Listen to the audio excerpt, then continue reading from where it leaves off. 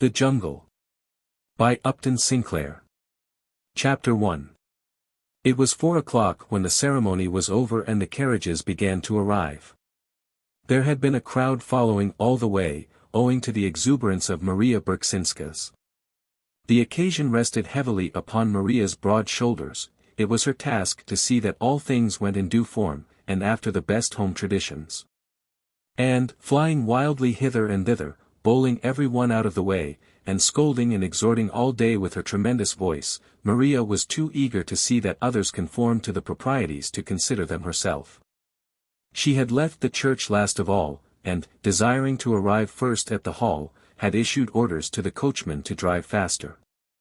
When that personage had developed a will of his own in the matter, Maria had flung up the window of the carriage, and, leaning out, proceeded to tell him her opinion of him, first in Lithuanian, which he did not understand, and then in Polish. Which he did. Having the advantage of her in altitude, the driver had stood his ground and even ventured to attempt to speak. And the result had been a furious altercation, which, continuing all the way down Ashland Avenue, had added a new swarm of urchins to the cortege at each side street for half a mile. This was unfortunate, for already there was a throng before the door. The music had started up, and half a block away you could hear the dull broom of a cello, with the squeaking of two fiddles which vied with each other in intricate and altitudinous gymnastics. Seeing the throng, Maria abandoned precipitately the debate concerning the ancestors of her coachman, and, springing from the moving carriage, plunged in and proceeded to clear a way to the hall.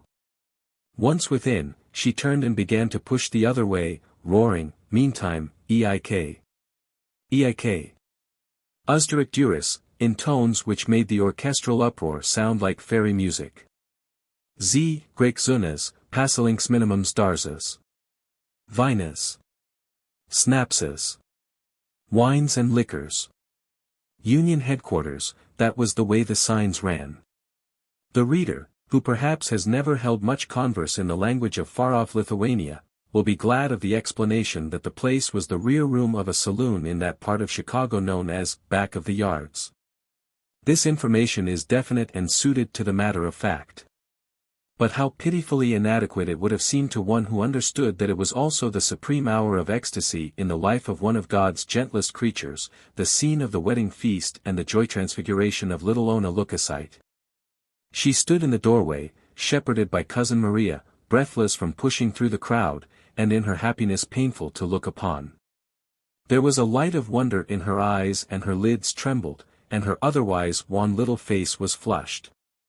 She wore a muslin dress, conspicuously white, and a stiff little veil coming to her shoulders. There were 5 pink paper roses twisted in the veil, and 11 bright green rose leaves. There were new white cotton gloves upon her hands, and as she stood staring about her she twisted them together feverishly. It was almost too much for her, you could see the pain of too great emotion in her face, and all the tremor of her form. She was so young, not quite 16, and small for her age, a mere child. And she had just been married, and married to Jurgis, of all men, to Jurgis Rudkus, he with the white flower in the buttonhole of his new black suit, he with the mighty shoulders and the giant hands. Pronounced Jurgis. Ona was blue-eyed and fair, while Jurgis had great black eyes with beetling brows, and thick black hair that curled in waves about his ears. In short, they were one of those incongruous and impossible married couples with which Mother Nature so often wills to confound all prophets, before and after. Jurgis could take up a 250-pound quarter of beef and carry it into a car without a stagger, or even a thought. And now he stood in a far corner, frightened as a hunted animal, and obliged to moisten his lips with his tongue each time before he could answer the congratulations of his friends. Gradually there was effected a separation between the spectators and the guests, a separation at least sufficiently complete for working purposes. There was no time during the festivities which ensued when there were not groups of onlookers in the doorways and the corners. And if any one of these onlookers came sufficiently close, or looked sufficiently hungry, a chair was offered him, and he was invited to the feast. It was one of the laws of the Veseligia that no one goes hungry. And, while a rule made in the forests of Lithuania is hard to apply in the stockyards district of Chicago, with its 250,000 inhabitants, still they did their best, and the children who ran in from the street, and even the dogs, went out again happier. A charming informality was one of the characteristics of this celebration. The men wore their hats, or, if they wished, they took them off, and their coats with them. They ate when and where they pleased, and moved as often as they pleased. There were to be speeches and singing, but no one had to listen who did not care to. If he wished, meantime, to speak or sing himself, he was perfectly free. The resulting medley of sound distracted no one, save possibly alone the babies, of which there were present a number equal to the total possessed by all the guests invited. There was no other place for the babies to be, and so part of the preparations for the evening consisted of a collection of cribs and carriages in one corner. In these the babies slept, 3 or 4 together, or wakened together, as the case might be. Those who were still older, and could reach the tables, marched about munching contentedly at meat bones and bologna sausages. The room is about 30 feet square, with whitewashed walls, bare save for a calendar, a picture of a race horse, and a family tree in a gilded frame. To the right there is a door from the saloon, with a few loafers in the doorway, and in the corner beyond it a bar, with a presiding genius clad in soiled white, with waxed black mustaches and a carefully oiled curl plastered against one side of his forehead. In the opposite corner are 2 tables, filling a third of the room and laden with dishes and cold viands, which a few of the hungrier guests are already munching. At the head, where sits the bride, is a snow-white cake, with an Eiffel Tower of constructed decoration, with sugar roses and 2 angels upon it, and a generous sprinkling of pink and green and yellow candies. Beyond opens a door into the kitchen, where there is a glimpse to be had of a range with much steam ascending from it, and many women, old and young, rushing hither and thither. In the corner to the left are the 3 musicians, upon a little platform, toiling heroically to make some impression upon the hubbub. Also the babies, similarly occupied, and an open window whence the populace imbibes the sights and sounds and odors. Suddenly some of the steam begins to advance, and, peering through it, you discern Aunt Elizabeth, Ona's stepmother, Teta Elsbeta, as they call her, bearing aloft a great platter of stewed duck. Behind her is Katrina, making her way cautiously, staggering beneath a similar burden, and half a minute later there appears old grandmother Majoskiene, with a big yellow bowl of smoking potatoes, nearly as big as herself. So, bit by bit, the feast takes form. There is a ham and a dish of sauerkraut, boiled rice, macaroni, bologna sausages, great piles of penny buns, bowls of milk, and foaming pitchers of beer. There is also, not 6 feet from your back, the bar, where you may order all you please and do not have to pay for it. XXIII. Screams Maria Berksinskas, and falls to work herself, for there is more upon the stove inside that will be spoiled if it be not eaten. So, with laughter and shouts and endless badinage and merriment, the guests take their places. The young men, who for the most part have been huddled near the door, summon their resolution and advance, and the shrinking Jurgis is poked and scolded by the old folks until he consents to seat himself at the right hand of the bride. The 2 bridesmaids, whose insignia of office are paper wreaths, come next, and after them the rest of the guests, old and young, boys and girls. The spirit of the occasion takes hold of the stately bartender, who condescends to a plate of stewed duck, even the fat policeman, whose duty it will be, later in the evening, to break up the fights, draws up a chair to the foot of the table. And the children shout and the babies yell, and every one laughs and sings and chatters, while above all the deafening clamor Cousin Maria shouts orders to the musicians. The musicians, how shall one begin to describe them? All this time they have been there, playing in a mad frenzy. All of this scene must be read, or said, or sung, to music. It is the music which makes it what it is. It is the music which changes the place from the rear room of a saloon in back of the yards to a fairy place, a wonderland, a little corner of the high mansions of the sky. The little person who leads this trio is an inspired man. His fiddle is out of tune, and there is no rosin on his bow, but still he is an inspired man, the hands of the muses have been laid upon him. He plays like one possessed by a demon, by a whole horde of demons. You can feel them in the air round about him, capering frenetically, with their invisible feet they set the pace, and the hair of the leader of the orchestra rises on end, and his eyeballs start from their sockets, as he toils to keep up with them. Tomasz Kaslika is his name, and he has taught himself to play the violin by practicing all night, after working all day on the killing beds. He is in his shirt sleeves, with a vest figured with faded gold horseshoes, and a pink-striped shirt, suggestive of peppermint candy. A pair of military trousers, light blue with a yellow stripe, serve to give that suggestion of authority proper to the leader of a band. He is only about 5 feet high, but even so these trousers are about 8 inches short of the ground. You wonder where he can have gotten them, or rather you would wonder, if the excitement of being in his presence left you time to think of such things. For he is an inspired man. Every inch of him is inspired, you might almost say inspired separately. He stamps with his feet, he tosses his head, he sways and swings to and fro, he has a wizened-up little face, irresistibly comical. And, when he executes a turn or a flourish, his brows knit and his lips work and his eyelids wink, the very ends of his necktie bristle out. And every now and then he turns upon his companions, nodding, signaling, beckoning frantically, with every inch of him appealing, imploring, in behalf of the muses and their call. For they are hardly worthy of Tomasz, the other 2 members of the orchestra.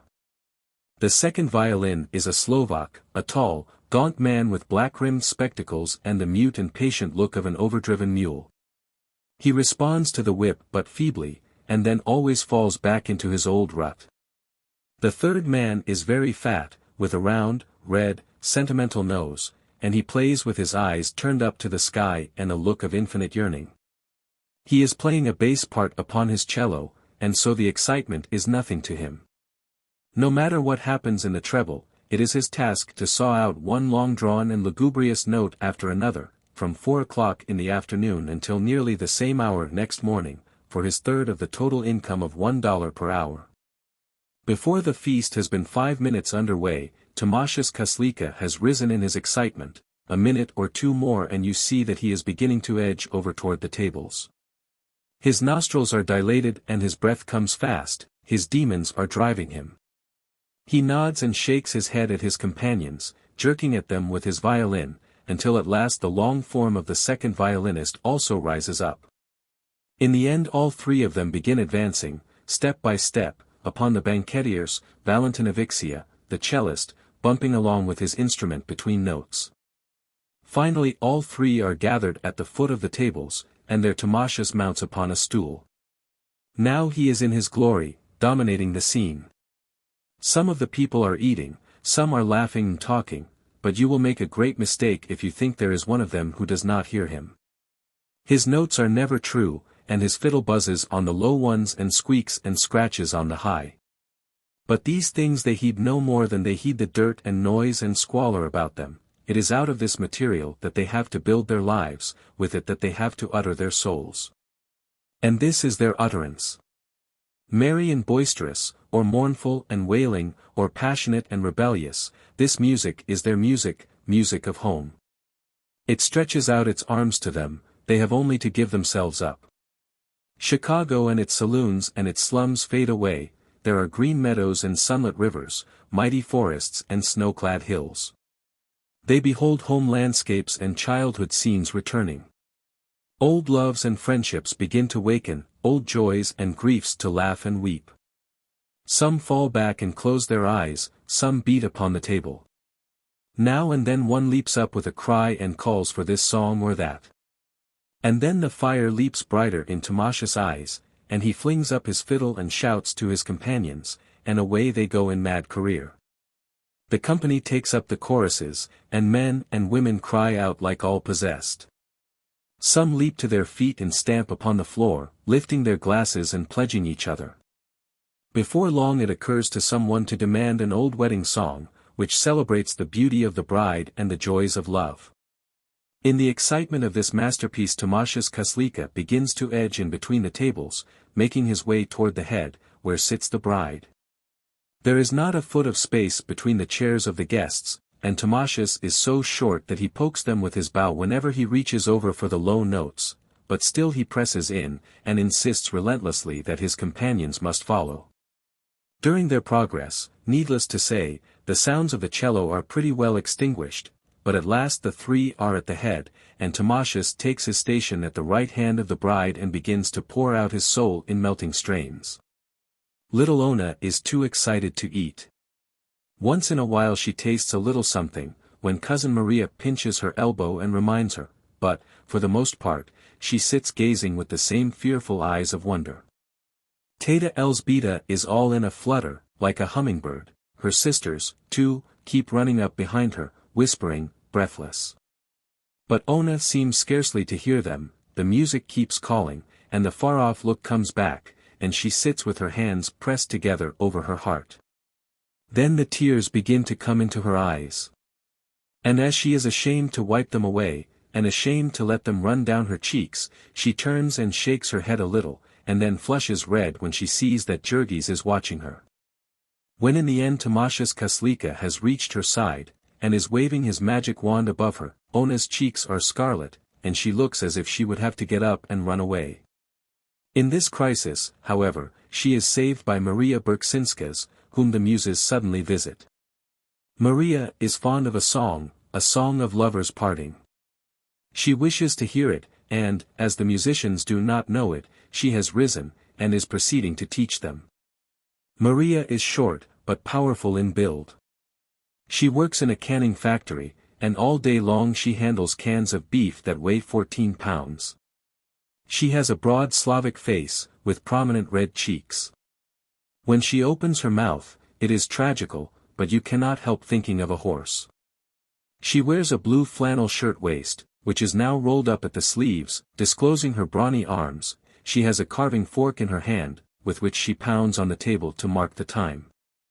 As she roars her song, in a voice of which it is enough to say that it leaves no portion of the room vacant, the three musicians follow her, laboriously and note by note, but averaging one note behind. Thus they toil through stanza after stanza of a lovesick swain's lamentation.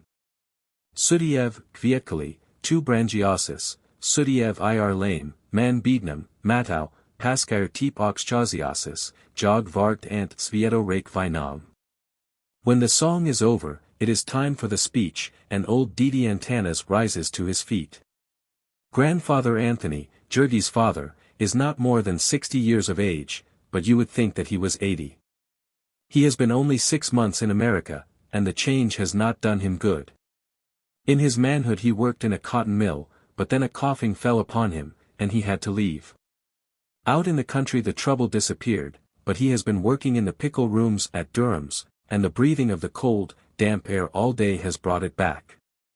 Now as he rises he is seized with a coughing fit, and holds himself by his chair and turns away his wan and battered face until it passes. Generally it is the custom for the speech at a Veseligia to be taken out of one of the books and learned by heart, but in his youthful days Didi Antanas used to be a scholar, and really make up all the love letters of his friends. Now it is understood that he has composed an original speech of congratulation and benediction, and this is one of the events of the day. Even the boys, who are romping about the room, draw near and listen, and some of the women sob and wipe their aprons in their eyes. It is very solemn, for Antanas Rudkus has become possessed of the idea that he has not much longer to stay with his children. His speech leaves them all so tearful that one of the guests, Jacubas Sedvilas, who keeps a delicatessen store on Halsted Street, and is fat and hearty, is moved to rise and say that things may not be as bad as that. And then to go on and make a little speech of his own, in which he showers congratulations and prophecies of happiness upon the bride and groom, proceeding to particulars which greatly delight the young men, but which cause Ona to blush more furiously than ever. Jacubas possesses what his wife complacently describes as poetiska vadentuv, a poetical imagination. Now a good many of the guests have finished, and, since there is no pretense of ceremony, the banquet begins to break up. Some of the men gather about the bar, some wander about, laughing and singing, here and there will be a little group, chanting merrily, and in sublime indifference to the others and to the orchestra as well. Everybody is more or less restless, one would guess that something is on their minds. And so it proves.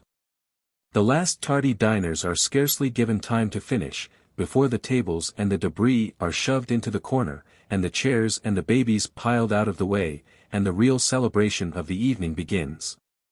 Then Tamashas Kaslika, after replenishing himself with a pot of beer, returns to his platform, and, standing up, reviews the scene. He taps authoritatively upon the side of his violin, then tucks it carefully under his chin, then waves his bow in an elaborate flourish, and finally smites the sounding strings and closes his eyes. And floats away in spirit upon the wings of a dreamy waltz. His companion follows, but with his eyes open, watching where he treads, so to speak. And finally Valentin of Ixia, after waiting for a little and beating with his foot to get the time, casts up his eyes to the ceiling and begins to saw, broom. Broom. Broom. The company pairs off quickly, and the whole room is soon in motion. Apparently nobody knows how to waltz, but that is nothing of any consequence. There is music, and they dance, each as he pleases, just as before they sang. Most of them prefer the two-step, especially the young, with whom it is the fashion. The older people have dances from home, strange and complicated steps which they execute with grave solemnity. Some do not dance anything at all, but simply hold each other's hands and allow the undisciplined joy of motion to express itself with their feet. Among these are Jacubas Sedvilas and his wife, Lusija, who together keep the delicatessen store, and consume nearly as much as they sell. They are too fat to dance, but they stand in the middle of the floor, holding each other fast in their arms, rocking slowly from side to side and grinning seraphically, a picture of toothless and perspiring ecstasy. Of these older people many wear clothing reminiscent in some detail of home, an embroidered waistcoat or stomacher, or a gaily colored handkerchief, or a coat with large cuffs and fancy buttons. All these things are carefully avoided by the young, most of whom have learned to speak English and to affect the latest style of clothing. The girls wear ready-made dresses or shirt-waists, and some of them look quite pretty. Some of the young men you would take to be Americans, of the type of clerks, but for the fact that they wear their hats in the room. Each of these younger couples affects a style of its own in dancing. Some hold each other tightly, some at a cautious distance. Some hold their hands out stiffly, some drop them loosely at their sides. Some dance springily, some glide softly, some move with grave dignity. There are boisterous couples, who tear wildly about the room, knocking everyone out of their way. There are nervous couples, whom these frighten, and who cry, Nusfok. Kasura, at them as they pass. Each couple is paired for the evening, you will never see them change about. There is Elena Giseatite, for instance, who has danced unending hours with Juozas Raxius, to whom she is engaged. Elena is the beauty of the evening, and she would be really beautiful if she were not so proud. She wears a white shirtwaist, which represents, perhaps, half a week's labor painting cans. She holds her skirt with her hand as she dances, with stately precision, after the manner of the Grandes dames. Juozas is driving one of Durham's wagons, and is making big wages. He affects a tough aspect, wearing his hat on one side and keeping a cigarette in his mouth all the evening. Then there is Jadviga Marcinkus, who is also beautiful, but humble. Jadviga likewise paints cans, but then she has an invalid mother and 3 little sisters to support by it, and so she does not spend her wages for shirtwaists. Jadviga is small and delicate, with jet black eyes and hair, the latter twisted into a little knot and tied on the top of her head. She wears an old white dress which she has made herself and worn to parties for the past 5 years. It is high-waisted, almost under her arms, and not very becoming, but that does not trouble Jadviga, who is dancing with her Mikolas. She is small, while he is big and powerful. She nestles in his arms as if she would hide herself from view, and leans her head upon his shoulder. He in turn has clasped his arms tightly around her, as if he would carry her away. And so she dances, and will dance the entire evening, and would dance forever, in ecstasy of bliss. You would smile, perhaps, to see them, but you would not smile if you knew all the story.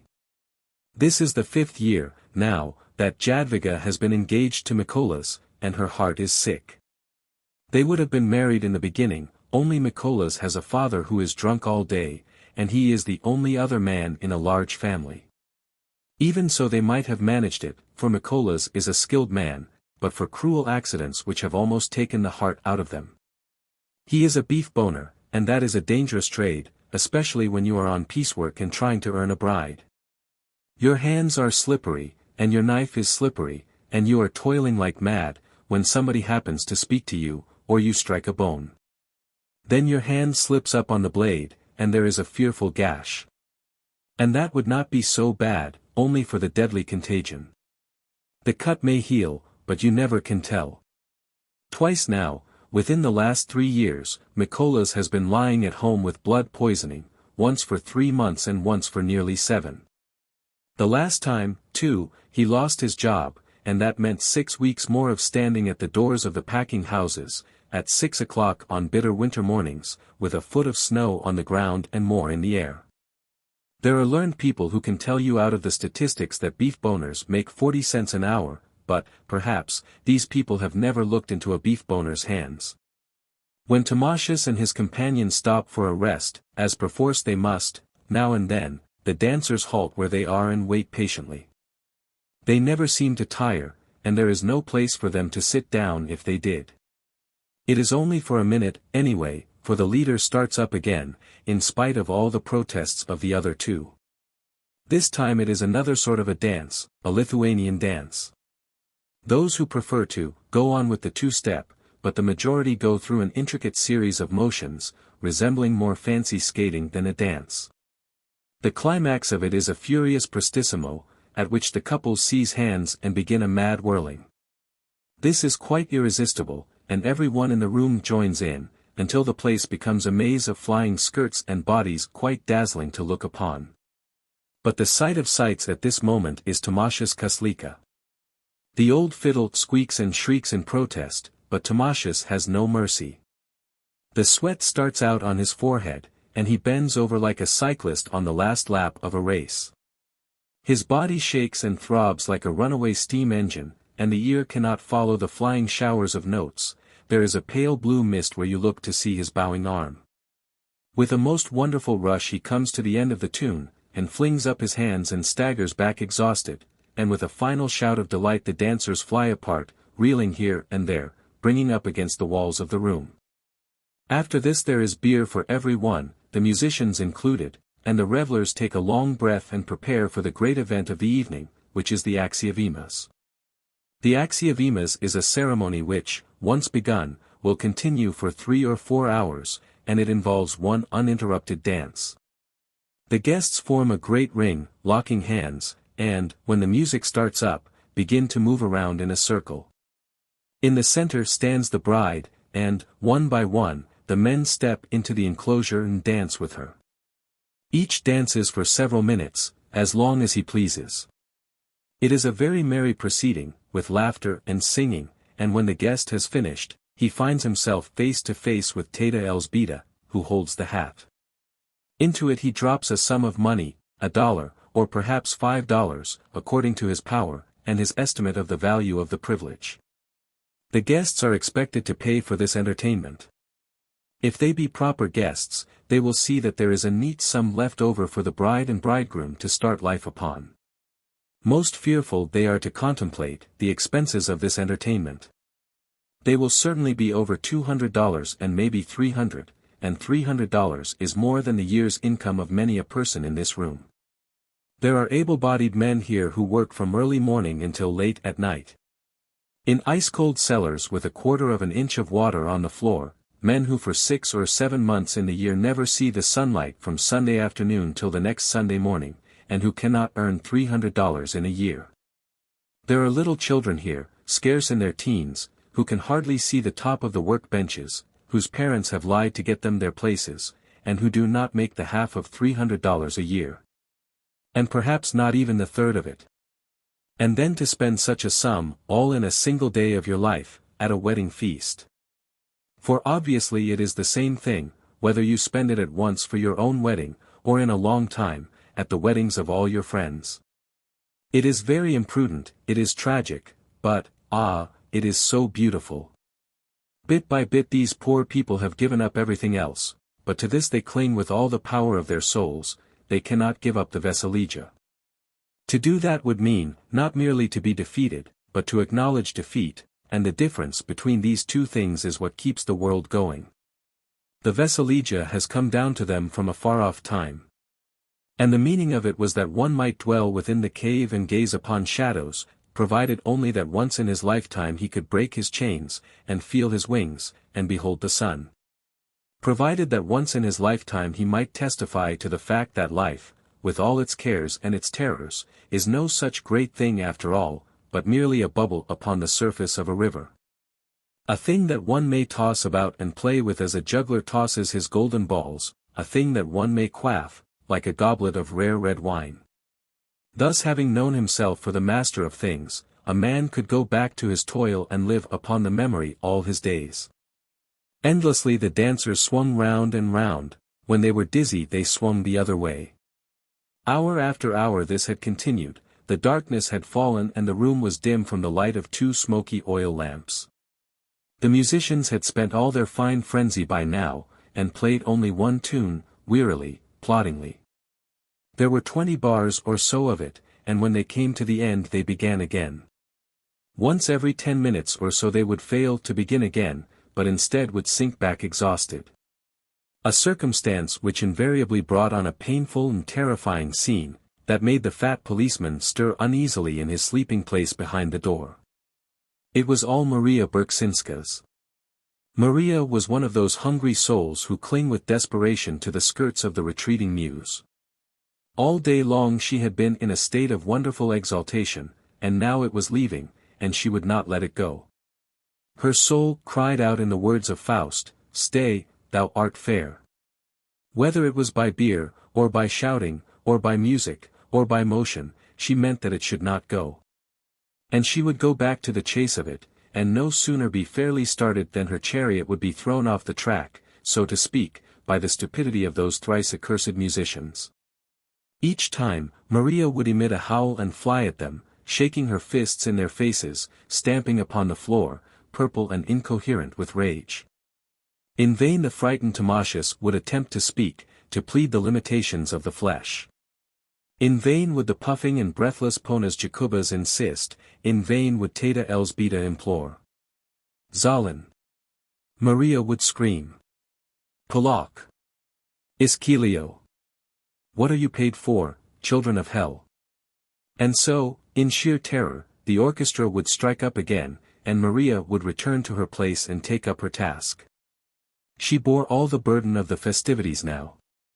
Ona was kept up by her excitement, but all of the women and most of the men were tired, the soul of Maria was alone unconquered.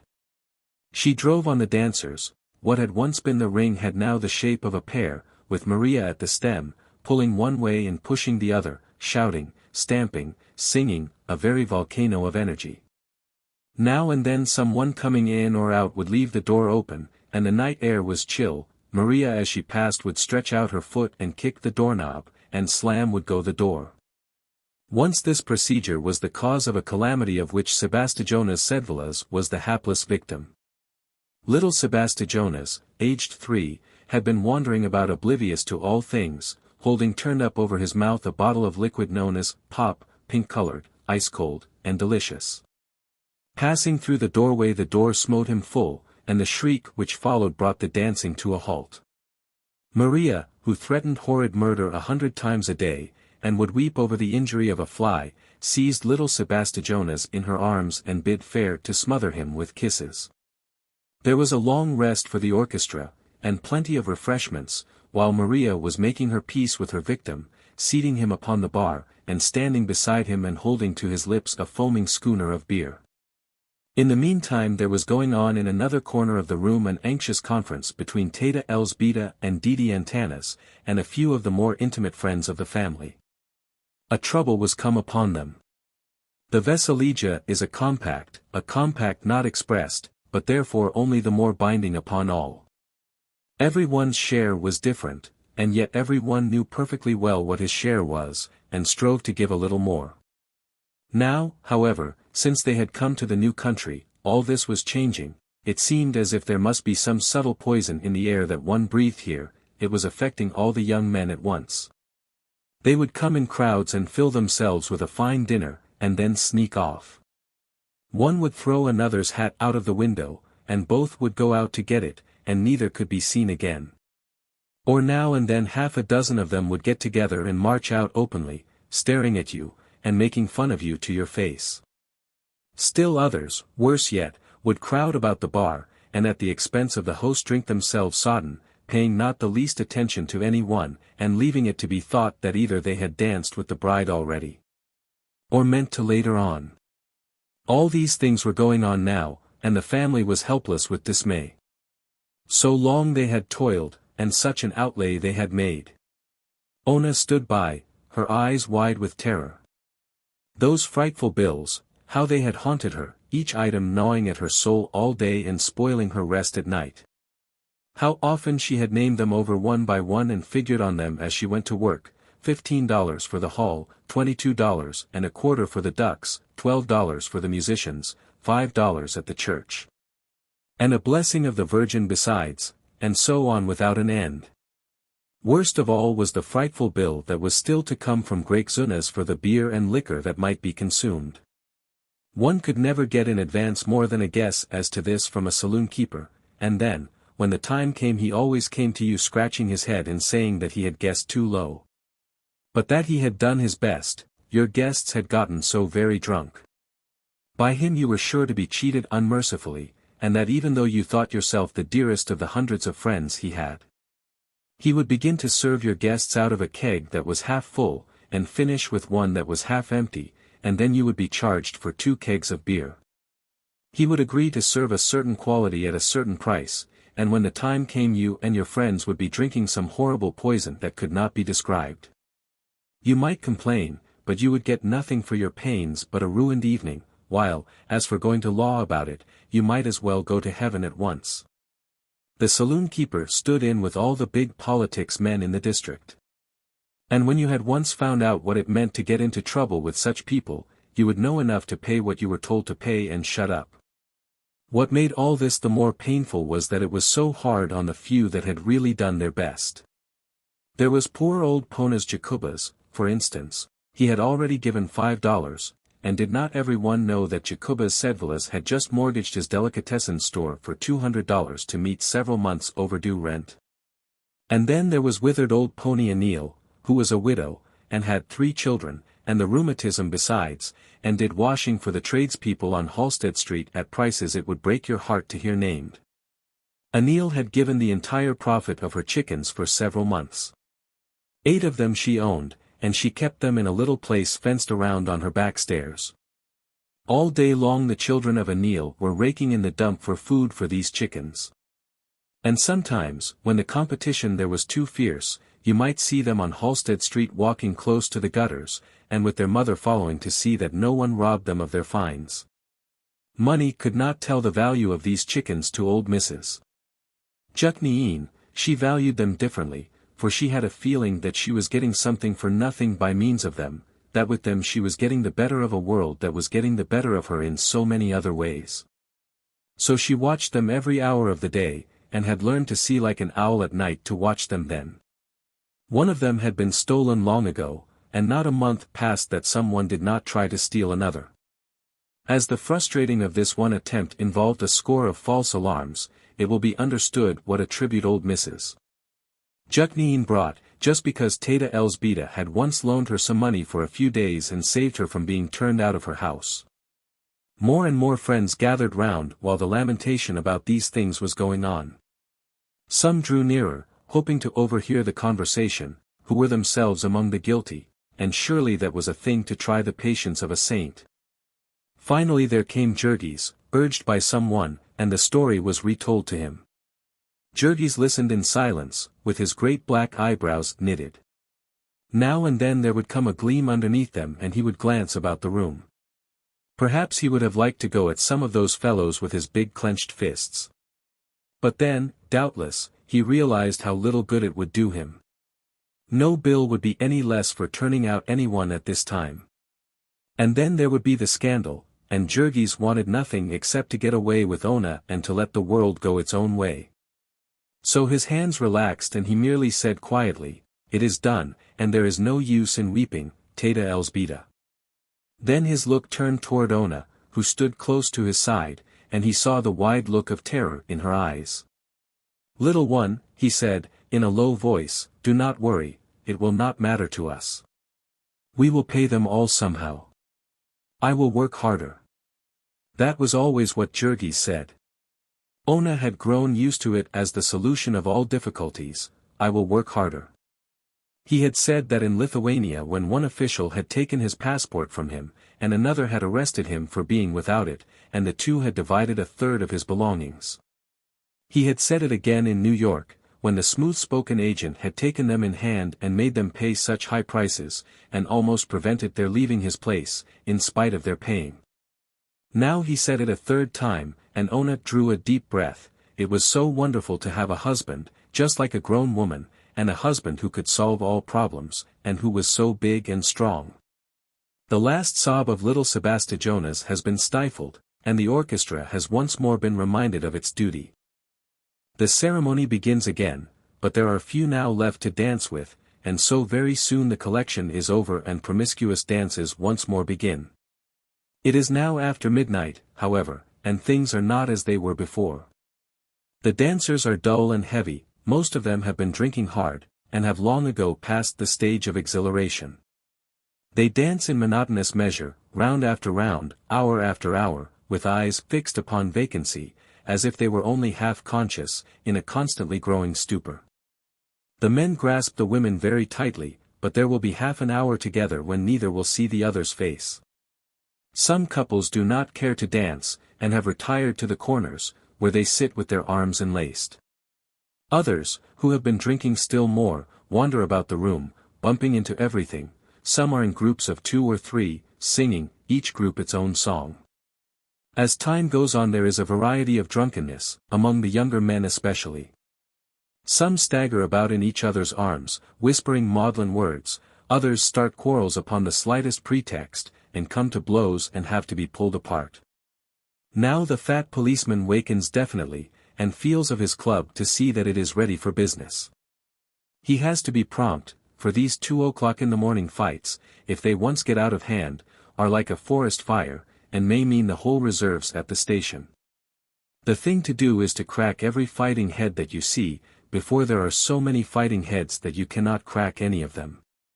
There is but scant account kept of cracked heads in back of the yards, for men who have to crack the heads of animals all day seem to get into the habit, and to practice on their friends, and even on their families, between times. This makes it a cause for congratulation that by modern methods a very few men can do the painfully necessary work of head cracking for the whole of the cultured world. There is no fight that night, perhaps because Jurgis, too, is watchful, even more so than the policeman. Jurgis has drunk a great deal, as any one naturally would on an occasion when it all has to be paid for, whether it is drunk or not. But he is a very steady man, and does not easily lose his temper. Only once there is a tight shave, and that is the fault of Maria Berksinskas. Maria has apparently concluded about 2 hours ago that if the altar in the corner, with the deity in soiled white, be not the true home of the muses, it is, at any rate, the nearest substitute on earth attainable. And Maria is just fighting drunk when there come to her ears the facts about the villains who have not paid that night. Maria goes on the warpath straight off, without even the preliminary of a good cursing, and when she is pulled off it is with the coat collars of 2 villains in her hands. Fortunately, the policeman is disposed to be reasonable, and so it is not Maria who is flung out of the place. All this interrupts the music for not more than a minute or 2. Then again the merciless tune begins, the tune that has been played for the last half hour without one single change. It is an American tune this time, one which they have picked up on the streets. All seem to know the words of it, or, at any rate, the first line of it, which they hum to themselves, over and over again without rest, in the good old summertime, in the good old summertime. In the good old summertime, in the good old summertime. There seems to be something hypnotic about this, with its endlessly recurring dominant. It has put a stupor upon everyone who hears it, as well as upon the men who are playing it. No one can get away from it, or even think of getting away from it. It is 3 o'clock in the morning, and they have danced out all their joy, and danced out all their strength, and all the strength that unlimited drink can lend them, and still there is no one among them who has the power to think of stopping. Promptly at 7 o'clock this same Monday morning they will every one of them have to be in their places at Durham's or Brown's or Jones's, each in his working clothes.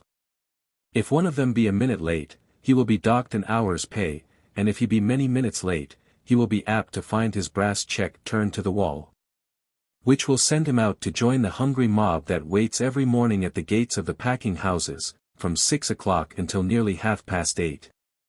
There is no exception to this rule, not even little Ona, who has asked for a holiday the day after her wedding day, a holiday without pay, and been refused. While there are so many who are anxious to work as you wish, there is no occasion for incommoding yourself with those who must work otherwise. Little Ona is nearly ready to faint, and half in a stupor herself, because of the heavy scent in the room. She has not taken a drop, but every one else there is literally burning alcohol, as the lamps are burning oil. Some of the men who are sound asleep in their chairs or on the floor are reeking of it so that you cannot go near them. Now and then Jurgis gazes at her hungrily. He has long since forgotten his shyness, but then the crowd is there, and he still waits and watches the door, where a carriage is supposed to come. It does not, and finally he will wait no longer, but comes up to Ona, who turns white and trembles. He puts her shawl about her and then his own coat. They live only 2 blocks away, and Jurgis does not care about the carriage.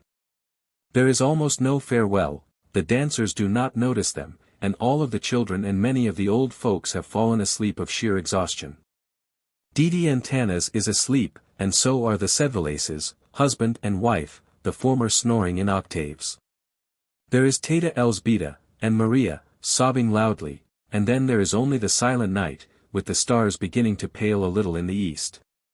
Jurgis, without a word, lifts Ona in his arms, and strides out with her, and she sinks her head upon his shoulder with a moan.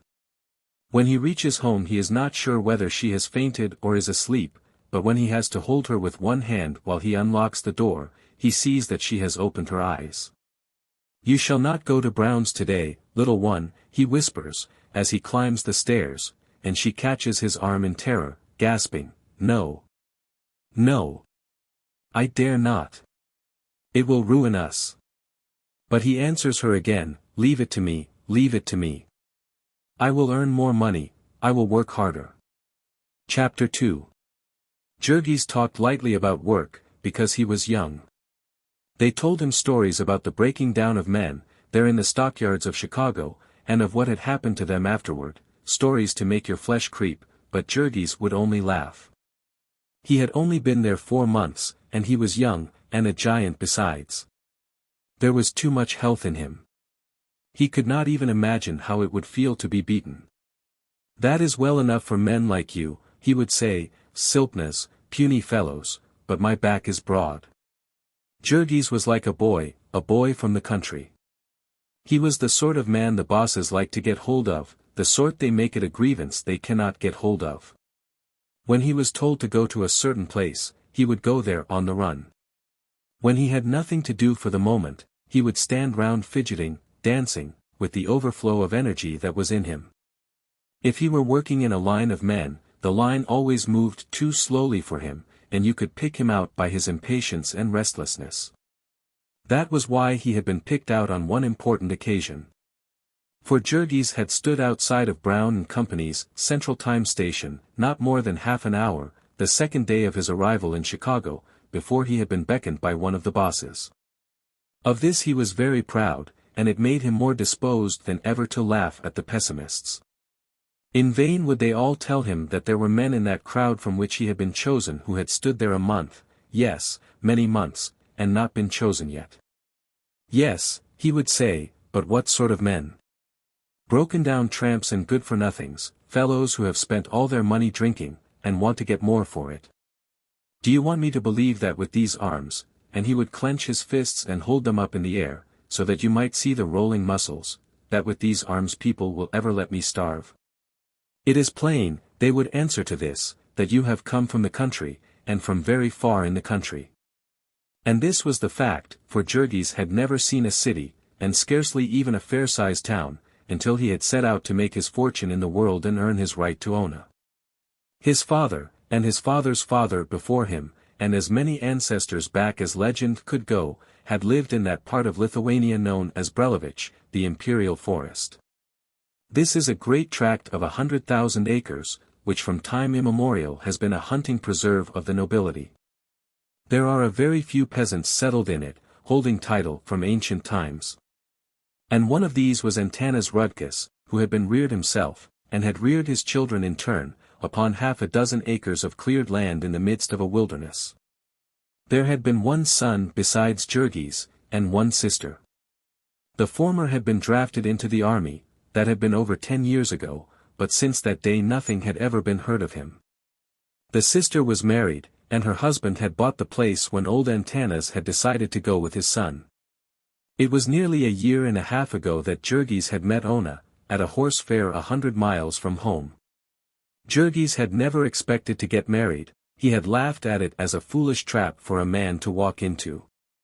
But here, without ever having spoken a word to her, with no more than the exchange of 6 smiles, he found himself, purple in the face with embarrassment and terror.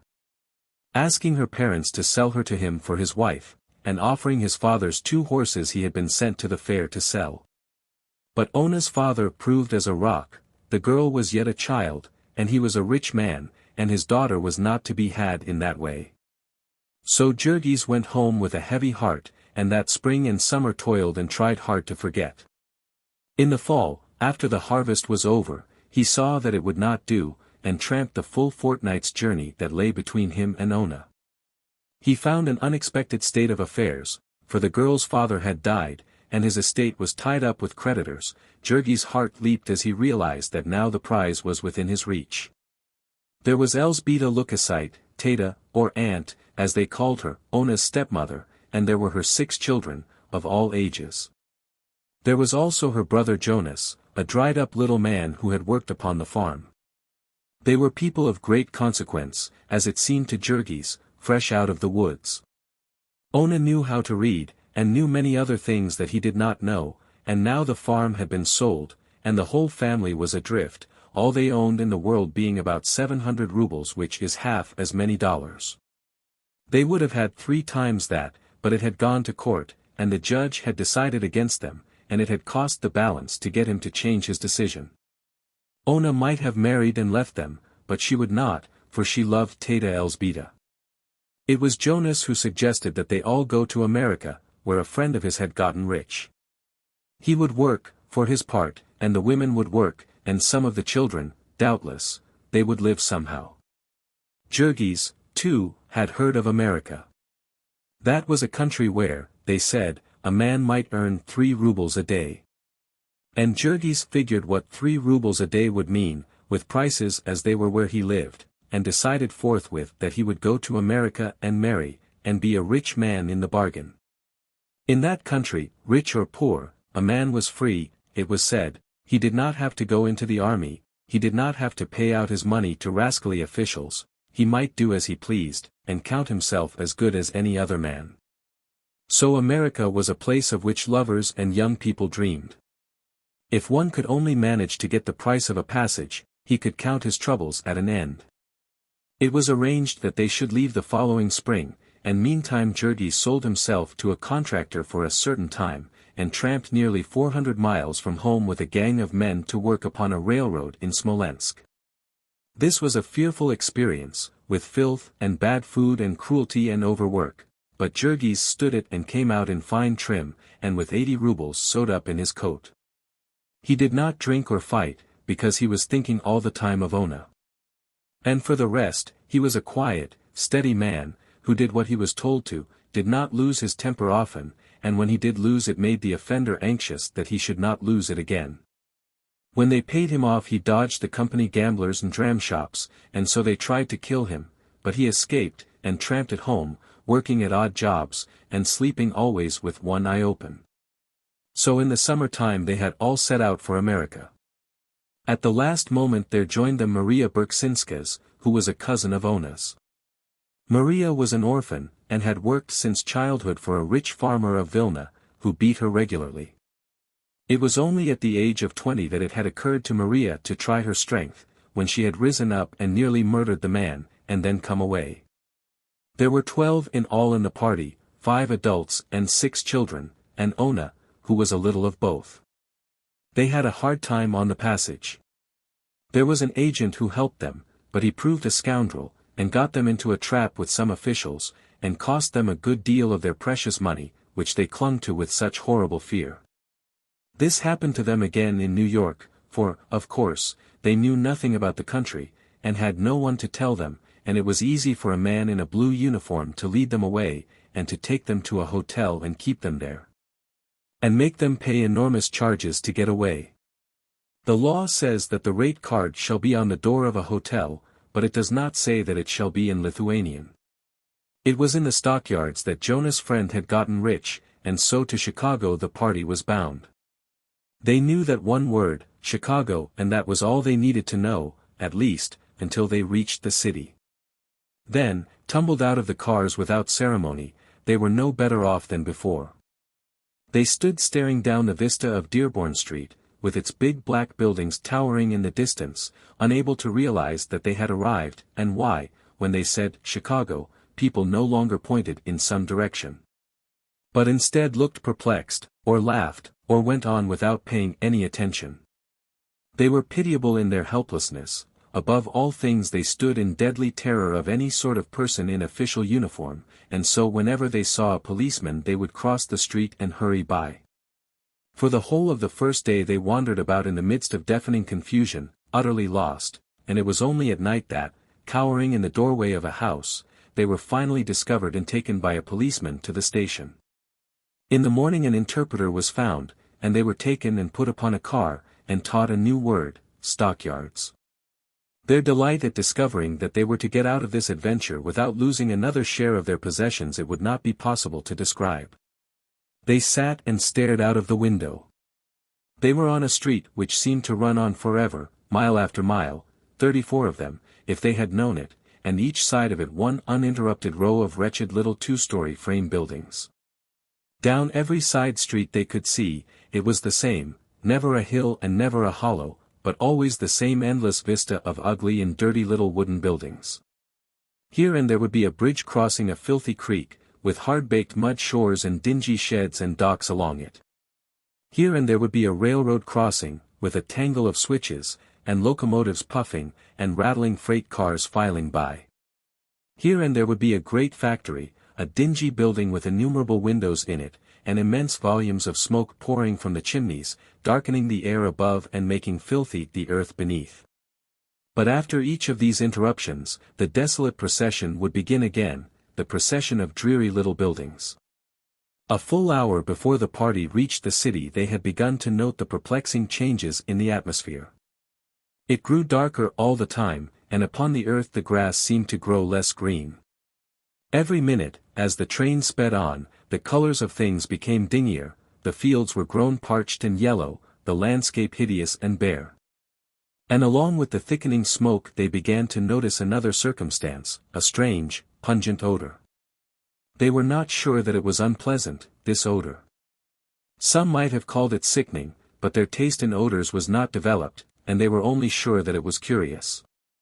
Now, sitting in the trolley car, they realized that they were on their way to the home of it, that they had traveled all the way from Lithuania to it. It was now no longer something far off and faint, that you caught in whiffs. You could literally taste it, as well as smell it, you could take hold of it, almost, and examine it at your leisure. They were divided in their opinions about it. It was an elemental odor, raw and crude. It was rich, almost rancid, sensual, and strong. There were some who drank it in as if it were an intoxicant, there were others who put their handkerchiefs to their faces. The new emigrants were still tasting it, lost in wonder, when suddenly the car came to a halt, and the door was flung open, and a voice shouted, "Stockyards." They were left standing upon the corner, staring. Down a side street there were 2 rows of brick houses, and between them a vista, half a dozen chimneys, tall as the tallest of buildings, touching the very sky, and leaping from them half a dozen columns of smoke, thick, oily, and black as night. It might have come from the center of the world, this smoke, where the fires of the ages still smolder. It came as if self-impelled, driving all before it, a perpetual explosion. It was inexhaustible. One stared, waiting to see it stop, but still the great streams rolled out. They spread in vast clouds overhead, writhing, curling. Then, uniting in one giant river, they streamed away down the sky, stretching a black pall as far as the eye could reach. Then the party became aware of another strange thing. This, too, like the color, was a thing elemental. It was a sound made up of 10,000 little sounds. You scarcely noticed it at first, it sunk into your consciousness, a vague disturbance, a trouble. It was like the murmuring of the bees in the spring, the whisperings of the forest. It suggested endless activity, the rumblings of a world in motion. It was only by an effort that one could realize that it was made by animals, that it was the distant lowing of 10,000 cattle, the distant grunting of 10,000 swine. They would have liked to follow it up, but, alas, they had no time for adventures just then. The policeman on the corner was beginning to watch them, and so, as usual, they started up the street. Scarcely had they gone a block, however, before Jonas was heard to give a cry, and began pointing excitedly across the street. Before they could gather the meaning of his breathless ejaculations he had bounded away, and they saw him enter a shop, over which was a sign, J. XVII's, Delicatessen. When he came out again it was in company with a very stout gentleman in shirt sleeves and an apron, clasping Jonas by both hands and laughing hilariously. Then Tata Elzbieta recollected suddenly that XVII's had been the name of the mythical friend who had made his fortune in America. To find that he had been making it in the delicatessen business was an extraordinary piece of good fortune at this juncture, though it was well on in the morning, they had not breakfasted, and the children were beginning to whimper. Thus was the happy ending to a woeful voyage. The 2 families literally fell upon each other's necks, for it had been years since Jokubas Sedvilas had met a man from his part of Lithuania. Before half the day they were lifelong friends. Jokubas understood all the pitfalls of this new world, and could explain all of its mysteries. He could tell them the things they ought to have done in the different emergencies, and what was still more to the point, he could tell them what to do now. He would take them to Pony Anil, who kept a boarding house the other side of the yards. Old Mrs. XXIII, he explained, had not what one would call choice accommodations, but they might do for the moment. To this Tata Elzbieta hastened to respond that nothing could be too cheap to suit them just then. For they were quite terrified over the sums they had had to expend. A very few days of practical experience in this land of high wages had been sufficient to make clear to them the cruel fact that it was also a land of high prices, and that in it the poor man was almost as poor as in any other corner of the earth. And so there vanished in a night all the wonderful dreams of wealth that had been haunting Jurgis. What had made the discovery all the more painful was that they were spending, at American prices, money which they had earned at home rates of wages, and so were really being cheated by the world. The last 2 days they had all but starved themselves, it made them quite sick to pay the prices that the railroad people asked them for food. Yet, when they saw the home of the widow XXIII they could not but recoil. Even so, in all their journey they had seen nothing so bad as this. Pony Anil had a 4-room flat in one of that wilderness of 2-story frame tenements that lie back of the yards. There were 4 such flats in each building, and each of the 4 was a boarding house for the occupancy of foreigners, Lithuanians, Poles, Slovaks, or Bohemians. Some of these places were kept by private persons, some were cooperative. There would be an average of half a dozen boarders to each room, sometimes there were 13 or 14 to one room, 50 or 60 to a flat. Each one of the occupants furnished his own accommodations, that is, a mattress and some bedding. The mattresses would be spread upon the floor in rows, and there would be nothing else in the place except a stove. It was by no means unusual for 2 men to own the same mattress in common, one working by day and using it by night, and the other working at night and using it in the daytime. Very frequently a lodging house keeper would rent the same beds to double shifts of men. Mrs. XXIII was a wizened-up little woman, with a wrinkled face. Her home was unthinkably filthy. You could not enter by the front door at all, owing to the mattresses, and when you tried to go up the back stairs you found that she had walled up most of the porch with old boards to make a place to keep her chickens. It was a standing jest of the boarders that Anil cleaned house by letting the chickens loose in the rooms. Undoubtedly this did keep down the vermin, but it seemed probable, in view of all the circumstances, that the old lady regarded it rather as feeding the chickens than as cleaning the rooms. The truth was that she had definitely given up the idea of cleaning anything, under pressure of an attack of rheumatism, which had kept her doubled up in one corner of her room for over a week. During which time 11 of her boarders, heavily in her debt, had concluded to try their chances of employment in Kansas City. This was July, and the fields were green. One never saw the fields, nor any green thing whatever, in Packingtown. But one could go out on the road and hobo it, as the men phrased it, and see the country, and have a long rest, and an easy time riding on the freight cars. Such was the home to which the new arrivals were welcomed. There was nothing better to be had, they might not do so well by looking further, for Mrs. XXIII had at least kept one room for herself and her 3 little children, and now offered to share this with the women and the girls of the party. They could get bedding at a second-hand store, she explained, and they would not need any, while the weather was so hot. Doubtless they would all sleep on the sidewalk such nights as this, as did nearly all of her guests. "Tomorrow," Jurgis said, when they were left alone, "tomorrow I will get a job, and perhaps Jonas will get one also, and then we can get a place of our own." Later that afternoon he and Ona went out to take a walk and look about them, to see more of this district which was to be their home. In back of the yards the dreary 2-story frame houses were scattered farther apart, and there were great spaces bare, that seemingly had been overlooked by the great soar of a city as it spread itself over the surface of the prairie. These bare places were grown up with dingy, yellow weeds, hiding innumerable tomato cans.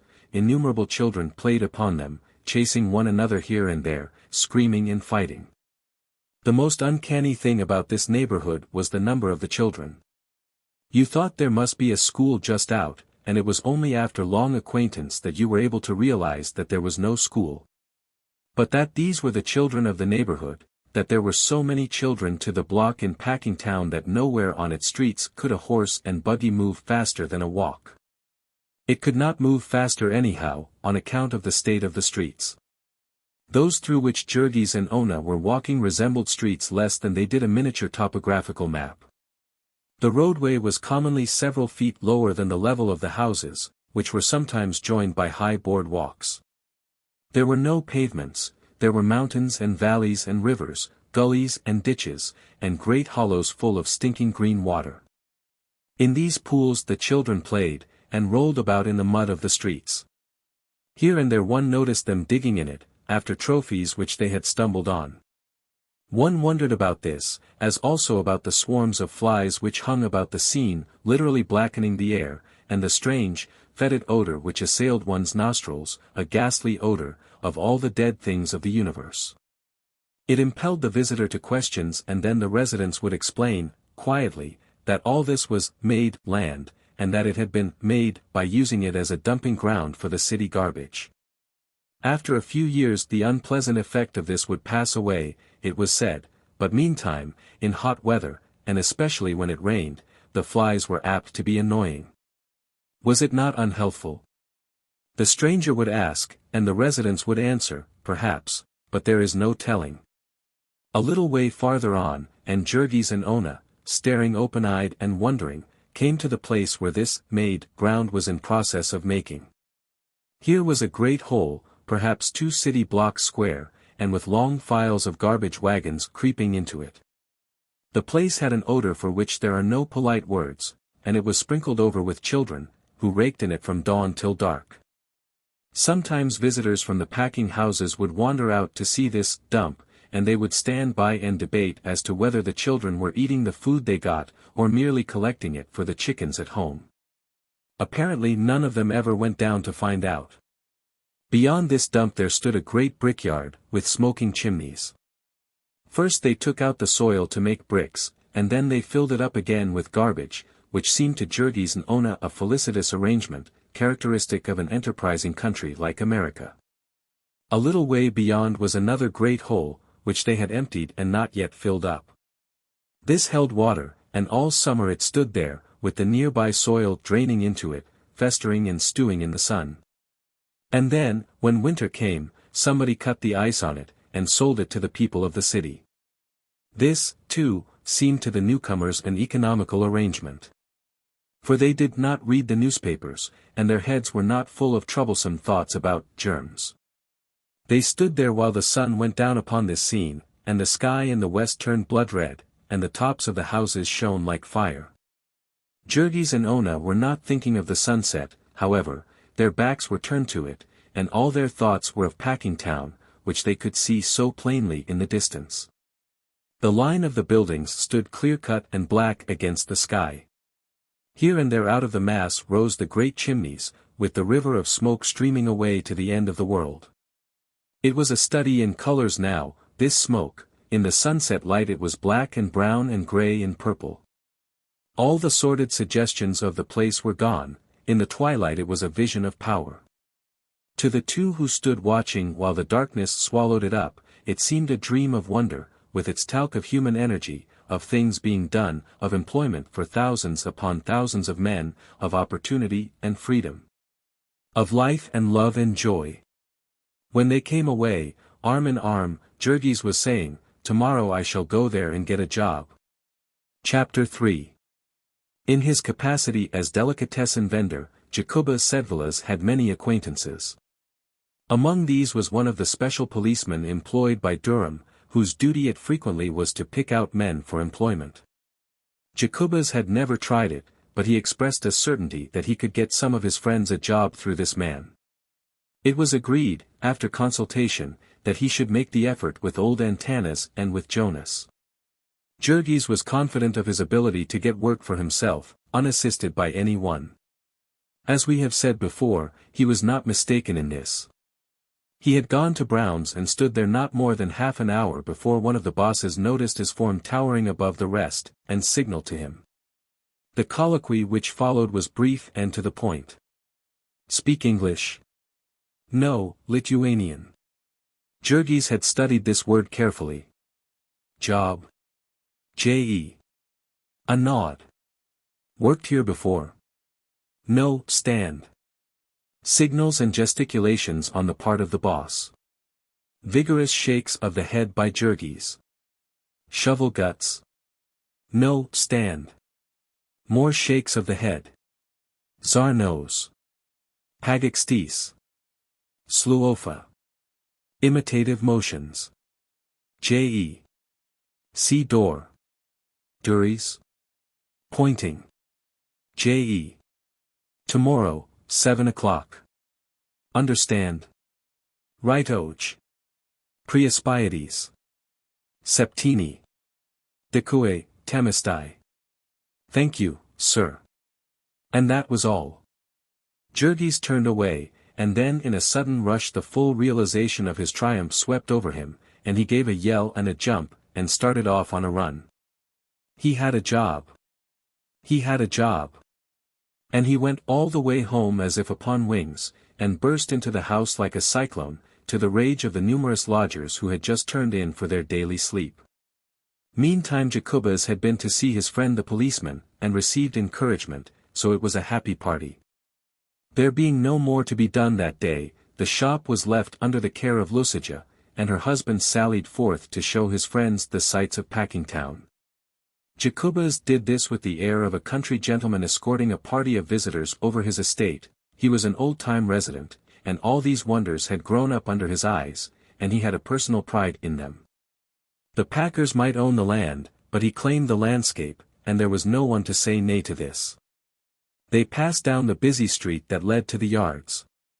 It was still early morning, and everything was at its high tide of activity. A steady stream of employees was pouring through the gate, employees of the higher sort, at this hour, clerks and stenographers and such. For the women there were waiting big 2-horse wagons, which set off at a gallop as fast as they were filled. In the distance there was heard again the lowing of the cattle, a sound as of a far-off ocean calling. They followed it, this time, as eager as children in sight of a circus menagerie, which, indeed, the scene a good deal resembled. They crossed the railroad tracks, and then on each side of the street were the pens full of cattle. They would have stopped to look, but Jacobus hurried them on, to where there was a stairway and a raised gallery, from which everything could be seen. Here they stood, staring, breathless with wonder. There is over a square mile of space in the yards, and more than half of it is occupied by cattle pens. North and south as far as the eye can reach there stretches a sea of pens. And they were all filled, so many cattle no one had ever dreamed existed in the world. Red cattle, black, white, and yellow cattle, old cattle and young cattle, great bellowing bulls and little calves not an hour born. Meek-eyed milch cows and fierce, longhorn Texas steers. The sound of them here was as of all the barnyards of the universe, and as for counting them, it would have taken all day simply to count the pens. Here and there ran long alleys, blocked at intervals by gates, and Jacobus told them that the number of these gates was 25,000. Jacobus had recently been reading a newspaper article which was full of statistics such as that, and he was very proud as he repeated them and made his guests cry out with wonder. Jurgis too had a little of this sense of pride. Had he not just gotten a job, and become a sharer in all this activity, a cog in this marvelous machine? Here and there about the alleys galloped men upon horseback, booted, and carrying long whips. They were very busy, calling to each other, and to those who were driving the cattle. They were drovers and stock raisers, who had come from far states, and brokers and commission merchants, and buyers for all the big packing houses. Here and there they would stop to inspect a bunch of cattle, and there would be a parley, brief and businesslike. The buyer would nod or drop his whip, and that would mean a bargain. And he would note it in his little book, along with hundreds of others he had made that morning. Then Jacobus pointed out the place where the cattle were driven to be weighed, upon a great scale that would weigh 100,000 pounds at once and record it automatically. It was near to the east entrance that they stood, and all along this east side of the yards ran the railroad tracks, into which the cars were run, loaded with cattle. All night long this had been going on, and now the pens were full. By tonight they would all be empty, and the same thing would be done again. And what will become of all these creatures? Cried Tata Elsbeta. By tonight, Jacobus answered, they will all be killed and cut up.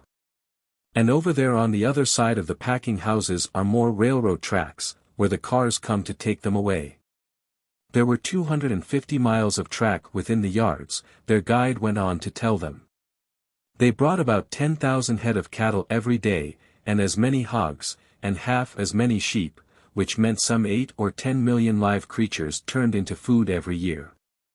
One stood and watched, and little by little caught the drift of the tide, as it set in the direction of the packing houses. There were groups of cattle being driven to the chutes, which were roadways about 15 feet wide, raised high above the pens. In these chutes the stream of animals was continuous. It was quite uncanny to watch them, pressing on to their fate, all unsuspicious of very river of death. Our friends were not poetical, and the sight suggested to them no metaphors of human destiny. They thought only of the wonderful efficiency of it all. The chutes into which the hogs went climbed high up, to the very top of the distant buildings. And Jacobus explained that the hogs went up by the power of their own legs, and then their weight carried them back through all the processes necessary to make them into pork.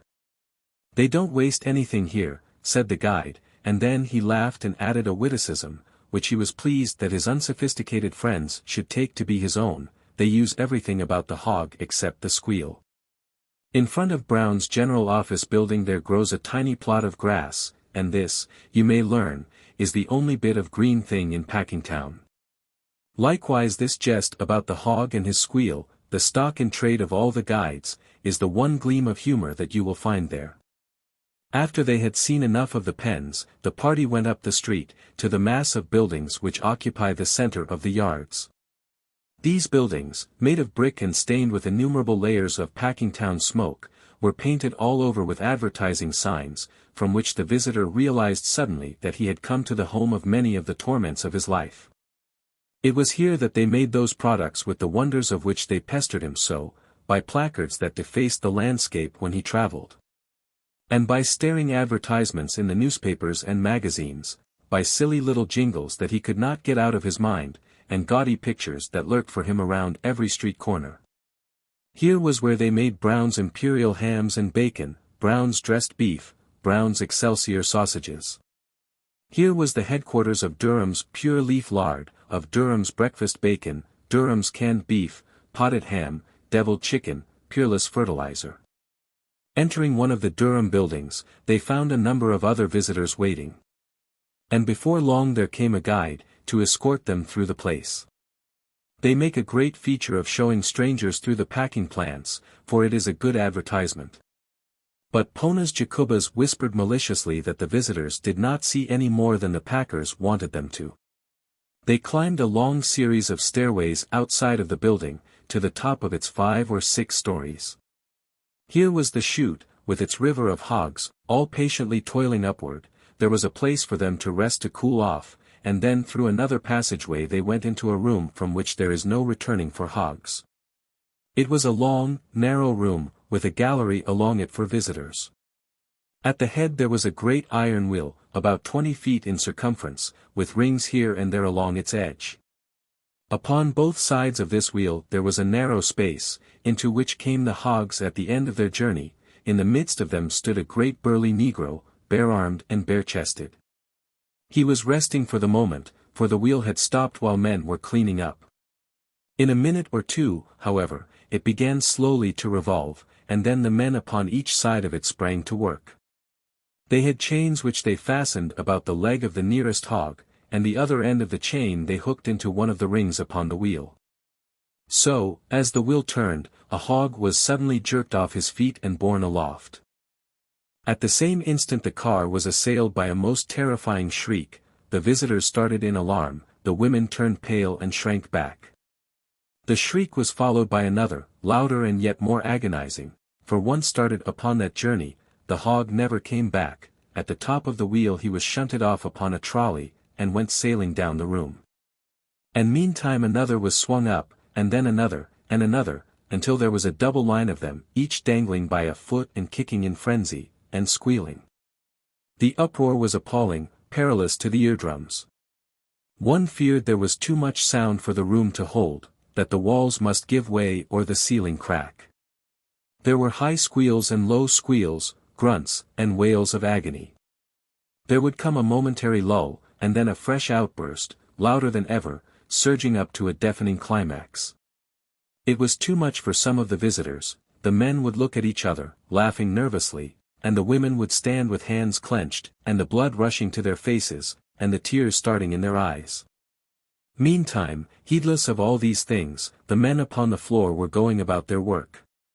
Neither squeals of hogs nor tears of visitors made any difference to them. One by one they hooked up the hogs, and one by one with a swift stroke they slit their throats. There was a long line of hogs, with squeals and lifeblood ebbing away together. Until at last each started again, and vanished with a splash into a huge vat of boiling water.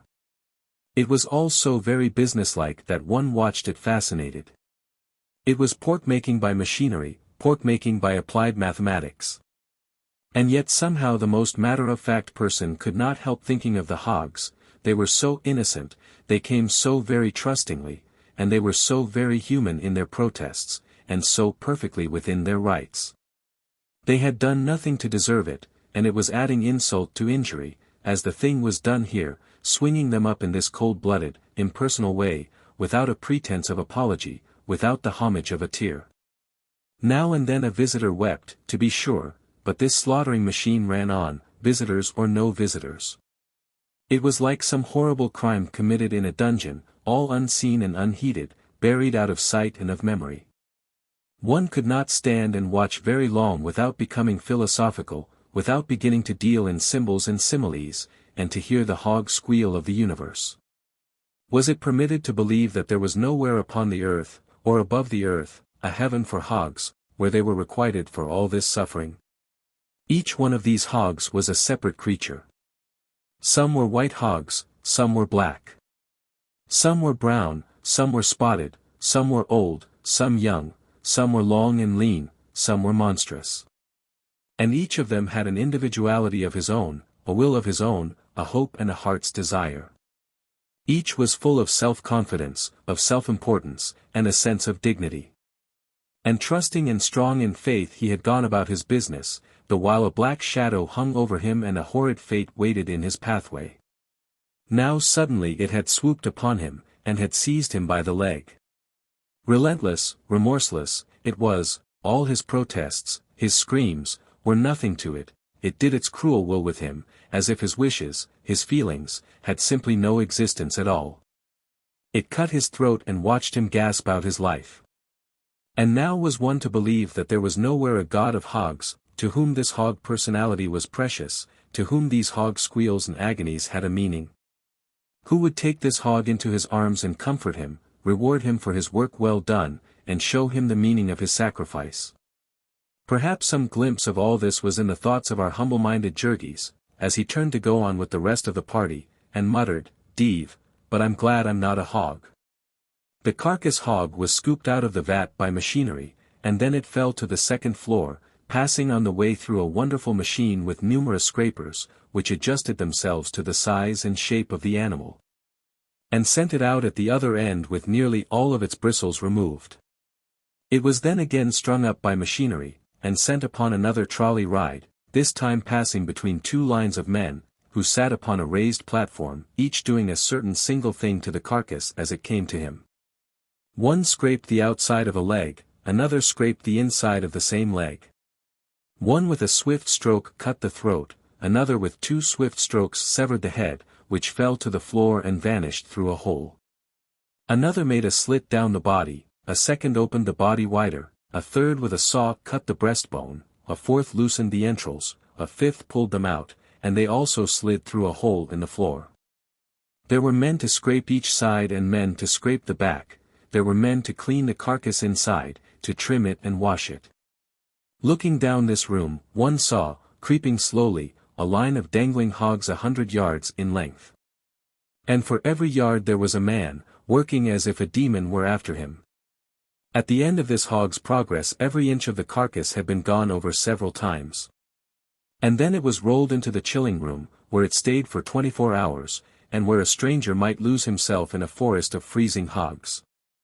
Before the carcass was admitted here, however, it had to pass a government inspector, who sat in the doorway and felt of the glands in the neck for tuberculosis. This government inspector did not have the manner of a man who was worked to death. He was apparently not haunted by a fear that the hog might get by him before he had finished his testing.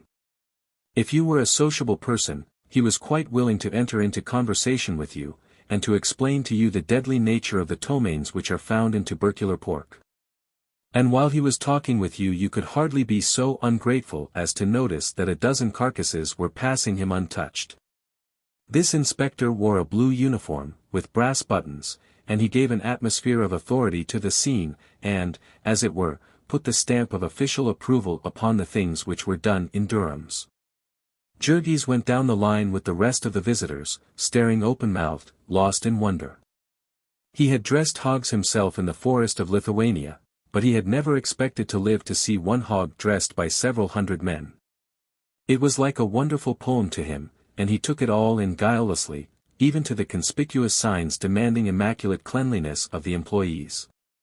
Jurgis was vexed when the cynical Jacobas translated these signs with sarcastic comments, offering to take them to the secret rooms where the spoiled meats went to be doctored. The party descended to the next floor, where the various waste materials were treated. Here came the entrails, to be scraped and washed clean for sausage casings. Men and women worked here in the midst of a sickening stench, which caused the visitors to hasten by, gasping. To another room came all the scraps to be tanked, which meant boiling and pumping off the grease to make soap and lard. Below they took out the refuse, and this, too, was a region in which the visitors did not linger. In still other places men were engaged in cutting up the carcasses that had been through the chilling rooms. First there were the splitters, the most expert workmen in the plant, who earned as high as 50 cents an hour, and did not a thing all day except chop hogs down the middle. Then there were cleaver men, great giants with muscles of iron. Each had 2 men to attend him, to slide the half carcass in front of him on the table, and hold it while he chopped it, and then turn each piece so that he might chop it once more. His cleaver had a blade about 2 feet long, and he never made but one cut. He made it so neatly, too, that his implement did not smite through and dull itself. There was just enough force for a perfect cut, and no more. So through various yawning holes there slipped to the floor below, to one room hams, to another forequarters, to another sides of pork. One might go down to this floor and see the pickling rooms, where the hams were put into vats, and the great smoke rooms, with their airtight iron doors. In other rooms they prepared salt pork. There were whole cellars full of it, built up in great towers to the ceiling. In yet other rooms they were putting up meats in boxes and barrels, and wrapping hams and bacon in oiled paper, sealing and labeling and sewing them.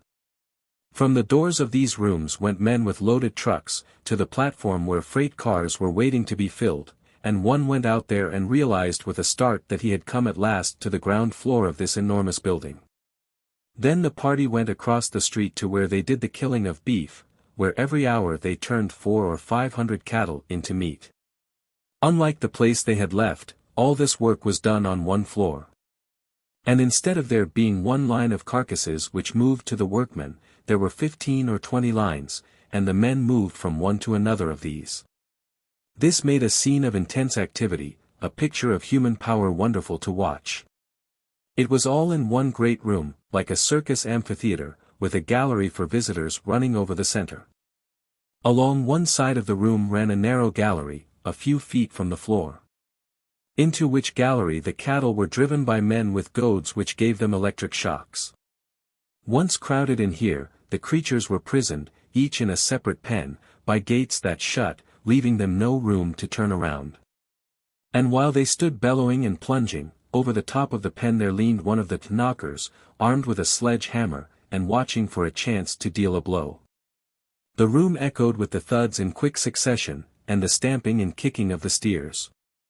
The instant the animal had fallen, the knocker passed on to another. While a second man raised a lever, and the side of the pen was raised, and the animal, still kicking and struggling, slid out to the killing bed. Here a man put shackles about one leg, and pressed another lever, and the body was jerked up into the air. There were 15 or 20 such pens, and it was a matter of only a couple of minutes to knock 15 or 20 cattle and roll them out. Then once more the gates were opened, and another lot rushed in, and so out of each pen there rolled a steady stream of carcasses, which the men upon the killing beds had to get out of the way. The manner in which they did this was something to be seen and never forgotten. They worked with furious intensity, literally upon the run, at a pace with which there is nothing to be compared except a football game. It was all highly specialized labor, each man having his task to do. Generally this would consist of only 2 or 3 specific cuts, and he would pass down the line of 15 or 20 carcasses, making these cuts upon each. First there came the butcher, to bleed them. This meant one swift stroke, so swift that you could not see it, only the flash of the knife. And before you could realize it, the man had darted on to the next line, and a stream of bright red was pouring out upon the floor. This floor was half an inch deep with blood, in spite of the best efforts of men who kept shoveling it through holes. It must have made the floor slippery, but no one could have guessed this by watching the men at work. The carcass hung for a few minutes to bleed.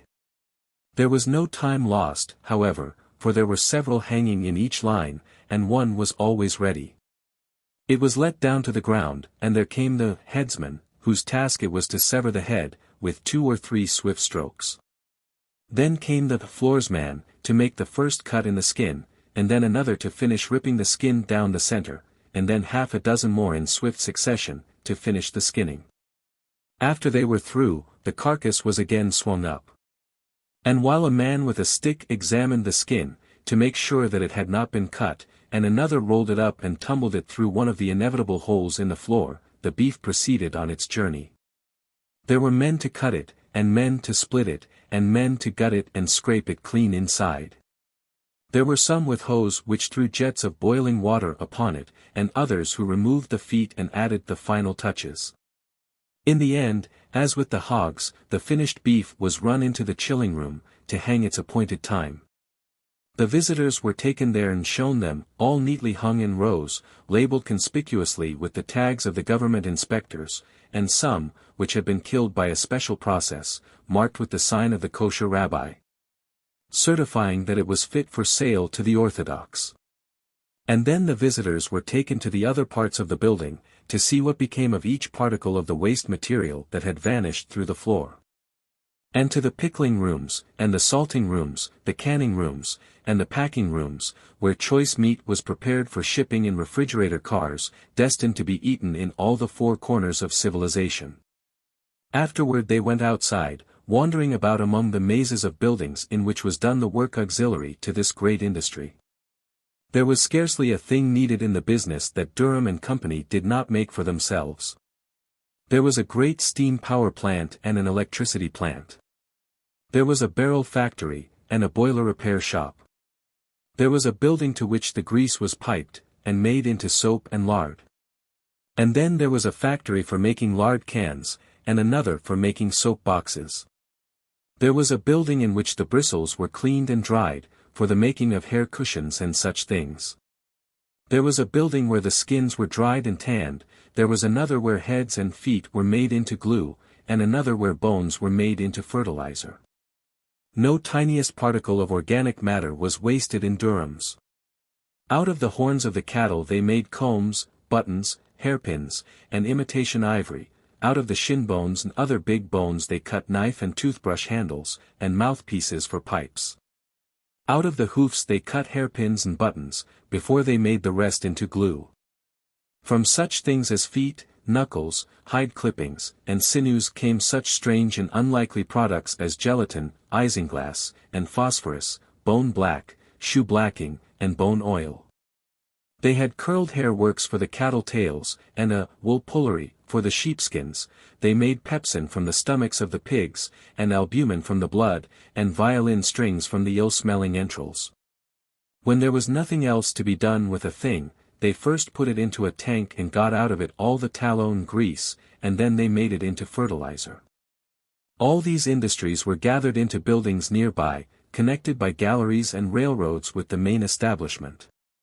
And it was estimated that they had handled nearly 250 million of animals since the founding of the plant by the elder Durham a generation and more ago. If you counted with it the other big plants, and they were now really all one, it was, so Jacobus informed them, the greatest aggregation of labor and capital ever gathered in one place. It employed 30,000 men. It supported directly 250,000 people in its neighborhood, and indirectly it supported 500,000. It sent its products to every country in the civilized world, and it furnished the food for no less than 30 million people. To all of these things our friends would listen open-mouthed. It seemed to them impossible of belief that anything so stupendous could have been devised by mortal man. That was why to Jurgis it seemed almost profanity to speak about the place as did Jacobus, skeptically. It was a thing as tremendous as the universe, the laws and ways of its working no more than the universe to be questioned or understood. All that a mere man could do, it seemed to Jurgis, was to take a thing like this as he found it, and do as he was told. To be given a place in it and a share in its wonderful activities was a blessing to be grateful for, as one was grateful for the sunshine and the rain. Jurgis was even glad that he had not seen the place before meeting with his triumph, for he felt that the size of it would have overwhelmed him. But now he had been admitted, he was a part of it all. He had the feeling that this whole huge establishment had taken him under its protection, and had become responsible for his welfare. So guileless was he, and ignorant of the nature of business, that he did not even realize that he had become an employee of Brown's. And that Brown and Durham were supposed by all the world to be deadly rivals, were even required to be deadly rivals by the law of the land, and ordered to try to ruin each other under penalty of fine and imprisonment. Chapter 4. Promptly at 7 the next morning Jurgis reported for work. He came to the door that had been pointed out to him, and there he waited for nearly 2 hours. The boss had meant for him to enter, but had not said this, and so it was only when on his way out to hire another man that he came upon Jurgis. He gave him a good cursing, but as Jurgis did not understand a word of it he did not object. He followed the boss, who showed him where to put his street clothes, and waited while he donned the working clothes he had bought in a second-hand shop and brought with him in a bundle. Then he led him to the killing beds. The work which Jurgis was to do here was very simple, and it took him but a few minutes to learn it. He was provided with a stiff besom, such as is used by street sweepers, and it was his place to follow down the line the man who drew out the smoking entrails from the carcass of the steer. This mass was to be swept into a trap, which was then closed, so that no one might slip into it. As Jurgis came in, the first cattle of the morning were just making their appearance. And so, with scarcely time to look about him, and none to speak to anyone, he fell to work. It was a sweltering day in July, and the place ran with steaming hot blood. One waded in it on the floor. The stench was almost overpowering, but to Jurgis it was nothing. His whole soul was dancing with joy. He was at work at last. He was at work and earning money. All day long he was figuring to himself. He was paid the fabulous sum of 17.5 cents an hour. And as it proved a rush day and he worked until nearly 7 o'clock in the evening, he went home to the family with the tidings that he had earned more than $1.50 in a single day. At home, also, there was more good news. So much of it at once that there was quite a celebration in Anil's hall bedroom. Jonas had been to have an interview with the special policeman to whom XVIII had introduced him, and had been taken to see several of the bosses, with the result that one had promised him a job the beginning of the next week. And then there was Maria Berksinska's, who, fired with jealousy by the success of Jurgis, had set out upon her own responsibility to get a place. Maria had nothing to take with her save her 2 brawny arms and the word job, laboriously learned. But with these she had marched about Packingtown all day, entering every door where there were signs of activity. Out of some she had been ordered with curses. But Maria was not afraid of man or devil, and asked everyone she saw, visitors and strangers, or workpeople like herself, and once or twice even high and lofty office personages, who stared at her as if they thought she was crazy. In the end, however, she had reaped her reward. In one of the smaller plants she had stumbled upon a room where scores of women and girls were sitting at long tables preparing smoked beef in cans. And wandering through room after room, Maria came at last to the place where the sealed cans were being painted and labeled, and here she had the good fortune to encounter the forelady. Maria did not understand then, as she was destined to understand later, what there was attractive to a forelady about the combination of a face full of boundless good nature and the muscles of a dray horse. But the woman had told her to come the next day and she would perhaps give her a chance to learn the trade of painting cans.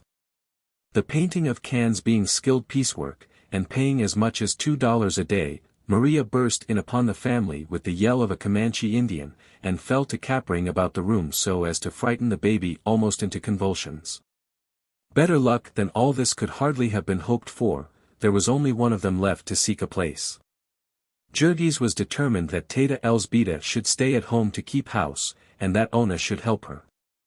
He would not have Ona working, he was not that sort of a man, he said, and she was not that sort of a woman. It would be a strange thing if a man like him could not support the family, with the help of the board of Jonas and Maria. He would not even hear of letting the children go to work. There were schools here in America for children, Jurgis had heard, to which they could go for nothing. That the priest would object to these schools was something of which he had as yet no idea, and for the present his mind was made up that the children of Teta Elzbieta should have as fair a chance as any other children. The oldest of them, little Stanislovas, was but 13, and small for his age at that. And while the oldest son of XVIII was only 12, and had worked for over a year at Jones's, Jurgis would have it that Stanislovas should learn to speak English, and grow up to be a skilled man. So there was only old Didi Antanas.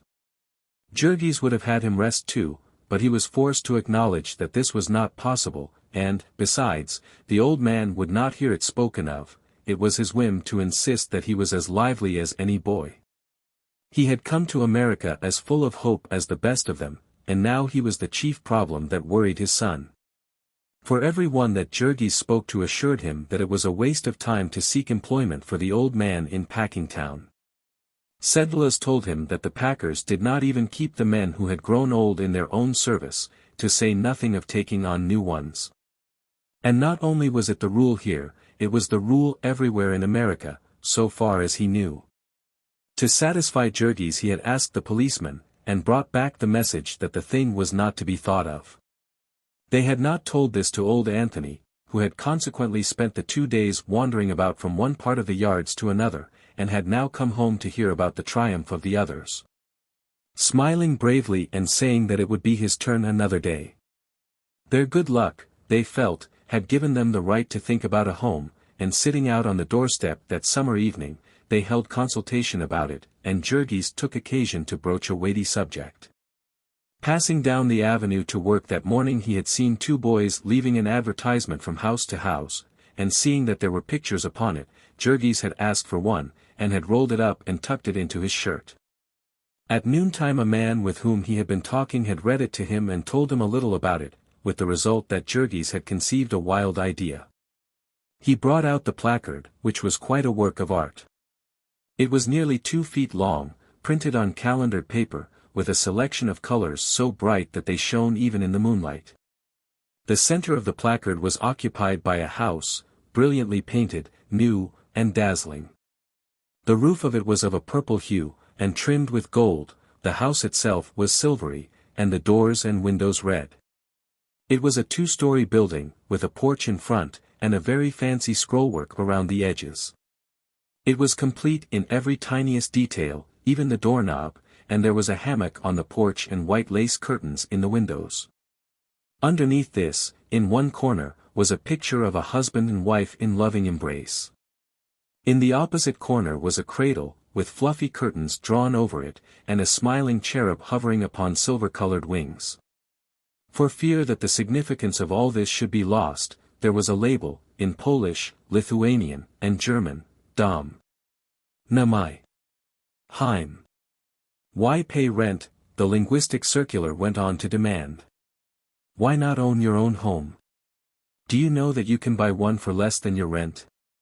We have built thousands of homes which are now occupied by happy families. So it became eloquent, picturing the blissfulness of married life in a house with nothing to pay. It even quoted "home, sweet home," and made bold to translate it into Polish, though for some reason it omitted the Lithuanian of this. Perhaps the translator found it a difficult matter to be sentimental in a language in which a sob is known as a guxiogymas and a smile as a nusisipsogymas.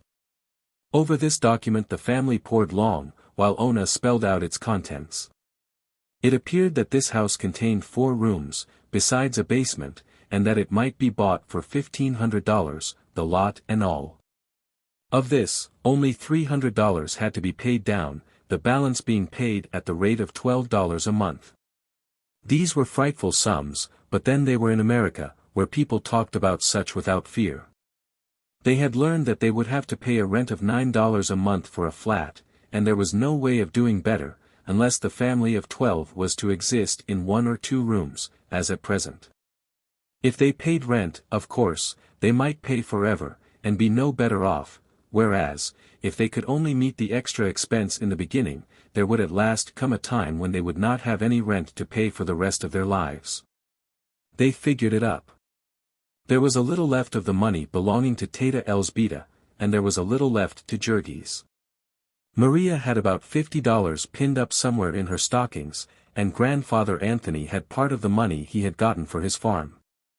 If they all combined, they would have enough to make the first payment. And if they had employment, so that they could be sure of the future, it might really prove the best plan. It was, of course, not a thing even to be talked of lightly. It was a thing they would have to sift to the bottom. And yet, on the other hand, if they were going to make the venture, the sooner they did it the better, for were they not paying rent all the time, and living in a most horrible way besides? Jurgis was used to dirt. There was nothing could scare a man who had been with a railroad gang, where one could gather up the fleas off the floor of the sleeping room by the handful. But that sort of thing would not do for Ona. They must have a better place of some sort soon. Jurgis said it with all the assurance of a man who had just made $1.57 in a single day. Jurgis was at a loss to understand why, with wages as they were, so many of the people of this district should live the way they did. The next day Maria went to see her forelady, and was told to report the first of the week, and learn the business of can painter. Maria went home, singing out loud all the way, and was just in time to join Ona and her stepmother as they were setting out to go and make inquiry concerning the house. That evening the three made their report to the men. The thing was altogether as represented in the circular, or at any rate so the agent had said. The houses lay to the south, about 1.5 miles from the yards. They were wonderful bargains, the gentleman had assured them, personally, and for their own good. He could do this, so he explained to them, for the reason that he had himself no interest in their sale, he was merely the agent for a company that had built them. These were the last, and the company was going out of business, so if anyone wished to take advantage of this wonderful no-rent plan, he would have to be very quick. As a matter of fact there was just a little uncertainty as to whether there was a single house left, for the agent had taken so many people to see them, and for all he knew the company might have parted with the last. Seeing Teta Elzbieta's evident grief at this news, he added, after some hesitation, that if they really intended to make a purchase, he would send a telephone message at his own expense, and have one of the houses kept. So it had finally been arranged, and they were to go and make an inspection the following Sunday morning. That was Thursday. And all the rest of the week the killing gang at Brown's worked at full pressure, and Jurgis cleared $1.75 every day. That was at the rate of $10.50 a week, or $45 a month. Jurgis was not able to figure, except it was a very simple sum, but Ona was like lightning at such things, and she worked out the problem for the family. Maria and Jonas were each to pay $16 a month board, and the old man insisted that he could do the same as soon as he got a place, which might be any day now. That would make $93. Then Maria and Jonas were between them to take a third share in the house, which would leave only $8 a month for Jurgis to contribute to the payment. So they would have $85 a month, or, supposing that Didi Antanas did not get work at once, $70 a month, which ought surely to be sufficient for the support of a family of 12. An hour before the time on Sunday morning the entire party set out.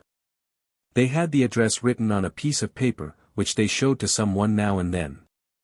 It proved to be a long 1.5 miles, but they walked it, and half an hour or so later the agent put in an appearance. He was a smooth and florid personage, elegantly dressed, and he spoke their language freely, which gave him a great advantage in dealing with them. He escorted them to the house, which was one of a long row of the typical frame dwellings of the neighborhood, where architecture is a luxury that is dispensed with. Ona's heart sank, for the house was not as it was shown in the picture. The color scheme was different, for one thing, and then it did not seem quite so big. Still, it was freshly painted, and made a considerable show.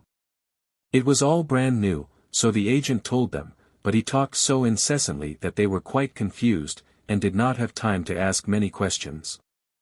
There were all sorts of things they had made up their minds to inquire about, but when the time came, they either forgot them or lacked the courage. The other houses in the row did not seem to be new, and few of them seemed to be occupied. When they ventured to hint at this, the agent's reply was that the purchasers would be moving in shortly. To press the matter would have seemed to be doubting his word, and never in their lives had any one of them ever spoken to a person of the class called gentleman, except with deference and humility. The house had a basement, about 2 feet below the street line, and a single story, about 6 feet above it, reached by a flight of steps. In addition there was an attic, made by the peak of the roof, and having one small window in each end. The street in front of the house was unpaved and unlighted, and the view from it consisted of a few exactly similar houses, scattered here and there upon lots grown up with dingy brown weeds.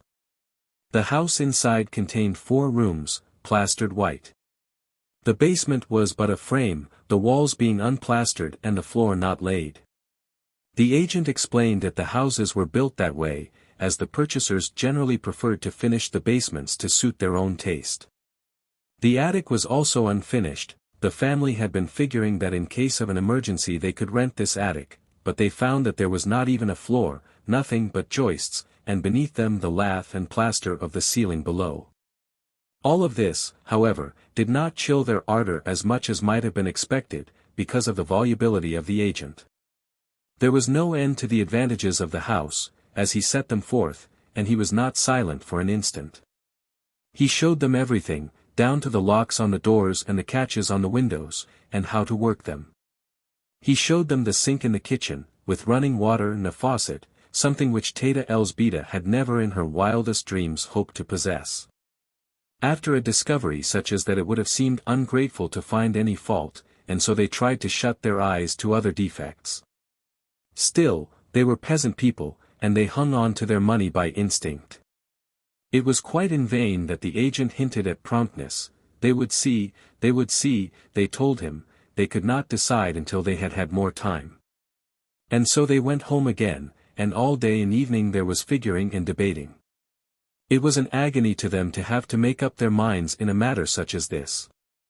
They never could agree altogether. There were so many arguments upon each side, and one would be obstinate, and no sooner would the rest have convinced him than it would transpire that his arguments had caused another to waver. Once, in the evening, when they were all in harmony, and the house was as good as bought, Sedvilas came in and upset them again. Sedvilas had no use for property owning. He told them cruel stories of people who had been done to death in this, buying a home, swindle. They would be almost sure to get into a tight place and lose all their money, and there was no end of expense that one could never foresee. And the house might be good for nothing from top to bottom, how was a poor man to know? Then, too, they would swindle you with the contract, and how was a poor man to understand anything about a contract? It was all nothing but robbery, and there was no safety but in keeping out of it. And pay rent? Asked Jurgis. Ah, yes, to be sure, the other answered, that too was robbery. It was all robbery, for a poor man. After half an hour of such depressing conversation, they had their minds quite made up that they had been saved at the brink of a precipice. But then Sedvilas went away, and Jonas, who was a sharp little man, reminded them that the delicatessen business was a failure, according to its proprietor, and that this might account for his pessimistic views. Which, of course, reopened the subject. The controlling factor was that they could not stay where they were, they had to go somewhere.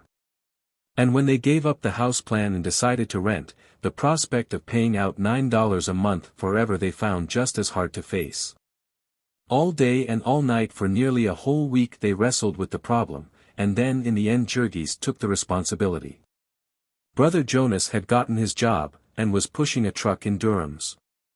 And the killing gang at Brown's continued to work early and late, so that Jurgis grew more confident every hour, more certain of his mastership.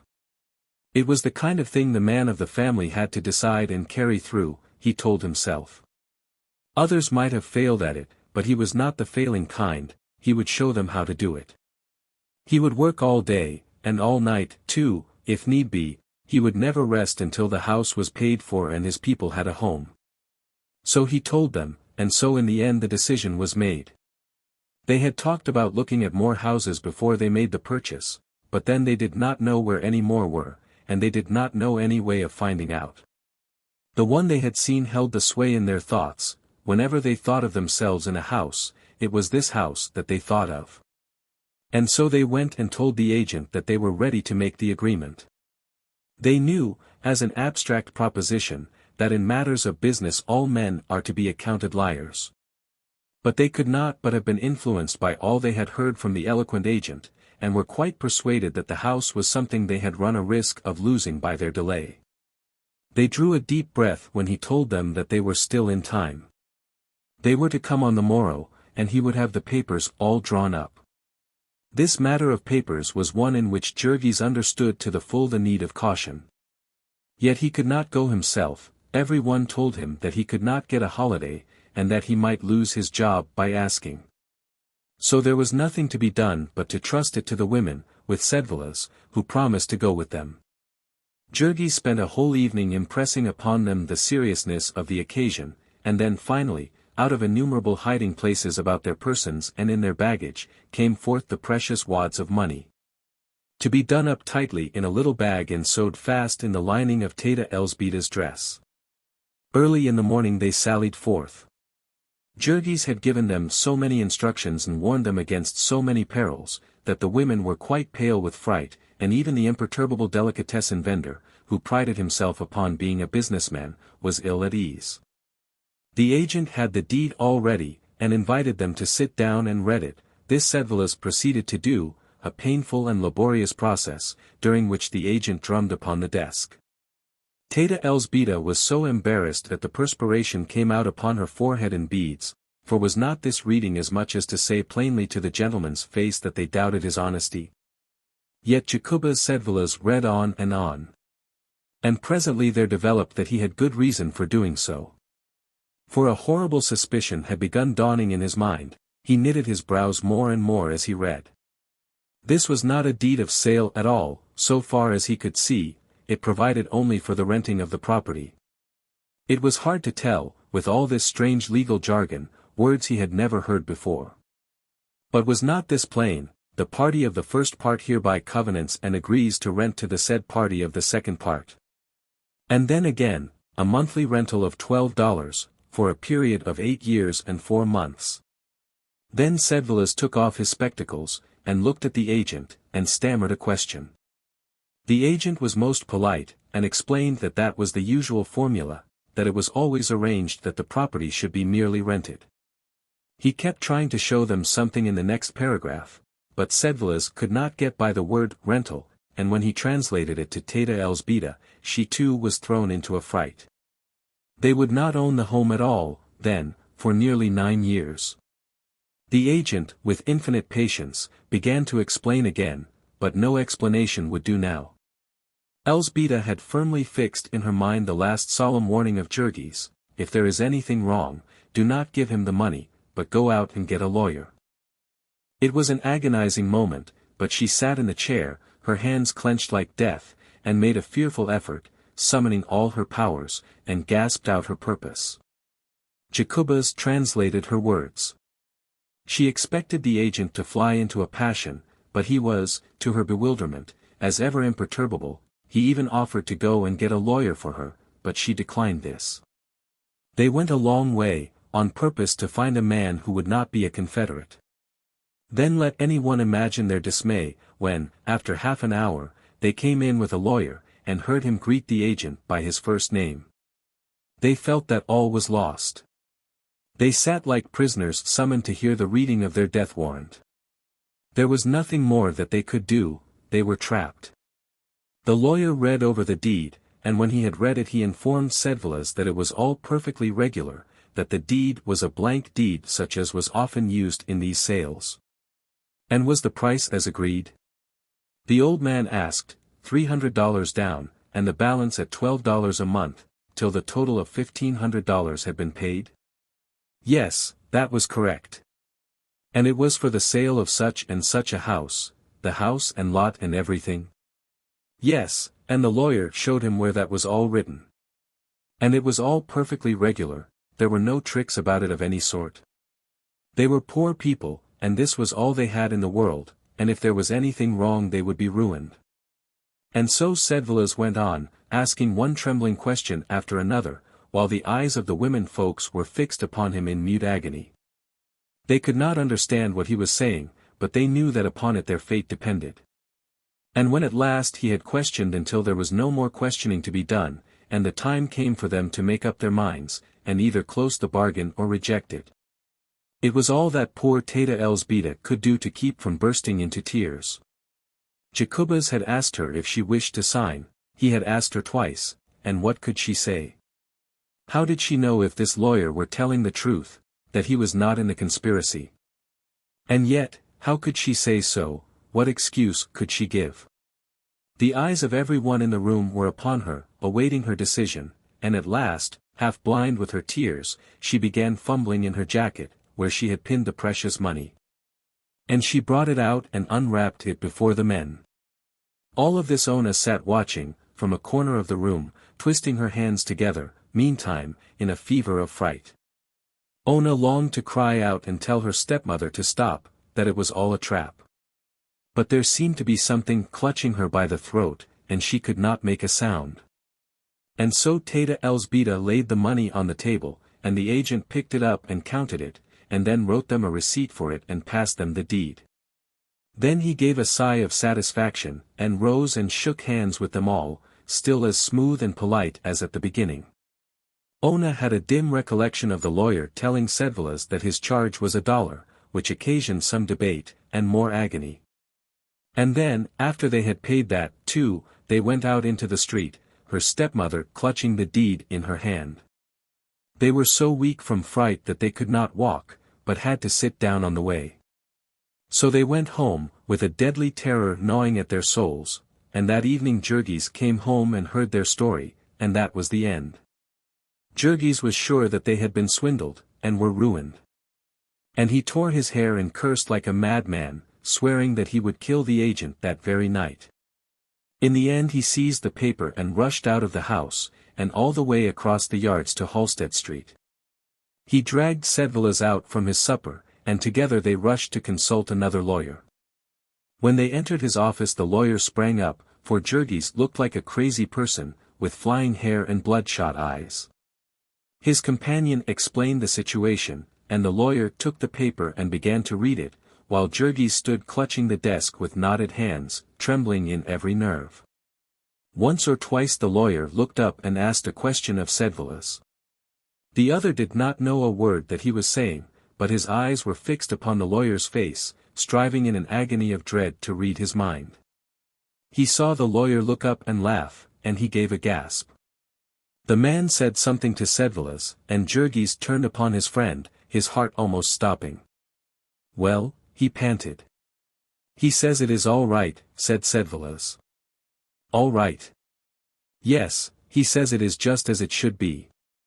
And Jurgis, in his relief, sank down into a chair. "Are you sure of it?" he gasped, and made Sedvilas translate question after question. He could not hear it often enough, he could not ask with enough variations. Yes, they had bought the house, they had really bought it. It belonged to them, they had only to pay the money and it would be all right. Then Jurgis covered his face with his hands, for there were tears in his eyes, and he felt like a fool.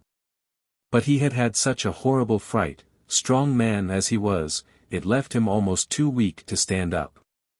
The lawyer explained that the rental was a form, the property was said to be merely rented until the last payment had been made, the purpose being to make it easier to turn the party out if he did not make the payments. So long as they paid, however, they had nothing to fear, the house was all theirs. Jurgis was so grateful that he paid the $50 the lawyer asked without winking an eyelash, and then rushed home to tell the news to the family.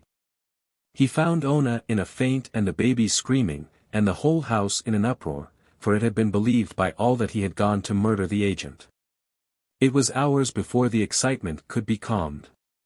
And all through that cruel night Jurgis would wake up now and then and hear Ona and her stepmother in the next room, sobbing softly to themselves. Chapter 5. They had bought their home. It was hard for them to realize that the wonderful house was theirs to move into whenever they chose. They spent all their time thinking about it, and what they were going to put into it. As their week with Anil was up in 3 days, they lost no time in getting ready. They had to make some shift to furnish it, and every instant of their leisure was given to discussing this. A person who had such a task before him would not need to look very far in Packingtown, he had only to walk up the avenue and read the signs, or get into a streetcar. To obtain full information as to pretty much everything a human creature could need. It was quite touching, the zeal of people to see that his health and happiness were provided for. Did the person wish to smoke? There was a little discourse about cigars, showing him exactly why the Thomas Jefferson 5-cent Perfecto was the only cigar worthy of the name. Had he, on the other hand, smoked too much? Here was a remedy for the smoking habit, 25 doses for a quarter, and a cure absolutely guaranteed in 10 doses. In innumerable ways such as this, the traveler found that somebody had been busy to make smooth his paths through the world, and to let him know what had been done for him. In Packingtown the advertisements had a style all of their own, adapted to the peculiar population. One would be tenderly solicitous. "Is your wife pale?" it would inquire. "Is she discouraged? Does she drag herself about the house and find fault with everything? Why do you not tell her to try Dr. Lanahan's life preservers?" Another would be jocular in tone, slapping you on the back, so to speak. "Don't be a chump," it would exclaim. "Go and get the Goliath bunion cure." "Get a move on you," would chime in another. "It's easy, if you wear the Eureka 250 shoe." Among these importunate signs was one that had caught the attention of the family by its pictures. It showed two very pretty little birds building themselves a home. And Maria had asked an acquaintance to read it to her, and told them that it related to the furnishing of a house. "Feather your nest," it ran, and went on to say that it could furnish all the necessary feathers for a 4-room nest for the ludicrously small sum of $75. The particularly important thing about this offer was that only a small part of the money need be had at once, the rest one might pay a few dollars every month. Our friends had to have some furniture, there was no getting away from that. But their little fund of money had sunk so low that they could hardly get to sleep at night, and so they fled to this as their deliverance. There was more agony and another paper for Elzbieta to sign, and then one night when Jurgis came home, he was told the breathless tidings that the furniture had arrived and was safely stowed in the house, a parlor set of 4 pieces. A bedroom set of 3 pieces, a dining room table and 4 chairs, a toilet set with beautiful pink roses painted all over it, an assortment of crockery, also with pink roses, and so on. One of the plates in the set had been found broken when they unpacked it, and Ona was going to the store the first thing in the morning to make them change it. Also they had promised 3 saucepans, and there had only 2 come, and did Jurgis think that they were trying to cheat them? The next day they went to the house. And when the men came from work they ate a few hurried mouthfuls at Anil's, and then set to work at the task of carrying their belongings to their new home. The distance was in reality over 2 miles, but Jurgis made 2 trips that night, each time with a huge pile of mattresses and bedding on his head, with bundles of clothing and bags and things tied up inside. Anywhere else in Chicago he would have stood a good chance of being arrested, but the policemen in Packingtown were apparently used to these informal movings, and contented themselves with a cursory examination now and then. It was quite wonderful to see how fine the house looked, with all the things in it, even by the dim light of a lamp. It was really home, and almost as exciting as the placard had described it. Ona was fairly dancing, and she and Cousin Maria took Jurgis by the arm and escorted him from room to room, sitting in each chair by turns, and then insisting that he should do the same. One chair squeaked with his great weight, and they screamed with fright, and woke the baby and brought everybody running. Altogether it was a great day. And tired as they were, Jurgis and Ona sat up late, contented simply to hold each other and gaze in rapture about the room. They were going to be married as soon as they could get everything settled, and a little spare money put by. And this was to be their home, that little room yonder would be theirs. It was in truth a never-ending delight, the fixing up of this house. They had no money to spend for the pleasure of spending, but there were a few absolutely necessary things, and the buying of these was a perpetual adventure for Ona. It must always be done at night, so that Jurgis could go along. And even if it were only a pepper cruet, or half a dozen glasses for 10 cents, that was enough for an expedition. On Saturday night they came home with a great basketful of things, and spread them out on the table, while every one stood round, and the children climbed up on the chairs, or howled to be lifted up to see. There were sugar and salt and tea and crackers, and a can of lard and a milk pail, and a scrubbing brush, and a pair of shoes for the second oldest boy, and a can of oil, and a tack hammer, and a pound of nails. These last were to be driven into the walls of the kitchen and the bedrooms, to hang things on, and there was a family discussion as to the place where each one was to be driven. Then Jurgis would try to hammer, and hit his fingers because the hammer was too small, and get mad because Ona had refused to let him pay 15 cents more and get a bigger hammer. And Ona would be invited to try it herself, and hurt her thumb, and cry out, which necessitated the thumbs being kissed by Jurgis. Finally, after everyone had had a try, the nails would be driven, and something hung up. Jurgis had come home with a big packing box on his head, and he sent Jonas to get another that he had bought. He meant to take one side out of these tomorrow, and put shelves in them, and make them into bureaus and places to keep things for the bedrooms. The nest which had been advertised had not included feathers for quite so many birds as there were in this family. They had, of course, put their dining table in the kitchen, and the dining room was used as the bedroom of Teta Elzbieta and 5 of her children. She and the 2 youngest slept in the only bed, and the other 3 had a mattress on the floor. Ona and her cousin dragged a mattress into the parlor and slept at night, and the 3 men and the oldest boy slept in the other room, having nothing but the very level floor to rest on for the present. Even so, however, they slept soundly. It was necessary for Teta Elzbieta to pound more than once on the door at 5:15 every morning. She would have ready a great pot full of steaming black coffee, and oatmeal and bread and smoked sausages. And then she would fix them their dinner pails with more thick slices of bread with lard between them. They could not afford butter, and some onions and a piece of cheese, and so they would tramp away to work. This was the first time in his life that he had ever really worked. It seemed to Jurgis, it was the first time that he had ever had anything to do which took all he had in him. Jurgis had stood with the rest up in the gallery and watched the men on the killing beds, marveling at their speed and power as if they had been wonderful machines. It somehow never occurred to one to think of the flesh and blood side of it, that is, not until he actually got down into the pit and took off his coat. Then he saw things in a different light, he got at the inside of them. The pace they set here, it was one that called for every faculty of a man, from the instant the first steer fell till the sounding of the noon whistle, and again from 12:30 till heaven only knew what hour in the late afternoon or evening. There was never one instant's rest for a man, for his hand or his eye or his brain. Jurgis saw how they managed it. There were portions of the work which determined the pace of the rest, and for these they had picked men whom they paid high wages, and whom they changed frequently. You might easily pick out these pacemakers, for they worked under the eye of the bosses, and they worked like men possessed.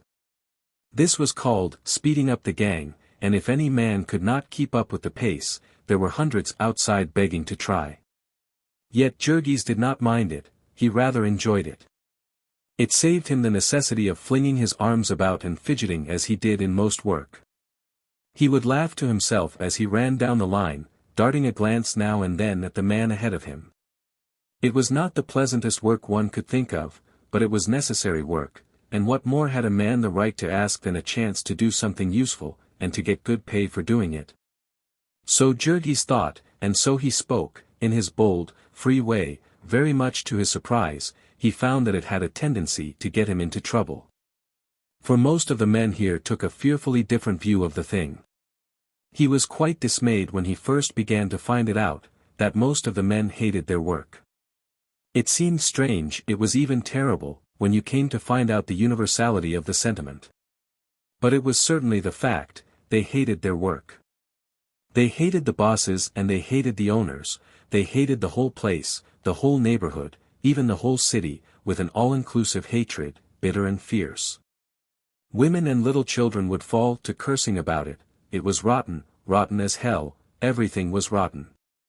When Jurgis would ask them what they meant, they would begin to get suspicious, and content themselves with saying, "Never mind, you stay here and see for yourself." One of the first problems that Jurgis ran upon was that of the unions.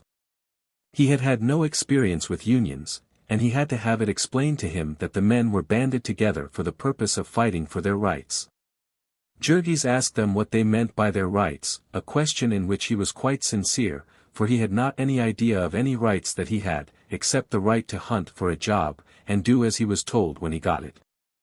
Generally, however, this harmless question would only make his fellow workingmen lose their tempers and call him a fool. There was a delegate of the Butcher Helpers Union who came to see Jurgis to enroll him. And when Jurgis found that this meant that he would have to part with some of his money, he froze up directly, and the delegate, who was an Irishman and only knew a few words of Lithuanian, lost his temper and began to threaten him. In the end Jurgis got into a fine rage, and made it sufficiently plain that it would take more than one Irishman to scare him into a union. Little by little he gathered that the main thing the men wanted was to put a stop to the habit of speeding up. They were trying their best to force a lessening of the pace, for there were some, they said, who could not keep up with it, whom it was killing. But Jurgis had no sympathy with such ideas as this. He could do the work himself, and so could the rest of them, he declared, if they were good for anything. If they couldn't do it, let them go somewhere else. Jurgis had not studied the books, and he would not have known how to pronounce laissez-faire. But he had been round the world enough to know that a man has to shift for himself in it, and that if he gets the worst of it, there is nobody to listen to him holler. Yet there have been known to be philosophers and plain men who swore by Malthus in the books, and would, nevertheless, subscribe to a relief fund in time of a famine. It was the same with Jurgis, who consigned the unfit to destruction, while going about all day sick at heart because of his poor old father, who was wandering somewhere in the yards begging for a chance to earn his bread. Old Antanas had been a worker ever since he was a child. He had run away from home when he was 12, because his father beat him for trying to learn to read. And he was a faithful man, too. He was a man you might leave alone for a month, if only you had made him understand what you wanted him to do in the meantime. And now here he was, worn out in soul and body, and with no more place in the world than a sick dog. He had his home, as it happened, and someone who would care for him if he never got a job, but his son could not help thinking, suppose this had not been the case.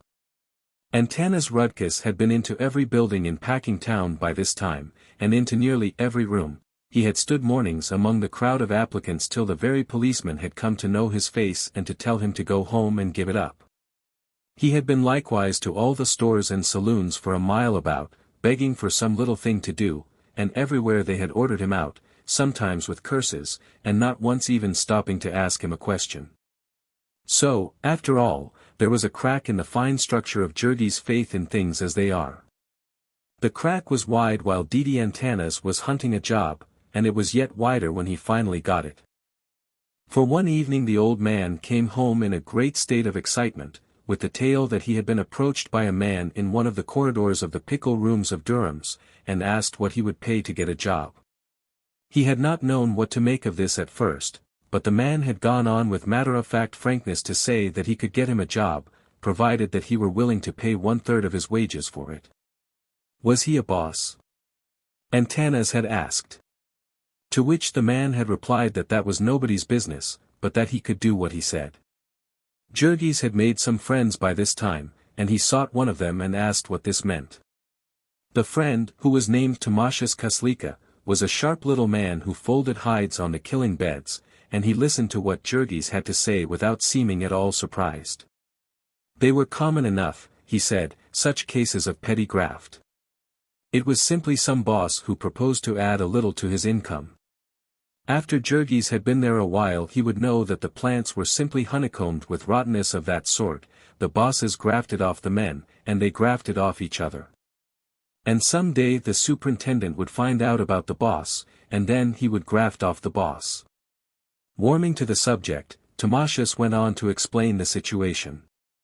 Here was Durham's, for instance, owned by a man who was trying to make as much money out of it as he could, and did not care in the least how he did it. And underneath him, ranged in ranks and grades like an army, were managers and superintendents and foremen, each one driving the man next below him and trying to squeeze out of him as much work as possible. And all the men of the same rank were pitted against each other, the accounts of each were kept separately, and every man lived in terror of losing his job, if another made a better record than he. So from top to bottom the place was simply a seething cauldron of jealousies and hatreds. There was no loyalty or decency anywhere about it, there was no place in it where a man counted for anything against $1. And worse than there being no decency, there was not even any honesty. The reason for that? Who could say? It must have been old Durham in the beginning. It was a heritage which the self-made merchant had left to his son, along with his millions. Jurgis would find out these things for himself, if he stayed there long enough, it was the men who had to do all the dirty jobs, and so there was no deceiving them, and they caught the spirit of the place, and did like all the rest. Jurgis had come there, and thought he was going to make himself useful, and rise and become a skilled man, but he would soon find out his error, for nobody rose in Packingtown by doing good work. You could lay that down for a rule: if you met a man who was rising in Packingtown, you met a knave. That man who had been sent to Jurgis' father by the boss, he would rise; the man who told tales and spied upon his fellows would rise. But the man who minded his own business and did his work, why, they would speed him up till they had worn him out, and then they would throw him into the gutter. Jurgis went home with his head buzzing. Yet he could not bring himself to believe such things. No, it could not be so. Timasius was simply another of the grumblers. He was a man who spent all his time fiddling. And he would go to parties at night and not get home till sunrise, and so of course he did not feel like work. Then, too, he was a puny little chap, and so he had been left behind in the race, and that was why he was sore. And yet so many strange things kept coming to Jurgis' notice every day. He tried to persuade his father to have nothing to do with the offer. But old Antanas had begged until he was worn out, and all his courage was gone. He wanted a job, any sort of a job. So the next day he went and found the man who had spoken to him, and promised to bring him a third of all he earned, and that same day he was put to work in Durham's cellars. It was a pickle room, where there was never a dry spot to stand upon, and so he had to take nearly the whole of his first week's earnings to buy him a pair of heavy-soled boots. He was a squeegee man. His job was to go about all day with a long-handled mop, swabbing up the floor. Except that it was damp and dark, it was not an unpleasant job, in summer.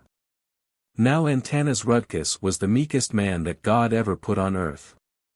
And so Jurgis found it a striking confirmation of what the men all said, that his father had been at work only 2 days before he came home as bitter as any of them, and cursing Durham's with all the power of his soul. For they had set him to cleaning out the traps, and the family sat round and listened in wonder while he told them what that meant. It seemed that he was working in the room where the men prepared the beef for canning, and the beef had lain in vats full of chemicals, and men with great forks speared it out and dumped it into trucks, to be taken to the cooking room. When they had speared out all they could reach, they emptied the vat on the floor, and then with shovels scraped up the balance and dumped it into the truck. This floor was filthy, yet they set Antanas with his mop slopping the pickle into a hole that connected with a sink, where it was caught and used over again forever. And if that were not enough, there was a trap in the pipe, where all the scraps of meat and odds and ends of refuse were caught, and every few days it was the old man's task to clean these out, and shovel their contents into one of the trucks with the rest of the meat. This was the experience of Antanas, and then there came also Jonas and Maria with tales to tell. Maria was working for one of the independent packers, and was quite beside herself and outrageous with triumph over the sums of money she was making as a painter of cans.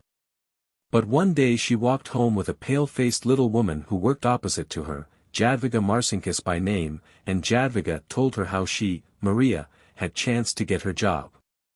She had taken the place of an Irish woman who had been working in that factory ever since anyone could remember. For over 15 years, so she declared. Mary Dennis was her name, and a long time ago she had been seduced, and had a little boy. He was a cripple, and an epileptic, but still he was all that she had in the world to love, and they had lived in a little room alone somewhere back of Halsted Street, where the Irish were. Mary had had consumption, and all day long you might hear her coughing as she worked. Of late she had been going all to pieces, and when Maria came, the forelady had suddenly decided to turn her off. The forelady had to come up to a certain standard herself, and could not stop for sick people, Jadwiga explained. The fact that Mary had been there so long had not made any difference to her. It was doubtful if she even knew that, for both the forelady and the superintendent were new people, having only been there 2 or 3 years themselves. Jadwiga did not know what had become of the poor creature. She would have gone to see her, but had been sick herself. She had pains in her back all the time, Jadwiga explained, and feared that she had womb trouble. It was not fit work for a woman, handling 14-pound cans all day. It was a striking circumstance that Jonas, too, had gotten his job by the misfortune of some other person. Jonas pushed a truck loaded with hams from the smoke rooms onto an elevator, and thence to the packing rooms. The trucks were all of iron, and heavy, and they put about 60 hams on each of them, a load of more than 1/4 of a ton. On the uneven floor it was a task for a man to start one of these trucks, unless he was a giant, and when it was once started he naturally tried his best to keep it going. There was always the boss prowling about, and if there was a second's delay he would fall to cursing, Lithuanians and Slovaks and such, who could not understand what was said to them. The bosses were wont to kick about the place like so many dogs. Therefore these trucks went for the most part on the run, and the predecessor of Jonas had been jammed against the wall by one and crushed in a horrible and nameless manner. All of these were sinister incidents. But they were trifles compared to what Jurgis saw with his own eyes before long. One curious thing he had noticed, the very first day, in his profession of shoveler of guts. Which was the sharp trick of the floor bosses whenever there chanced to come a slunk calf. Any man who knows anything about butchering knows that the flesh of a cow that is about to calve, or has just calved, is not fit for food. A good many of these came every day to the packing houses, and, of course, if they had chosen, it would have been an easy matter for the packers to keep them till they were fit for food. But for the saving of time and fodder, it was the law that cows of that sort came along with the others, and whoever noticed it would tell the boss, and the boss would start up a conversation with the government inspector. And the two would stroll away. So in a trice the carcass of the cow would be cleaned out, and entrails would have vanished. It was Jurgis' task to slide them into the trap, calves and all, and on the floor below they took out these slunk calves, and butchered them for meat and used even the skins of them. One day a man slipped and hurt his leg. And that afternoon, when the last of the cattle had been disposed of, and the men were leaving, Jurgis was ordered to remain and do some special work which this injured man had usually done.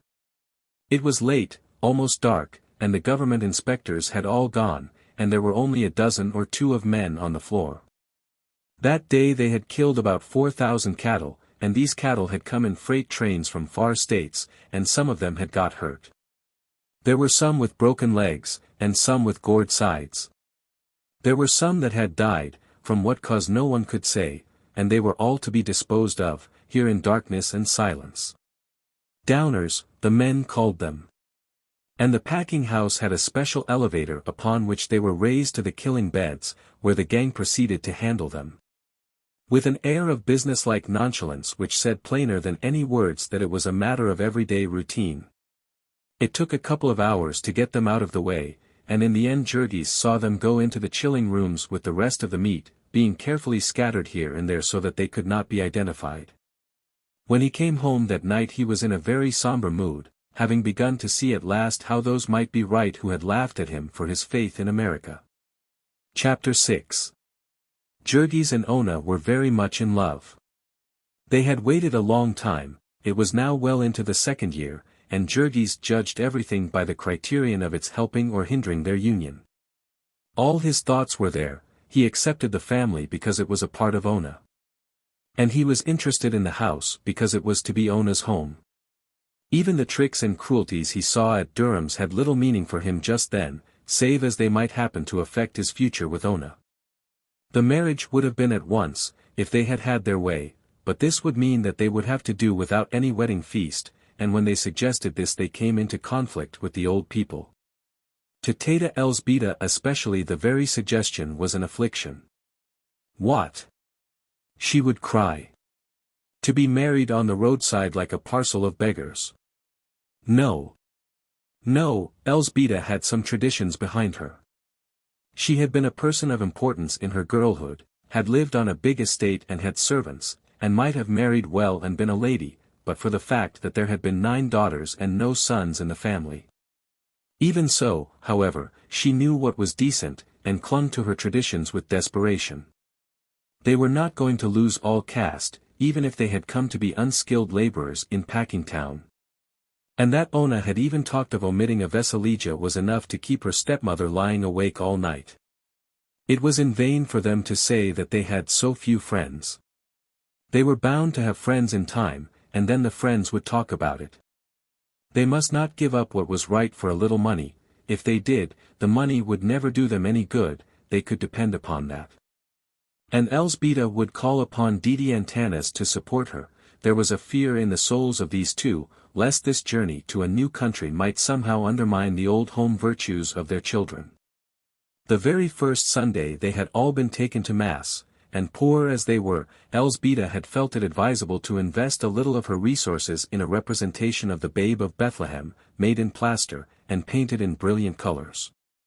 Though it was only a foot high, there was a shrine with 4 snow-white steeples, and the Virgin standing with her child in her arms, and the kings and shepherds and wise men bowing down before him. It had cost 50 cents. But Elzbieta had a feeling that money spent for such things was not to be counted too closely, it would come back in hidden ways. The piece was beautiful on the parlor mantel, and one could not have a home without some sort of ornament. The cost of the wedding feast would, of course, be returned to them, but the problem was to raise it even temporarily. They had been in the neighborhood so short a time that they could not get much credit, and there was no one except Sedvilas from whom they could borrow even a little. Evening after evening Jurgis and Ona would sit and figure the expenses, calculating the term of their separation. They could not possibly manage it decently for less than $200, and even though they were welcome to count in the whole of the earnings of Maria and Jonas, as a loan, they could not hope to raise this sum in less than 4 or 5 months. So Ona began thinking of seeking employment herself, saying that if she had even ordinarily good luck, she might be able to take 2 months off the time. They were just beginning to adjust themselves to this necessity, when out of the clear sky there fell a thunderbolt upon them, a calamity that scattered all their hopes to the 4 winds. About a block away from them there lived another Lithuanian family, consisting of an elderly widow and 1 grown son. Their name was Majowskis, and our friend struck up an acquaintance with them before long. One evening they came over for a visit, and naturally the first subject upon which the conversation turned was the neighborhood and its history. And then Grandmother Majowskiin, as the old lady was called, proceeded to recite to them a string of horrors that fairly froze their blood. She was a wrinkled-up and wizened personage, she must have been 80, and as she mumbled the grim story through her toothless gums, she seemed a very old witch to them.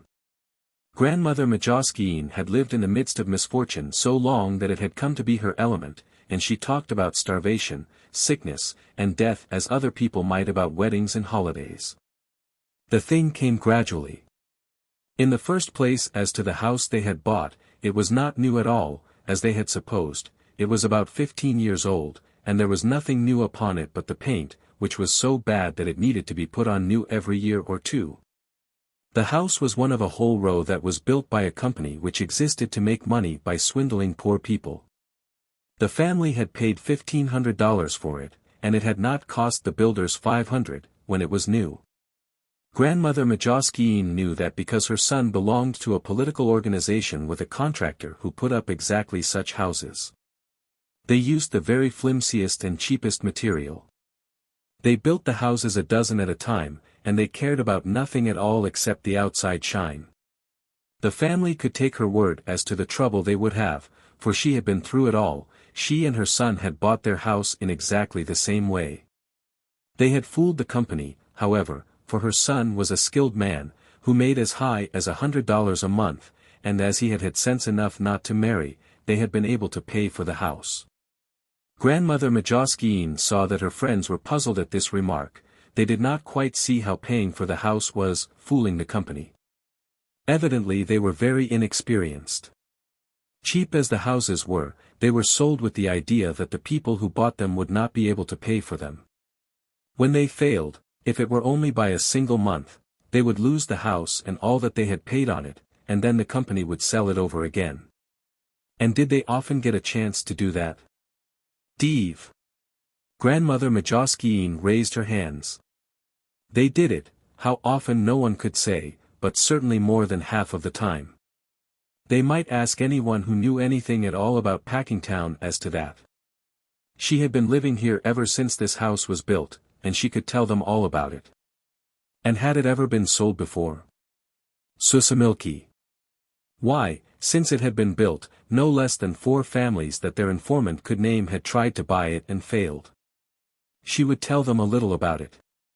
The first family had been Germans. The families had all been of different nationalities. There had been a representative of several races that had displaced each other in the stockyards. Grandmother Majauskiene had come to America with her son at a time when, so far as she knew, there was only one other Lithuanian family in the district. The workers had all been Germans then, skilled cattle butchers that the packers had brought from abroad to start the business. Afterward, as cheaper labor had come, these Germans had moved away. The next were the Irish. There had been 6 or 8 years when Packingtown had been a regular Irish city. There were a few colonies of them still here, enough to run all the unions and the police force and get all the graft. But most of those who were working in the packing houses had gone away at the next drop in wages, after the big strike. The Bohemians had come then, and after them the Poles. People said that old man Durham himself was responsible for these immigrations. He had sworn that he would fix the people of Packingtown so that they would never again call a strike on him. And so he had sent his agents into every city and village in Europe to spread the tale of the chances of work and high wages at the stockyards. The people had come in hordes, and old Durham had squeezed them tighter and tighter, speeding them up and grinding them to pieces and sending for new ones. The Poles, who had come by tens of thousands, had been driven to the wall by the Lithuanians, and now the Lithuanians were giving way to the Slovaks. Who there was poorer and more miserable than the Slovaks, Grandmother Majauskiene had no idea, but the packers would find them, never fear. It was easy to bring them, for wages were really much higher, and it was only when it was too late that the poor people found out that everything else was higher too. They were like rats in a trap, that was the truth. And more of them were piling in every day. By and by they would have their revenge, though, for the thing was getting beyond human endurance, and the people would rise and murder the packers. Grandmother Majauskiene was a socialist, or some such strange thing.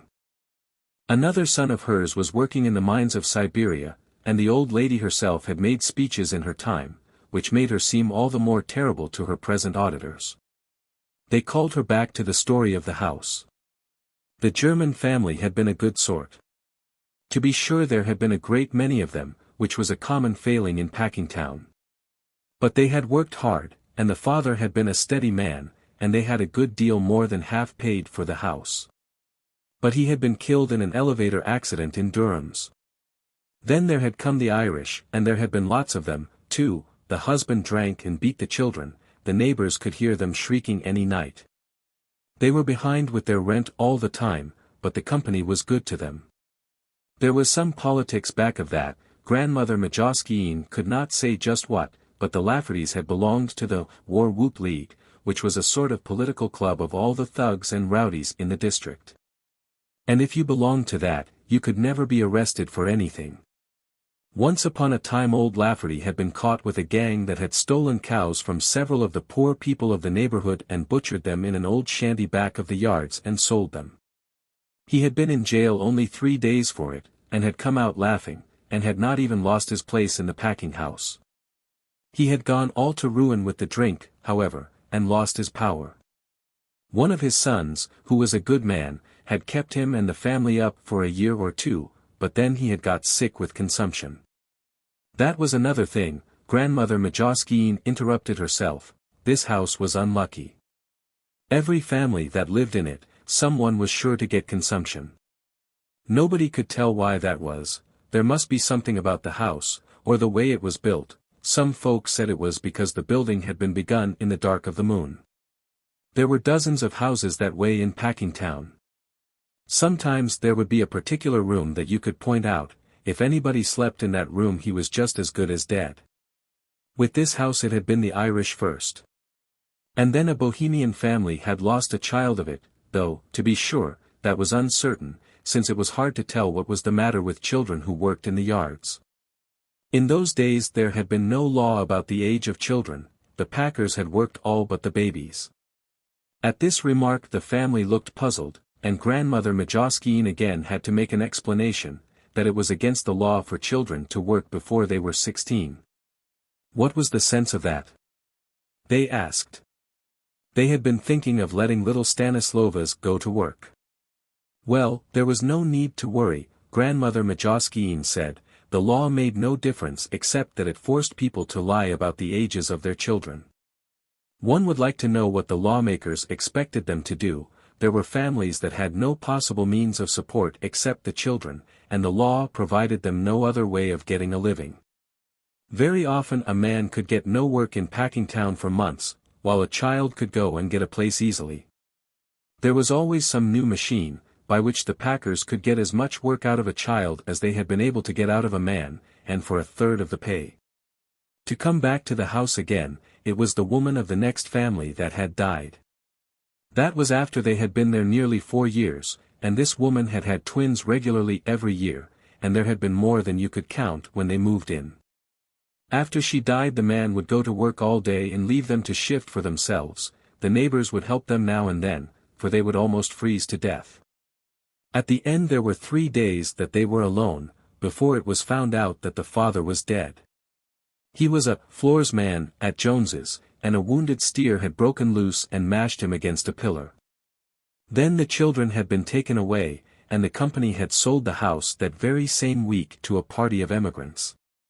So this grim old woman went on with her tale of horrors. How much of it was exaggeration, who could tell? It was only too plausible. There was that about consumption, for instance. They knew nothing about consumption whatever, except that it made people cough, and for 2 weeks they had been worrying about a coughing spell of Antanas. It seemed to shake him all over, and it never stopped. You could see a red stain wherever he had spit upon the floor. And yet all these things were as nothing to what came a little later. They had begun to question the old lady as to why one family had been unable to pay, trying to show her by figures that it ought to have been possible, and Grandmother Majowskiin had disputed their figures. You say $12 a month. But that does not include the interest. Then they stared at her. Interest, they cried. Interest on the money you still owe, she answered. But we don't have to pay any interest, they exclaimed, 3 or 4 at once. We only have to pay $12 each month. And for this she laughed at them. You are like all the rest, she said, they trick you and eat you alive. They never sell the houses without interest. Get your deed, and see. Then, with a horrible sinking of the heart, Teta Elzbieta unlocked her bureau and brought out the paper that had already caused them so many agonies. Now they sat round, scarcely breathing, while the old lady, who could read English, ran over it. Yes, she said, finally, here it is, of course, with interest thereon monthly, at the rate of 7% per annum. And there followed a dead silence. What does that mean? Asked Jurgis finally, almost in a whisper. That means, replied the other, that you have to pay them $7 next month, as well as the $12. Then again there was not a sound. It was sickening, like a nightmare, in which suddenly something gives way beneath you, and you feel yourself sinking, down into bottomless abysses. As if in a flash of lightning they saw themselves, victims of a relentless fate, cornered, trapped, in the grip of destruction. All the fair structure of their hopes came crashing about their ears. And all the time the old woman was going on talking. They wished that she would be still, her voice sounded like the croaking of some dismal raven. Jurgis sat with his hands clenched and beads of perspiration on his forehead, and there was a great lump in Ona's throat, choking her.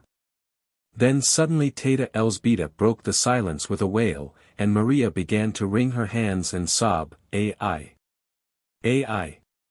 Beta man. All their outcry did them no good, of course. There sat Grandmother Majowskiin, unrelenting, typifying fate. No, of course it was not fair, but then fairness had nothing to do with it. And of course they had not known it. They had not been intended to know it. But it was in the deed, and that was all that was necessary, as they would find when the time came. Somehow or other they got rid of their guest, and then they passed a night of lamentation. The children woke up and found out that something was wrong, and they wailed and would not be comforted. In the morning, of course, most of them had to go to work, the packing houses would not stop for their sorrows. But by 7 o'clock Ona and her stepmother were standing at the door of the office of the agent. Yes, he told them, when he came, it was quite true that they would have to pay interest.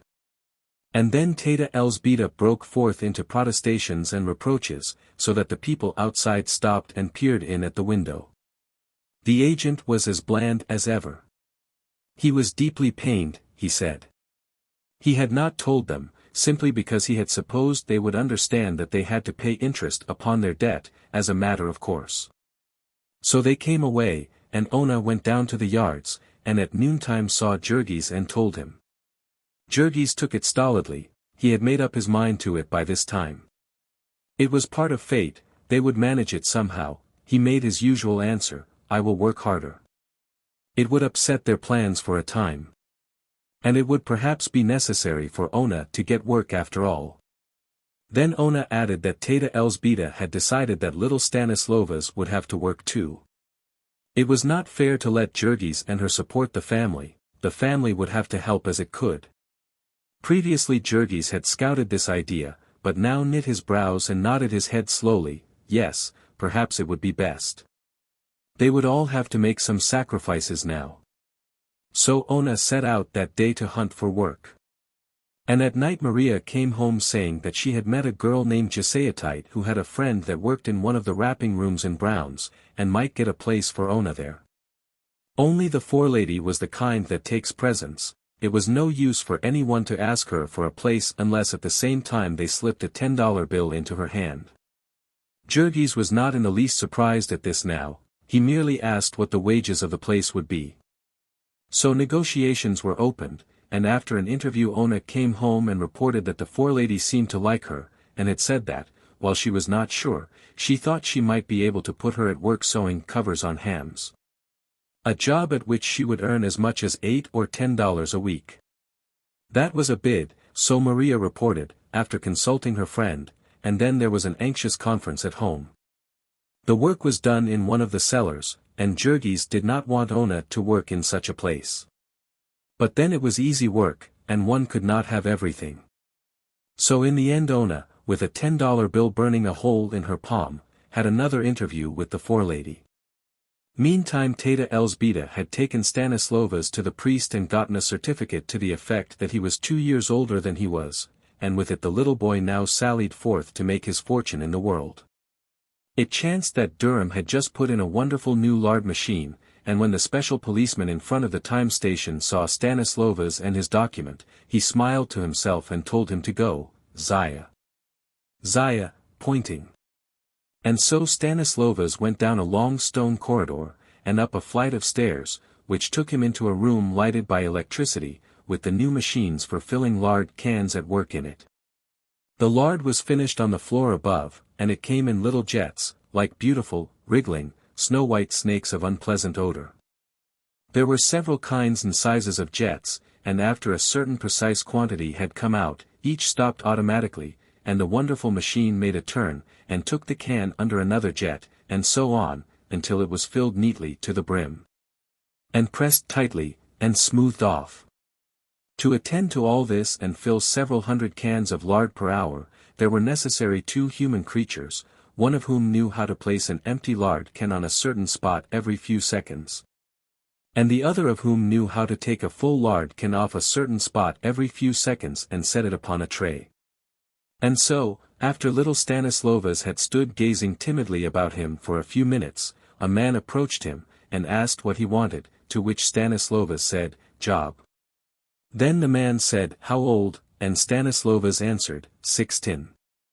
Once or twice every year a state inspector would come wandering through the packing plants, asking a child here and there how old he was.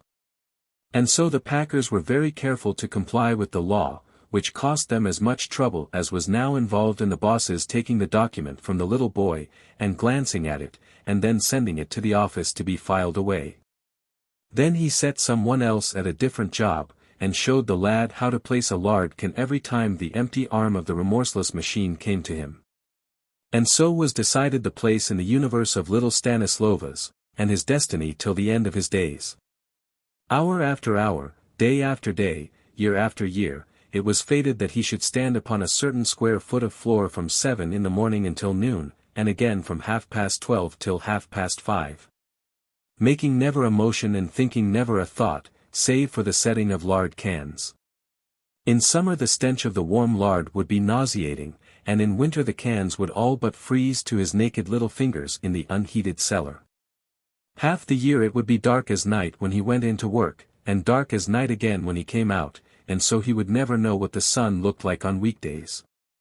And for this, at the end of the week, he would carry home $3 to his family.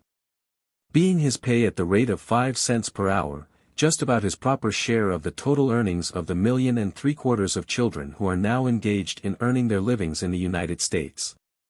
And meantime, because they were young, and hope is not to be stifled before its time, Jurgis and Ona were again calculating. For they had discovered that the wages of Stanislovas would a little more than pay the interest, which left them just about as they had been before. It would be but fair to them to say that the little boy was delighted with his work, and at the idea of earning a lot of money, and also that the two were very much in love with each other. Chapter 7. All summer long the family toiled, and in the fall they had money enough for Jurgis and Ona to be married according to home traditions of decency. In the latter part of November they hired a hall, and invited all their new acquaintances, who came and left them over $100 in debt. It was a bitter and cruel experience, and it plunged them into an agony of despair. Such a time, of all times, for them to have it, when their hearts were made tender. Such a pitiful beginning it was for their married life, they loved each other so, and they could not have the briefest respite. It was a time when everything cried out to them that they ought to be happy, when wonder burned in their hearts, and leaped into flame at the slightest breath. They were shaken to the depths of them, with the awe of love realized, and was it so very weak of them that they cried out for a little peace? They had opened their hearts, like flowers to the springtime, and the merciless winter had fallen upon them. They wondered if ever any love that had blossomed in the world had been so crushed and trampled. Over them, relentless and savage, there cracked the lash of want. The morning after the wedding it sought them as they slept, and drove them out before daybreak to work. Ona was scarcely able to stand with exhaustion.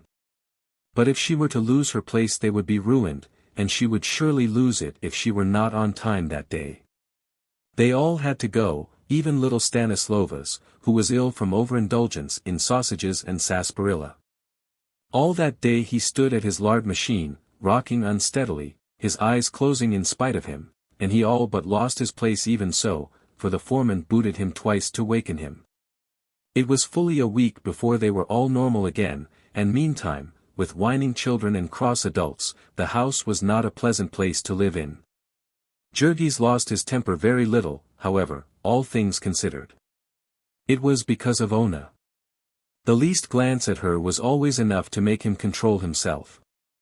She was so sensitive, she was not fitted for such a life as this. And 100 times a day, when he thought of her, he would clench his hands and fling himself again at the task before him. She was too good for him, he told himself, and he was afraid, because she was his.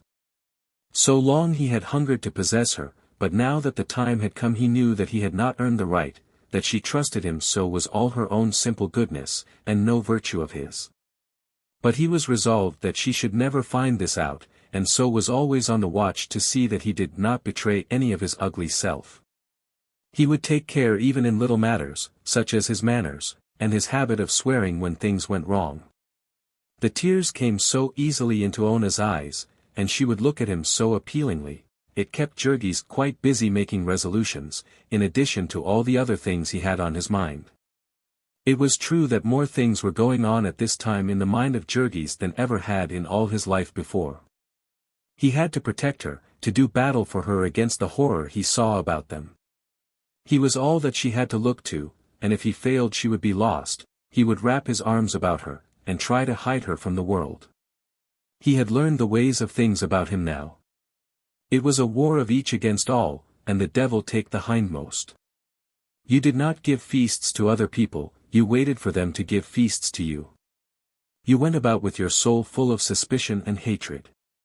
You understood that you were environed by hostile powers that were trying to get your money, and who used all the virtues to bait their traps with. The storekeepers plastered up their windows with all sorts of lies to entice you. The very fences by the wayside, the lampposts and telegraph poles, were pasted over with lies. The great corporation which employed you lied to you, and lied to the whole country. From top to bottom it was nothing but one gigantic lie. So Jurgis said that he understood it, and yet it was really pitiful, for the struggle was so unfair, some had so much the advantage. Here he was, for instance, vowing upon his knees that he would save Ona from harm, and only a week later she was suffering atrociously, and from the blow of an enemy that he could not possibly have thwarted. There came a day when the rain fell in torrents, and it being December, to be wet with it and have to sit all day long in one of the cold cellars of Brown's was no laughing matter. Ona was a working girl, and did not own waterproofs and such things, and so Jurgis took her and put her on the streetcar. Now it chanced that this car line was owned by gentlemen who were trying to make money.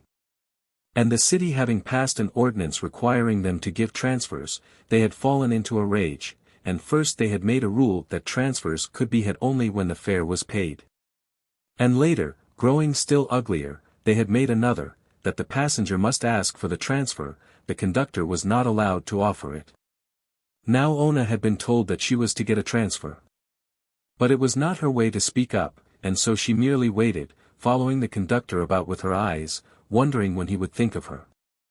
When at last the time came for her to get out, she asked for the transfer, and was refused. Not knowing what to make of this, she began to argue with the conductor, in a language of which he did not understand a word. After warning her several times, he pulled the bell and the car went on, at which Ona burst into tears.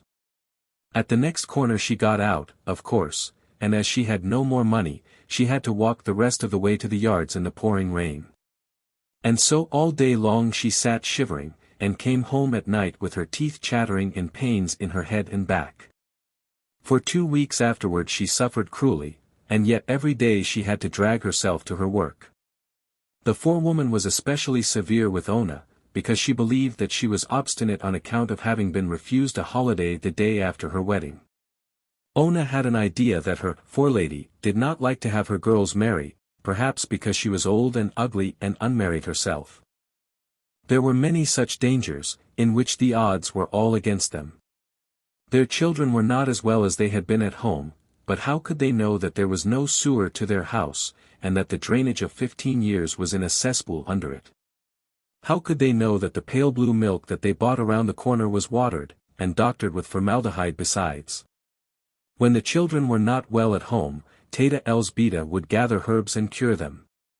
Now she was obliged to go to the drugstore and buy extracts, and how was she to know that they were all adulterated? How could they find out that their tea and coffee, their sugar and flour, had been doctored? That their canned peas had been colored with copper salts, and their fruit jams with aniline dyes? And even if they had known it, what good would it have done them, since there was no place within miles of them where any other sort was to be had? The bitter winter was coming, and they had to save money to get more clothing and bedding, but it would not matter in the least how much they saved, they could not get anything to keep them warm. All the clothing that was to be had in the stores was made of cotton and shoddy, which is made by tearing old clothes to pieces and weaving the fiber again. If they paid higher prices, they might get frills and fanciness, or be cheated. But genuine quality they could not obtain for love nor money. A young friend of Sedvila's, recently come from abroad, had become a clerk in a store on Ashland Avenue, and he narrated with glee a trick that had been played upon an unsuspecting countryman by his boss. The customer had desired to purchase an alarm clock, and the boss had shown him 2 exactly similar, telling him that the price of one was $1 and of the other $1.75. Upon being asked what the difference was, the man had wound up the first halfway and the second all the way, and showed the customer how the latter made twice as much noise. Upon which the customer remarked that he was a sound sleeper, and had better take the more expensive clock. There is a poet who sings that deeper their heart grows and nobler their bearing, whose youth in the fires of anguish hath died. But it was not likely that he had reference to the kind of anguish that comes with destitution, that is so endlessly bitter and cruel, and yet so sordid and petty, so ugly, so humiliating, unredeemed by the slightest touch of dignity or even of pathos. It is a kind of anguish that poets have not commonly dealt with, its very words are not admitted into the vocabulary of poets, the details of it cannot be told in polite society at all. How, for instance, could anyone expect to excite sympathy among lovers of good literature by telling how a family found their home alive with vermin, and of all the suffering and inconvenience and humiliation they were put to, and the hard-earned money they spent, in efforts to get rid of them? After long hesitation and uncertainty they paid 25 cents for a big package of insect powder, a patent preparation which chanced to be 95% gypsum, a harmless earth which had cost about 2 cents to prepare. Of course it had not the least effect, except upon a few roaches which had the misfortune to drink water after eating it, and so got their inwards set in a coating of plaster of Paris. The family, having no idea of this, and no more money to throw away, had nothing to do but give up and submit to one more misery for the rest of their days. Then there was old Antanas. The winter came, and the place where he worked was a dark, unheated cellar, where you could see your breath all day, and where your fingers sometimes tried to freeze.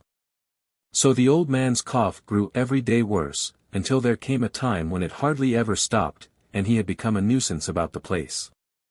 Then, too, a still more dreadful thing happened to him. He worked in a place where his feet were soaked in chemicals, and it was not long before they had eaten through his new boots. Then sores began to break out on his feet, and grow worse and worse. Whether it was that his blood was bad, or there had been a cut, he could not say, but he asked the men about it, and learned that it was a regular thing, it was the saltpeter. Every one felt it, sooner or later, and then it was all up with him, at least for that sort of work. The sores would never heal. In the end his toes would drop off, if he did not quit. Yet old Antanas would not quit. He saw the suffering of his family, and he remembered what it had cost him to get a job. So he tied up his feet, and went on limping about and coughing, until at last he fell to pieces, all at once and in a heap, like the one-horse shay. They carried him to a dry place and laid him on the floor, and that night 2 of the men helped him home. The poor old man was put to bed, and though he tried it every morning until the end, he never could get up again. He would lie there and cough, day and night, wasting away to a mere skeleton. There came a time when there was so little flesh on him that the bones began to poke through, which was a horrible thing to see or even to think of. And one night he had a choking fit, and a little river of blood came out of his mouth. The family, wild with terror, sent for a doctor, and paid $50 to be told that there was nothing to be done. Mercifully the doctor did not say this so that the old man could hear, for he was still clinging to the faith that tomorrow or next day he would be better, and could go back to his job. The company had sent word to him that they would keep it for him, or rather Jurgis had bribed one of the men to come one Sunday afternoon and say they had. Didi Antanas continued to believe it, while 3 more hemorrhages came. And then at last one morning they found him stiff and cold. Things were not going well with them then, and though it nearly broke Tata Elzbieta's heart, they were forced to dispense with nearly all the decencies of a funeral. They had only a hearse, and 1 hack for the women and children. And Jurgis, who was learning things fast, spent all Sunday making a bargain for these, and he made it in the presence of witnesses, so that when the man tried to charge him for all sorts of incidentals, he did not have to pay. For 25 years old Antanas Rudkus and his son had dwelt in the forest together, and it was hard to part in this way. Perhaps it was just as well that Jurgis had to give all his attention to the task of having a funeral without being bankrupted, and so had no time to indulge in memories and grief. Now the dreadful winter was come upon them. In the forests, all summer long, the branches of the trees do battle for light, and some of them lose and die, and then come the raging blasts, and the storms of snow and hail, and strew the ground with these weaker branches. Just so it was in Packingtown. The whole district braced itself for the struggle that was an agony, and those whose time was come died off in hordes. All the year round they had been serving as cogs in the great packing machine. And now was the time for the renovating of it, and the replacing of damaged parts. There came pneumonia and grippe, stalking among them, seeking for weakened constitutions. There was the annual harvest of those whom tuberculosis had been dragging down. There came cruel, cold, and biting winds, and blizzards of snow, all testing relentlessly for failing muscles and impoverished blood. Sooner or later came the day when the unfit one did not report for work, and then, with no time lost in waiting, and no inquiries or regrets, there was a chance for a new hand. The new hands were here by the thousands. All day long the gates of the packing houses were besieged by starving and penniless men. They came, literally, by the thousands every single morning, fighting with each other for a chance for life.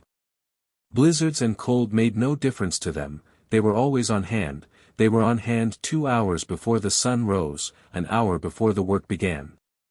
Sometimes their faces froze, sometimes their feet and their hands.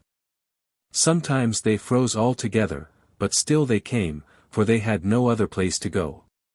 One day Durham advertised in the paper for 200 men to cut ice. And all that day the homeless and starving of the city came trudging through the snow from all over its 200 square miles. That night 40 score of them crowded into the station house of the Stockyards district.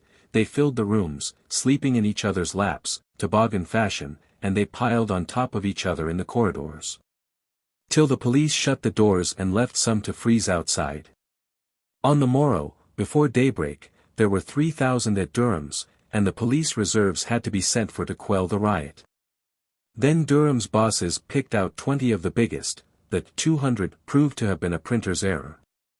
4 or 5 miles to the eastward lay the lake, and over this the bitter winds came raging.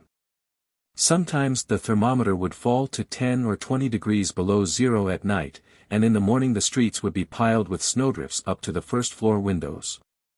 The streets through which our friends had to go to their work were all unpaved and full of deep holes and gullies. In summer, when it rained hard, a man might have to wade to his waist to get to his house.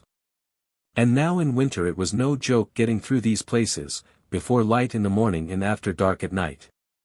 They would wrap up in all they owned, but they could not wrap up against exhaustion. And many a man gave out in these battles with the snowdrifts, and lay down and fell asleep. And if it was bad for the men, one may imagine how the women and children fared. Some would ride in the cars, if the cars were running. But when you are making only 5 cents an hour, as was little Stanislova's, you do not like to spend that much to ride 2 miles.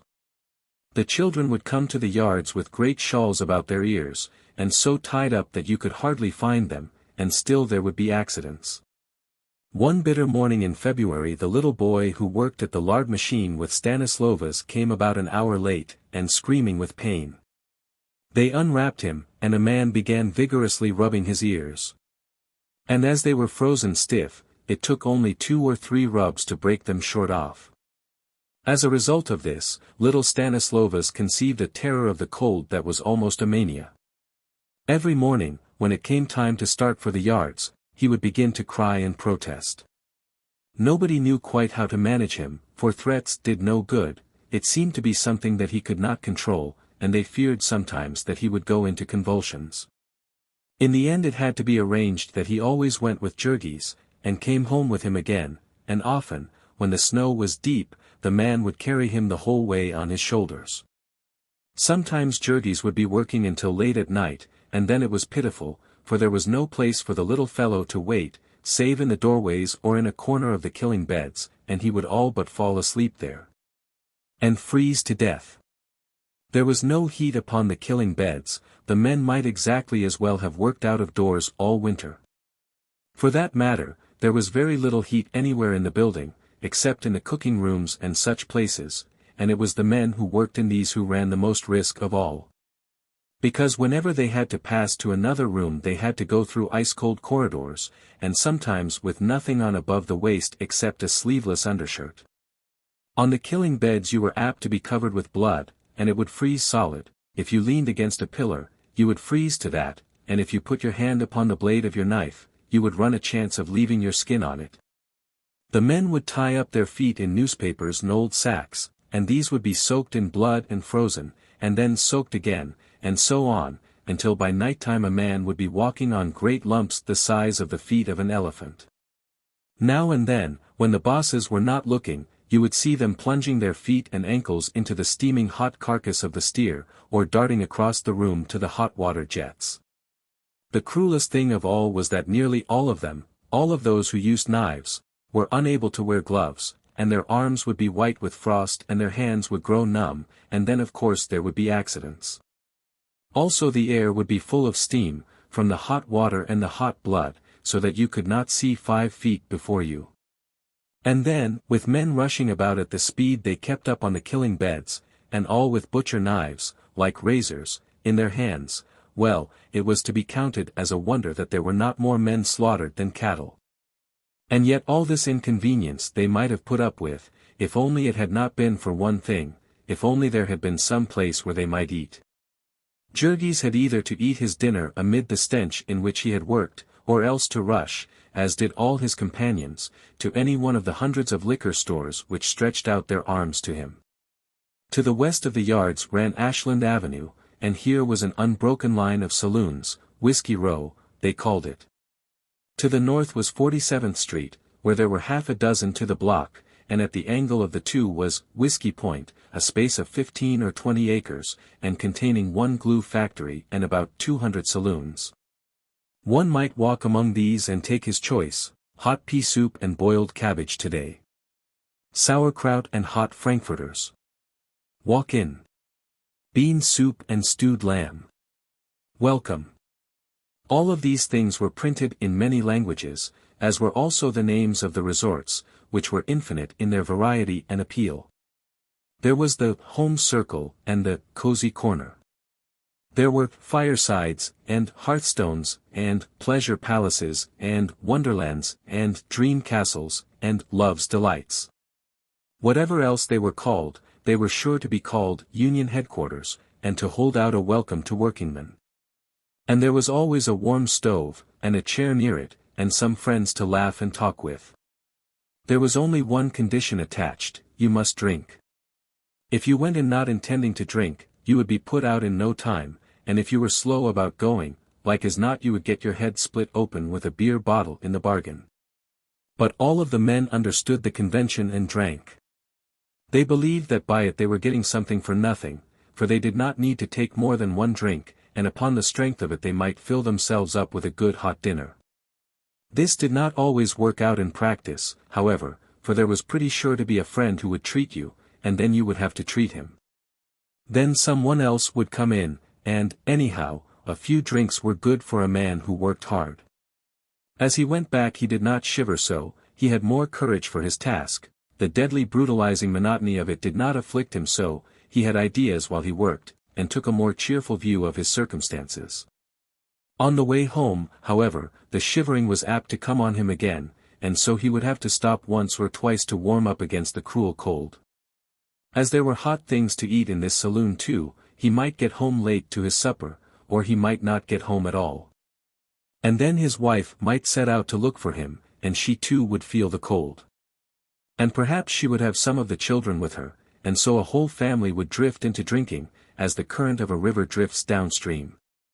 As if to complete the chain, the packers all paid their men in checks, refusing all requests to pay in coin.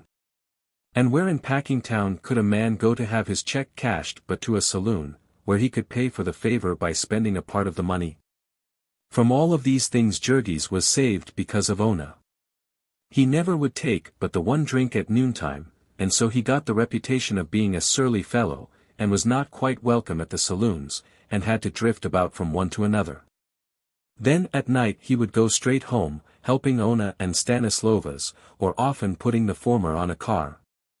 And when he got home perhaps he would have to trudge several blocks, and come staggering back through the snowdrifts with a bag of coal upon his shoulder. Home was not a very attractive place, at least not this winter. They had only been able to buy one stove, and this was a small one, and proved not big enough to warm even the kitchen in the bitterest weather.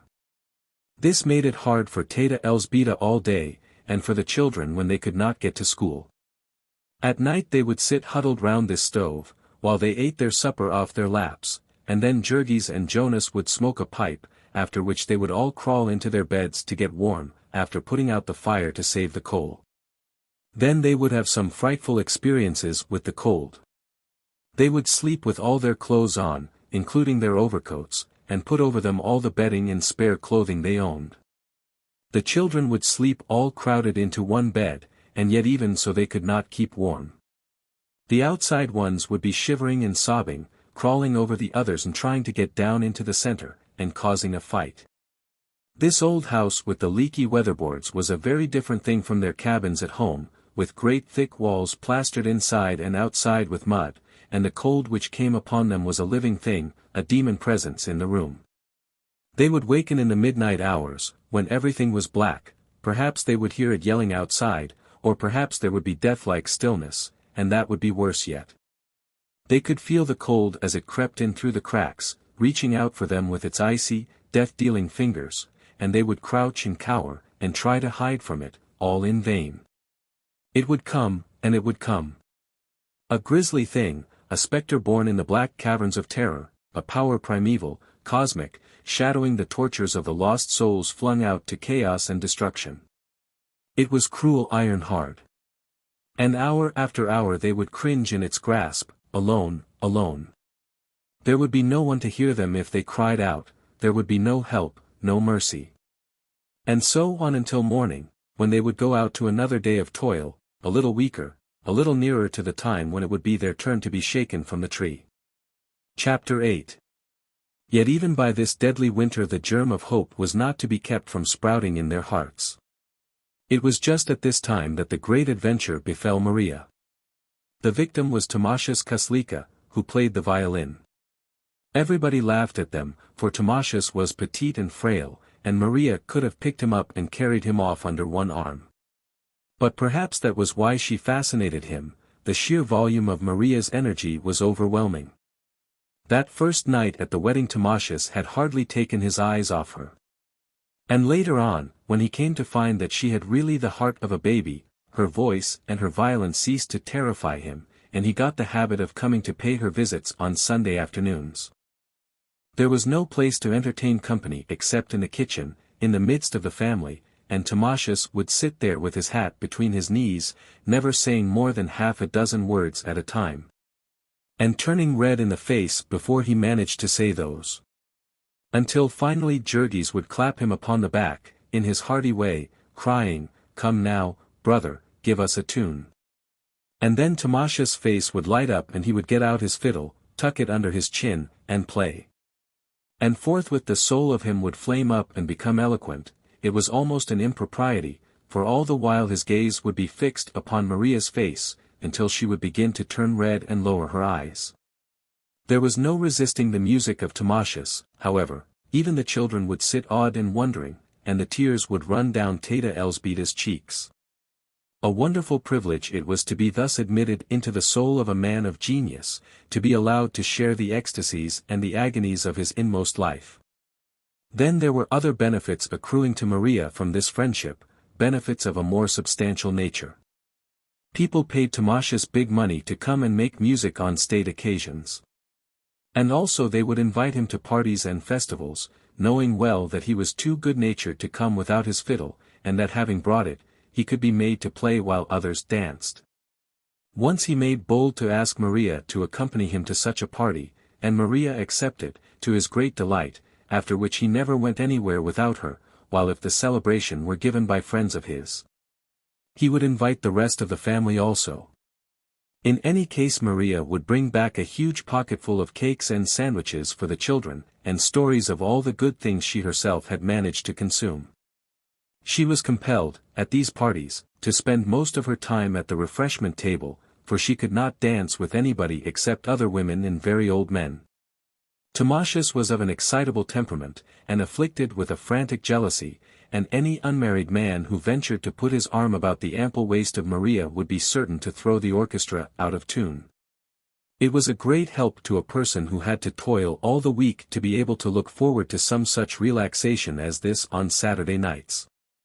The family was too poor and too hardworked to make many acquaintances.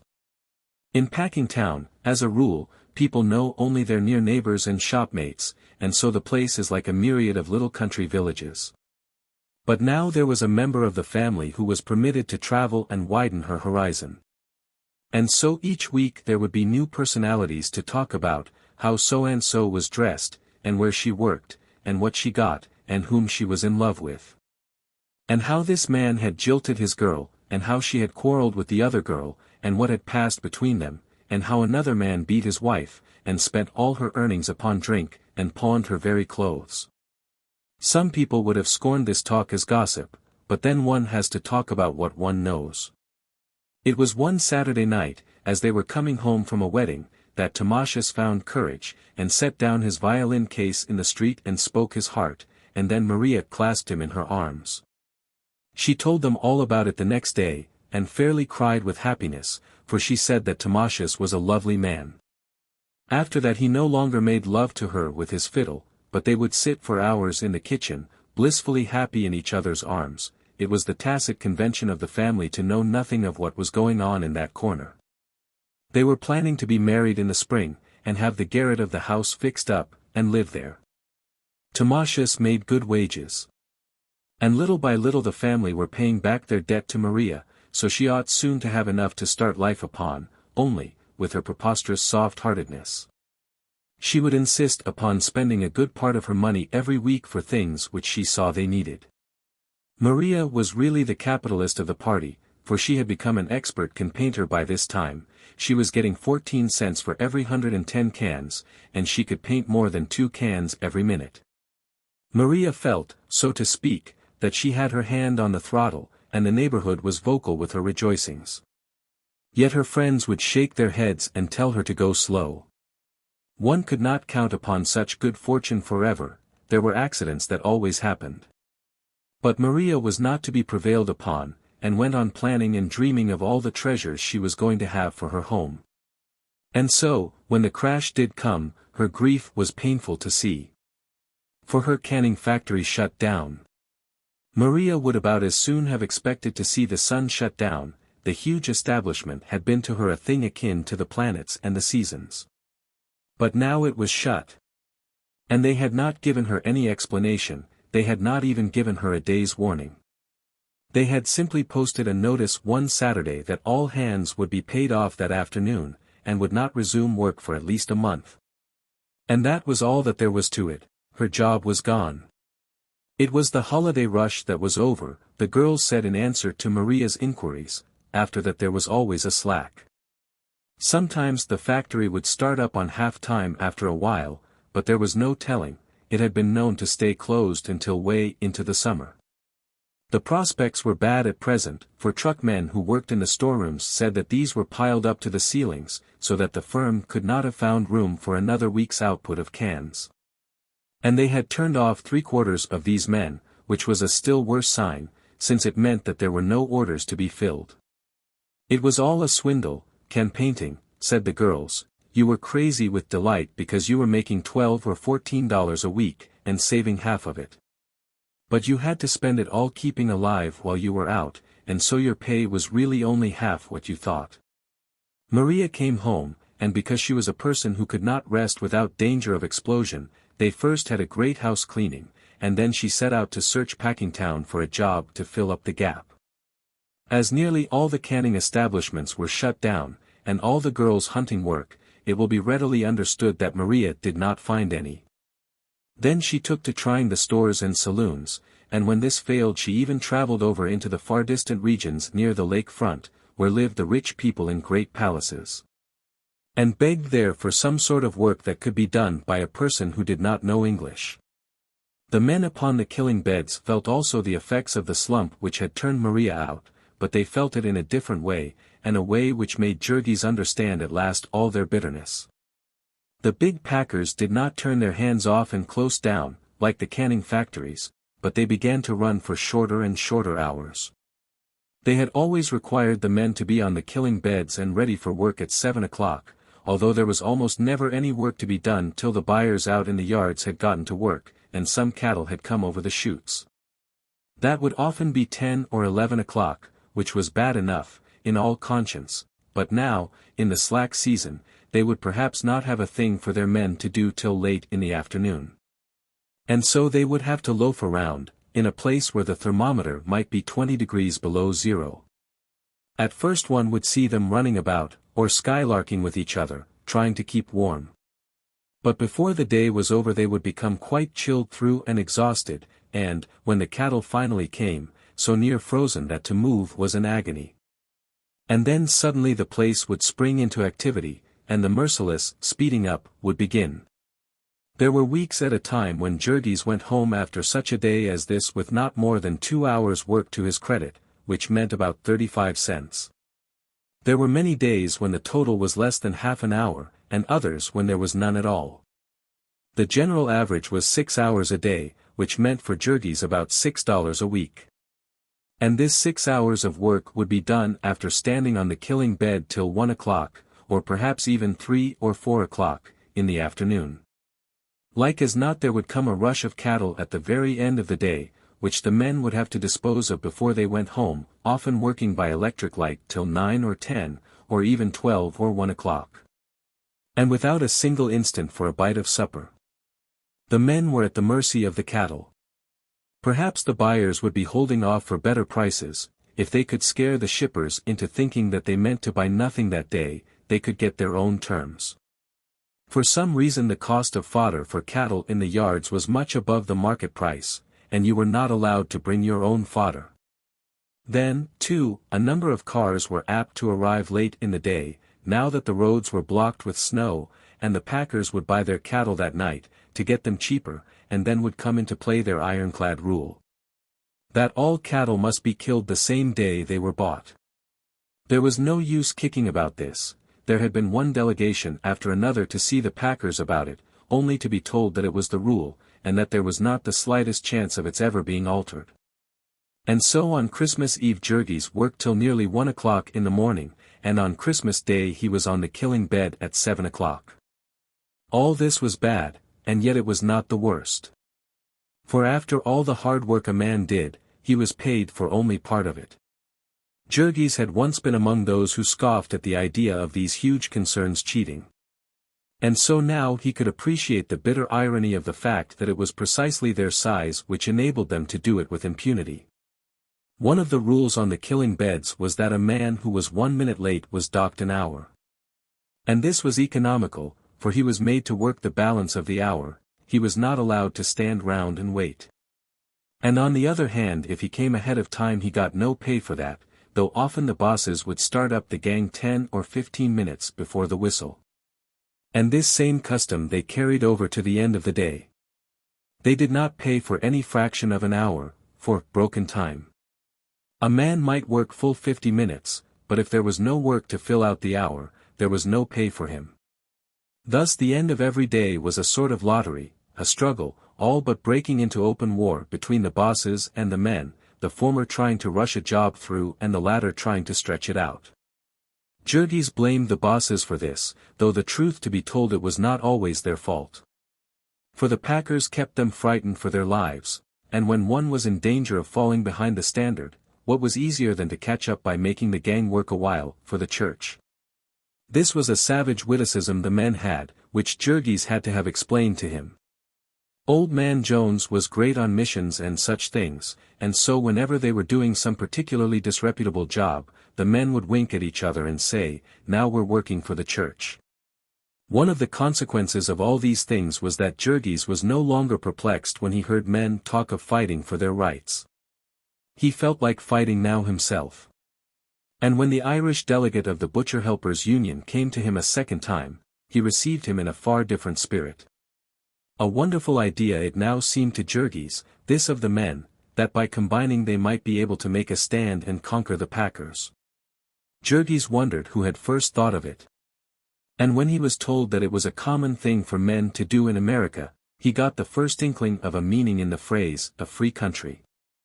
The delegate explained to him how it depended upon their being able to get every man to join and stand by the organization, and so Jurgis signified that he was willing to do his share. Before another month was by, all the working members of his family had union cards, and wore their union buttons conspicuously and with pride. For fully a week they were quite blissfully happy, thinking that belonging to a union meant an end to all their troubles. But only 10 days after she had joined, Maria's canning factory closed down, and that blow quite staggered them. They could not understand why the union had not prevented it, and the very first time she attended a meeting Maria got up and made a speech about it. It was a business meeting, and was transacted in English, but that made no difference to Maria. She said what was in her, and all the pounding of the chairman's gavel and all the uproar and confusion in the room could not prevail. Quite apart from her own troubles she was boiling over with a general sense of the injustice of it, and she told what she thought of the packers, and what she thought of a world where such things were allowed to happen. And then, while the echoes of the hall rang with the shock of her terrible voice, she sat down again and fanned herself, and the meeting gathered itself together and proceeded to discuss the election of a recording secretary.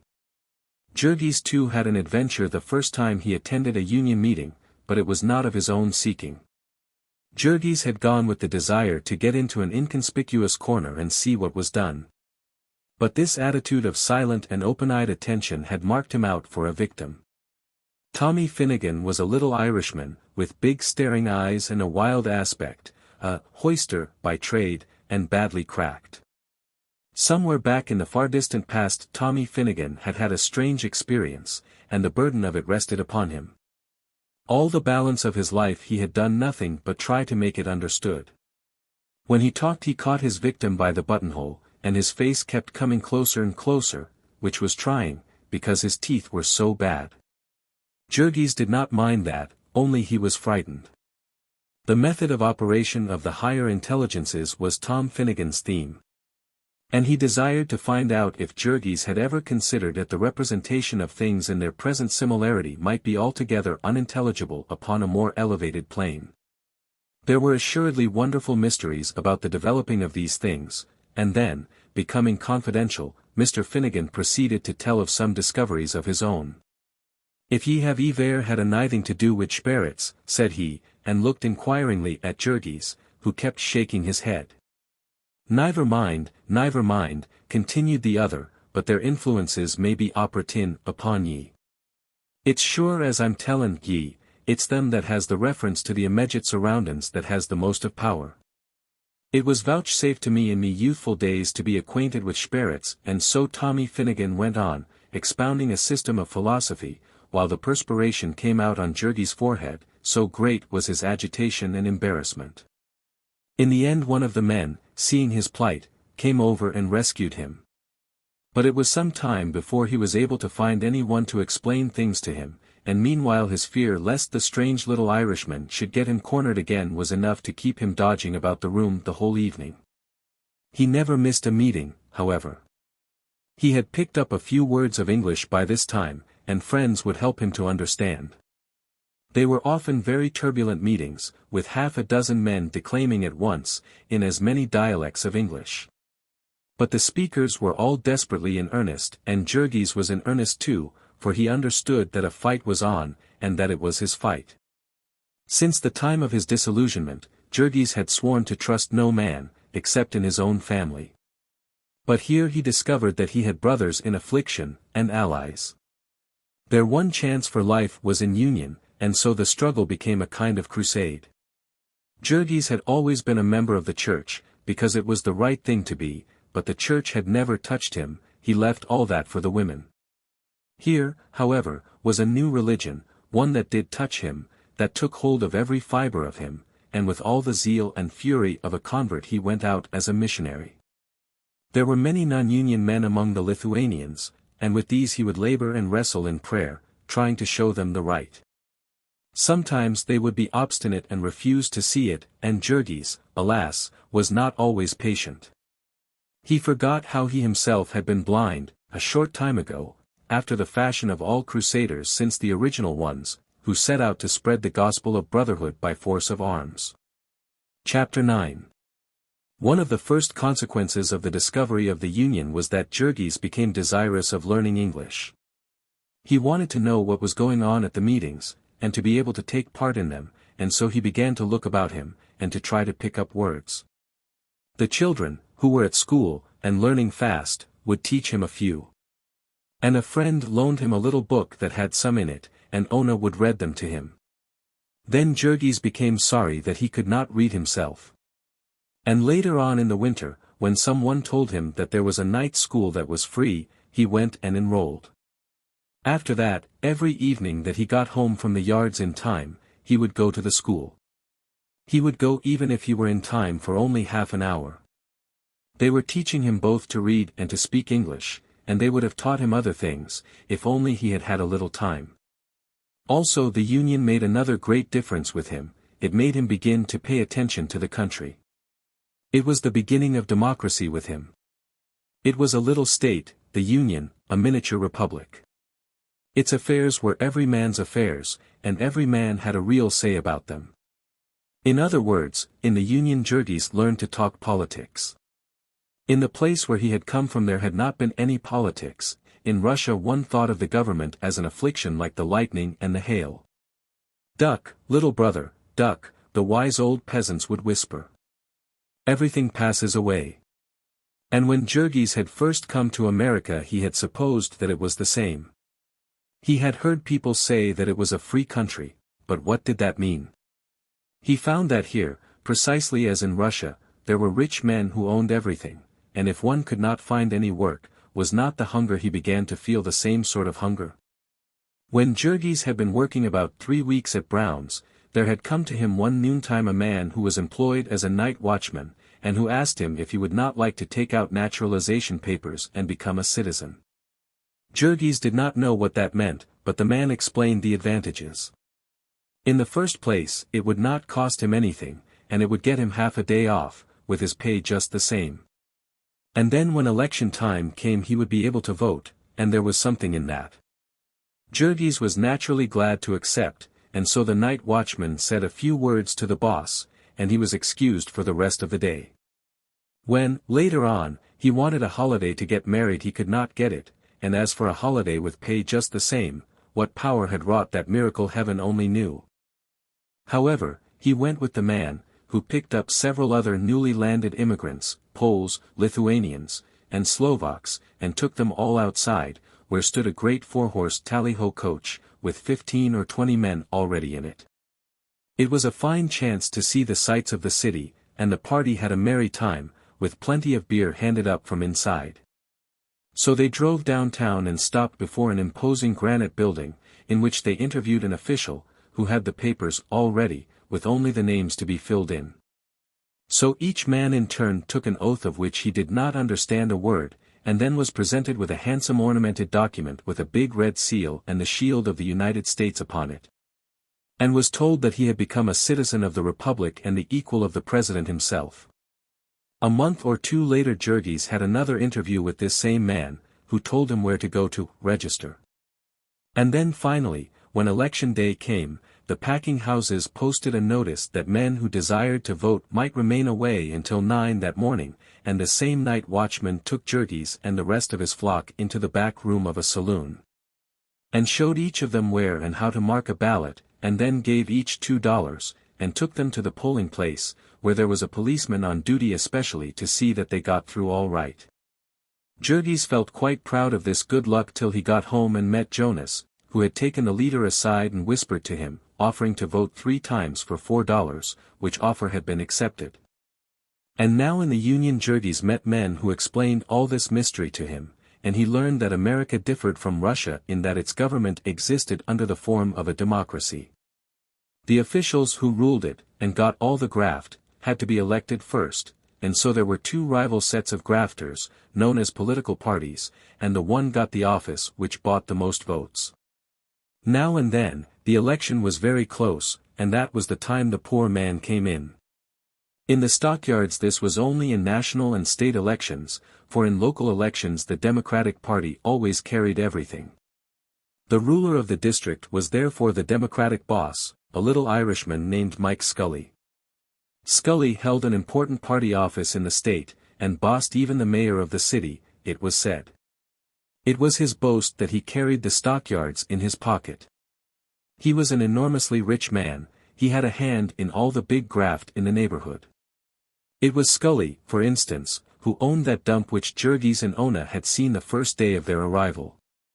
Not only did he own the dump, but he owned the brick factory as well, and first he took out the clay and made it into bricks, and then he had the city bring garbage to fill up the hole, so that he could build houses to sell to the people. Then, too, he sold the bricks to the city, at his own price, and the city came and got them in its own wagons. And also he owned the other hole nearby, where the stagnant water was, and it was he who cut the ice and sold it. And what was more, if the men told truth, he had not had to pay any taxes for the water, and he had built the ice house out of city lumber, and had not had to pay anything for that. The newspapers had got hold of that story, and there had been a scandal, but Scully had hired somebody to confess and take all the blame, and then skip the country. It was said, too, that he had built his brick kiln in the same way, and that the workmen were on the city payroll while they did it. However, one had to press closely to get these things out of the men, for it was not their business, and Mike Scully was a good man to stand in with. A note signed by him was equal to a job any time at the packing houses. And also he employed a good many men himself, and worked them only 8 hours a day, and paid them the highest wages. This gave him many friends, all of whom he had gotten together into the War Whoop League, whose clubhouse you might see just outside of the yards. It was the biggest clubhouse, and the biggest club, in all Chicago. And they had prize fights every now and then, and cockfights and even dog fights. The policemen in the district all belonged to the league, and instead of suppressing the fights, they sold tickets for them. The man that had taken Jurgis to be naturalized was one of these Indians, as they were called. And on election day there would be hundreds of them out, and all with big wads of money in their pockets and free drinks at every saloon in the district. That was another thing, the men said, all the saloon keepers had to be Indians, and to put up on demand, otherwise they could not do business on Sundays, nor have any gambling at all. In the same way Scully had all the jobs in the fire department at his disposal, and all the rest of the city graft in the stockyards district. He was building a block of flats somewhere up on Ashland Avenue, and the man who was overseeing it for him was drawing pay as a city inspector of sewers. The city inspector of water pipes had been dead and buried for over a year, but somebody was still drawing his pay. The city inspector of sidewalks was a barkeeper at the War Whoop Cafe, and maybe he could make it uncomfortable for any tradesman who did not stand in with Scully. Even the packers were in awe of him, so the men said. It gave them pleasure to believe this, for Scully stood as the people's man, and boasted of it boldly when election day came. The packers had wanted a bridge at Ashland Avenue, but they had not been able to get it till they had seen Scully. And it was the same with Bubbly Creek, which the city had threatened to make the packers cover over, till Scully had come to their aid. Bubbly Creek is an arm of the Chicago River, and forms the southern boundary of the yards. All the drainage of the square mile of packing houses empties into it, so that it is really a great open sewer 100 or 2 feet wide. One long arm of it is blind, and the filth stays there forever and a day. The grease and chemicals that are poured into it undergo all sorts of strange transformations, which are the cause of its name. It is constantly in motion, as if huge fish were feeding in it, or great leviathans disporting themselves in its depths. Bubbles of carbonic acid gas will rise to the surface and burst, and make rings 2 or 3 feet wide. Here and there the grease and filth have caked solid, and the creek looks like a bed of lava.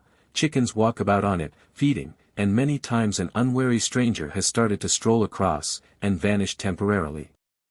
The packers used to leave the creek that way, till every now and then the surface would catch on fire and burn furiously, and the fire department would have to come and put it out. Once, however, an ingenious stranger came and started to gather this filth in scows, to make lard out of. Then the packers took the cue, and got out an injunction to stop him, and afterward gathered it themselves. The banks of Bubbly Creek are plastered thick with hairs, and this also the packers gather and clean. And there were things even stranger than this, according to the gossip of the men. The packers had secret mains, through which they stole billions of gallons of the city's water. The newspapers had been full of this scandal. Once there had even been an investigation, and an actual uncovering of the pipes. But nobody had been punished, and the thing went right on. And then there was the condemned meat industry, with its endless horrors. The people of Chicago saw the government inspectors in Packingtown, and they all took that to mean that they were protected from diseased meat. They did not understand that these 163 inspectors had been appointed at the request of the packers, and that they were paid by the United States government to certify that all the diseased meat was kept in the state.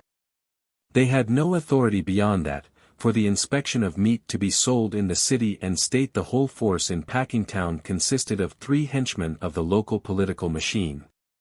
And shortly afterward one of these, a physician, made the discovery that the carcasses of steers which had been condemned as tubercular by the government inspectors, and which therefore contain ptomaines, which are deadly poisons, were left upon an open platform and carted away to be sold in the city. And so he insisted that these carcasses be treated with an injection of kerosene, and was ordered to resign the same week. So indignant were the packers that they went farther, and compelled the mayor to abolish the whole Bureau of Inspection. So that since then there has not been even a pretense of any interference with the graft. There was said to be $2,000 a week hush money from the tubercular steers alone. And as much again from the hogs which had died of cholera on the trains, and which you might see any day being loaded into boxcars and hauled away to a place called Globe, in Indiana, where they made a fancy grade of lard. Rules and regulations for the inspection of livestock and their products. United States Department of Agriculture, Bureau of Animal Industries, Order No. 125, Section 1. Proprietors of slaughterhouses, canning, salting, packing, or rendering establishments engaged in the slaughtering of cattle, sheep, or swine, or the packing of any of their products. The carcasses or products of which are to become subjects of interstate or foreign commerce, shall make application to the Secretary of Agriculture for inspection of said animals and their products. Section 15. Such rejected or condemned animals shall at once be removed by the owners from the pens containing animals which have been inspected and found to be free from disease and fit for human food, and shall be disposed of in accordance with the laws, ordinances, and regulations of the state and municipality in which said rejected or condemned animals are located. Section 25.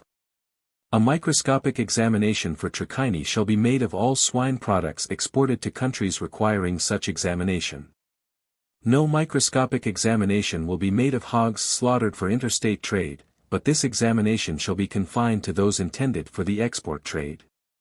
Jurgis heard of these things little by little, in the gossip of those who were obliged to perpetrate them. It seemed as if every time you met a person from a new department, you heard of new swindles and new crimes. There was, for instance, a Lithuanian who was a cattle butcher for the plant where Maria had worked, which killed meat for canning only. And to hear this man describe the animals which came to his place would have been worthwhile for a Dante or a Zola. It seemed that they must have agencies all over the country, to hunt out old and crippled and diseased cattle to be canned. There were cattle which had been fed on whiskey malt, the refuse of the breweries, and had become what the men called steerly, which means covered with boils. It was a nasty job killing these, for when you plunged your knife into them they would burst and splash foul-smelling stuff into your face.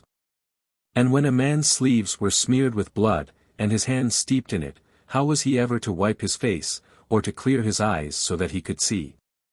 It was stuff such as this that made the embalmed beef that had killed several times as many United States soldiers as all the bullets of the Spaniards. Only the army beef, besides, was not fresh canned, it was old stuff that had been lying for years in the cellars. Then one Sunday evening, Jurgis sat puffing his pipe by the kitchen stove, and talking with an old fellow whom Jonas had introduced, and who worked in the canning rooms at Durham's. And so Jurgis learned a few things about the great and only Durham canned goods, which had become a national institution. They were regular alchemists at Durham's. They advertised a mushroom catsup, and the men who made it did not know what a mushroom looked like. They advertised potted chicken, and it was like the boarding-house soup of the comic papers, through which a chicken had walked with rubbers on. Perhaps they had a secret process for making chickens chemically, who knows? Said Jurgis' friend. The things that went into the mixture were tripe, and the fat of pork, and beef suet, and hearts of beef, and finally the waste ends of veal, when they had any. They put these up in several grades, and sold them at several prices. But the contents of the cans all came out of the same hopper. And then there was potted game, and potted grouse, potted ham, and deviled ham, deviled, as the men called it.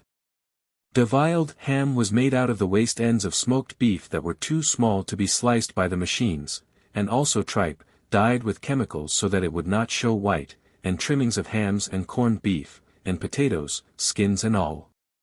And finally the hard cartilaginous gullets of beef, after the tongues had been cut out. All this ingenious mixture was ground up and flavored with spices to make it taste like something. Anybody who could invent a new imitation had been sure of a fortune from old Durham, said Jurgis' informant, but it was hard to think of anything new in a place where so many sharp wits had been at work for so long. Where men welcomed tuberculosis in the cattle they were feeding, because it made them fatten more quickly.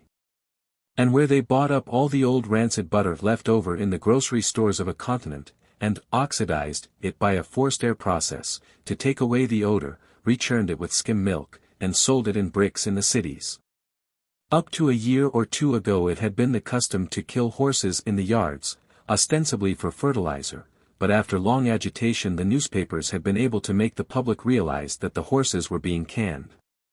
Now it was against the law to kill horses in Packingtown, and the law was really complied with, for the present, at any rate. Any day, however, one might see sharp-horned and shaggy-haired creatures running with the sheep, and yet what a job you would have to get the public to believe that a good part of what it buys for lamb and mutton is really goat's flesh. There was another interesting set of statistics that a person might have gathered in Packingtown, those of the various afflictions of the workers. When Jurgis had first inspected the packing plants with Sedvilas, he had marveled while he listened to the tale of all the things that were made out of the carcasses of animals, and of all the lesser industries that were maintained there. Now he found that each one of these lesser industries was a separate little inferno, in its way as horrible as the killing beds, the source and fountain of them all. The workers in each of them had their own peculiar diseases. And the wandering visitor might be skeptical about all the swindles, but he could not be skeptical about these, for the worker bore the evidence of them about on his own person. Generally he had only to hold out his hand. There were the men in the pickle rooms, for instance, where old Antanas had gotten his death, scarce a one of these that had not some spot of horror on his person. Let a man so much as scrape his finger pushing a truck in the pickle rooms, and he might have a sore that would put him out of the world. All the joints in his fingers might be eaten by the acid, one by one. Of the butchers and floors men, the beef boners and trimmers, and all those who used knives, you could scarcely find a person who had the use of his thumb. Time and time again the base of it had been slashed, till it was a mere lump of flesh against which the man pressed the knife to hold it. The hands of these men would be crisscrossed with cuts, until you could no longer pretend to count them or to trace them. They would have no nails, they had worn them off pulling hides. Their knuckles were swollen so that their fingers spread out like a fan. There were men who worked in the cooking rooms, in the midst of steam and sickening odors, by artificial light. In these rooms the germs of tuberculosis might live for 2 years, but the supply was renewed every hour. There were the beef luggers, who carried 200-pound quarters into the refrigerator cars. A fearful kind of work, that began at 4 o'clock in the morning, and that wore out the most powerful men in a few years. There were those who worked in the chilling rooms, and whose special disease was rheumatism. The time limit that a man could work in the chilling rooms was said to be 5 years. There were the wool pluckers, whose hands went to pieces even sooner than the hands of the pickle men. For the pelts of the sheep had to be painted with acid to loosen the wool, and then the pluckers had to pull out this wool with their bare hands, till the acid had eaten their fingers off. There were those who made the tins for the canned meat. And their hands, too, were a maze of cuts, and each cut represented a chance for blood poisoning. Some worked at the stamping machines, and it was very seldom that one could work long there at the pace that was set, and not give out and forget himself and have a part of his hand chopped off. There were the hoisters, as they were called, whose task it was to press the lever which lifted the dead cattle off the floor. They ran along upon a rafter, peering down through the damp and the steam. And as old Durham's architects had not built the killing room for the convenience of the hoisters, at every few feet they would have to stoop under a beam, say 4 feet above the one they ran on. Which got them into the habit of stooping, so that in a few years they would be walking like chimpanzees. Worst of any, however, were the fertilizer men, and those who served in the cooking rooms. These people could not be shown to the visitor, for the odor of a fertilizer man would scare any ordinary visitor at 100 yards, and as for the other men, who worked in tank rooms full of steam, and in some of which there were open vats near the level of the floor, their peculiar trouble was that they fell into the vats. And when they were fished out, there was never enough of them left to be worth exhibiting. Sometimes they would be overlooked for days, till all but the bones of them had gone out to the world as Durham's pure leaf lard. Chapter 10. During the early part of the winter the family had had money enough to live and a little over to pay their debts with. But when the earnings of Jurgis fell from $9 or $10 a week to 5 or 6, there was no longer anything to spare. The winter went, and the spring came, and found them still living thus from hand to mouth, hanging on day by day, with literally not a month's wages between them and starvation. Maria was in despair, for there was still no word about the reopening of the canning factory, and her savings were almost entirely gone. She had had to give up all idea of marrying then. The family could not get along without her, though for that matter she was likely soon to become a burden even upon them, for when her money was all gone, they would have to pay back what they owed her in board. So Jurgis and Ona and Teta Elzbieta would hold anxious conferences until late at night, trying to figure how they could manage this too without starving.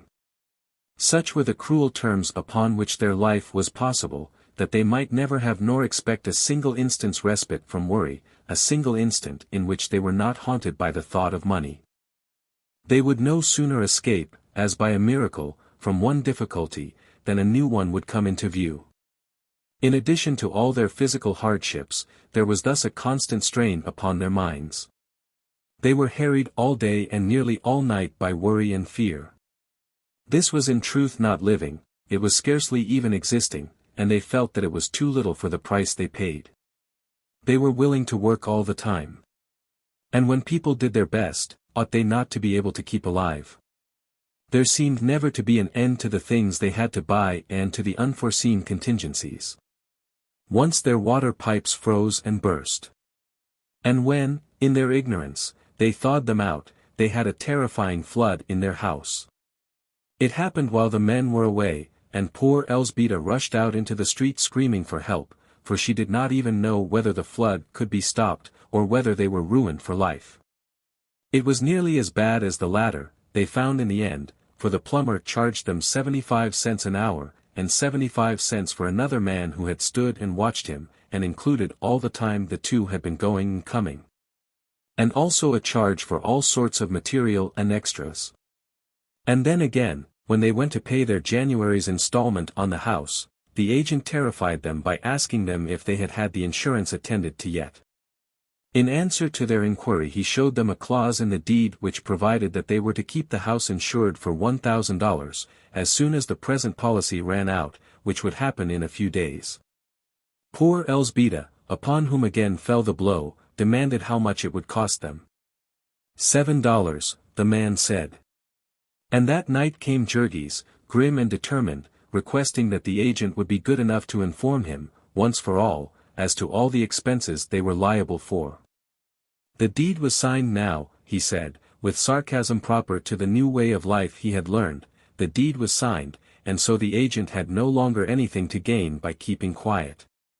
And Jurgis looked the fellow squarely in the eye, and so the fellow wasted no time in conventional protests, but read him the deed.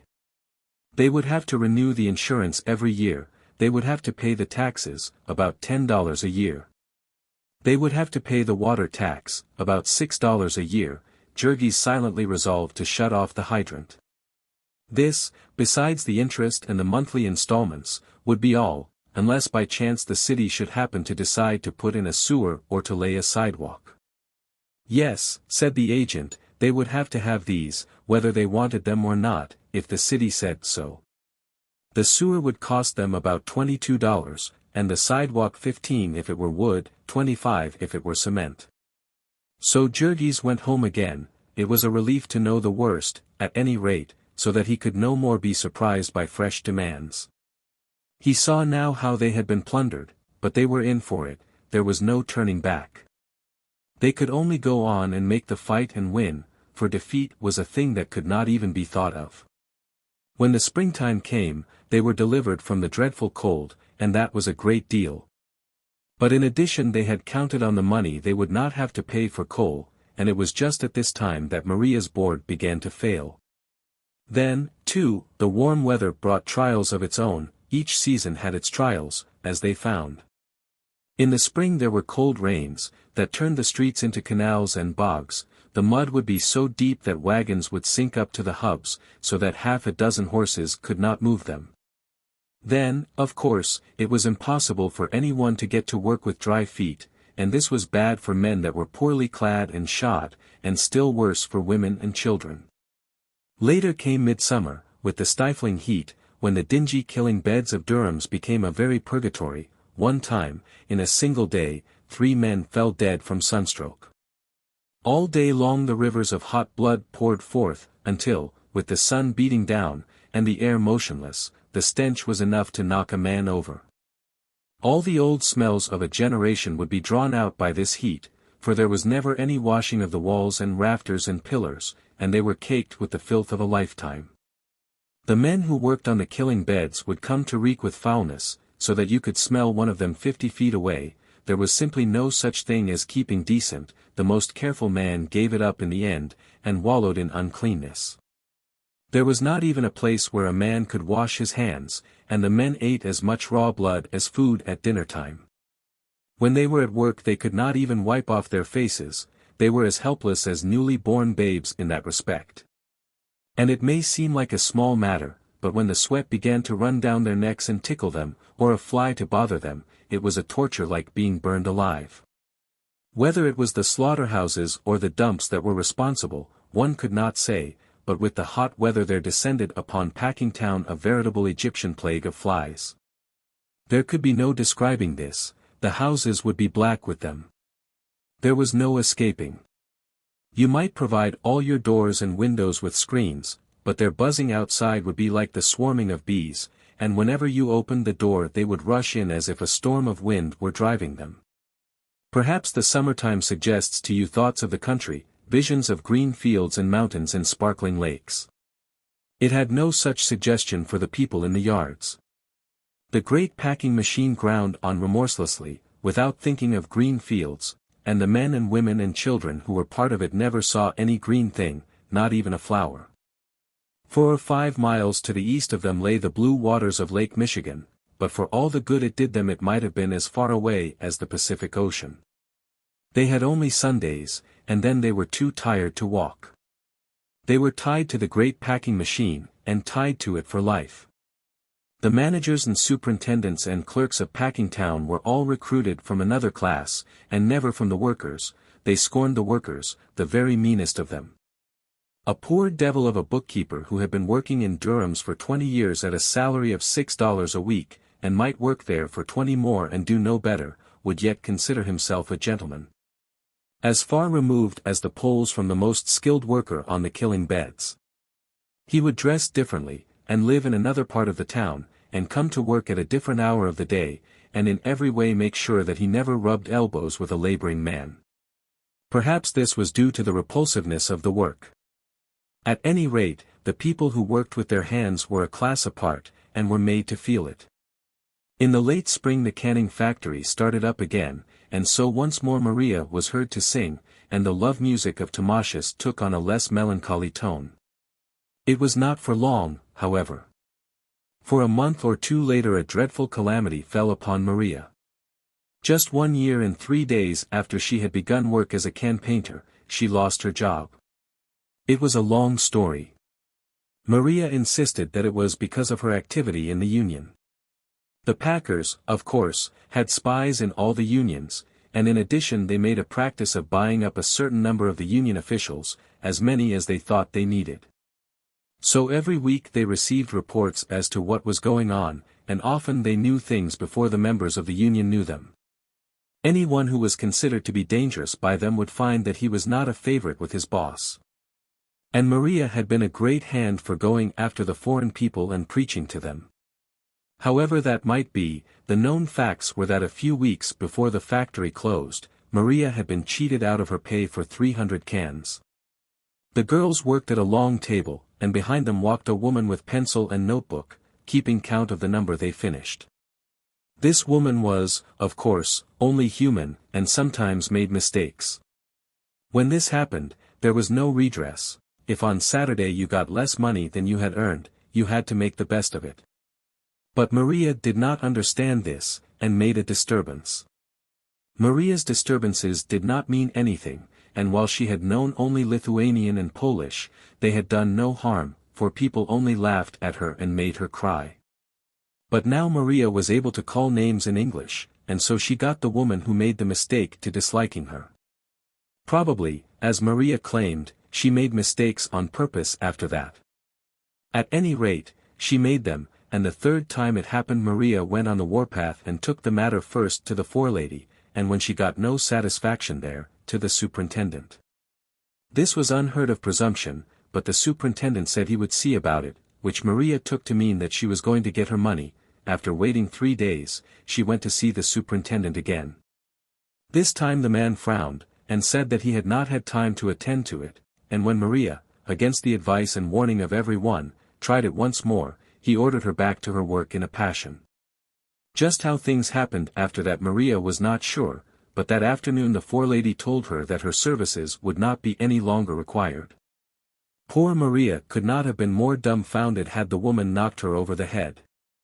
At first she could not believe what she heard, and then she grew furious and swore that she would come anyway, that her place belonged to her.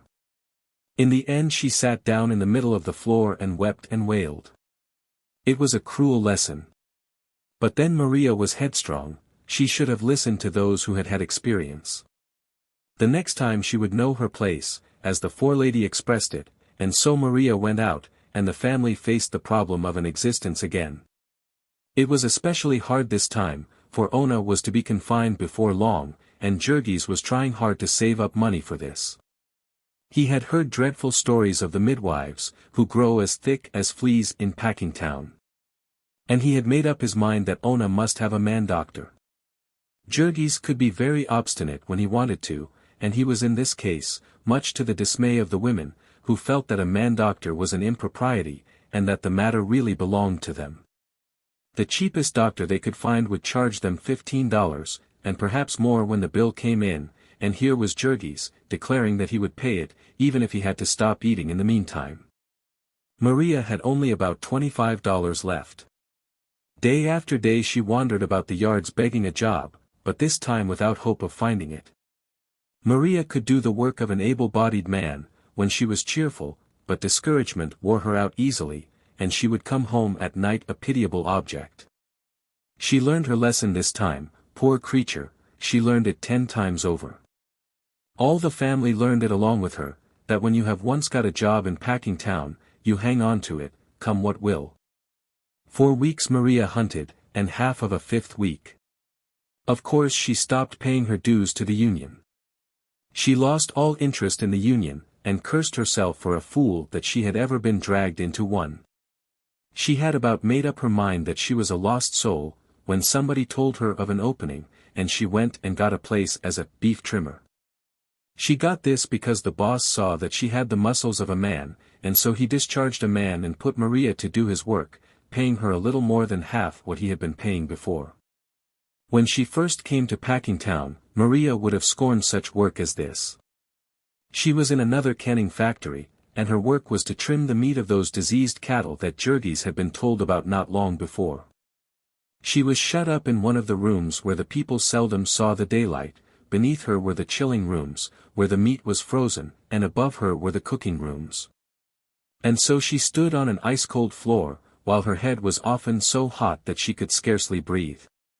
Trimming beef off the bones by the hundredweight, while standing up from early morning till late at night, with heavy boots on and the floor always damp and full of puddles.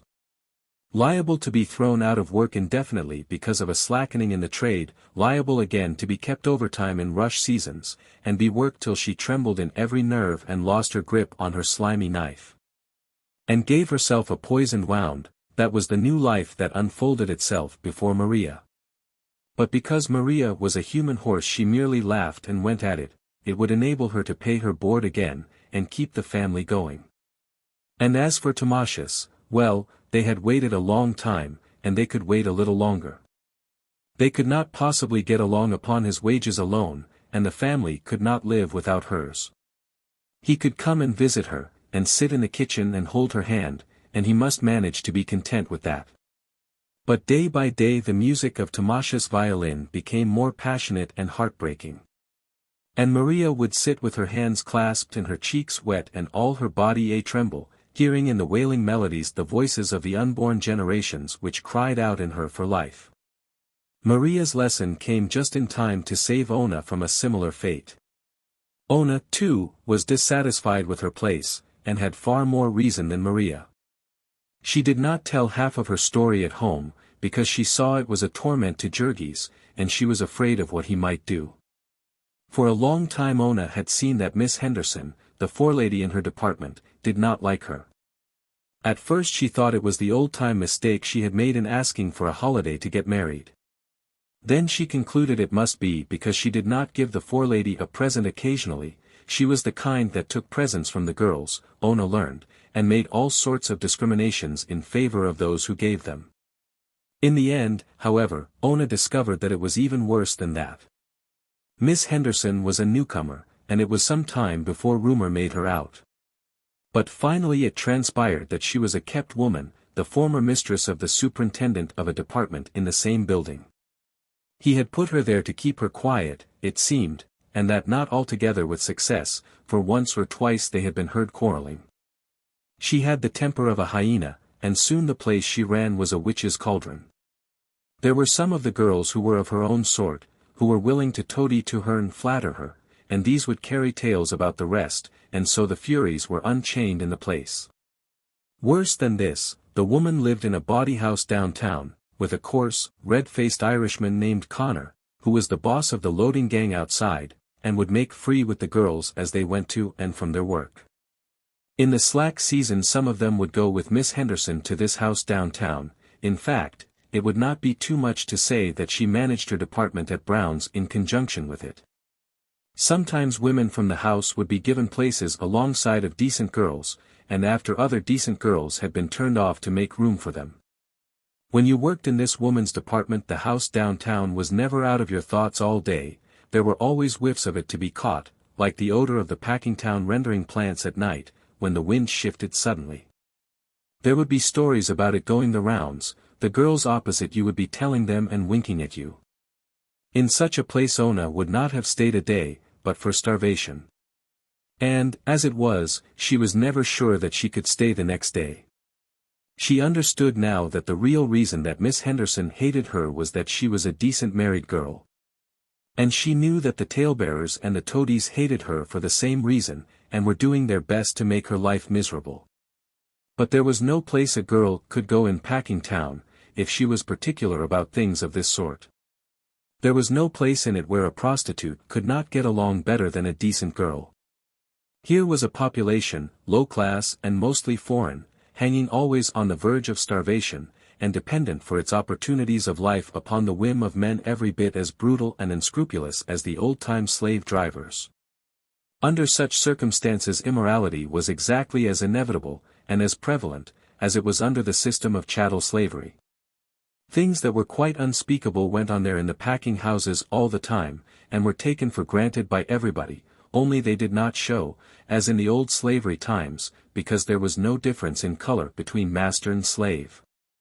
One morning Ona stayed home, and Jurgis had the man-doctor, according to his whim, and she was safely delivered of a fine baby. It was an enormous big boy, and Ona was such a tiny creature herself, that it seemed quite incredible. Jurgis would stand and gaze at the stranger by the hour, unable to believe that it had really happened. The coming of this boy was a decisive event with Jurgis. It made him irrevocably a family man. It killed the last lingering impulse that he might have had to go out in the evenings and sit and talk with the men in the saloons. There was nothing he cared for now so much as to sit and look at the baby. This was very curious, for Jurgis had never been interested in babies before.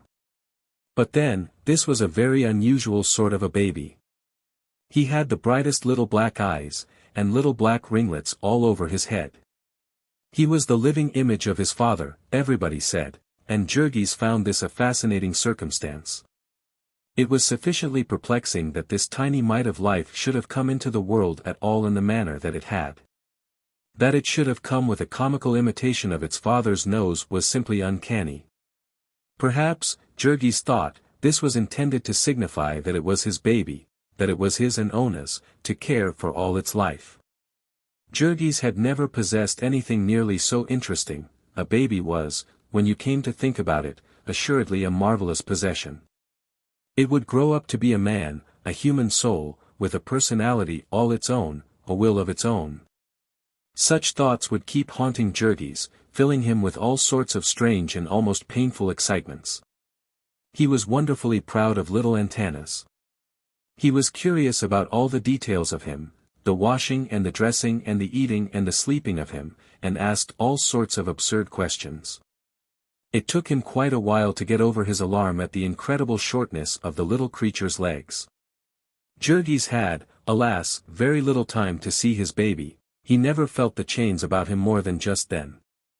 When he came home at night, the baby would be asleep, and it would be the merest chance if he awoke before Jurgis had to go to sleep himself. Then in the morning there was no time to look at him, so really the only chance the father had was on Sundays. This was more cruel yet for Ona, who ought to have stayed home and nursed him, the doctor said, for her own health as well as the baby's. But Ona had to go to work, and leave him for Teta Elzbieta to feed upon the pale blue poison that was called milk at the corner grocery. Ona's confinement lost her only a week's wages. She would go to the factory the second Monday, and the best that Jurgis could persuade her was to ride in the car, and let him run along behind and help her to Brown's when she alighted. After that it would be all right, said Ona. It was no strain sitting still sewing hams all day, and if she waited longer she might find that her dreadful forelady had put someone else in her place. That would be a greater calamity than ever now, Ona continued, on account of the baby. They would all have to work harder now on his account. It was such a responsibility, they must not have the baby grow up to suffer as they had. And this indeed had been the first thing that Jurgis had thought of himself. He had clenched his hands and braced himself anew for the struggle, for the sake of that tiny mite of human possibility. And so Ona went back to Brown's and saved her place and a week's wages, and so she gave herself some one of the 1,000 ailments that women group under the title of womb trouble, and was never again a well person as long as she lived. It is difficult to convey in words all that this meant to Ona.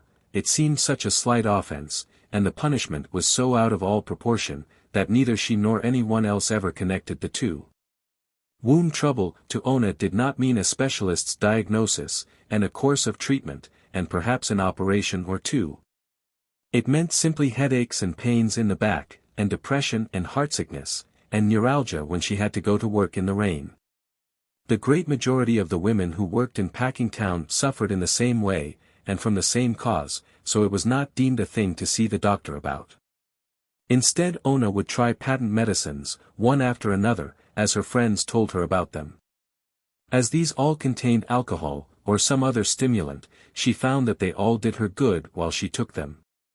And so she was always chasing the phantom of good health, and losing it because she was too poor to continue. Chapter 11. During the summer the packing houses were in full activity again, and Jurgis made more money. He did not make so much, however, as he had the previous summer, for the packers took on more hands. There were new men every week, it seemed. It was a regular system. And this number they would keep over to the next slack season, so that everyone would have less than ever. Sooner or later, by this plan, they would have all the floating labor of Chicago trained to do their work. And how very cunning a trick was that! The men were to teach new hands, who would some day come and break their strike, and meantime they were kept so poor that they could not prepare for the trial. But let no one suppose that this superfluity of employees meant easier work for any one. On the contrary, the speeding up seemed to be growing more savage all the time.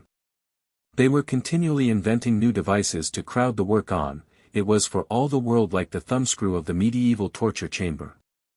They would get new pacemakers and pay them more. They would drive the men on with new machinery. It was said that in the hog-killing rooms the speed at which the hogs moved was determined by clockwork, and that it was increased a little every day. In piecework they would reduce the time, requiring the same work in a shorter time, and paying the same wages. And then, after the workers had accustomed themselves to this new speed, they would reduce the rate of payment to correspond with the reduction in time. They had done this so often in the canning establishments that the girls were fairly desperate. Their wages had gone down by a full third in the past 2 years, and a storm of discontent was brewing that was likely to break any day. Only a month after Maria had become a beef trimmer, the canning factory that she had left posted a cut that would divide the girls' earnings almost squarely in half. And so great was the indignation at this that they marched out without even a parley, and organized in the street outside. One of the girls had read somewhere that a red flag was the proper symbol for oppressed workers, and so they mounted one, and paraded all about the yards, yelling with rage. A new union was the result of this outburst, but the impromptu strike went to pieces in 3 days, owing to the rush of new labor.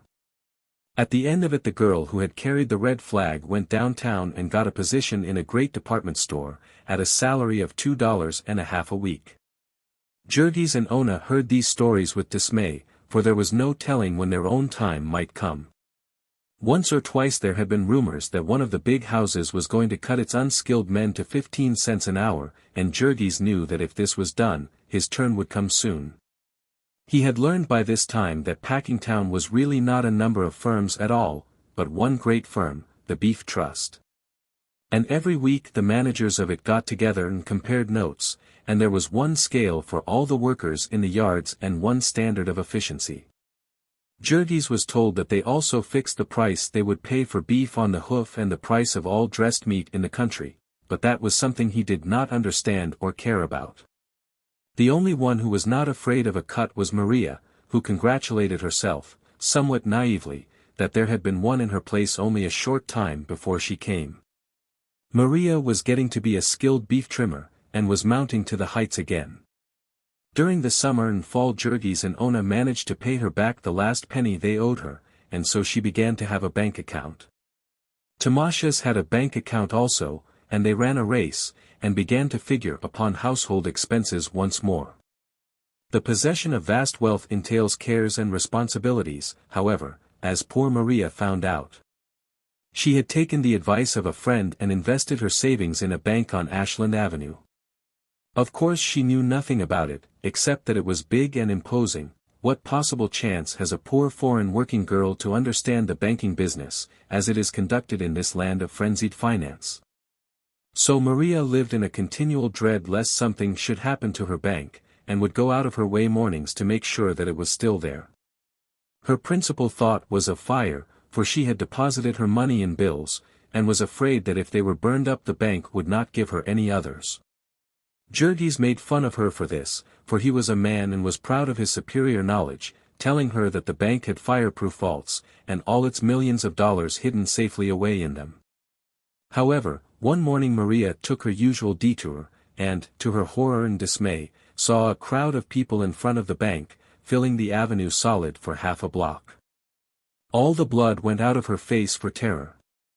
She broke into a run, shouting to the people to ask what was the matter, but not stopping to hear what they answered, till she had come to where the throng was so dense that she could no longer advance. There was a run on the bank, they told her then, but she did not know what that was, and turned from one person to another, trying in an agony of fear to make out what they meant. Had something gone wrong with the bank? Nobody was sure, but they thought so. Couldn't she get her money? There was no telling, the people were afraid not, and they were all trying to get it. It was too early yet to tell anything, the bank would not open for nearly 3 hours. So in a frenzy of despair Maria began to claw her way toward the doors of this building, through a throng of men, women, and children, all as excited as herself. It was a scene of wild confusion, women shrieking and wringing their hands and fainting, and men fighting and trampling down everything in their way. In the midst of the melee, Maria recollected that she did not have her bankbook, and could not get her money anyway, so she fought her way out and started on a run for home. This was fortunate for her, for a few minutes later the police reserves arrived. In half an hour Maria was back, Tata Elzbieta with her, both of them breathless with running and sick with fear.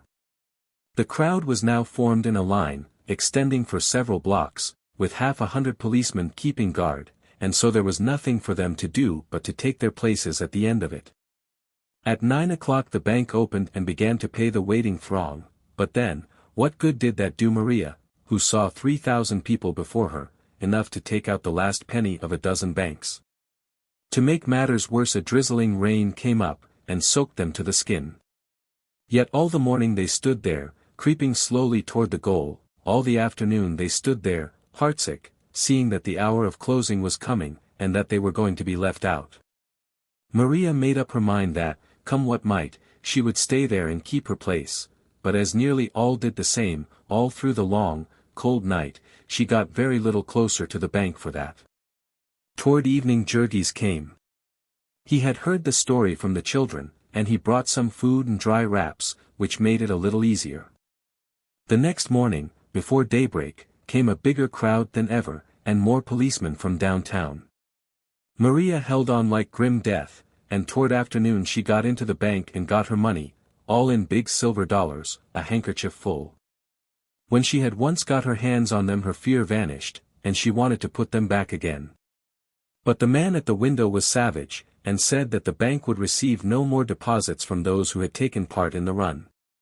So Maria was forced to take her dollars home with her, watching to right and left, expecting every instant that someone would try to rob her, and when she got home she was not much better off.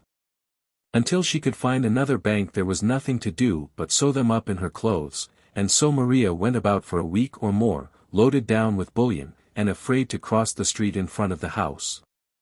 Because Jurgis told her she would sink out of sight in the mud. Weighted this way she made her way to the yards, again in fear, this time to see if she had lost her place. But fortunately about 10% of the working people of Packingtown had been depositors in that bank, and it was not convenient to discharge that many at once. The cause of the panic had been the attempt of a policeman to arrest a drunken man in a saloon next door, which had drawn a crowd at the hour the people were on their way to work, and so started the run. About this time Jurgis and Ona also began a bank account. Besides having paid Jonas and Maria, they had almost paid for their furniture, and could have that little sum to count on.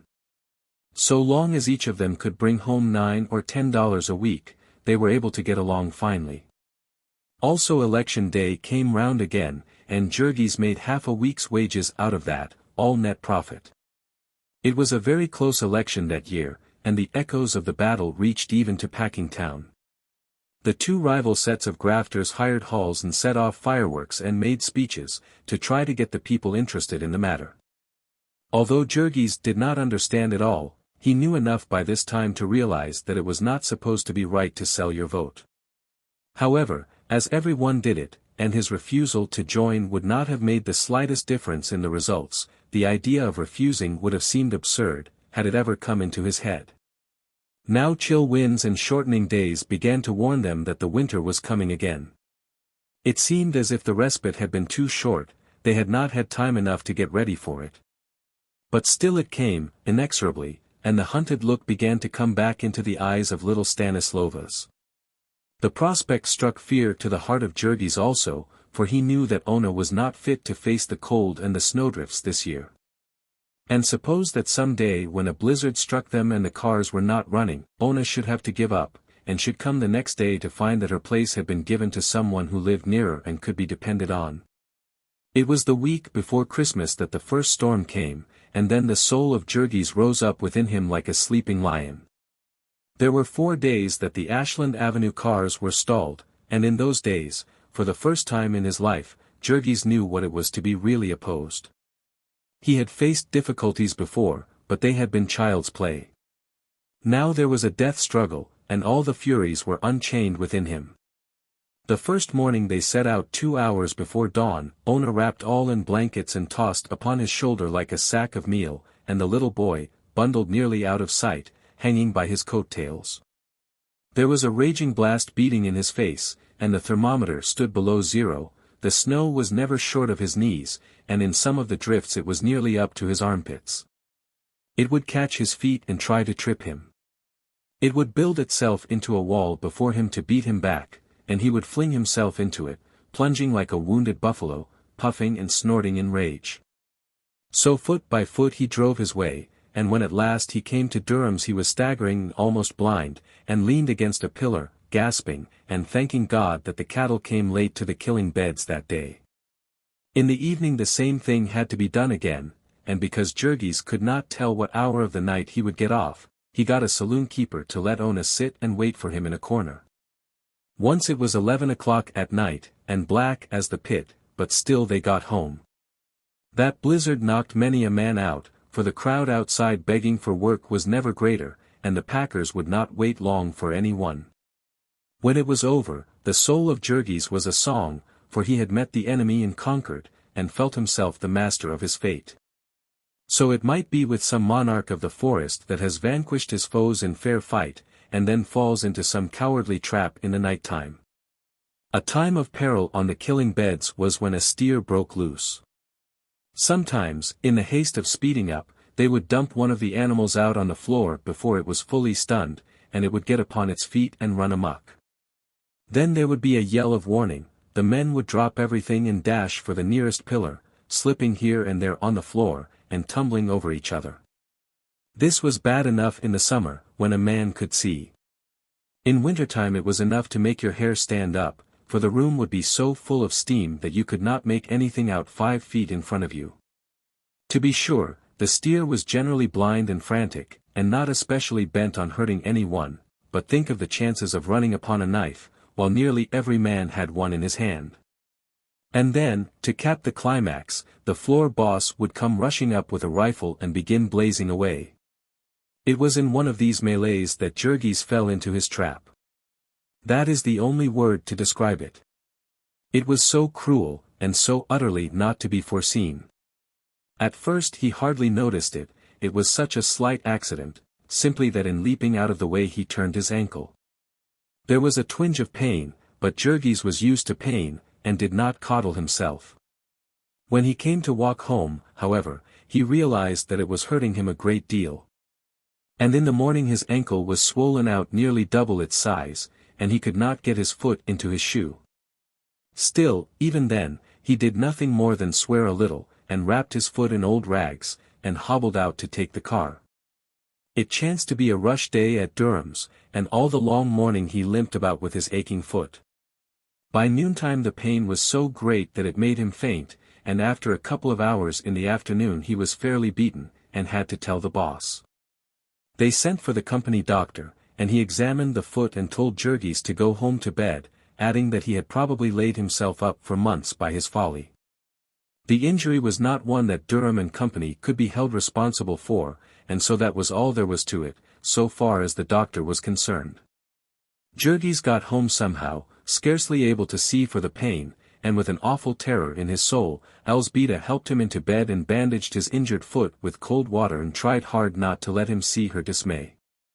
When the rest came home at night she met them outside and told them, and they, too, put on a cheerful face, saying it would only be for a week or two, and that they would pull him through. When they had gotten him to sleep, however, they sat by the kitchen fire and talked it over in frightened whispers. They were in for a siege, that was plainly to be seen. Jurgis had only about $60 in the bank, and the slack season was upon them. Both Jonas and Maria might soon be earning no more than enough to pay their board, and besides that there were only the wages of Ona and the pittance of the little boy. There was the rent to pay, and still some on the furniture. There was the insurance just due, and every month there was sack after sack of coal. It was January, midwinter, an awful time to have to face privation. Deep snows would come again, and who would carry Ona to her work now? She might lose her place, she was almost certain to lose it. And then little Stanislovas began to whimper. Who would take care of him? It was dreadful that an accident of this sort, that no man can help, should have meant such suffering. The bitterness of it was the daily food and drink of Jurgis. It was of no use for them to try to deceive him. He knew as much about the situation as they did, and he knew that the family might literally starve to death. The worry of it fairly ate him up. He began to look haggard the first 2 or 3 days of it. In truth, it was almost maddening for a strong man like him, a fighter, to have to lie there helpless on his back. It was for all the world the old story of Prometheus bound. As Jurgis lay on his bed, hour after hour there came to him emotions that he had never known before. Before this he had met life with a welcome. It had its trials, but none that a man could not face. But now, in the night time, when he lay tossing about, there would come stalking into his chamber a grisly phantom, the sight of which made his flesh curl and his hair to bristle up. It was like seeing the world fall away from underneath his feet. Like plunging down into a bottomless abyss, into yawning caverns of despair. It might be true, then, after all, what others had told him about life, that the best powers of a man might not be equal to it. It might be true that, strive as he would, toil as he would, he might fail, and go down and be destroyed. The thought of this was like an icy hand at his heart.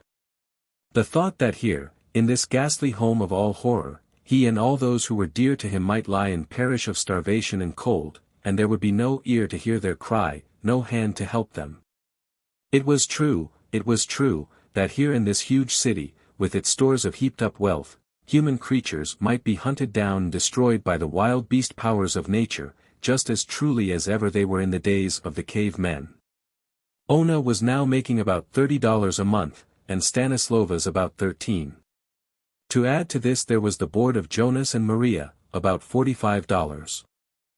Deducting from this the rent, interest, and installments on the furniture, they had left $60, and deducting the coal, they had $50. They did without everything that human beings could do without. They went in old and ragged clothing, that left them at the mercy of the cold, and when the children's shoes wore out, they tied them up with string. Half invalid as she was, Ona would do herself harm by walking in the rain and cold when she ought to have ridden. They bought literally nothing but food, and still they could not keep alive on $50 a month. They might have done it, if only they could have gotten pure food, and at fair prices, or if only they had known what to get, if they had not been so pitifully ignorant. But they had come to a new country, where everything was different, including the food. They had always been accustomed to eat a great deal of smoked sausage, and how could they know that what they bought in America was not the same, that its color was made by chemicals, and its smoky flavor by more chemicals? And that it was full of potato flour, besides. Potato flour is the waste of potato after the starch and alcohol have been extracted. It has no more food value than so much wood, and as its use as a food adulterant is a penal offense in Europe, thousands of tons of it are shipped to America every year. It was amazing what quantities of food such as this were needed every day, by 11 hungry persons. $1.65 a day was simply not enough to feed them, and there was no use trying. And so each week they made an inroad upon the pitiful little bank account that Ona had begun. Because the account was in her name, it was possible for her to keep this a secret from her husband, and to keep the heartsickness of it for her own. It would have been better if Jurgis had been really ill, if he had not been able to think. For he had no resources such as most invalids have. All he could do was to lie there and toss about from side to side. Now and then he would break into cursing, regardless of everything, and now and then his impatience would get the better of him, and he would try to get up, and poor Teta Elzbieta would have to plead with him in a frenzy. Elzbieta was all alone with him the greater part of the time. She would sit and smooth his forehead by the hour, and talk to him and try to make him forget. Sometimes it would be too cold for the children to go to school, and they would have to play in the kitchen, where Jurgis was, because it was the only room that was half warm. These were dreadful times, for Jurgis would get as cross as any bear. He was scarcely to be blamed, for he had enough to worry him, and it was hard when he was trying to take a nap to be kept awake by noisy and peevish children. Elzbieta's only resource in those times was little Antanas. Indeed, it would be hard to say how they could have gotten along at all if it had not been for little Antanas. It was the one consolation of Jurgis' long imprisonment that now he had time to look at his baby. Teta Elzbieta would put the clothes basket in which the baby slept alongside of his mattress, and Jurgis would lie upon one elbow and watch him by the hour, imagining things.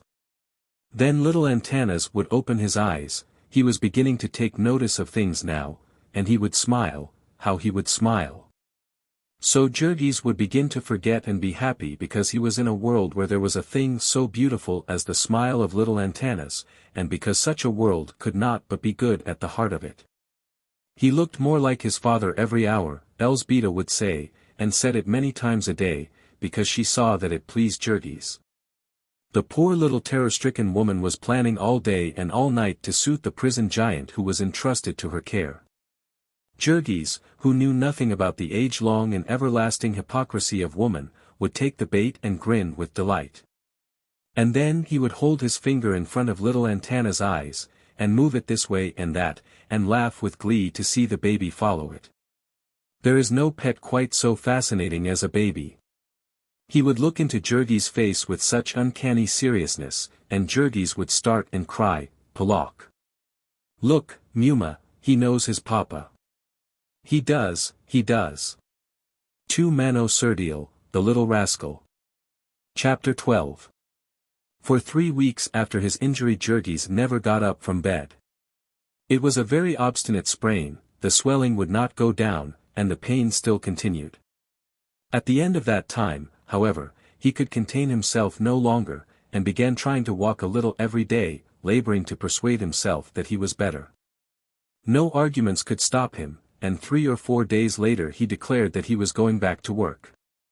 He limped to the cars and got to Brown's, where he found that the boss had kept his place, that is, was willing to turn out into the snow the poor devil he had hired in the meantime.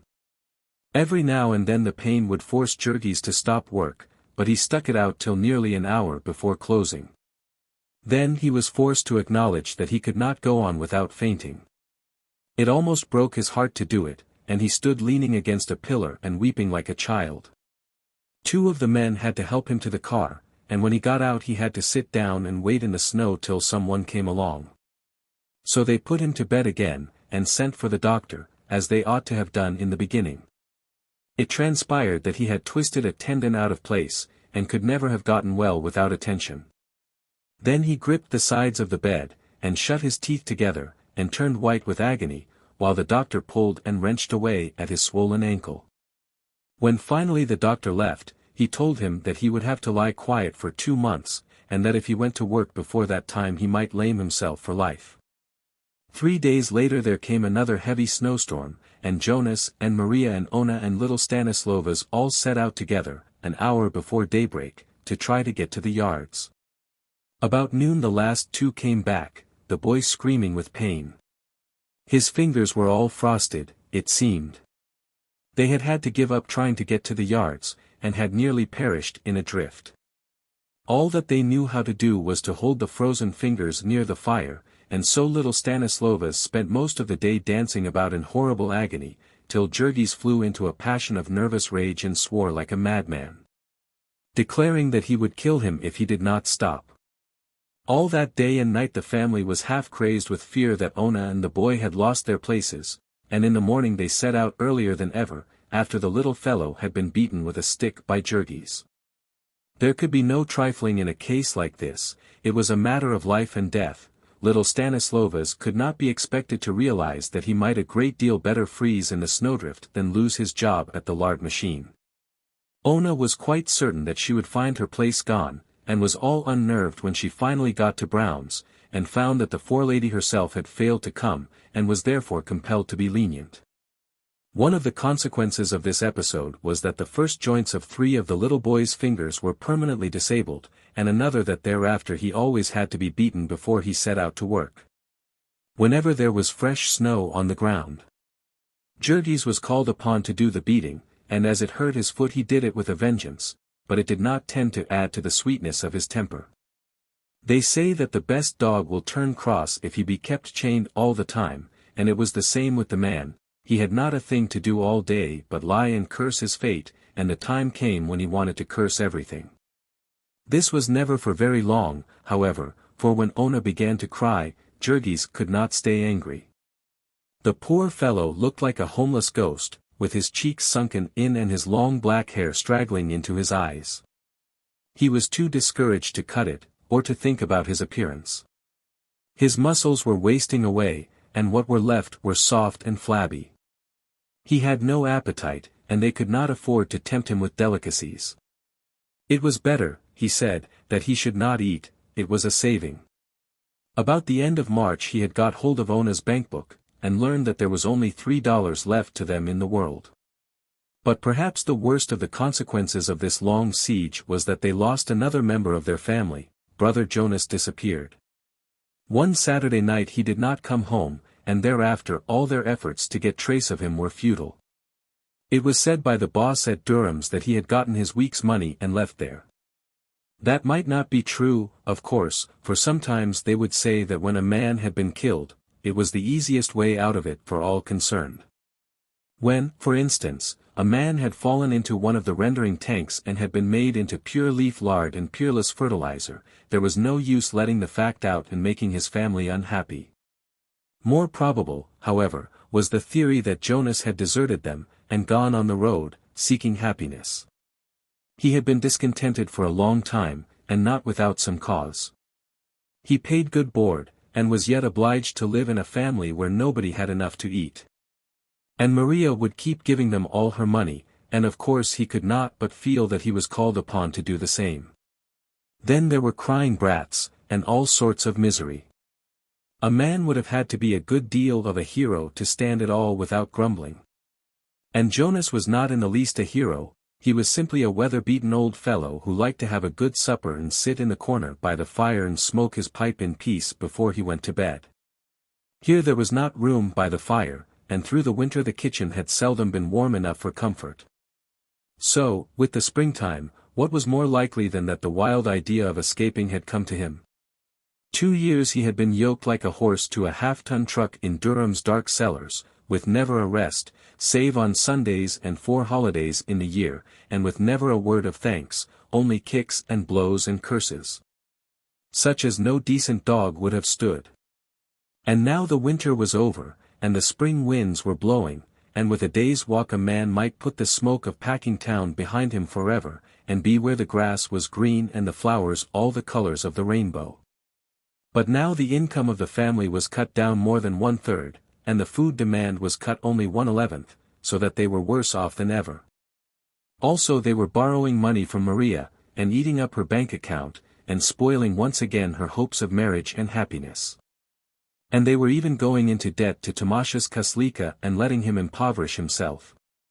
Poor Tomasius was a man without any relatives, and with a wonderful talent besides, and he ought to have made money and prospered, but he had fallen in love, and so given hostages to fortune, and was doomed to be dragged down too. So it was finally decided that 2 more of the children would have to leave school. Next to Stanislova's, who was now 15, there was a girl, little Katrina, who was 2 years younger, and then 2 boys, Vilimas, who was 11, and Nicologus, who was 10. Both of these last were bright boys, and there was no reason why their family should starve when tens of thousands of children no older were earning their own livings. So one morning they were given a quarter apiece and a roll with a sausage in it, and, with their minds top-heavy with good advice, were sent out to make their way to the city and learn to sell newspapers. They came back late at night in tears, having walked for the 5 or 6 miles to report that a man had offered to take them to a place where they sold newspapers, and had taken their money and gone into a store to get them, and never more been seen. So they both received a whipping, and the next morning set out again. This time they found the newspaper place, and procured their stock, and after wandering about till nearly noontime, saying, "Paper." To every one they saw, they had all their stock taken away and received a thrashing besides from a big newsman upon whose territory they had trespassed. Fortunately, however, they had already sold some papers, and came back with nearly as much as they started with. After a week of mishaps such as these, the two little fellows began to learn the ways of the trade, the names of the different papers, and how many of each to get, and what sort of people to offer them to, and where to go and where to stay away from. After this, leaving home at 4 o'clock in the morning, and running about the streets, first with morning papers and then with evening, they might come home late at night with 20 or 30 cents apiece, possibly as much as 40 cents. From this they had to deduct their car fare, since the distance was so great, but after a while they made friends, and learned still more, and then they would save their car fare. They would get on a car when the conductor was not looking, and hide in the crowd, and 3 times out of 4 he would not ask for their fares, either not seeing them, or thinking they had already paid. Or if he did ask, they would hunt through their pockets, and then begin to cry, and either have their fares paid by some kind old lady, or else try the trick again on a new car. All this was fair play, they felt. Whose fault was it that at the hours when workingmen were going to their work and back, the cars were so crowded that the conductors could not collect all the fares? And besides, the companies were thieves, people said, had stolen all their franchises with the help of scoundrelly politicians. Now that the winter was by, and there was no more danger of snow, and no more coal to buy, and another room warm enough to put the children into when they cried, and enough money to get along from week to week with, Jurgis was less terrible than he had been. A man can get used to anything in the course of time, and Jurgis had gotten used to lying about the house. Ona saw this, and was very careful not to destroy his peace of mind, by letting him know how very much pain she was suffering. It was now the time of the spring rains, and Ona had often to ride to her work. In spite of the expense, she was getting paler every day, and sometimes, in spite of her good resolutions, it pained her that Jurgis did not notice it. She wondered if he cared for her as much as ever, if all this misery was not wearing out his love. She had to be away from him all the time, and bear her own troubles while he was bearing his, and then, when she came home, she was so worn out. And whenever they talked they had only their worries to talk of. Truly it was hard, in such a life, to keep any sentiment alive. The woe of this would flame up in Ona sometimes. At night she would suddenly clasp her big husband in her arms and break into passionate weeping, demanding to know if he really loved her. Poor Jurgis, who had in truth grown more matter-of-fact, under the endless pressure of penury, would not know what to make of these things, and could only try to recollect when he had last been cross. And so Ona would have to forgive him and sob herself to sleep. The latter part of April Jurgis went to see the doctor, and was given a bandage to lace about his ankle, and told that he might go back to work. It needed more than the permission of the doctor, however, for when he showed up on the killing floor of Brown's, he was told by the foreman that it had not been possible to keep his job for him. Jurgis knew that this meant simply that the foreman had found someone else to do the work as well and did not want to bother to make a change. He stood in the doorway, looking mournfully on, seeing his friends and companions at work, and feeling like an outcast. Then he went out and took his place with the mob of the unemployed. This time, however, Jurgis did not have the same fine confidence, nor the same reason for it. He was no longer the finest-looking man in the throng, and the bosses no longer made for him. He was thin and haggard, and his clothes were seedy, and he looked miserable.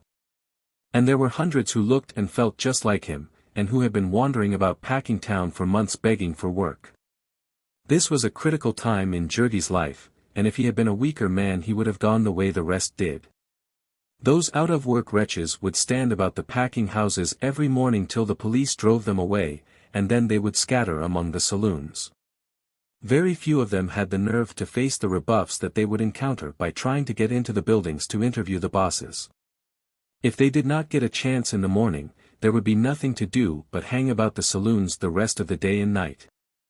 Jurgis was saved from all this, partly, to be sure, because it was pleasant weather, and there was no need to be indoors, but mainly because he carried with him always the pitiful little face of his wife. He must get work, he told himself, fighting the battle with despair every hour of the day. He must get work. He must have a place again and some money saved up, before the next winter came. But there was no work for him. He sought out all the members of his union, Jurgis had stuck to the Union through all this, and begged them to speak a word for him. He went to everyone he knew, asking for a chance, there or anywhere. He wandered all day through the buildings. And in a week or two, when he had been all over the yards, and into every room to which he had access, and learned that there was not a job anywhere, he persuaded himself that there might have been a change in the places he had first visited. And began the round all over. Till finally the watchmen and the spotters of the companies came to know him by sight and to order him out with threats.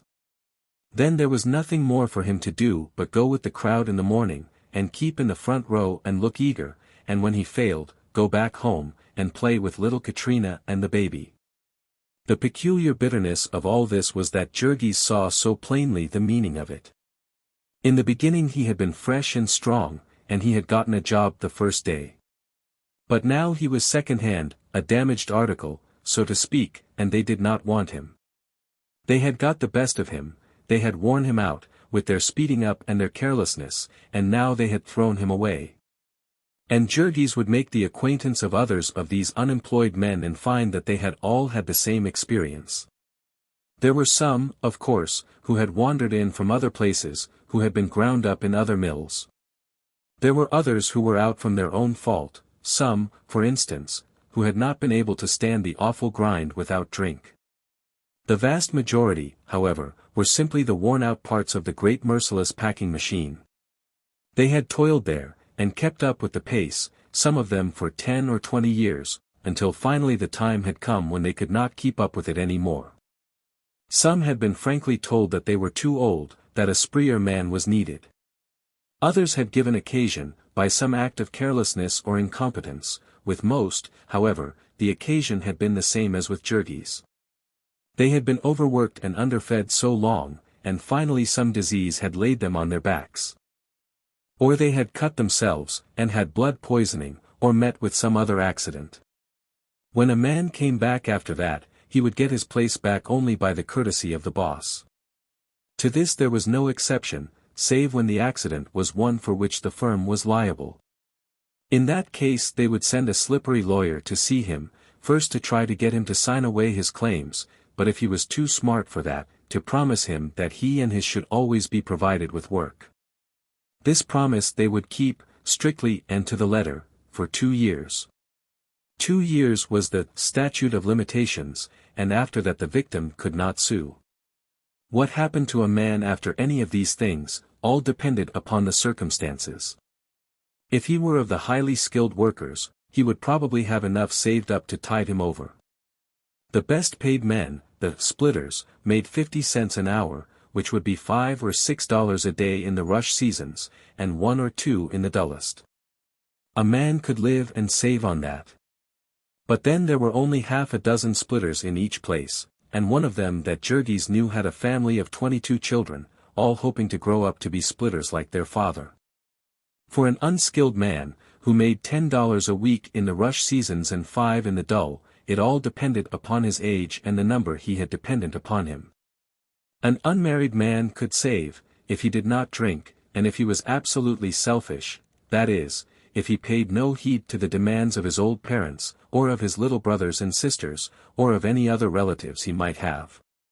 As well as of the members of his union, and his chums, and the people who might be starving to death next door. Chapter 13. During this time that Jurgis was looking for work occurred the death of little Christophoras, one of the children of Teta Elzbieta. Both Christophoras and his brother, Hozapas, were cripples, the latter having lost one leg by having it run over, and Christophoras having congenital dislocation of the hip, which made it impossible for him ever to walk.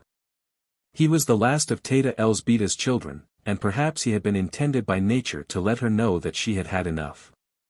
At any rate he was wretchedly sick and undersized. He had the rickets, and though he was over 3 years old, he was no bigger than an ordinary child of 1. All day long he would crawl around the floor in a filthy little dress, whining and fretting. Because the floor was full of draughts he was always catching cold, and snuffling because his nose ran. This made him a nuisance, and a source of endless trouble in the family. For his mother, with unnatural perversity, loved him best of all her children, and made a perpetual fuss over him, would let him do anything undisturbed, and would burst into tears when his fretting drove Jurgis wild.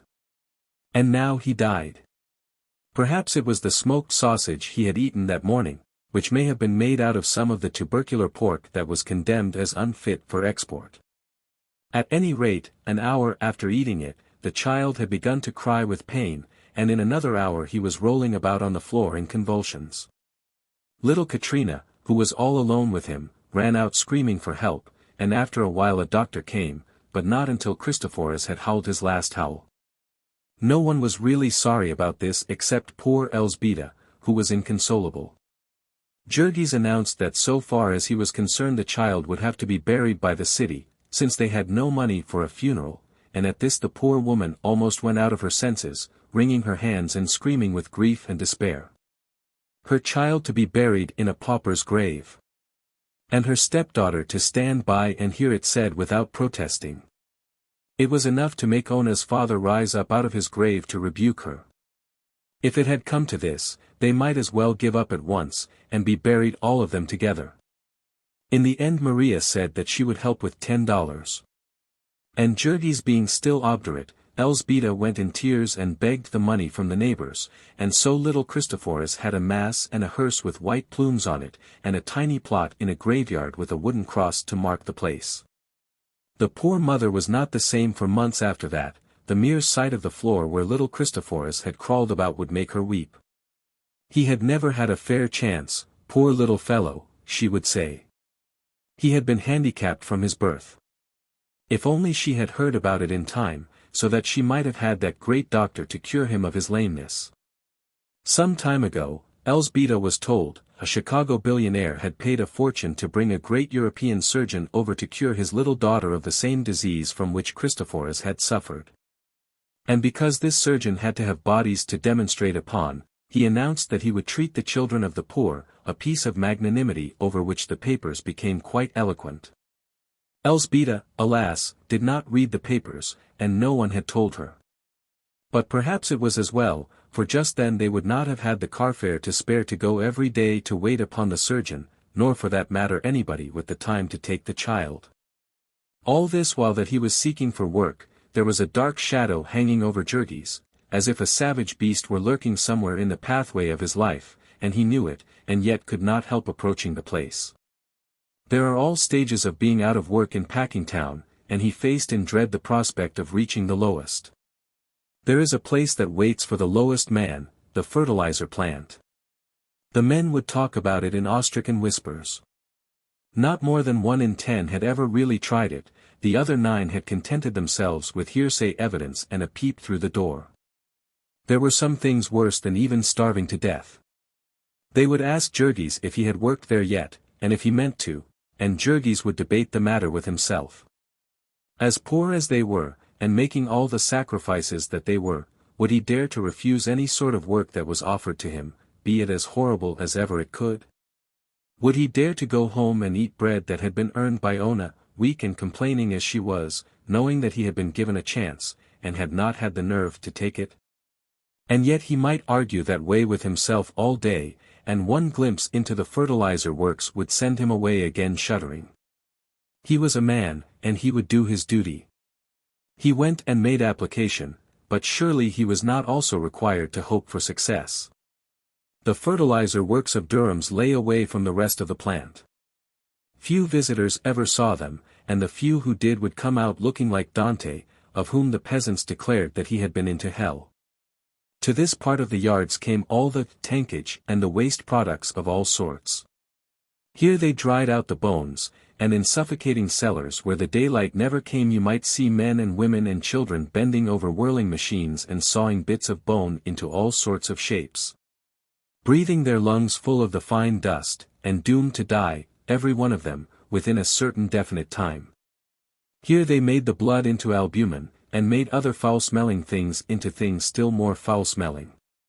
In the corridors and caverns where it was done you might lose yourself as in the great caves of Kentucky. In the dust and the steam the electric lights would shine like far-off twinkling stars, red and blue-green and purple stars, according to the color of the mist and the brew from which it came. For the odors of these ghastly charnel houses there may be words in Lithuanian, but there are none in English. The person entering would have to summon his courage as for a cold water plunge. He would go in like a man swimming under water. He would put his handkerchief over his face, and begin to cough and choke. And then, if he were still obstinate, he would find his head beginning to ring, and the veins in his forehead to throb, until finally he would be assailed by an overpowering blast of ammonia fumes, and would turn and run for his life. And come out half-dazed. On top of this were the rooms where they dried the tankage, the mass of brown stringy stuff that was left after the waste portions of the carcasses had had the lard and tallow dried out of them. This dried material they would then grind to a fine powder, and after they had mixed it up well with a mysterious but inoffensive brown rock which they brought in and ground up by the hundreds of carloads for that purpose. The substance was ready to be put into bags and sent out to the world as any one of 100 different brands of standard bone phosphate. And then the farmer in Maine or California or Texas would buy this, at say $25 a ton, and plant it with his corn. And for several days after the operation the fields would have a strong odor, and the farmer and his wagon and the very horses that had hauled it would all have it too. In Packingtown the fertilizer is pure, instead of being a flavoring, and instead of a ton or so spread out on several acres under the open sky, there are hundreds and thousands of tons of it in one building, heaped here and there in haystack piles, covering the floor several inches deep, and filling the air with a choking dust that becomes a blinding sandstorm when the wind stirs. It was to this building that Jurgis came daily, as if dragged by an unseen hand. The month of May was an exceptionally cool one, and his secret prayers were granted. But early in June there came a record-breaking hot spell, and after that there were men wanted in the fertilizer mill. The boss of the grinding room had come to know Jurgis by this time, and had marked him for a likely man. And so when he came to the door about 2 o'clock this breathless hot day, he felt a sudden spasm of pain shoot through him. The boss beckoned to him. In 10 minutes more Jurgis had pulled off his coat and overshirt, and set his teeth together and gone to work. Here was one more difficulty for him to meet and conquer. His labor took him about 1 minute to learn. Before him was one of the vents of the mill in which the fertilizer was being ground, rushing forth in a great brown river, with a spray of the finest dust flung forth in clouds. Jurgis was given a shovel, and along with half a dozen others it was his task to shovel this fertilizer into carts. That others were at work he knew by the sound, and by the fact that he sometimes collided with them. Otherwise they might as well not have been there, for in the blinding dust storm a man could not see 6 feet in front of his face. When he had filled one cart he had to grope around him until another came, and if there was none on hand he continued to grope till one arrived. In 5 minutes he was, of course, a mass of fertilizer from head to feet. They gave him a sponge to tie over his mouth, so that he could breathe, but the sponge did not prevent his lips and eyelids from caking up with it and his ears from filling solid. He looked like a brown ghost at twilight. From hair to shoes he became the color of the building and of everything in it, and for that matter 100 yards outside it. The building had to be left open, and when the wind blew Durham and Company lost a great deal of fertilizer. Working in his shirt sleeves, and with the thermometer at over 100, the phosphate soaked in through every pore of Jurgis' skin, and in 5 minutes he had a headache, and in 15 was almost dazed. The blood was pounding in his brain like an engine's throbbing, there was a frightful pain in the top of his skull, and he could hardly control his hands. Still, with the memory of his 4-month siege behind him, he fought on, in a frenzy of determination, and half an hour later he began to vomit. He vomited until it seemed as if his inwards must be torn into shreds. A man could get used to the fertilizer mill, the boss had said, if he would make up his mind to it, but Jurgis now began to see that it was a question of making up his stomach. At the end of that day of horror, he could scarcely stand. He had to catch himself now and then, and lean against a building and get his bearings. Most of the men, when they came out, made straight for a saloon. They seemed to place fertilizer and rattlesnake poison in one class. But Jurgis was too ill to think of drinking, he could only make his way to the street and stagger on to a car. He had a sense of humor, and later on, when he became an old hand, he used to think it fun to board a streetcar and see what happened. Now, however, he was too ill to notice it, how the people in the car began to gasp and sputter, to put their handkerchiefs to their noses, and transfix him with furious glances. Jurgis only knew that a man in front of him immediately got up and gave him a seat, and that half a minute later the two people on each side of him got up. And that in a full minute the crowded car was nearly empty, those passengers who could not get room on the platform having gotten out to walk. Of course Jurgis had made his home a miniature fertilizer mill a minute after entering. The stuff was half an inch deep in his skin, his whole system was full of it, and it would have taken a week not merely of scrubbing, but of vigorous exercise, to get it out of him. As it was, he could be compared with nothing known to men, save that newest discovery of the savants, a substance which emits energy for an unlimited time, without being itself in the least diminished in power. He smelled so that he made all the food at the table taste, and set the whole family to vomiting. For himself it was 3 days before he could keep anything upon his stomach. He might wash his hands, and use a knife and fork, but were not his mouth and throat filled with the poison? And still Jurgis stuck it out. In spite of splitting headaches he would stagger down to the plant and take up his stand once more, and begin to shovel in the blinding clouds of dust. And so at the end of the week he was a fertilizer man for life, he was able to eat again, and though his head never stopped aching, it ceased to be so bad that he could not work. So there passed another summer. It was a summer of prosperity, all over the country, and the country ate generously of packing house products, and there was plenty of work for all the family, in spite of the packers' efforts to keep a superfluity of labor. They were again able to pay their debts and to begin to save a little sum, but there were 1 or 2 sacrifices they considered too heavy to be made for long. It was too bad that the boys should have to sell papers at their age. It was utterly useless to caution them and plead with them, quite without knowing it, they were taking on the tone of their new environment. They were learning to swear in voluble English. They were learning to pick up cigar stumps and smoke them, to pass hours of their time gambling with pennies and dice and cigarette cards. They were learning the location of all the houses of prostitution on the levee, and the names of the madams who kept them, and the days when they gave their state banquets, which the police captains and the big politicians all attended. If a visiting, country customer, were to ask them, they could show him which was Hinky-Dink's famous saloon, and could even point out to him by name the different gamblers and thugs and hold-up men, who made the place their headquarters. And worse yet, the boys were getting out of the habit of coming home at night. What was the use, they would ask, of wasting time and energy and a possible carfare riding out to the stockyards every night when the weather was pleasant and they could crawl under a truck or into an empty doorway and sleep exactly as well? So long as they brought home $50 for each day, what mattered it when they brought it? But Jurgis declared that from this to ceasing to come at all would not be a very long step, and so it was decided that Vilimas and Nicologus should return to school in the fall, and that instead Elzbieta should go out and get some work. Her place at home being taken by her younger daughter. Little Katrina was like most children of the poor, prematurely made old. She had to take care of her little brother, who was a cripple, and also of the baby. She had to cook the meals and wash the dishes and clean house, and have supper ready when the workers came home in the evening. She was only 13, and small for her age, but she did all this without a murmur. And her mother went out, and after trudging a couple of days about the yards, settled down as a servant of a sausage machine.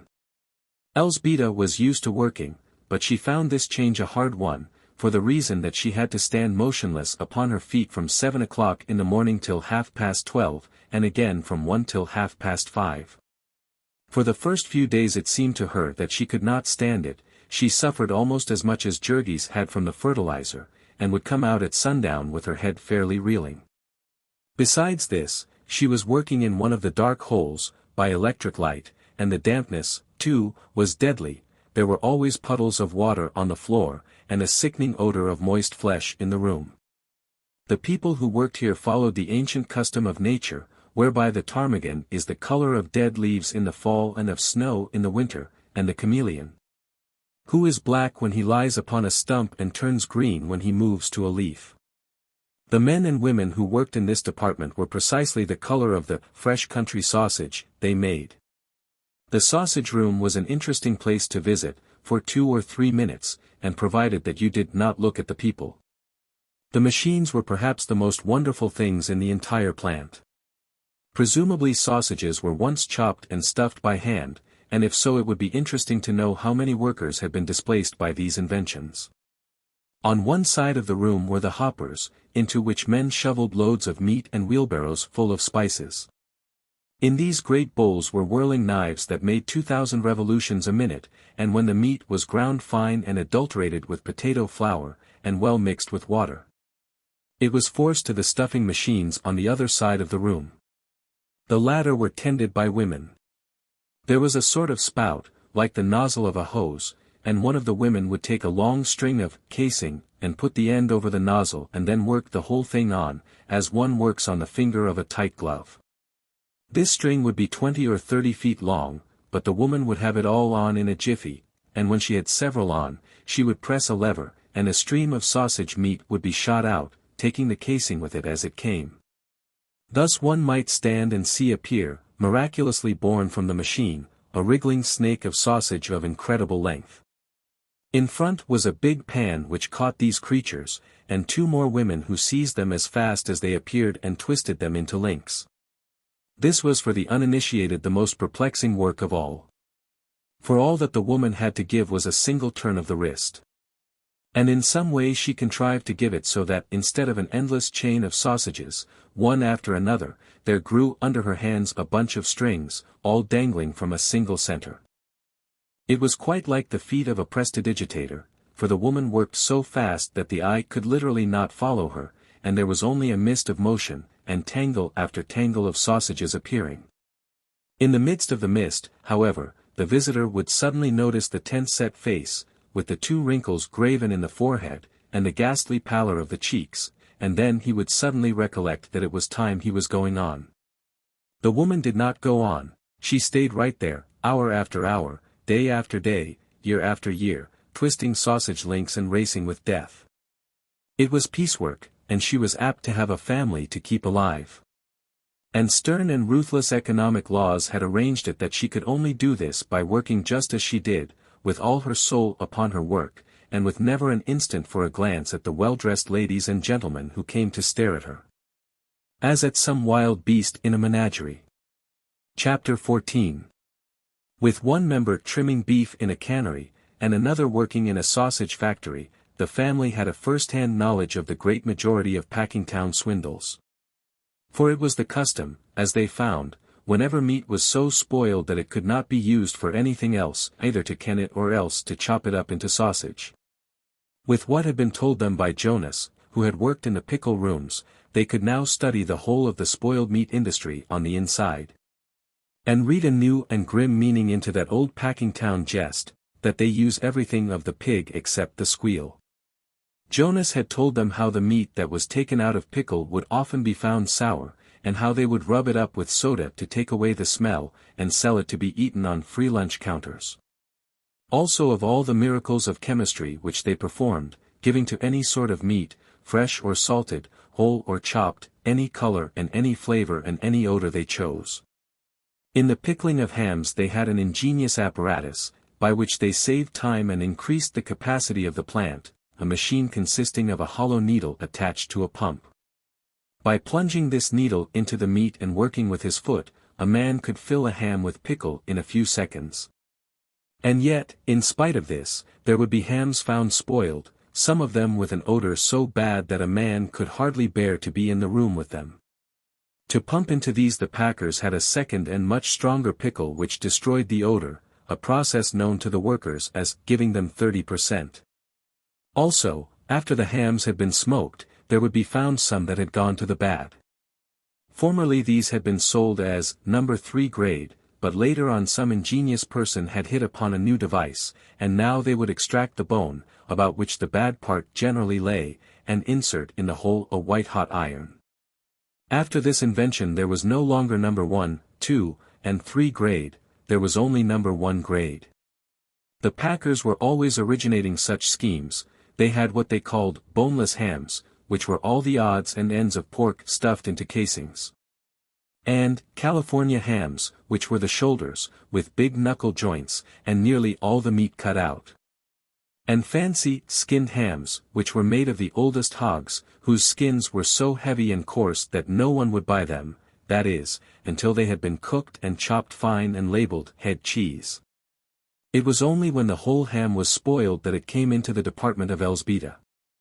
Cut up by the 2000 revolutions a minute flyers, and mixed with half a ton of other meat, no odor that ever was in a ham could make any difference. There was never the least attention paid to what was cut up for sausage.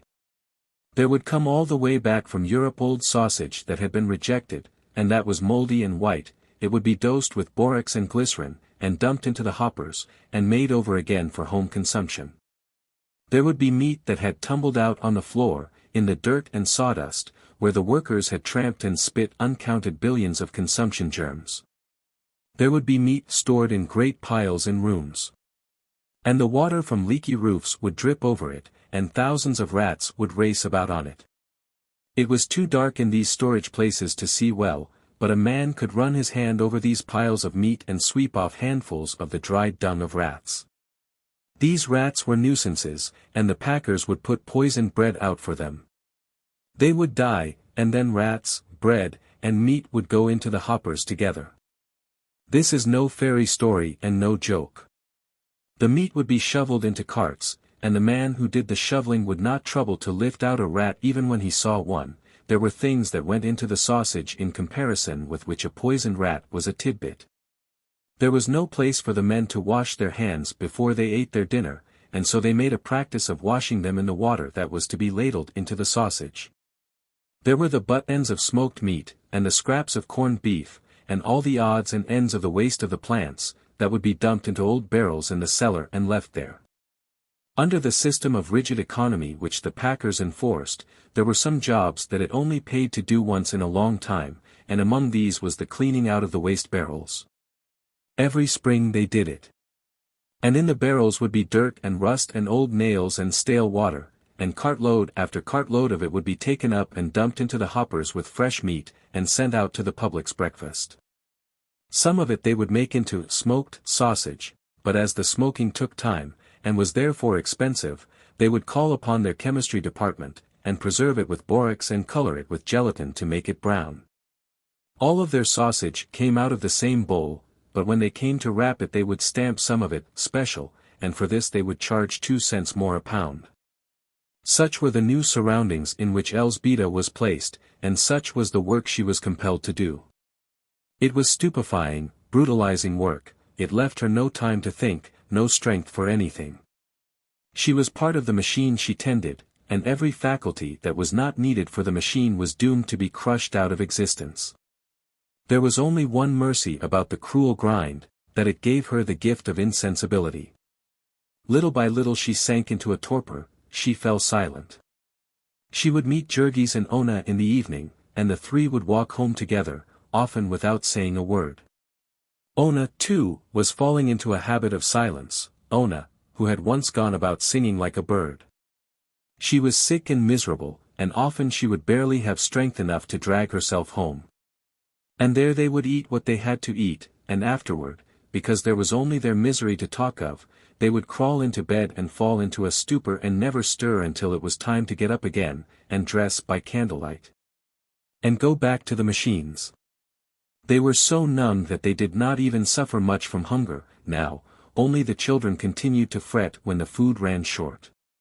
Yet the soul of Ona was not dead, the souls of none of them were dead, but only sleeping. And now and then they would waken, and these were cruel times. The gates of memory would roll open, old joys would stretch out their arms to them, old hopes and dreams would call to them, and they would stir beneath the burden that lay upon them, and feel its forever immeasurable weight. They could not even cry out beneath it, but anguish would seize them, more dreadful than the agony of death. It was a thing scarcely to be spoken, a thing never spoken by all the world, that will not know its own defeat. They were beaten. They had lost the game, they were swept aside.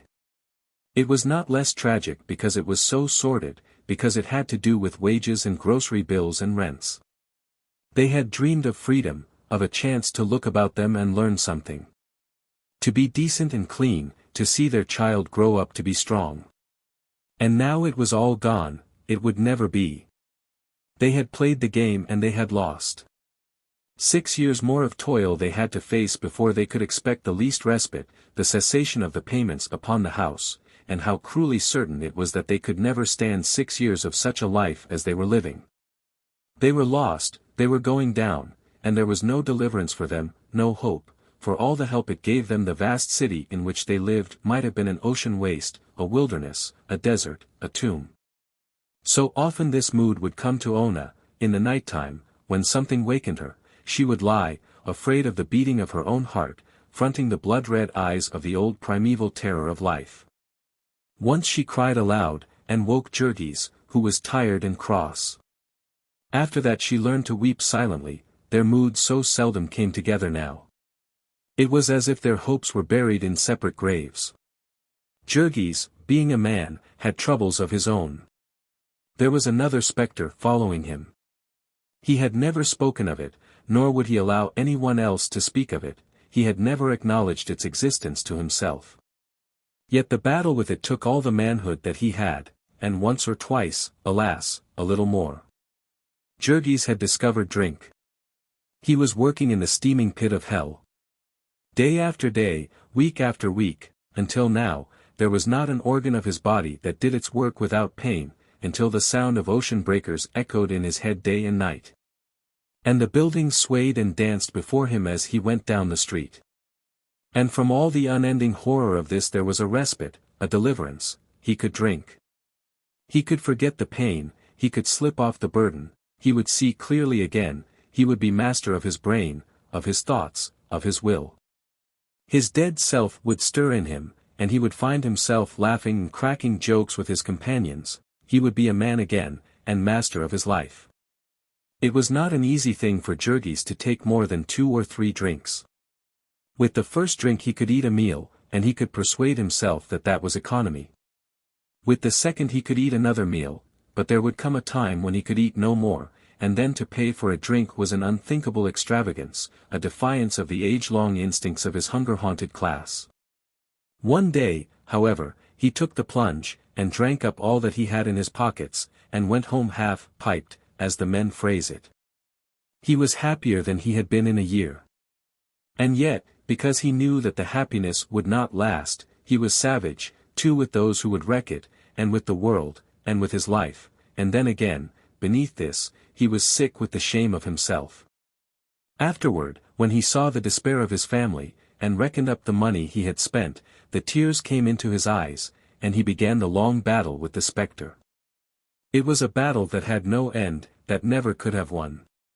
But Jurgis did not realize that very clearly. He was not given much time for reflection. He simply knew that he was always fighting. Steeped in misery and despair as he was, merely to walk down the street was to be put upon the rack.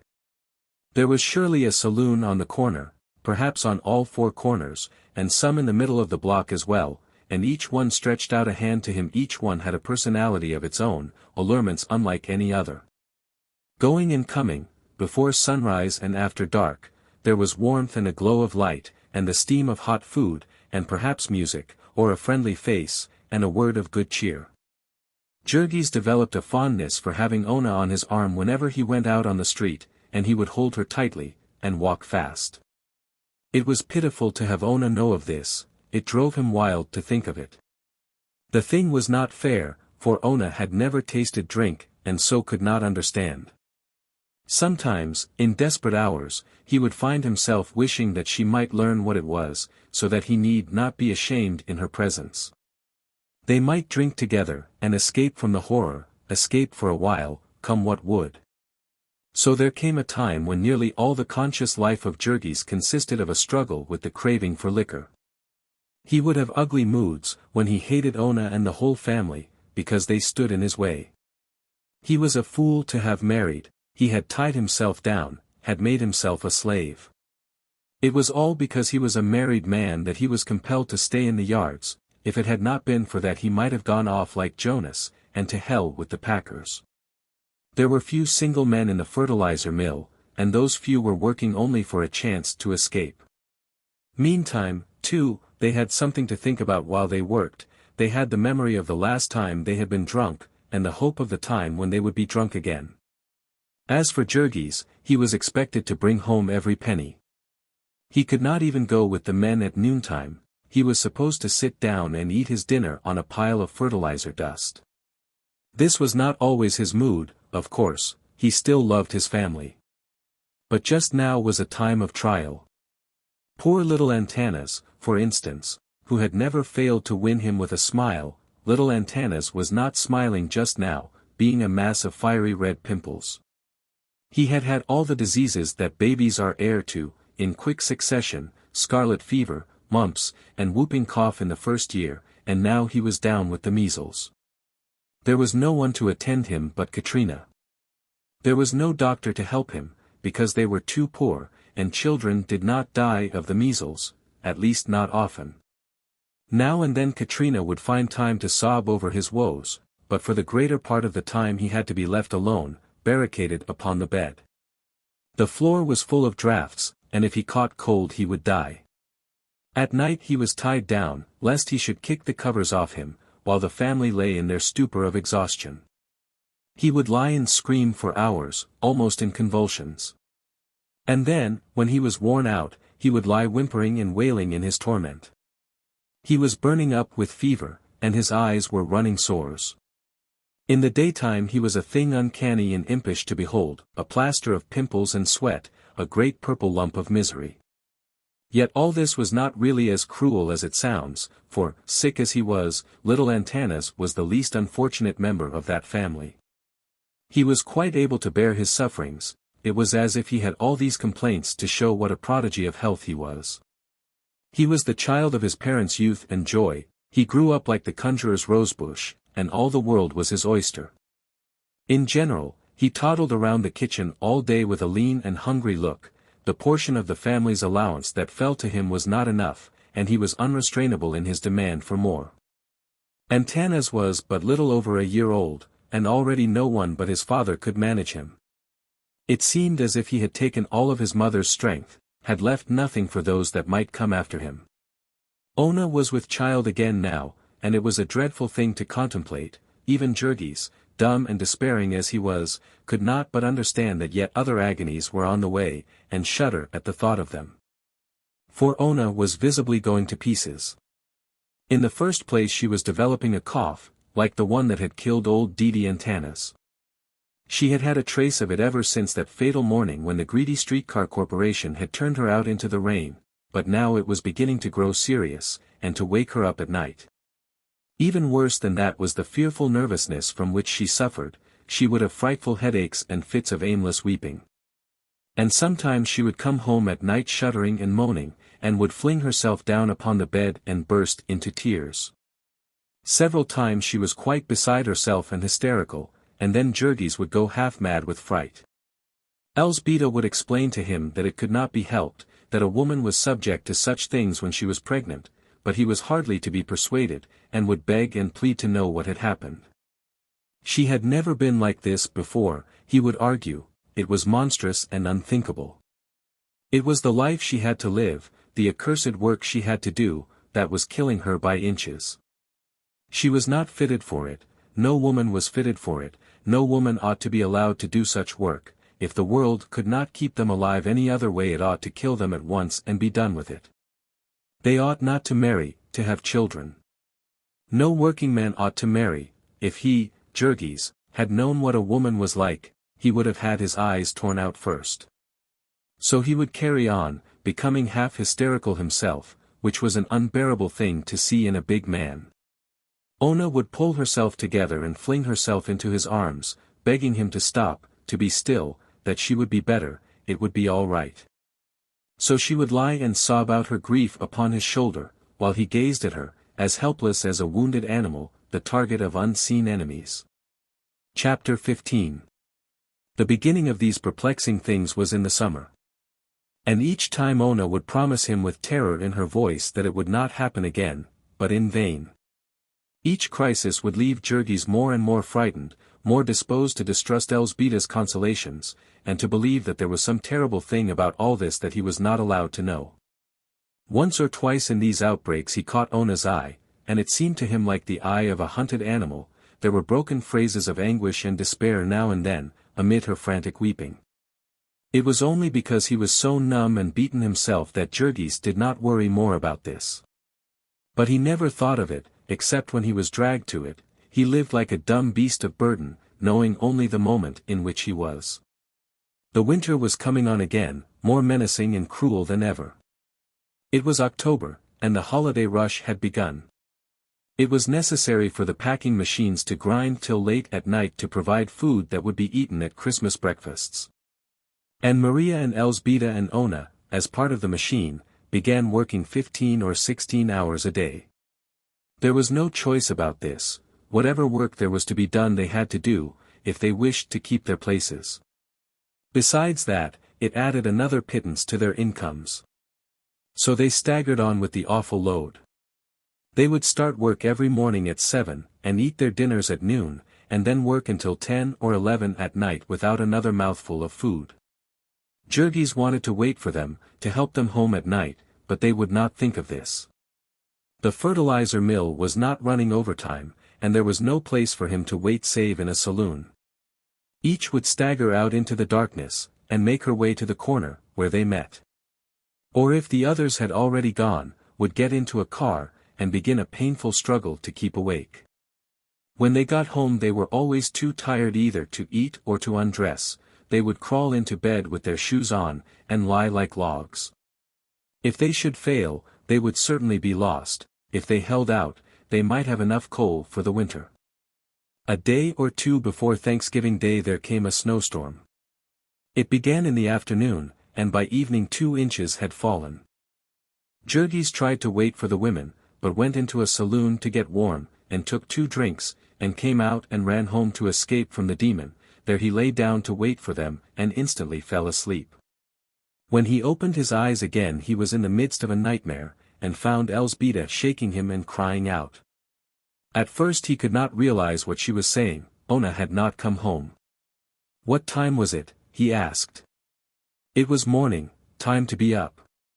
Ona had not been home that night. And it was bitter cold, and a foot of snow on the ground.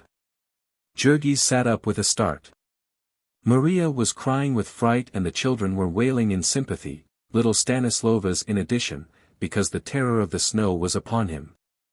Jurgis had nothing to put on but his shoes and his coat, and in half a minute he was out of the door. Then, however, he realized that there was no need of haste, that he had no idea where to go. It was still dark as midnight, and the thick snowflakes were sifting down. Everything was so silent that he could hear the rustle of them as they fell. In the few seconds that he stood there hesitating he was covered white. He set off at a run for the yards, stopping by the way to inquire in the saloons that were open. Ona might have been overcome on the way, or else she might have met with an accident in the machines. When he got to the place where she worked he inquired of one of the watchmen. There had not been any accident, so far as the man had heard.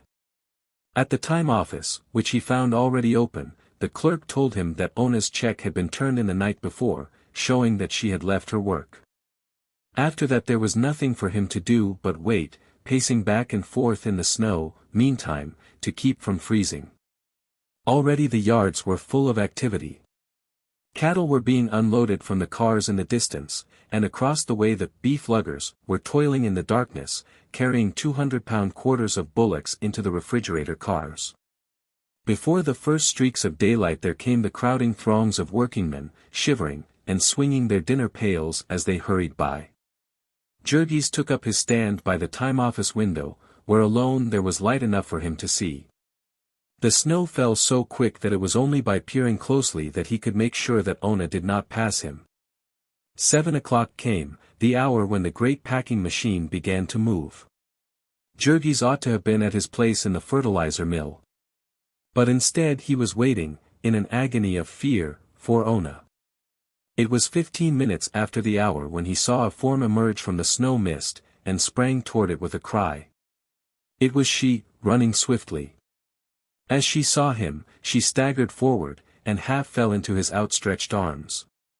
"What has been the matter?" he cried, anxiously. "Where have you been?" It was several seconds before she could get breath to answer him. "I couldn't get home," she exclaimed. "The snow, the cars had stopped." "But where were you then?" he demanded. "I had to go home with a friend," she panted, "with Jadwiga." Jurgis drew a deep breath. But then he noticed that she was sobbing and trembling, as if in one of those nervous crises that he dreaded so. "But what's the matter?" he cried. "What has happened?" "Oh, Jurgis, I was so frightened," she said, clinging to him wildly. "I have been so worried." They were near the time station window, and people were staring at them. Jurgis led her away. "How do you mean?" he asked, in perplexity. "I was afraid, I was just afraid," sobbed Ona. "I knew you wouldn't know where I was, and I didn't know what you might do. I tried to get home, but I was so tired." "Oh, Jurgis, Jurgis." He was so glad to get her back that he could not think clearly about anything else. It did not seem strange to him that she should be so very much upset. All her fright and incoherent protestations did not matter since he had her back. He let her cry away her tears. And then, because it was nearly 8 o'clock, and they would lose another hour if they delayed, he left her at the packing house door, with her ghastly white face and her haunted eyes of terror. There was another brief interval. Christmas was almost come, and because the snow still held, and the searching cold, morning after morning Jurgis half carried his wife to her post, staggering with her through the darkness, until at last, one night, came the end. It lacked but 3 days of the holidays. About midnight Maria and Elzbieta came home, exclaiming in alarm when they found that Ona had not come. The two had agreed to meet her, and, after waiting, had gone to the room where she worked. Only to find that the ham-wrapping girls had quit work an hour before, and left. There was no snow that night, nor was it especially cold, and still Ona had not come. Something more serious must be wrong this time. They aroused Jurgis, and he sat up and listened crossly to the story. "She must have gone home again with Jadwiga," he said. "Jadwiga lived only 2 blocks from the yards, and perhaps she had been tired. Nothing could have happened to her, and even if there had, there was nothing could be done about it until morning." Jurgis turned over in his bed, and was snoring again before the two had closed the door. In the morning, however, he was up and out nearly an hour before the usual time. Jadwiga Marcinkus lived on the other side of the yards, beyond Halsted Street, with her mother and sisters, in a single basement room, for Mikola's had recently lost one hand from blood poisoning, and their marriage had been put off forever. The door of the room was in the rear, reached by a narrow court, and Jurgis saw a light in the window and heard something frying as he passed. He knocked, half expecting that Ona would answer. Instead there was one of Jadwiga's little sisters, who gazed at him through a crack in the door. "Where's Ona?" he demanded, and the child looked at him in perplexity. "Ona," she said. "Yes," said Jurgis, "isn't she here?" "No," said the child, and Jurgis gave a start. A moment later came Jadwiga, peering over the child's head. When she saw who it was, she slid around out of sight, for she was not quite dressed. "Jurgis must excuse her," she began, "her mother was very ill." "Ona isn't here?" Jurgis demanded, too alarmed to wait for her to finish. "Why, no," said Jadwiga. "What made you think she would be here? Had she said she was coming?" "No," he answered. "But she hasn't come home, and I thought she would be here the same as before." "As before?" echoed Jadwiga, in perplexity. "The time she spent the night here," said Jurgis. "There must be some mistake," she answered, quickly. "Ona has never spent the night here." He was only half able to realize the words. Why, he exclaimed. 2 weeks ago. Jadwiga. She told me so the night it snowed, and she could not get home. There must be some mistake, declared the girl, again, she didn't come here. He steadied himself by the door sill, and Jadwiga, in her anxiety, for she was fond of Ona, opened the door wide, holding her jacket across her throat. "Are you sure you didn't misunderstand her?" she cried. "She must have meant somewhere else." She said here," insisted Jurgis. "She told me all about you, and how you were, and what you said. Are you sure? You haven't forgotten? You weren't away?" "No, no," she exclaimed, and then came a peevish voice, "Jadwiga, you are giving the baby a cold. Shut the door." Jurgis stood for half a minute more, stammering his perplexity through 1/8 of an inch of crack. And then, as there was really nothing more to be said, he excused himself and went away. He walked on half-dazed, without knowing where he went. Ona had deceived him. She had lied to him. And what could it mean? Where had she been? Where was she now? He could hardly grasp the thing, much less try to solve it, but 100 wild surmises came to him, a sense of impending calamity overwhelmed him. Because there was nothing else to do, he went back to the time office to watch again. He waited until nearly an hour after 7, and then went to the room where Ona worked to make inquiries of Ona's forelady. The forelady, he found, had not yet come. All the lines of cars that came from downtown were stalled, there had been an accident in the powerhouse, and no cars had been running since last night. Meantime, however, the ham wrappers were working away, with someone else in charge of them. The girl who answered Jurgis was busy, and as she talked she looked to see if she were being watched. Then a man came up, wheeling a truck. He knew Jurgis for Ona's husband, and was curious about the mystery. Maybe the cars had something to do with it, he suggested, maybe she had gone downtown. "No," said Jurgis, "she never went downtown." "Perhaps not," said the man. Jurgis thought he saw him exchange a swift glance with the girl as he spoke, and he demanded quickly, "What do you know about it?" But the man had seen that the boss was watching him. He started on again, pushing his truck. "I don't know anything about it," he said, over his shoulder. "How should I know where your wife goes?" Then Jurgis went out again and paced up and down before the building. All the morning he stayed there, with no thought of his work.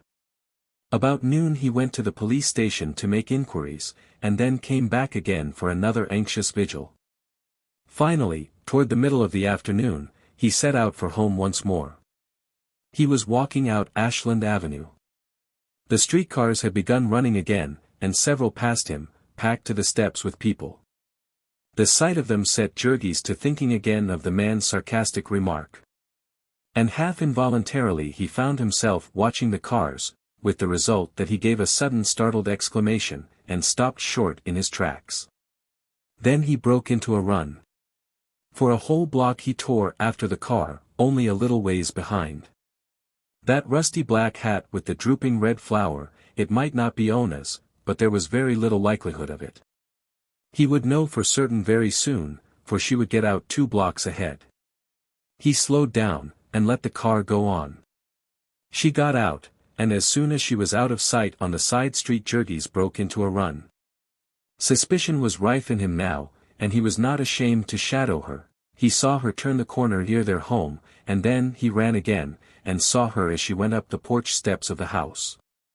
After that he turned back, and for 5 minutes paced up and down, his hands clenched tightly and his lips set, his mind in a turmoil. Then he went home and entered. As he opened the door, he saw Elzbieta, who had also been looking for Ona, and had come home again. She was now on tiptoe, and had a finger on her lips. Jurgis waited until she was close to him. "Don't make any noise," she whispered, hurriedly. "What's the matter?" he asked. "Ona is asleep," she panted. "She's been very ill. I'm afraid her mind's been wandering, Jurgis. She was lost on the street all night, and I've only just succeeded in getting her quiet." "When did she come in?" he asked. "Soon after you left this morning," said Elzbieta. "And has she been out since?" "No, of course not. She's so weak, Jurgis, she." And he set his teeth hard together. "You are lying to me," he said. Elzbieta started, and turned pale. "Why?" she gasped. "What do you mean?" But Jurgis did not answer. He pushed her aside, and strode to the bedroom door and opened it. Ona was sitting on the bed. She turned a startled look upon him as he entered. He closed the door in Elzbieta's face, and went toward his wife. "Where have you been?" he demanded. She had her hands clasped tightly in her lap, and he saw that her face was as white as paper, and drawn with pain. She gasped once or twice as she tried to answer him, and then began, speaking low, and swiftly. "Jurgis, I think I have been out of my mind. I started to come last night, and I could not find the way. I walked all night, I think, and I only got home, this morning." "You needed a rest," he said, in a hard tone. "Why did you go out again?" He was looking her fairly in the face, and he could read the sudden fear and wild uncertainty that leaped into her eyes. I had to go to the store," she gasped, almost in a whisper. "I had to go." "You are lying to me," said Jurgis. Then he clenched his hands and took a step toward her. "Why do you lie to me?" he cried, fiercely. "What are you doing that you have to lie to me?"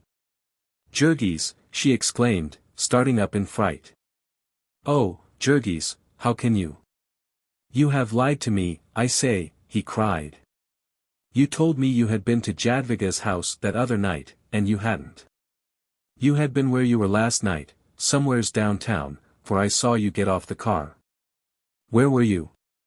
It was as if he had struck a knife into her. She seemed to go all to pieces. For half a second she stood, reeling and swaying, staring at him with horror in her eyes, then, with a cry of anguish, she tottered forward, stretching out her arms to him. But he stepped aside, deliberately, and let her fall. She caught herself at the side of the bed, and then sank down, burying her face in her hands and bursting into frantic weeping. There came one of those hysterical crises that had so often dismayed him. Ona sobbed and wept, her fear and anguish building themselves up into long climaxes. Furious gusts of emotion would come sweeping over her, shaking her as the tempest shakes the trees upon the hills. All her frame would quiver and throb with them. It was as if some dreadful thing rose up within her and took possession of her, torturing her, tearing her. This thing had been wont to set Jurgis quite beside himself. But now he stood with his lips set tightly and his hands clenched. She might weep till she killed herself, but she should not move him this time, not an inch, not an inch. Because the sound she made set his blood to running cold and his lips to quivering in spite of himself, he was glad of the diversion when Teta Elzbieta, pale with fright, opened the door and rushed in, yet he turned upon her with an oath. "Go out!" he cried, "go out!" And then, as she stood hesitating, about to speak, he seized her by the arm, and half flung her from the room, slamming the door and barring it with a table. Then he turned again and faced Ona, crying, "Now, answer me." Yet she did not hear him, she was still in the grip of the fiend. Jurgis could see her outstretched hands, shaking and twitching, roaming here and there over the bed at will, like living things. He could see convulsive shudderings start in her body and run through her limbs. She was sobbing and choking. It was as if there were too many sounds for one throat, they came chasing each other, like waves upon the sea. Then her voice would begin to rise into screams, louder and louder until it broke in wild, horrible peals of laughter. Jurgis bore it until he could bear it no longer, and then he sprang at her, seizing her by the shoulders and shaking her, shouting into her ear, "Stop it, I say. Stop it." She looked up at him, out of her agony, then she fell forward at his feet. She caught them in her hands, in spite of his efforts to step aside, and with her face upon the floor lay writhing. It made a choking in Jurgis' throat to hear her, and he cried again, more savagely than before, "Stop it, I say." This time she heeded him, and caught her breath and lay silent, save for the gasping sobs that wrenched all her frame. For a long minute she lay there, perfectly motionless, until a cold fear seized her husband, thinking that she was dying. Suddenly, however, he heard her voice, faintly, "Jurgis." Jurgis. What is it? He said. He had to bend down to her, she was so weak. She was pleading with him, in broken phrases, painfully uttered, have faith in me. Believe me. Believe what? He cried. Believe that I know best, that I love you. And do not ask me, what you did. Oh, Jurgis, please, please. It is for the best, it is. He started to speak again, but she rushed on frantically, heading him off. If you will only do it. If you will only believe me. It wasn't my fault, I couldn't help it, it will be all right, it is nothing, it is no harm. Oh, Jurgis, please, please.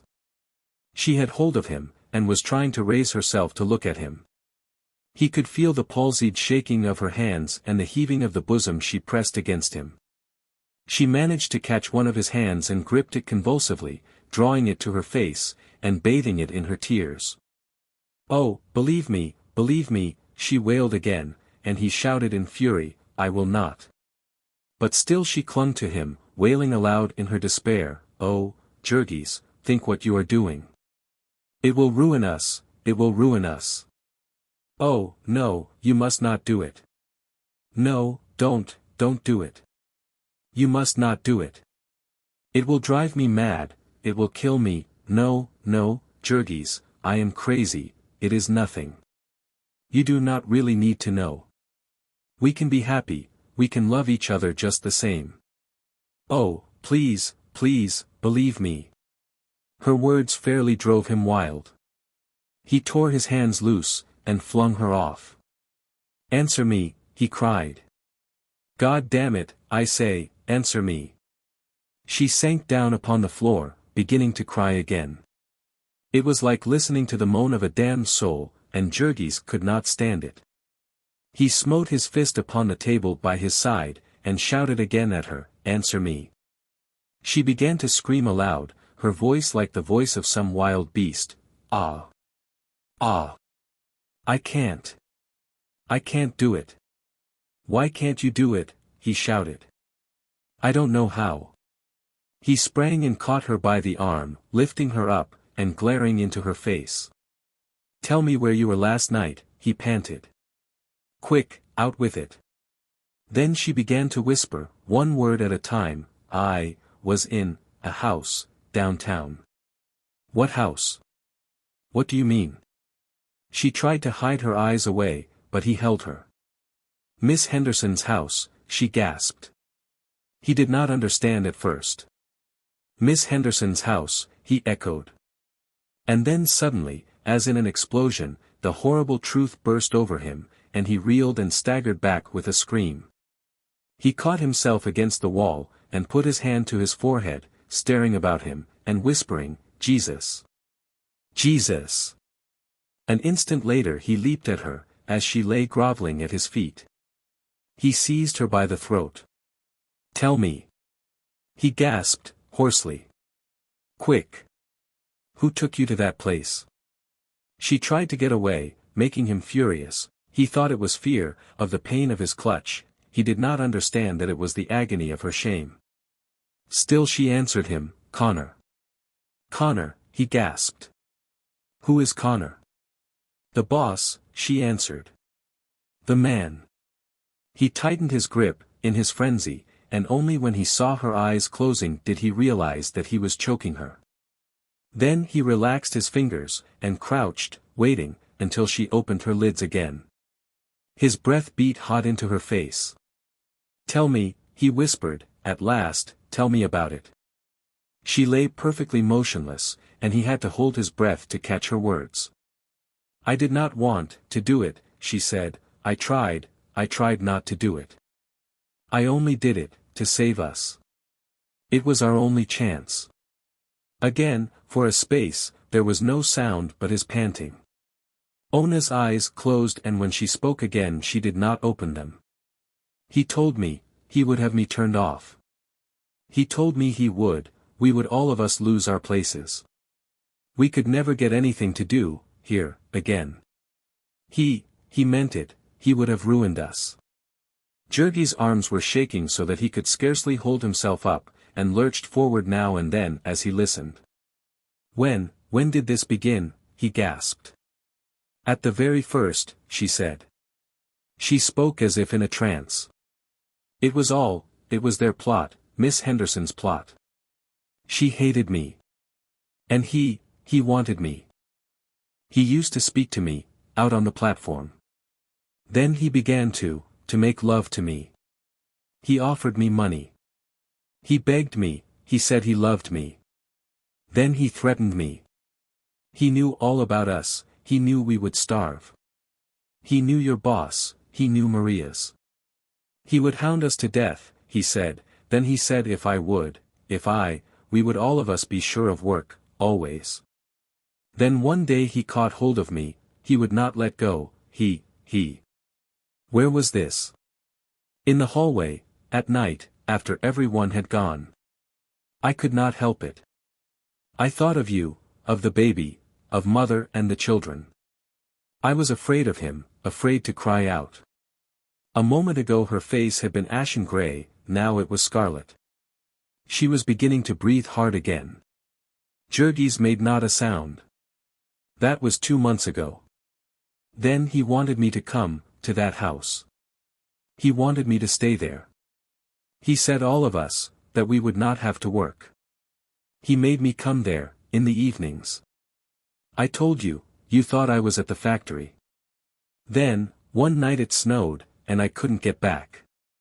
And last night, the cars were stopped. It was such a little thing, to ruin us all. I tried to walk, but I couldn't. I didn't want you to know. It would have been all right. We could have gone on, just the same, you need never have known about it. He was getting tired of me, he would have let me alone soon. I am going to have a baby, I am getting ugly. He told me that, twice, he told me, last night. He kicked me, last night, too. And now you will kill him, you will kill him, and we shall die. All this she had said without a quiver, she lay still as death, not an eyelid moving. And Jurgis, too, said not a word. He lifted himself by the bed, and stood up. He did not stop for another glance at her, but went to the door and opened it. He did not see Elzbieta, crouching terrified in the corner. He went out, hatless, leaving the street door open behind him. The instant his feet were on the sidewalk he broke into a run. He ran like one possessed, blindly, furiously, looking neither to the right nor left. He was on Ashland Avenue before exhaustion compelled him to slow down, and then, noticing a car, he made a dart for it and drew himself aboard. His eyes were wild and his hair flying, and he was breathing hoarsely, like a wounded bull. But the people on the car did not notice this particularly. Perhaps it seemed natural to them that a man who smelled as Jurgis smelled should exhibit an aspect to correspond. They began to give way before him as usual. The conductor took his nickel gingerly, with the tips of his fingers, and then left him with the platform to himself. Jurgis did not even notice it, his thoughts were far away. Within his soul it was like a roaring furnace. He stood waiting, crouching as if for a spring. He had some of his breath back when the car came to the entrance of the yards, and so he leaped off and started again, racing at full speed. People turned and stared at him, but he saw no one. There was the factory, and he bounded through the doorway and down the corridor. He knew the room where Ona worked, and he knew Connor, the boss of the loading gang outside. He looked for the man as he sprang into the room. The truck men were hard at work, loading the freshly packed boxes and barrels upon the cars. Jurgis shot one swift glance up and down the platform, the man was not on it. But then suddenly he heard a voice in the corridor, and started for it with a bound. In an instant more he fronted the boss. He was a big, red-faced Irishman, coarse-featured, and smelling of liquor. He saw Jurgis as he crossed the threshold, and turned white. He hesitated 1 second, as if meaning to run, and in the next his assailant was upon him. He put up his hands to protect his face, but Jurgis, lunging with all the power of his arm and body, struck him fairly between the eyes and knocked him backward. The next moment he was on top of him, burying his fingers in his throat. To Jurgis this man's whole presence reeked of the crime he had committed, the touch of his body was madness to him, it set every nerve of him a-tremble, it aroused all the demon in his soul. It had worked its will upon Ona, this great beast, and now he had it. It was his turn now. Things swam blood before him, and he screamed aloud in his fury, lifting his victim and smashing his head upon the floor. The place, of course, was in an uproar, women fainting and shrieking, and men rushing in. Jurgis was so bent upon his task that he knew nothing of this, and scarcely realized that people were trying to interfere with him. It was only when half a dozen men had seized him by the legs and shoulders and were pulling at him, that he understood that he was losing his prey. In a flash he had bent down and sunk his teeth into the man's cheek. And when they tore him away he was dripping with blood, and little ribbons of skin were hanging in his mouth. They got him down upon the floor, clinging to him by his arms and legs, and still they could hardly hold him. He fought like a tiger, writhing and twisting, half flinging them off, and starting toward his unconscious enemy. But yet others rushed in, until there was a little mountain of twisted limbs and bodies, heaving and tossing, and working its way about the room. In the end, by their sheer weight, they choked the breath out of him, and then they carried him to the company police station, where he lay still until they had summoned a patrol wagon to take him away. Chapter 16. When Jurgis got up again he went quietly enough. He was exhausted and half-dazed, and besides he saw the blue uniforms of the policemen. He drove in a patrol wagon with half a dozen of them watching him. Keeping as far away as possible, however, on account of the fertilizer. Then he stood before the sergeant's desk and gave his name and address, and saw a charge of assault and battery entered against him. On his way to his cell a burly policeman cursed him because he started down the wrong corridor, and then added a kick when he was not quick enough. Nevertheless, Jurgis did not even lift his eyes. He had lived 2 years and a half in Packingtown, and he knew what the police were. It was as much as a man's very life was worth to anger them, here in their inmost lair. Like as not a dozen would pile onto him at once, and pound his face into a pulp. It would be nothing unusual if he got his skull cracked in the melee, in which case they would report that he had been drunk and had fallen down, and there would be no one to know the difference or to care. So a barred door clanged upon Jurgis and he sat down upon a bench and buried his face in his hands. He was alone, he had the afternoon and all of the night to himself. At first he was like a wild beast that has glutted itself. He was in a dull stupor of satisfaction. He had done up the scoundrel pretty well, not as well as he would have if they had given him a minute more, but pretty well, all the same. The ends of his fingers were still tingling from their contact with the fellow's throat. But then, little by little, as his strength came back and his senses cleared, he began to see beyond his momentary gratification. That he had nearly killed the boss would not help Ona, not the horrors that she had borne, nor the memory that would haunt her all her days. It would not help to feed her and her child. She would certainly lose her place, while what was to happen to him God only knew. Half the night he paced the floor, wrestling with this nightmare. And when he was exhausted he lay down, trying to sleep, but finding instead, for the first time in his life, that his brain was too much for him. In the cell next to him was a drunken wife-beater and in the one beyond a yelling maniac. At midnight they opened the station house to the homeless wanderers who were crowded about the door, shivering in the winter blast, and they thronged into the corridor outside of the cells. Some of them stretched themselves out on the bare stone floor and fell to snoring, others sat up, laughing and talking, cursing and quarreling. The air was fetid with their breath, yet in spite of this some of them smelled Jurgis and called down the torments of hell upon him, while he lay in a far corner of his cell, counting the throbbings of the blood in his forehead. They had brought him his supper, which was duffers and dope, being hunks of dry bread on a tin plate, and coffee, called dope, because it was drugged to keep the prisoners quiet. Jurgis had not known this, or he would have swallowed the stuff in desperation. As it was, every nerve of him was aquiver with shame and rage. Toward morning the place fell silent, and he got up and began to pace his cell. And then within the soul of him there rose up a fiend, red-eyed and cruel, and tore out the strings of his heart. It was not for himself that he suffered. What did a man who worked in Durham's fertilizer mill care about anything that the world might do to him? What was any tyranny of prison compared with the tyranny of the past, of the thing that had happened and could not be recalled, of the memory that could never be effaced? The horror of it drove him mad.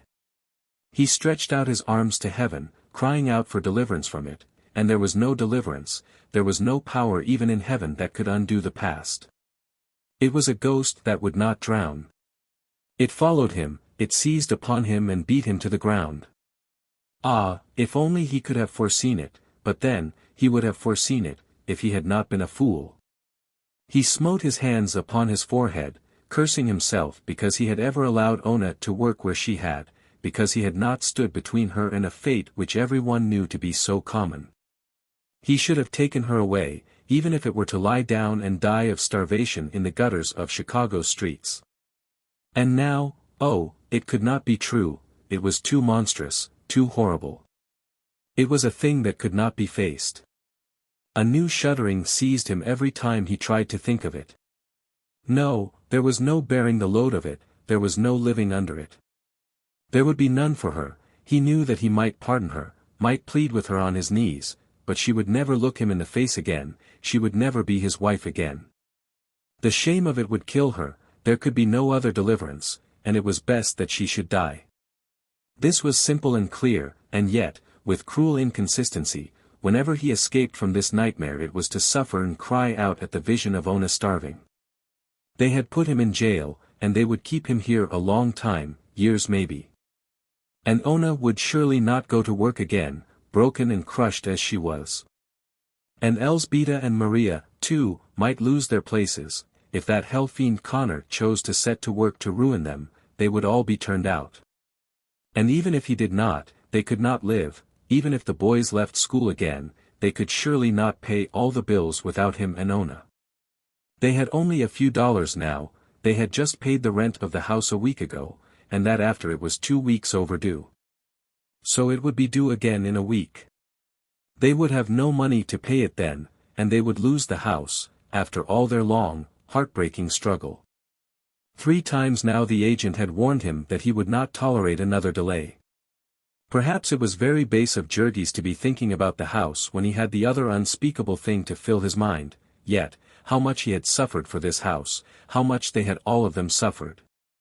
It was their one hope of respite, as long as they lived. They had put all their money into it, and they were working people, poor people, whose money was their strength, the very substance of them, body and soul, the thing by which they lived and for lack of which they died. And they would lose it all. They would be turned out into the streets, and have to hide in some icy garret, and live or die as best they could. Jurgis had all the night, and all of many more nights, to think about this, and he saw the thing in its details. He lived it all, as if he were there. They would sell their furniture, and then run into debt at the stores, and then be refused credit. They would borrow a little from the Sedvilases, whose delicatessen store was tottering on the brink of ruin. The neighbors would come and help them a little. Poor, sick Jadwiga would bring a few spare pennies, as she always did when people were starving, and Tomasius Koslika would bring them the proceeds of a night's fiddling. So they would struggle to hang on until he got out of jail, or would they know that he was in jail? Would they be able to find out anything about him? Would they be allowed to see him, or was it to be part of his punishment to be kept in ignorance about their fate? His mind would hang upon the worst possibilities. He saw Ona ill and tortured, Maria out of her place, little Stanislovas unable to get to work for the snow, the whole family turned out on the street. God Almighty! Would they actually let them lie down in the street and die? Would there be no help even then? Would they wander about in the snow till they froze? Jurgis had never seen any dead bodies in the streets, but he had seen people evicted and disappear, no one knew where. And though the city had a relief bureau, though there was a charity organization society in the Stockyards district, in all his life there he had never heard of either of them. They did not advertise their activities, having more calls than they could attend to without that.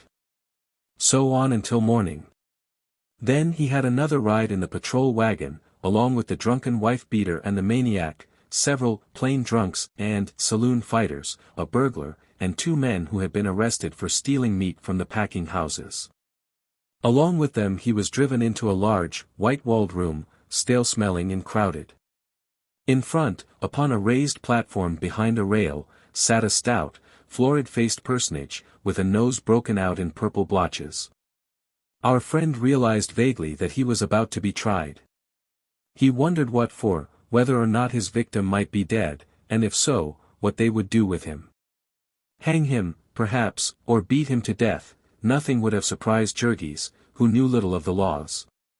Yet he had picked up gossip enough to have it occur to him that the loud-voiced man upon the bench might be the notorious Justice Callahan, about whom the people of Packingtown spoke with bated breath.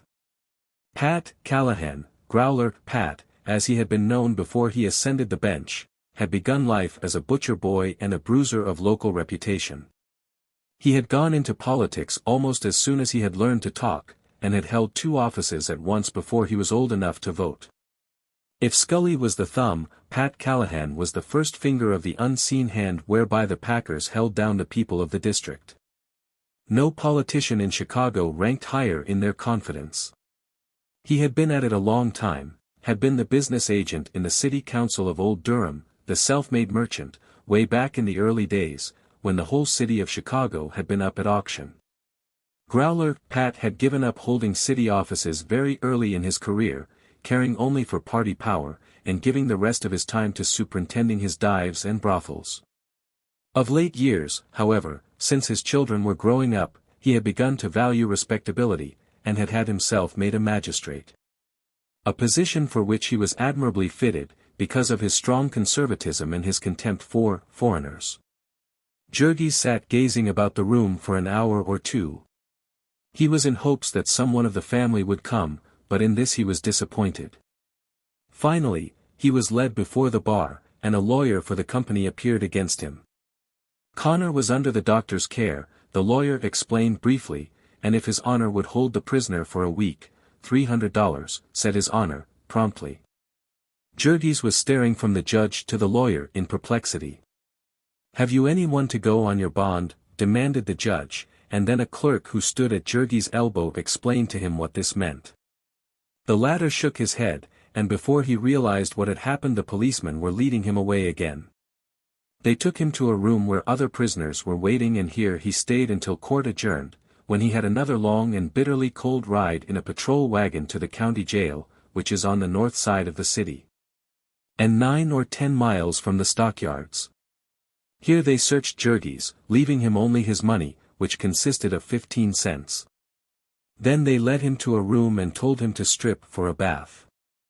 After which he had to walk down a long gallery, past the grated cell doors of the inmates of the jail. This was a great event to the latter, the daily review of the new arrivals, all stark naked, and many and diverting were the comments. Jurgis was required to stay in the bath longer than any one, in the vain hope of getting out of him a few of his phosphates and acids. The prisoners roomed 2 in a cell, but that day there was one left over, and he was the one. The cells were in tiers, opening upon galleries. His cell was about 5 feet by 7 in size, with a stone floor and a heavy wooden bench built into it. There was no window, the only light came from windows near the roof at one end of the court outside. There were 2 bunks, one above the other, each with a straw mattress and a pair of gray blankets, the latter stiff as boards with filth, and alive with fleas, bedbugs, and lice. When Jurgis lifted up the mattress he discovered beneath it a layer of scurrying roaches, almost as badly frightened as himself. Here they brought him more duffers and dope, with the addition of a bowl of soup. Many of the prisoners had their meals brought in from a restaurant, but Jurgis had no money for that. Some had books to read and cards to play, with candles to burn by night, but Jurgis was all alone in darkness and silence. He could not sleep again, there was the same maddening procession of thoughts that lashed him like whips upon his naked back. When night fell he was pacing up and down his cell like a wild beast that breaks its teeth upon the bars of its cage. Now and then in his frenzy he would fling himself against the walls of the place, beating his hands upon them. They cut him and bruised him, they were cold and merciless as the men who had built them. In the distance there was a church tower bell that told the hours one by one. When it came to midnight Jurgis was lying upon the floor with his head in his arms, listening. Instead of falling silent at the end, the bell broke into a sudden clangor.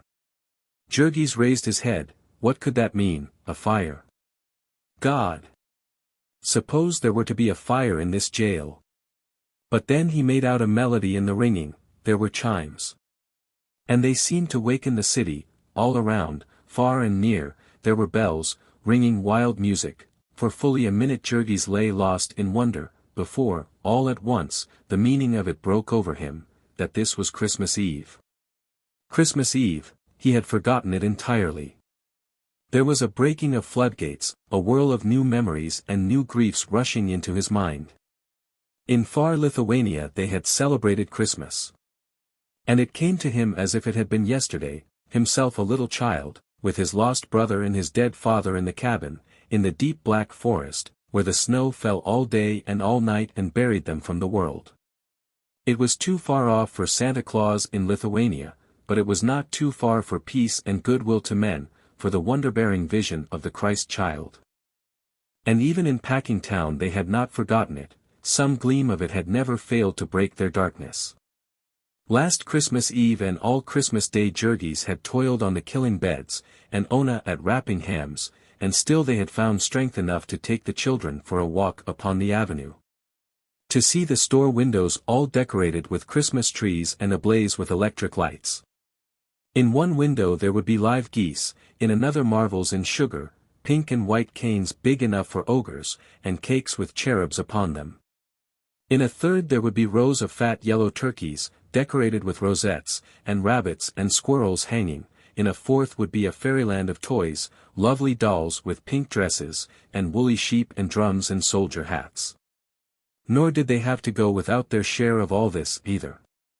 The last time they had had a big basket with them and all their Christmas marketing to do, a roast of pork and a cabbage and some rye bread, and a pair of mittens for Ona, and a rubber doll that squeaked. And a little green cornucopia full of candy to be hung from the gas jet and gazed at by half a dozen pairs of longing eyes. Even half a year of the sausage machines and the fertilizer mill had not been able to kill the thought of Christmas in them. There was a choking in Jurgis' throat as he recalled that the very night Ona had not come home Tata Elzbieta had taken him aside and shown him an old valentine that she had picked up in a paper store for 3 cents, dingy and shopworn.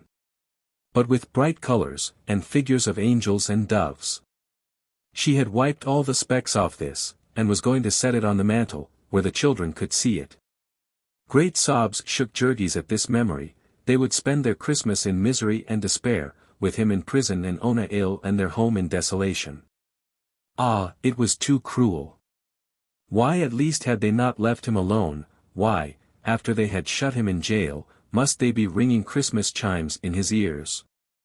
But no, their bells were not ringing for him, their Christmas was not meant for him, they were simply not counting him at all. He was of no consequence, he was flung aside, like a bit of trash, the carcass of some animal. It was horrible, horrible. His wife might be dying, his baby might be starving, his whole family might be perishing in the cold, and all the while they were ringing their Christmas chimes. And the bitter mockery of it, all this was punishment for him. They put him in a place where the snow could not beat in, where the cold could not eat through his bones. They brought him food and drink. Why, in the name of heaven, if they must punish him? Did they not put his family in jail and leave him outside? Why could they find no better way to punish him than to leave 3 weak women and 6 helpless children to starve and freeze? That was their law, that was their justice.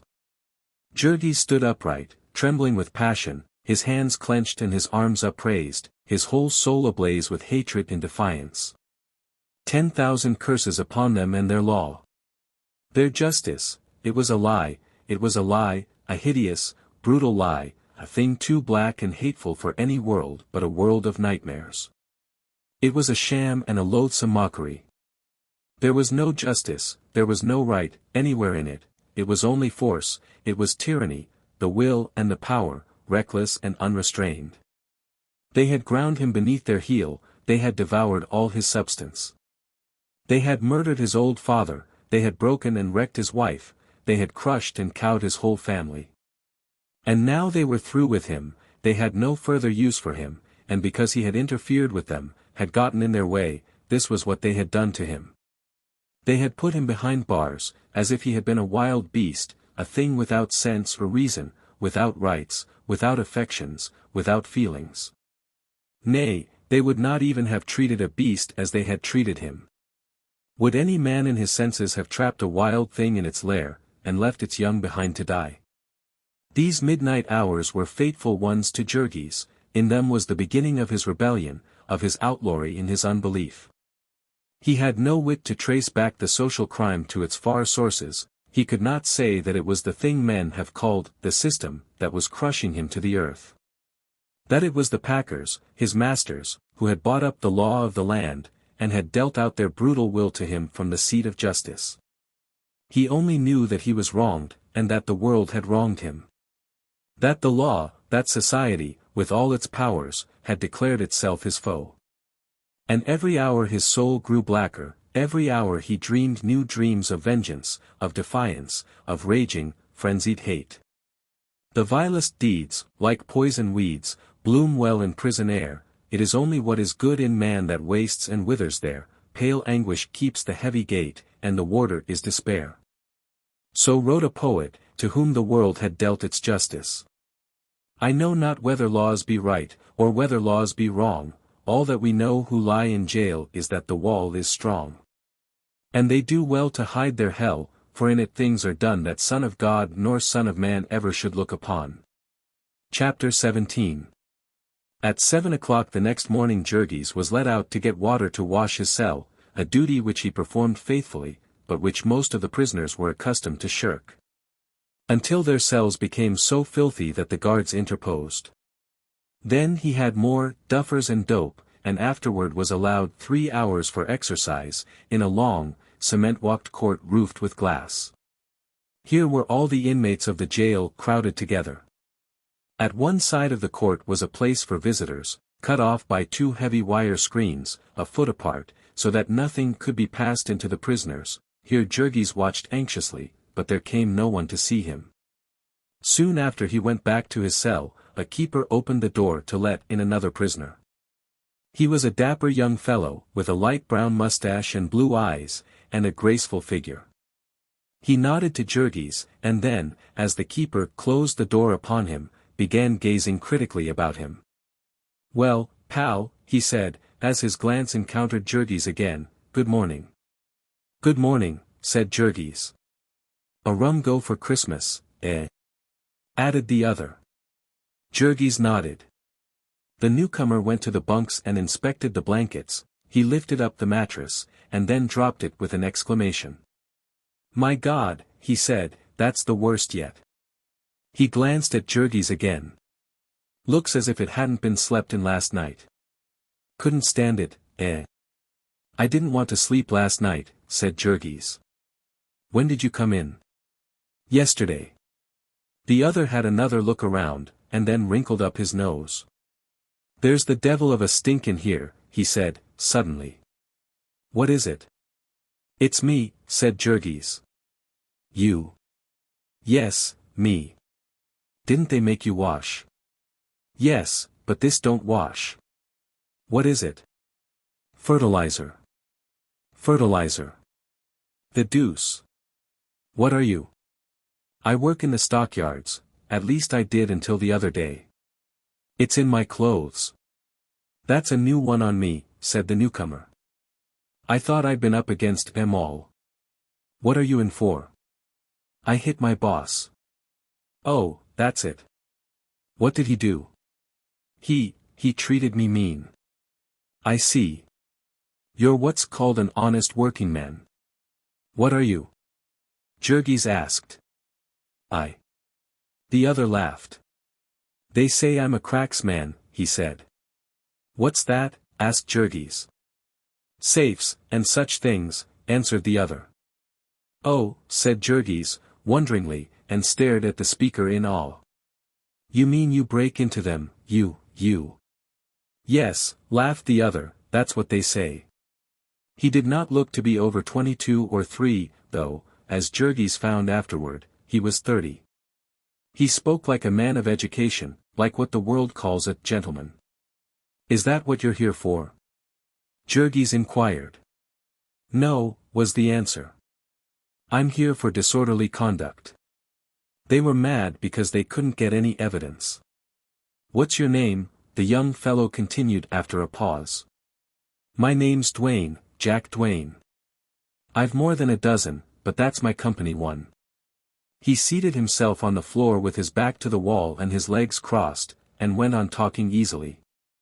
He soon put Jurgis on a friendly footing. He was evidently a man of the world, used to getting on, and not too proud to hold conversation with a mere laboring man. He drew Jurgis out, and heard all about his life, all but the one unmentionable thing. And then he told stories about his own life. He was a great one for stories, not always of the choicest. Being sent to jail had apparently not disturbed his cheerfulness. He had done time twice before, it seemed, and he took it all with a frolic welcome. What with women and wine and the excitement of his vocation, a man could afford to rest now and then. Naturally, the aspect of prison life was changed for Jurgis by the arrival of a cell-mate. He could not turn his face to the wall and sulk, he had to speak when he was spoken to. Nor could he help being interested in the conversation of Duane, the first educated man with whom he had ever talked. How could he help listening with wonder while the other told of midnight ventures and perilous escapes, of feastings and orgies, of fortunes squandered in a night?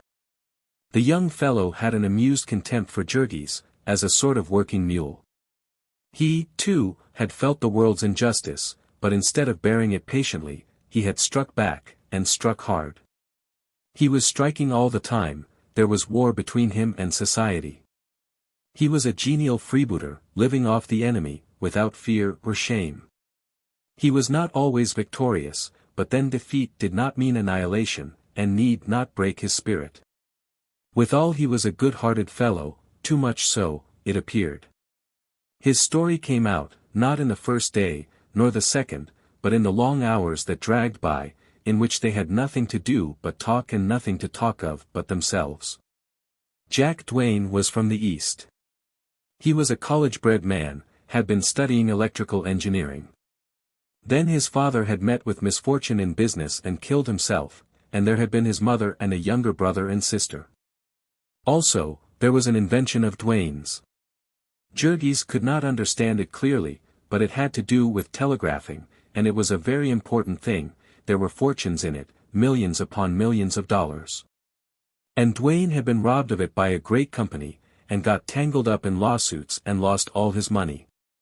Then somebody had given him a tip on a horse race, and he had tried to retrieve his fortune with another person's money, and had to run away, and all the rest had come from that.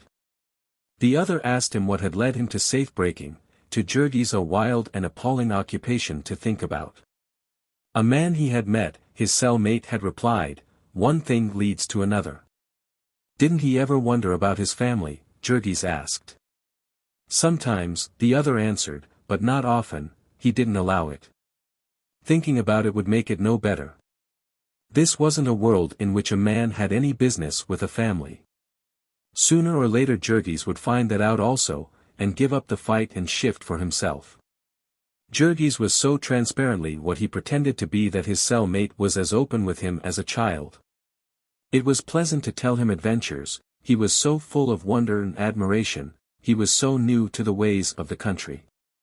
Duane did not even bother to keep back names and places, he told all his triumphs and his failures, his loves and his griefs. Also he introduced Jurgis to many of the other prisoners, nearly half of whom he knew by name.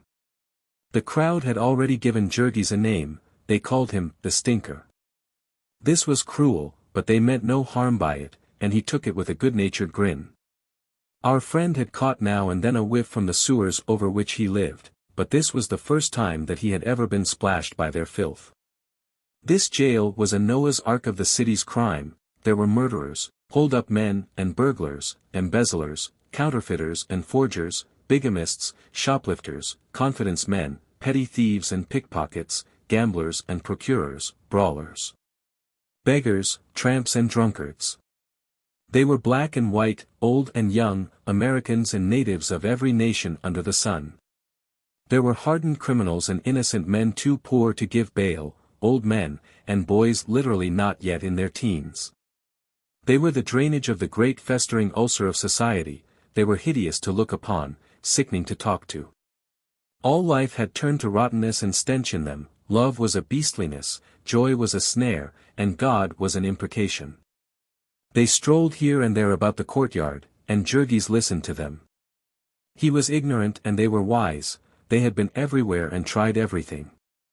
They could tell the whole hateful story of it, set forth the inner soul of a city in which justice and honor, women's bodies and men's souls, were for sale in the marketplace. And human beings writhed and fought and fell upon each other like wolves in a pit, in which lusts were raging fires, and men were fuel, and humanity was festering and stewing and wallowing in its own corruption. Into this wild beast tangle these men had been born without their consent, they had taken part in it because they could not help it, that they were in jail was no disgrace to them, for the game had never been fair, the dice were loaded. They were swindlers and thieves of pennies and dimes, and they had been trapped and put out of the way by the swindlers and thieves of millions of dollars. To most of this Jurgis tried not to listen. They frightened him with their savage mockery. And all the while his heart was far away, where his loved ones were calling. Now and then in the midst of it his thoughts would take flight. And then the tears would come into his eyes, and he would be called back by the jeering laughter of his companions. He spent a week in this company, and during all that time he had no word from his home. He paid one of his 15 cents for a postal card, and his companion wrote a note to the family, telling them where he was and when he would be tried. There came no answer to it, however, and at last, the day before New Year's, Jurgis bade goodbye to Jack Duane. The latter gave him his address, or rather the address of his mistress, and made Jurgis promise to look him up. "Maybe I could help you out of a hole some day," he said, and added that he was sorry to have him go. Jurgis rode in the patrol wagon back to Justice Callahan's court for trial. One of the first things he made out as he entered the room was Tata Elsbeta and little Katrina, looking pale and frightened, seated far in the rear. His heart began to pound, but he did not dare to try to signal to them, and neither did Elsbeta. He took his seat in the prisoner's pen and sat gazing at them in helpless agony. He saw that Ona was not with them, and was full of foreboding as to what that might mean. He spent half an hour brooding over this, and then suddenly he straightened up and the blood rushed into his face. A man had come in. Jurgis could not see his features for the bandages that swathed him, but he knew the burly figure. It was Connor. A trembling seized him, and his limbs bent as if for a spring. Then suddenly he felt a hand on his collar, and heard a voice behind him, "Sit down, you son of a..."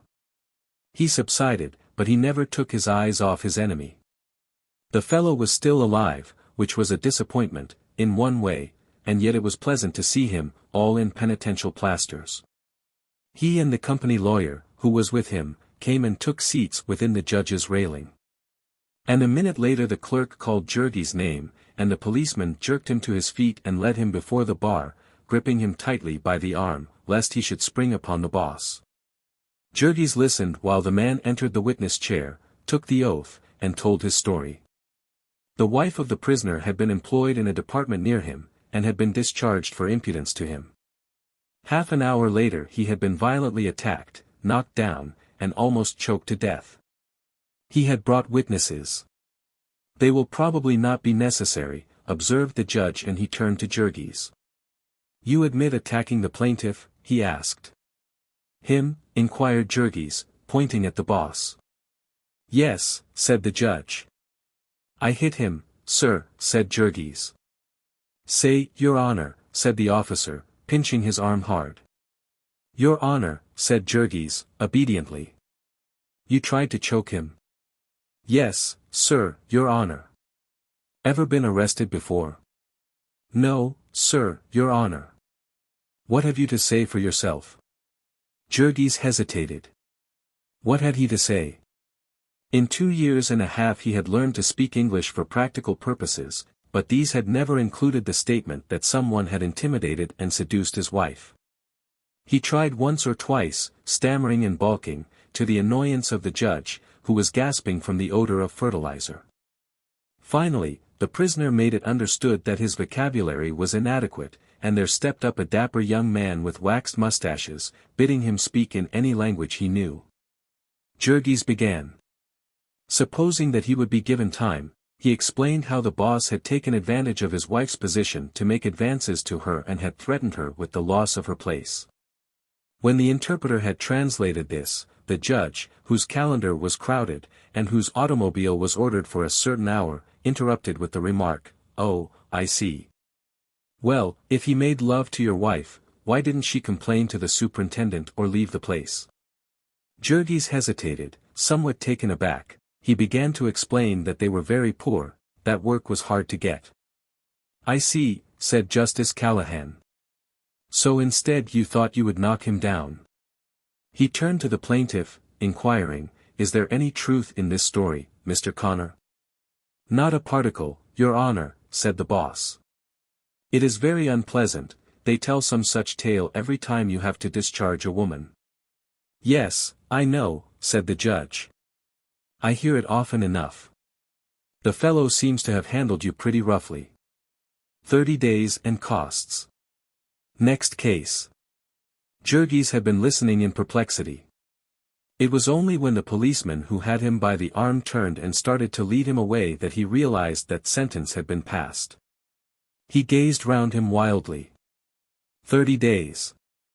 He panted and then he whirled upon the judge. "What will my family do?" he cried frantically. "I have a wife and baby, sir, and they have no money, my God, they will starve to death." "You would have done well to think about them before you committed the assault," said the judge dryly, as he turned to look at the next prisoner. Jurgis would have spoken again, but the policeman had seized him by the collar and was twisting it, and a second policeman was making for him with evidently hostile intentions. So he let them lead him away. Far down the room he saw Elzbieta and Katrina, risen from their seats, staring in fright. He made one effort to go to them, and then, brought back by another twist at his throat, he bowed his head and gave up the struggle.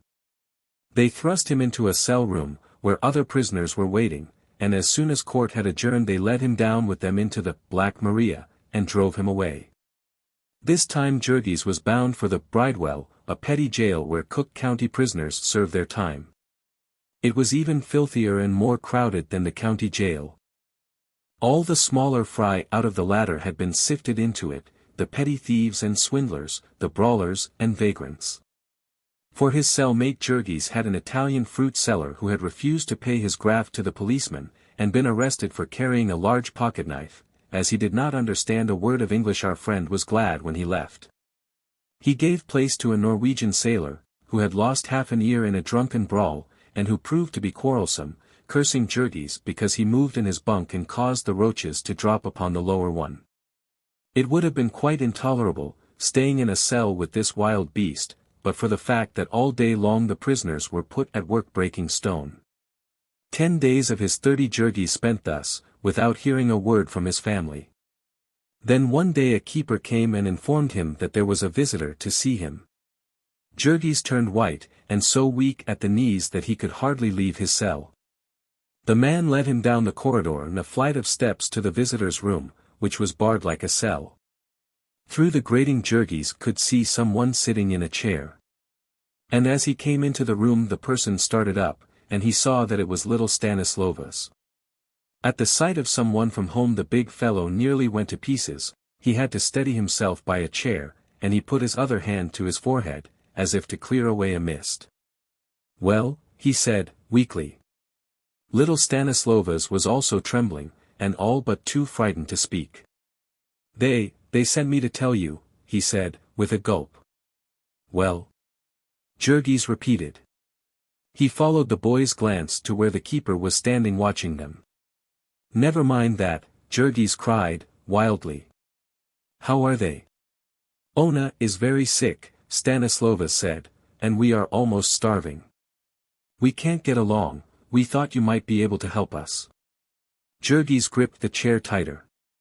There were beads of perspiration on his forehead, and his hands shook. "I can't help you," he said. "Ona lies in her room all day," the boy went on, breathlessly. "She won't eat anything, and she cries all the time. She won't tell what is the matter and she won't go to work at all. Then a long time ago the man came for the rent. He was very cross. He came again last week. He said he would turn us out of the house. And then Maria." A sob choked Stanislova's, and he stopped. "What's the matter with Maria?" cried Jurgis. "She's cut her hand," said the boy. "She's cut it bad, this time, worse than before. She can't work and it's all turning green, and the company doctor says she may have to have it cut off. And Maria cries all the time, her money is nearly all gone, too, and we can't pay the rent and the interest on the house. And we have no coal and nothing more to eat, and the man at the store, he says." The little fellow stopped again, beginning to whimper. "Go on," the other panted in frenzy, "go on." I will," sobbed Stanislovas. "It's so cold all the time. And last Sunday it snowed again, a deep, deep snow, and I couldn't get to work. God!" Jurgis half shouted, and he took a step toward the child. There was an old hatred between them because of the snow, ever since that dreadful morning when the boy had had his fingers frozen and Jurgis had had to beat him to send him to work.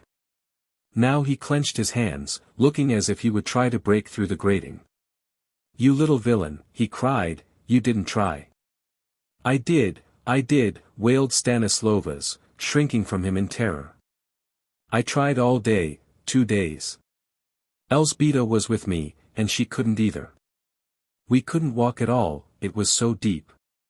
And we had nothing to eat, and oh, it was so cold. I tried, and then the 3rd day Ona went with me." "Ona?" "Yes. She tried to get to work, too. She had to. We were all starving. But she had lost her place." Jurgis reeled, and gave a gasp. "She went back to that place," he screamed. "She tried to," said Stanislovas, gazing at him in perplexity. "Why not, Jurgis?" The man breathed hard, 3 or 4 times. "Go on," he panted, finally. "I went with her," said Stanislovas, "but Miss Henderson wouldn't take her back. And Connor saw her and cursed her. He was still bandaged up." "Why did you hit him, Jurgis?"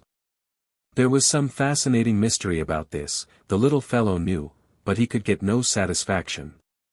Jurgis could not speak, he could only stare, his eyes starting out. "She has been trying to get other work," the boy went on. "But she's so weak she can't keep up. And my boss would not take me back either. Ona says he knows Connor, and that's the reason, they've all got a grudge against us now. So I've got to go downtown and sell papers with the rest of the boys and Katrina." "Katrina?" "Yes, she's been selling papers, too. She does best, because she's a girl. Only the cold is so bad, it's terrible coming home at night, Jurgis. Sometimes they can't come home at all. I'm going to try to find them tonight and sleep where they do, it's so late and it's such a long ways home. I've had to walk, and I didn't know where it was, I don't know how to get back, either. Only mother said I must come, because you would want to know, and maybe somebody would help your family when they had put you in jail so you couldn't work. And I walked all day to get here, and I only had a piece of bread for breakfast, Jurgis. Mother hasn't any work either, because the sausage department is shut down, and she goes and begs at houses with a basket, and people give her food. Only she didn't get much yesterday. It was too cold for her fingers, and today she was crying." So little Stanislovas went on, sobbing as he talked, and Jurgis stood, gripping the table tightly, saying not a word, but feeling that his head would burst. It was like having weights piled upon him, one after another, crushing the life out of him. He struggled and fought within himself, as if in some terrible nightmare, in which a man suffers an agony, and cannot lift his hand, nor cry out, but feels that he is going mad. That his brain is on fire. Just when it seemed to him that another turn of the screw would kill him, little Stanislovas stopped. You cannot help us, he said weakly. Jurgis shook his head. They won't give you anything here. He shook it again. When are you coming out? 3 weeks yet, Jurgis answered. And the boy gazed around him uncertainly. Then I might as well go, he said. Jurgis nodded. Then, suddenly recollecting, he put his hand into his pocket and drew it out, shaking. Here, he said, holding out the 14 cents. Take this to them. And Stanislovas took it, and after a little more hesitation, started for the door. Goodbye, Jurgis, he said, and the other noticed that he walked unsteadily as he passed out of sight. For a minute or so Jurgis stood clinging to his chair, reeling and swaying, then the keeper touched him on the arm, and he turned and went back to breaking stone. Chapter 18. Jurgis did not get out of the bridewell quite as soon as he had expected. To his sentence there were added court costs of $1.50. He was supposed to pay for the trouble of putting him in jail, and not having the money, was obliged to work it off by 3 days more of toil. Nobody had taken the trouble to tell him this. Only after counting the days and looking forward to the end in an agony of impatience, when the hour came that he expected to be free he found himself still set at the stone heap. And laughed at when he ventured to protest. Then he concluded he must have counted wrong, but as another day passed, he gave up all hope, and was sunk in the depths of despair, when one morning after breakfast a keeper came to him with the word that his time was up at last. So he doffed his prison garb, and put on his old fertilizer clothing, and heard the door of the prison clang behind him. He stood upon the steps, bewildered. He could hardly believe that it was true, that the sky was above him again and the open street before him, that he was a free man. But then the cold began to strike through his clothes, and he started quickly away. There had been a heavy snow, and now a thaw had set in. Fine sleety rain was falling, driven by a wind that pierced Jurgis to the bone. He had not stopped for his overcoat when he set out to do up Connor, and so his rides in the patrol wagons had been cruel experiences. His clothing was old and worn thin, and it never had been very warm. Now as he trudged on the rain soon wet it through. There were 6 inches of watery slush on the sidewalks, so that his feet would soon have been soaked, even had there been no holes in his shoes.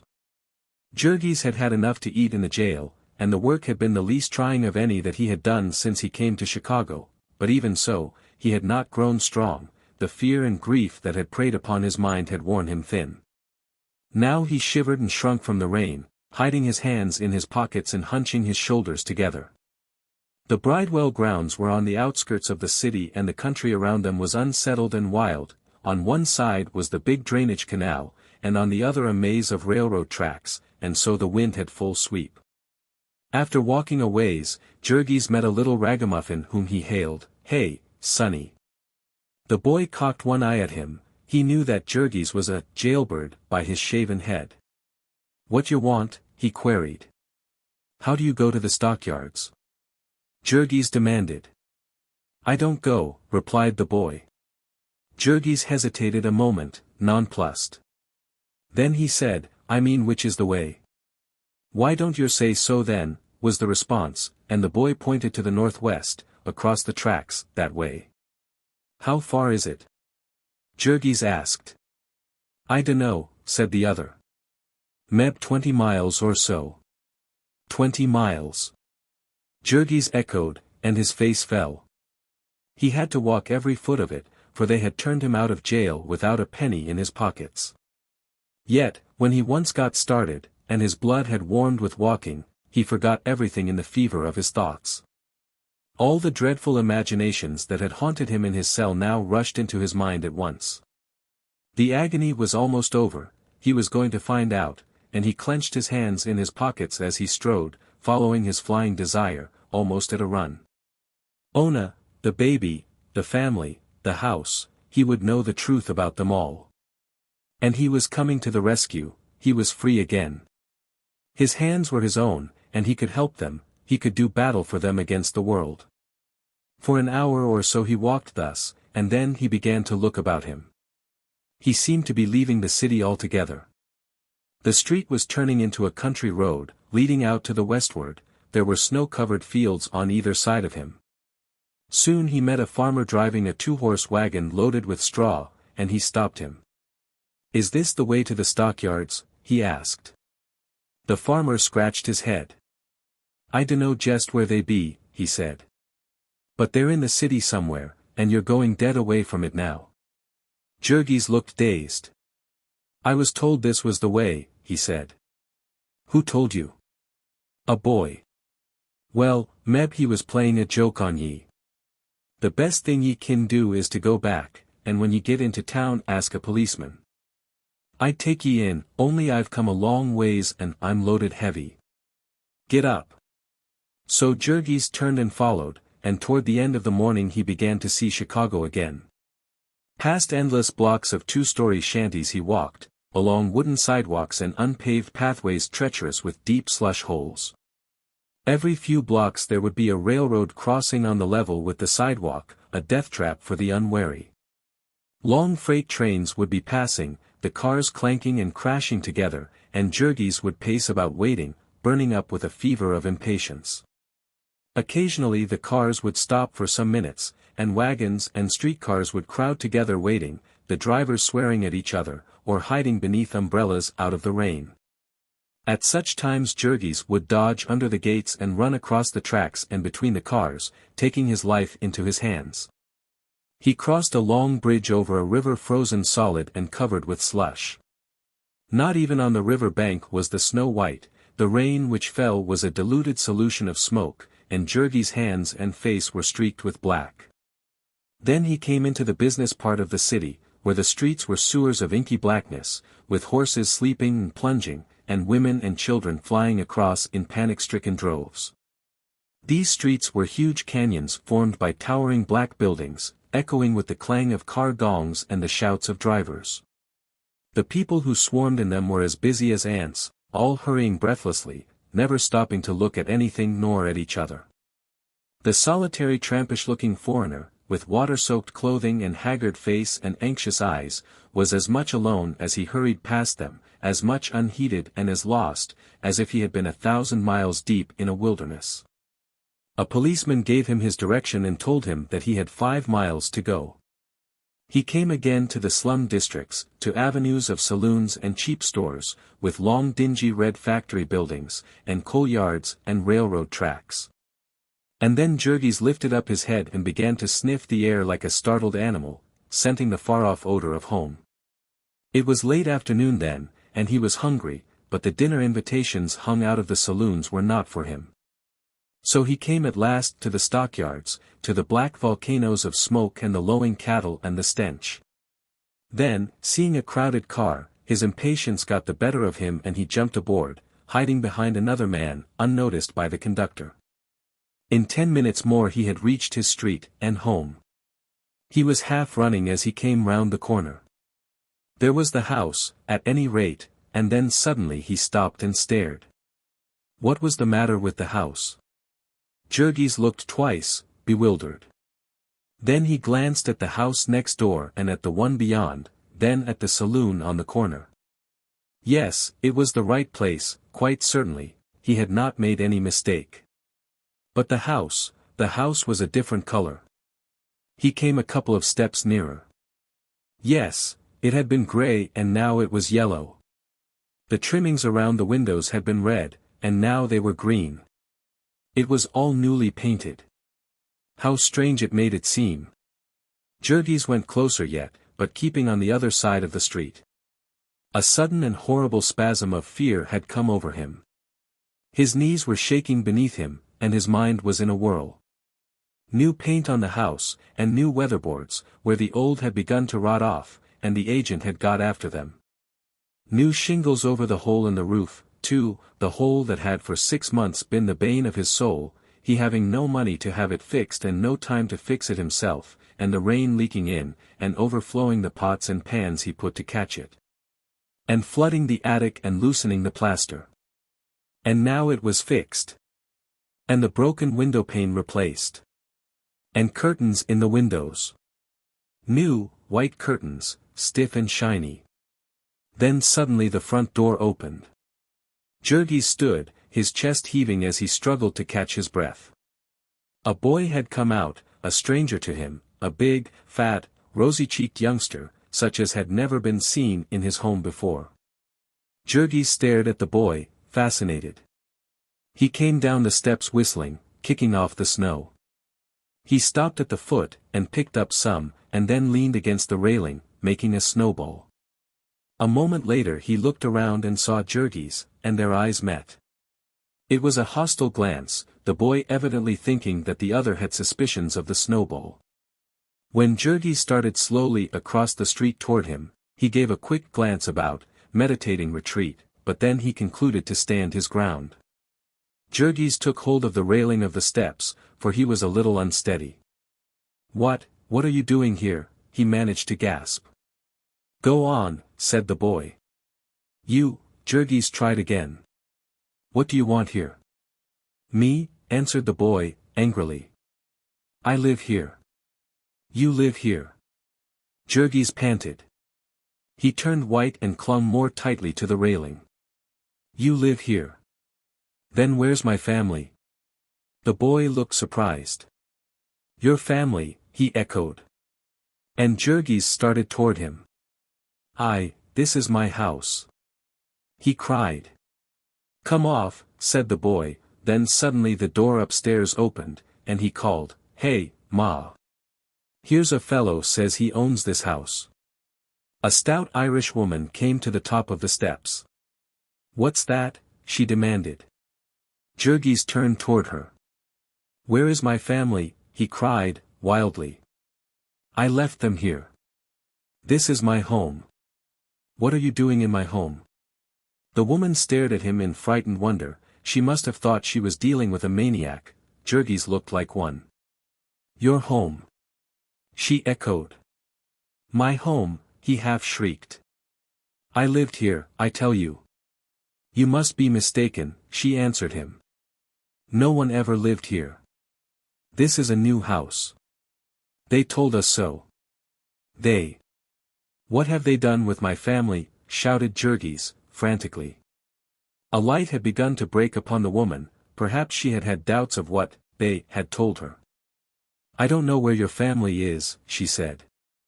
"I bought the house only 3 days ago, and there was nobody here, and they told me it was all new." "Do you really mean you had ever rented it?" "Rented it," panted Jurgis. "I bought it. I paid for it. I own it. And they, my God, can't you tell me where my people went?" She made him understand at last that she knew nothing. Jurgis' brain was so confused that he could not grasp the situation. It was as if his family had been wiped out of existence, as if they were proving to be dream people, who never had existed at all. He was quite lost, but then suddenly he thought of grandmother Majowskiine, who lived in the next block. She would know. He turned and started at a run. Grandmother Majowskiine came to the door herself. She cried out when she saw Jurgis, wild-eyed and shaking. Yes, she could tell him. The family had moved. They had not been able to pay the rent and they had been turned out into the snow, and the house had been repainted and sold again the next week. No, she had not heard how they were, but she could tell him that they had gone back to Anil Jukniin, with whom they had stayed when they first came to the yards. Wouldn't Jurgis come in and rest? It was certainly too bad, if only he had not got into jail. And so Jurgis turned and staggered away. He did not go very far round the corner, he gave out completely, and sat down on the steps of a saloon, and hid his face in his hands, and shook all over with dry, racking sobs. Their home. Their home. They had lost it. Grief, despair, rage, overwhelmed him. What was any imagination of the thing to this heartbreaking, crushing reality of it, to the sight of strange people living in his house, hanging their curtains to his windows, staring at him with hostile eyes? It was monstrous, it was unthinkable, they could not do it, it could not be true. Only think what he had suffered for that house, what miseries they had all suffered for it, the price they had paid for it. The whole long agony came back to him. Their sacrifices in the beginning, their $300 that they had scraped together, all they owned in the world, all that stood between them and starvation. And then their toil, month by month, to get together the $12, and the interest as well, and now and then the taxes, and the other charges, and the repairs, and what not. Why, they had put their very souls into their payments on that house, they had paid for it with their sweat and tears, yes, more, with their very lifeblood. Didi Antanas had died of the struggle to earn that money. He would have been alive and strong today if he had not had to work in Durham's dark cellars to earn his share. And Ona, too, had given her health and strength to pay for it. She was wrecked and ruined because of it, and so was he, who had been a big, strong man 3 years ago, and now sat here shivering, broken, cowed, weeping like a hysterical child. Ah! They had cast their all into the fight, and they had lost, they had lost. All that they had paid was gone, every cent of it. And their house was gone, they were back where they had started from, flung out into the cold to starve and freeze. Jurgis could see all the truth now, could see himself, through the whole long course of events, the victim of ravenous vultures that had torn into his vitals and devoured him. Of fiends that had racked and tortured him, mocking him, meantime, jeering in his face. Ah, God, the horror of it, the monstrous, hideous, demoniacal wickedness of it.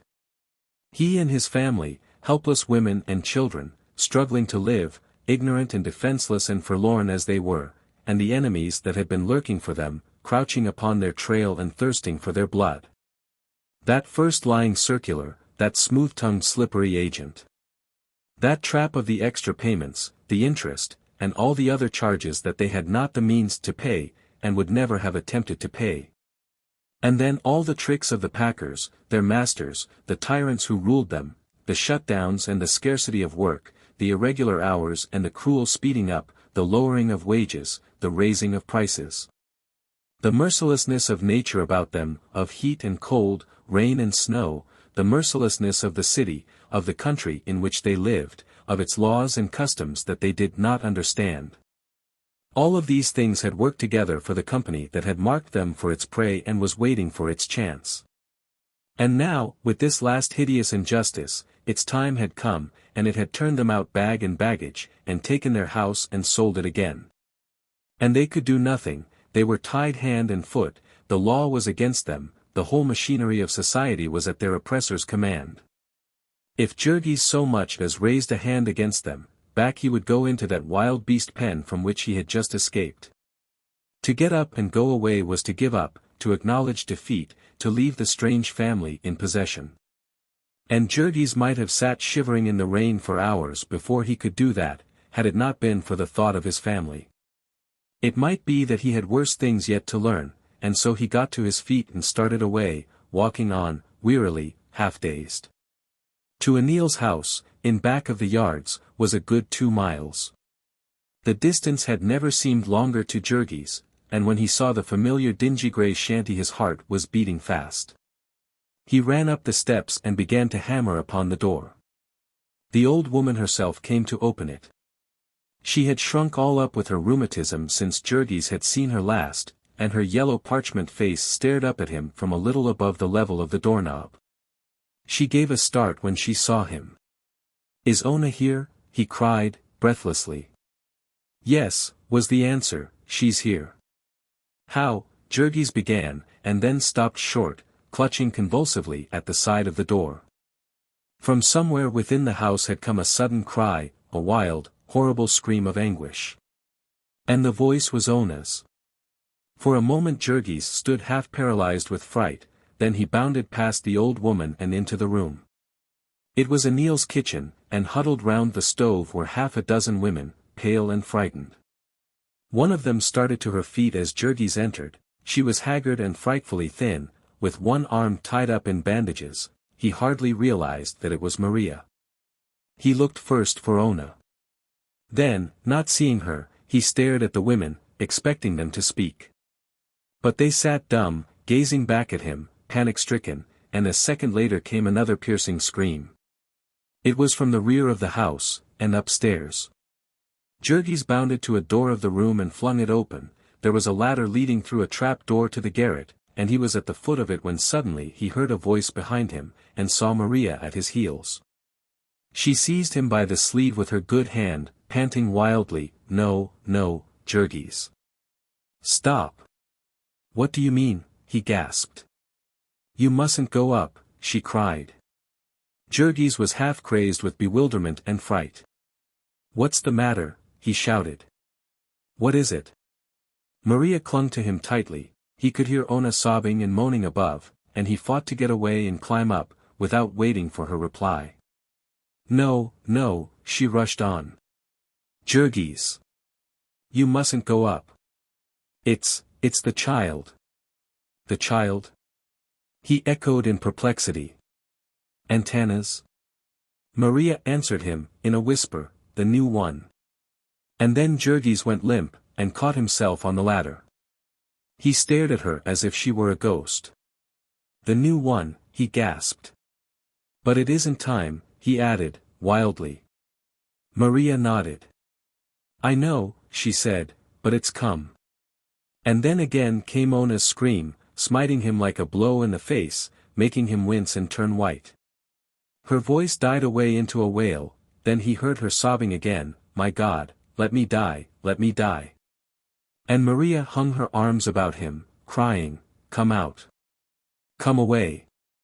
She dragged him back into the kitchen, half carrying him, for he had gone all to pieces. It was as if the pillars of his soul had fallen in, he was blasted with horror. In the room he sank into a chair, trembling like a leaf, Maria still holding him, and the women staring at him in dumb, helpless fright.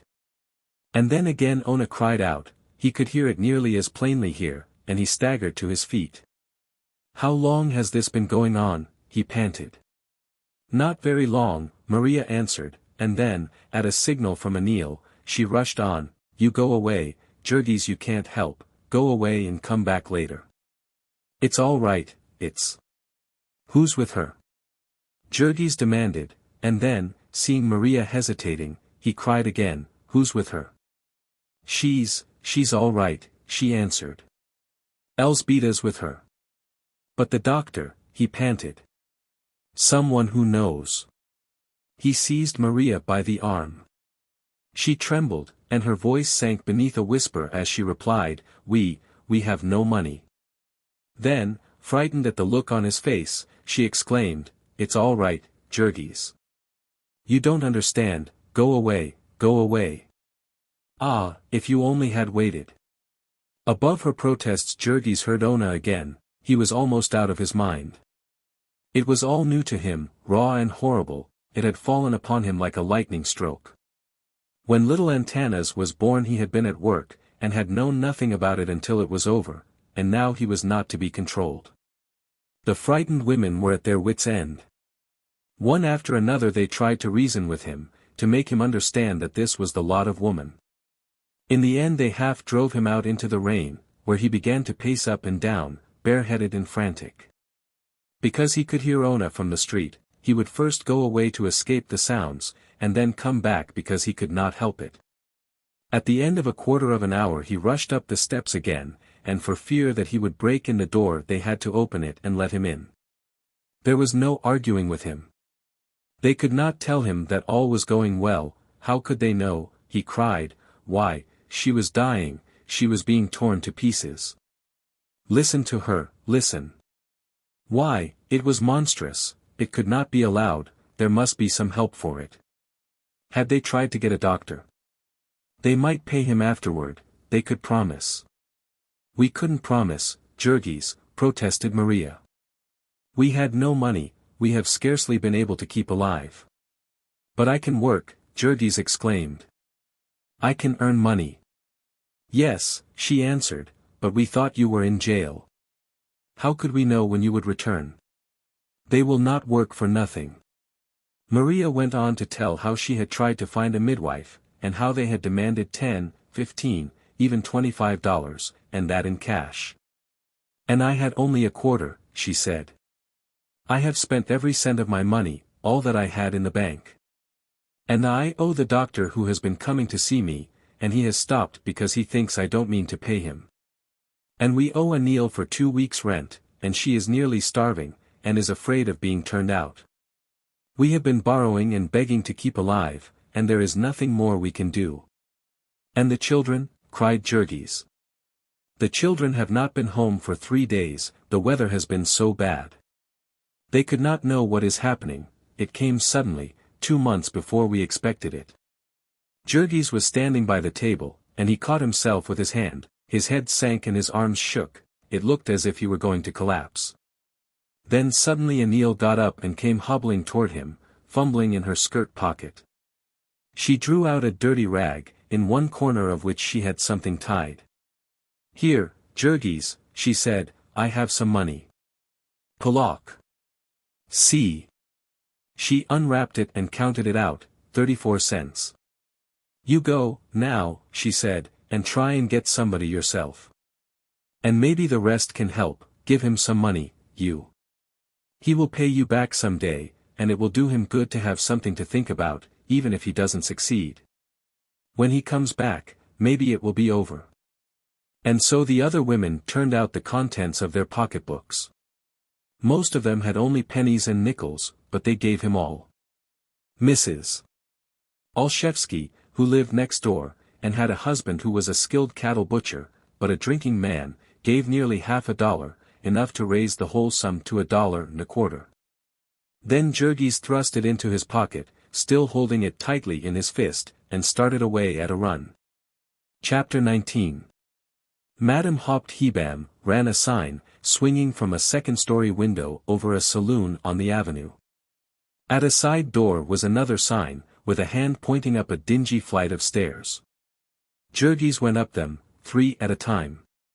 Madame Haupt was frying pork and onions, and had her door half open to let out the smoke. When he tried to knock upon it, it swung open the rest of the way, and he had a glimpse of her, with a black bottle turned up to her lips. Then he knocked louder, and she started and put it away. She was a Dutch woman, enormously fat. When she walked she rolled like a small boat on the ocean, and the dishes in the cupboard jostled each other. She wore a filthy blue wrapper, and her teeth were black. "VOT is it?" she said, when she saw Jurgis. He had run like mad all the way and was so out of breath he could hardly speak. His hair was flying and his eyes wild, he looked like a man that had risen from the tomb. "My wife," he panted. "Come quickly." Madame Haupt set the frying pan to one side and wiped her hands on her wrapper. "You want me to come for a case?" she inquired. "Yes," gasped Jurgis. "I have just come back from a case," she said. "I have had no time to eat my dinner." "Still, if it is so bad." "Yes, it is," cried he. "Well, den, perhaps, VOT you pay." I, how much do you want?" Jurgis stammered. $25. His face fell. "I can't pay that," he said. The woman was watching him narrowly. "How much do you pay?" she demanded. "Must I pay now, right away?" "Yes, all my customers do." I haven't much money," Jurgis began in an agony of dread. "I've been in trouble, and my money is gone. But I'll pay you, every cent, just as soon as I can work." "VOT is your work?" "I have no place now. I must get one." "But how much have you got now?" He could hardly bring himself to reply. When he said, $1.25, the woman laughed in his face. "I would not put on my hat for $1.25, she said. "It's all I've got," he pleaded, his voice breaking. "I must get someone, my wife will die. I can't help it, Madame Haupt had put back her pork and onions on the stove. She turned to him and answered, out of the steam and noise, "Get me $10 cash, UND, so you can pay me the rest next month. "I can't do it, I haven't got it." Jurgis protested. "I tell you I have only $1.25. The woman turned to her work. "I don't believe you," she said. "Dot is all to try to cheat me." VOT is the reason a big man like you has got only $1 a quarter. I've just been in jail, Jurgis cried. He was ready to get down upon his knees to the woman, and I had no money before, and my family has almost starved. VIII is your friends, that ought to help you. They are all poor, he answered. They gave me this. I have done everything I can. Haven't you got nothing you can sell? I have nothing, I tell you, I have nothing, he cried, frantically. Can't you borrow it, Den? Don't your store people trust you? Then, as he shook his head, she went on, listen to me, if you get me you will be glad of it. I will save your wife and baby for you, and it will not seem like mooch to you in the end. If you lose dem now how you think you feel den? Here is a lady that knows her business, I could send you to people in dis block, they would tell you. Madame Haupt was pointing her cooking fork at Jurgis persuasively, but her words were more than he could bear. He flung up his hands with a gesture of despair and turned and started away. It's no use, he exclaimed, but suddenly he heard the woman's voice behind him again. I will make it $5 for you. She followed behind him, arguing with him. You will be foolish not to take such an offer, she said. You won't find nobody go out on a rainy day like this for less. Vi, I have never took a case in my life so cheap as dot. I couldn't pay mine room rent. Jurgis interrupted her with an oath of rage. If I haven't got it, he shouted, how can I pay it? Damn it, I would pay you if I could, but I tell you I haven't got it. I haven't got it. Do you hear me? I haven't got it. He turned and started away again. He was halfway down the stairs before Madame Haupt could shout to him, Wait. I will go mitu. Come back. He went back into the room again. It is not good to think of anybody suffering, she said, in a melancholy voice. I might as well go mitu for nothing as votu offer me, but I will try to help you. How far is it? 3 or 4 blocks from here. 3 or 4. So I shall get soaked. God in Himmel, it ought to be worth more. $1 a quarter, a day like this, but you understand now, you will pay me the rest of $25 soon. As soon as I can. Sometime this month. Yes, within a month, said poor Jurgis. Anything. Hurry up. Where is the $1 a quarter, persisted Madame Haupt, relentlessly. Jurgis put the money on the table and the woman counted it and stowed it away. Then she wiped her greasy hands again and proceeded to get ready, complaining all the time. She was so fat that it was painful for her to move, and she grunted and gasped at every step. She took off her wrapper without even taking the trouble to turn her back to Jurgis, and put on her corsets and dress.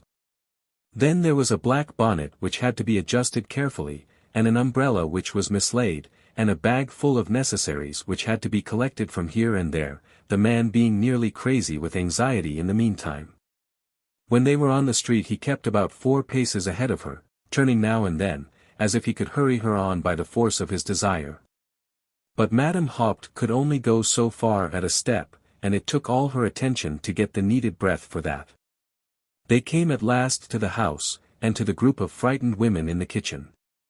It was not over yet, Jurgis learned, he heard Ona crying still. And meantime Madame Haupt removed her bonnet and laid it on the mantelpiece, and got out of her bag, first an old dress and then a saucer of goose grease, which she proceeded to rub upon her hands. The more cases this goose grease is used in, the better luck it brings to the midwife, and so she keeps it upon her kitchen mantelpiece or stowed away in a cupboard with her dirty clothes, for months, and sometimes even for years. Then they escorted her to the ladder, and Jurgis heard her give an exclamation of dismay. God in Himmel, VOT for half you brought me to a place like this. I could not climb up that ladder. I could not get through a trap door. I will not try it, VY, I might kill myself already. VOT sort of a place is dot for a woman to bear a child in, up in a garret, MIT only a ladder to it. You ought to be ashamed of yourselves. Jurgis stood in the doorway and listened to her scolding, half drowning out the horrible moans and screams of Ona. At last Emil succeeded in pacifying her, and she essayed the ascent. Then, however, she had to be stopped while the old woman cautioned her about the floor of the garret. They had no real floor, they had laid old boards in one part to make a place for the family to live. It was all right and safe there, but the other part of the garret had only the joists of the floor, and the lath and plaster of the ceiling below, and if one stepped on this there would be a catastrophe. As it was half dark up above, perhaps one of the others had best go up first with a candle. Then there were more outcries and threatening, until at last Jurgis had a vision of a pair of elephantine legs disappearing through the trap-door, and felt the house shake as Madame Haupt started to walk. Then suddenly Emil came to him and took him by the arm. "Now," she said, "you go away. Do as I tell you, you have done all you can, and you are only in the way. Go away and stay away." "But where shall I go?" Jurgis asked, helplessly. "I don't know where," she answered. "Go on the street, if there is no other place, only go. And stay all night." In the end she and Maria pushed him out of the door and shut it behind him. It was just about sundown, and it was turning cold, the rain had changed to snow, and the slush was freezing. Jurgis shivered in his thin clothing, and put his hands into his pockets and started away. He had not eaten since morning, and he felt weak and ill. With a sudden throb of hope he recollected he was only a few blocks from the saloon where he had been wont to eat his dinner. They might have mercy on him there, or he might meet a friend. He set out for the place as fast as he could walk. "Hello, Jack," said the saloon keeper, when he entered. They call all foreigners and unskilled men Jack in Packingtown. "Where've you been?" Jurgis went straight to the bar. "I've been in jail," he said, "and I've just got out. I walked home all the way, and I've not a cent, and had nothing to eat since this morning. And I've lost my home, and my wife's ill, and I'm done up."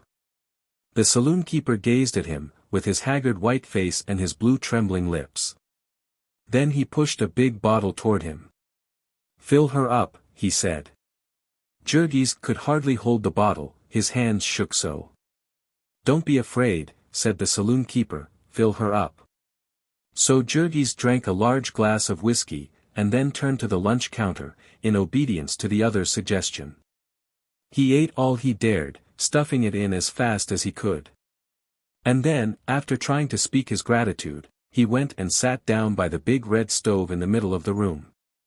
It was too good to last, however, like all things in this hard world. His soaked clothing began to steam, and the horrible stench of fertilizer to fill the room. In an hour or so the packing houses would be closing and the men coming in from their work, and they would not come into a place that smelt of Jurgis. Also it was Saturday night, and in a couple of hours would come a violin and a cornet, and in the rear part of the saloon the families of the neighborhood would dance and feast upon wienerwurst and lager, until 2 or 3 o'clock in the morning. The saloon keeper coughed once or twice, and then remarked, "Say, Jack, I'm afraid you'll have to quit." He was used to the sight of human wrecks, this saloon keeper. He fired dozens of them every night, just as haggard and cold and forlorn as this one. But they were all men who had given up and been counted out, while Jurgis was still in the fight, and had reminders of decency about him. As he got up meekly, the other reflected that he had always been a steady man, and might soon be a good customer again. "You've been up against it, I see," he said. "Come this way." In the rear of the saloon were the cellar stairs. There was a door above and another below, both safely padlocked, making the stairs an admirable place to stow away a customer who might still chance to have money, or a political light whom it was not advisable to kick out of doors. So Jurgis spent the night. The whiskey had only half warmed him, and he could not sleep. Exhausted as he was, he would nod forward, and then start up, shivering with the cold, and begin to remember again. Hour after hour passed, until he could only persuade himself that it was not morning by the sounds of music and laughter and singing that were to be heard from the room. When at last these ceased, he expected that he would be turned out into the street. As this did not happen, he fell to wondering whether the man had forgotten him.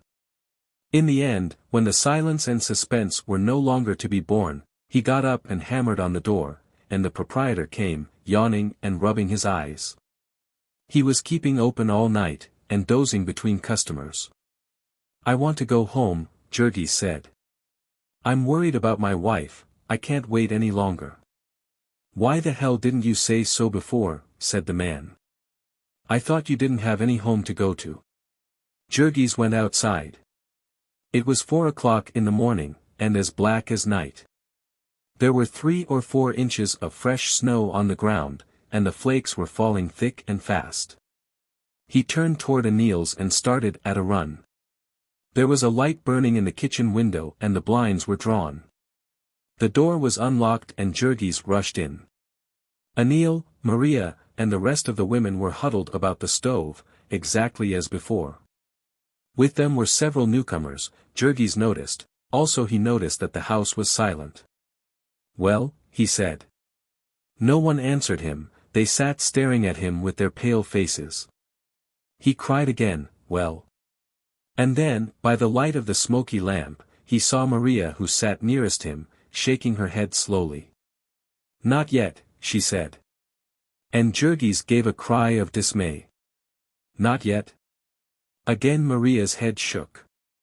The poor fellow stood dumbfounded.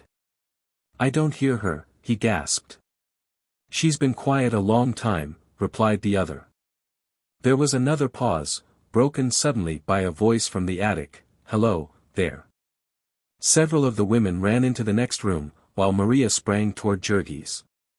"Wait here," she cried, and the two stood, pale and trembling, listening. In a few moments it became clear that Madame Haupt was engaged in descending the ladder, scolding and exhorting again, while the ladder creaked in protest. In a moment or two she reached the ground, angry and breathless, and they heard her coming into the room. Jurgis gave one glance at her, and then turned white and reeled. She had her jacket off, like one of the workers on the killing beds. Her hands and arms were smeared with blood, and blood was splashed upon her clothing and her face. She stood breathing hard, and gazing about her, no one made a sound. "I have done my best," she began suddenly. "I can do nothing more, dear, is no use to try." Again there was silence. "It ain't my fault," she said. "You had ought to have had a doctor, und not waited so long, it was too late already when I come." Once more there was death-like stillness. Maria was clutching Jurgis with all the power of her one well arm. Then suddenly Madame Haupt turned to Anil. "You have not got something to drink, hey?" she queried. "Some brandy?" Anil shook her head.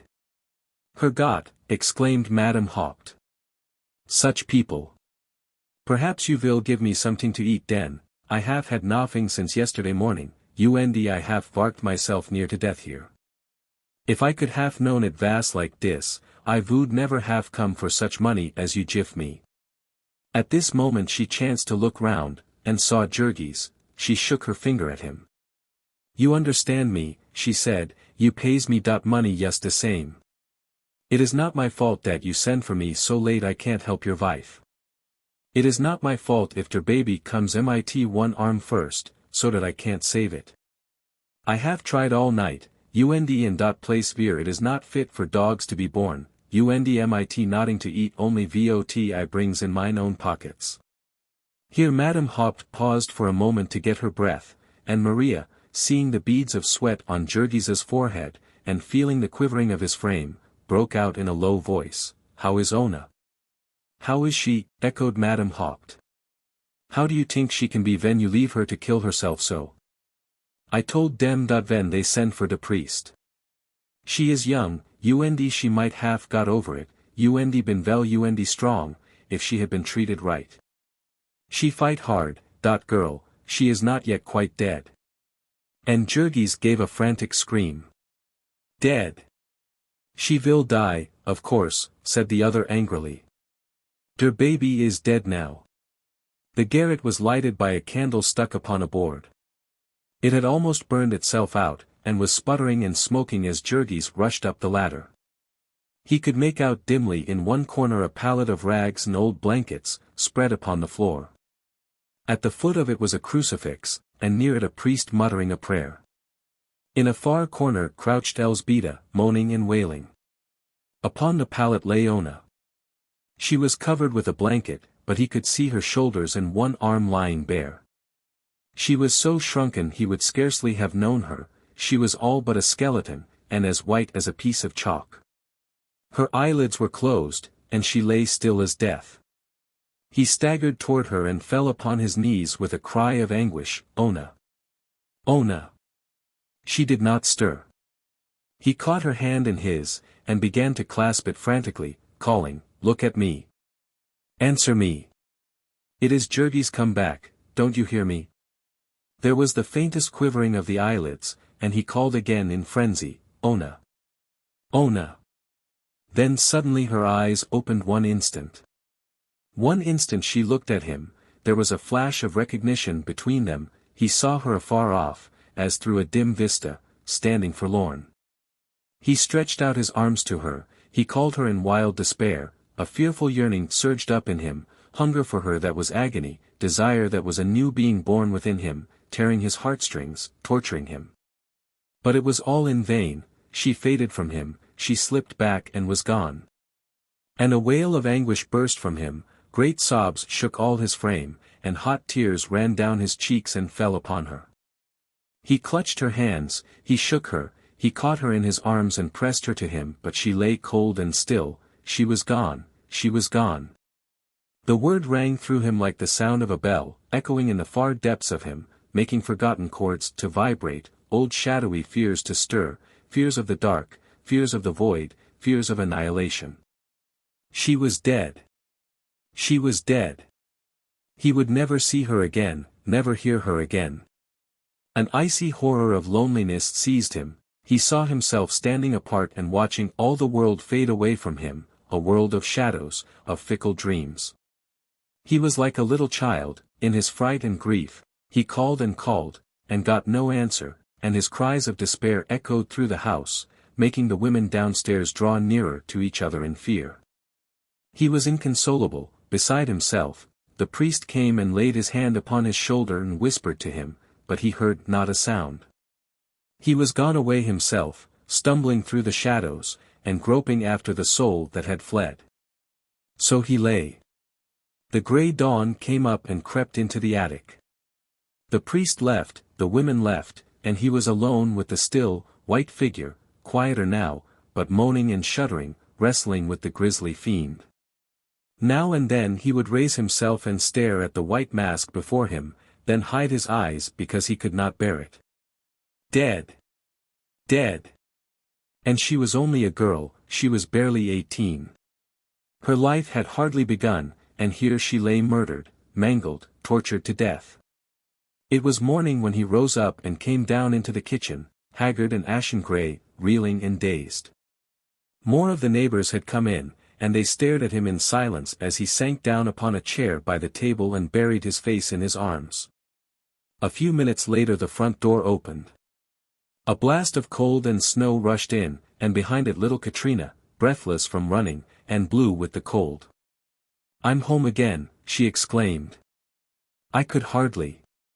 And then, seeing Jurgis, she stopped with an exclamation. Looking from one to another she saw that something had happened, and she asked, in a lower voice, "What's the matter?" Before anyone could reply, Jurgis started up, he went toward her, walking unsteadily. "Where have you been?" he demanded. "Selling papers with the boys," she said. "The snow." "Have you any money?" he demanded. "Yes." "How much?" "Nearly $3, Jurgis." "Give it to me." Katrina, frightened by his manner, glanced at the others. "Give it to me." He commanded again, and she put her hand into her pocket and pulled out a lump of coins tied in a bit of rag. Jurgis took it without a word, and went out of the door and down the street. 3 doors away was a saloon. "Whiskey," he said, as he entered, and as the man pushed him some, he tore at the rag with his teeth and pulled out $50. "How much is the bottle?" he said. I want to get drunk. Chapter 20. But a big man cannot stay drunk very long on $3. That was Sunday morning, and Monday night Jurgis came home, sober and sick, realizing that he had spent every cent the family owned, and had not bought a single instant's forgetfulness with it. Ona was not yet buried. But the police had been notified, and on the morrow they would put the body in a pine coffin and take it to the potter's field. Elzbieta was out begging now, a few pennies from each of the neighbors, to get enough to pay for a mass for her. And the children were upstairs starving to death, while he, good-for-nothing rascal, had been spending their money on drink. So spoke Anil, scornfully, and when he started toward the fire she added the information that her kitchen was no longer for him to fill with his phosphate stinks. She had crowded all her boarders into one room on Ona's account, but now he could go up in the garret where he belonged, and not there much longer, either, if he did not pay her some rent. Jurgis went without a word, and, stepping over half a dozen sleeping boarders in the next room, ascended the ladder. It was dark up above, they could not afford any light, also it was nearly as cold as outdoors. In a corner, as far away from the corpse as possible, sat Maria, holding little Antanas in her one good arm and trying to soothe him to sleep. In another corner crouched poor little Jozapas, wailing because he had had nothing to eat all day. Maria said not a word to Jurgis. He crept in like a whipped cur, and went and sat down by the body. Perhaps he ought to have meditated upon the hunger of the children, and upon his own baseness. But he thought only of Ona, he gave himself up again to the luxury of grief. He shed no tears, being ashamed to make a sound, he sat motionless and shuddering with his anguish. He had never dreamed how much he loved Ona, until now that she was gone. Until now that he sat here, knowing that on the morrow they would take her away, and that he would never lay eyes upon her again, never all the days of his life. His old love, which had been starved to death, beaten to death, awoke in him again. The floodgates of memory were lifted, he saw all their life together, saw her as he had seen her in Lithuania, the first day at the fair, beautiful as the flowers, singing like a bird. He saw her as he had married her, with all her tenderness, with her heart of wonder. The very words she had spoken seemed to ring now in his ears, the tears she had shed to be wet upon his cheek. The long, cruel battle with misery and hunger had hardened and embittered him, but it had not changed her. She had been the same hungry soul to the end, stretching out her arms to him, pleading with him, begging him for love and tenderness. And she had suffered, so cruelly she had suffered, such agonies, such infamies. Ah, God, the memory of them was not to be borne. What a monster of wickedness, of heartlessness, he had been. Every angry word that he had ever spoken came back to him and cut him like a knife, every selfish act that he had done, with what torments he paid for them now. And such devotion and awe as welled up in his soul, now that it could never be spoken, now that it was too late, too late. His bosom was choking with it, bursting with it. He crouched here in the darkness beside her, stretching out his arms to her, and she was gone forever, she was dead. He could have screamed aloud with the horror and despair of it. A sweat of agony beaded his forehead, yet he dared not make a sound, he scarcely dared to breathe, because of his shame and loathing of himself. Late at night came Elzbieta, having gotten the money for a mass, and paid for it in advance, lest she should be tempted too sorely at home. She brought also a bit of stale rye bread that some one had given her, and with that they quieted the children and got them to sleep. Then she came over to Jurgis and sat down beside him. She said not a word of reproach, she and Maria had chosen that course before, she would only plead with him, here by the corpse of his dead wife. Already Elzbieta had choked down her tears, grief being crowded out of her soul by fear. She had to bury one of her children, but then she had done it 3 times before, and each time risen up and gone back to take up the battle for the rest. Elzbieta was one of the primitive creatures, like the angleworm, which goes on living though cut in half, like a hen, which, deprived of her chickens one by one, will mother the last that is left her. She did this because it was her nature, she asked no questions about the justice of it, nor the worthwhileness of life in which destruction and death ran riot. And this old common-sense view she labored to impress upon Jurgis, pleading with him with tears in her eyes. Ona was dead, but the others were left and they must be saved. She did not ask for her own children. She and Maria could care for them somehow, but there was Antanas, his own son. Ona had given Antanas to him. The little fellow was the only remembrance of her that he had. He must treasure it and protect it, he must show himself a man. He knew what Ona would have had him do, what she would ask of him at this moment, if she could speak to him. It was a terrible thing that she should have died as she had, but the life had been too hard for her, and she had to go. It was terrible that they were not able to bury her, that he could not even have a day to mourn her, but so it was. Their fate was pressing, they had not a cent, and the children would perish, some money must be had. Could he not be a man for Ona's sake, and pull himself together? In a little while they would be out of danger. Now that they had given up the house they could live more cheaply, and with all the children working they could get along, if only he would not go to pieces. So Elzbieta went on, with feverish intensity.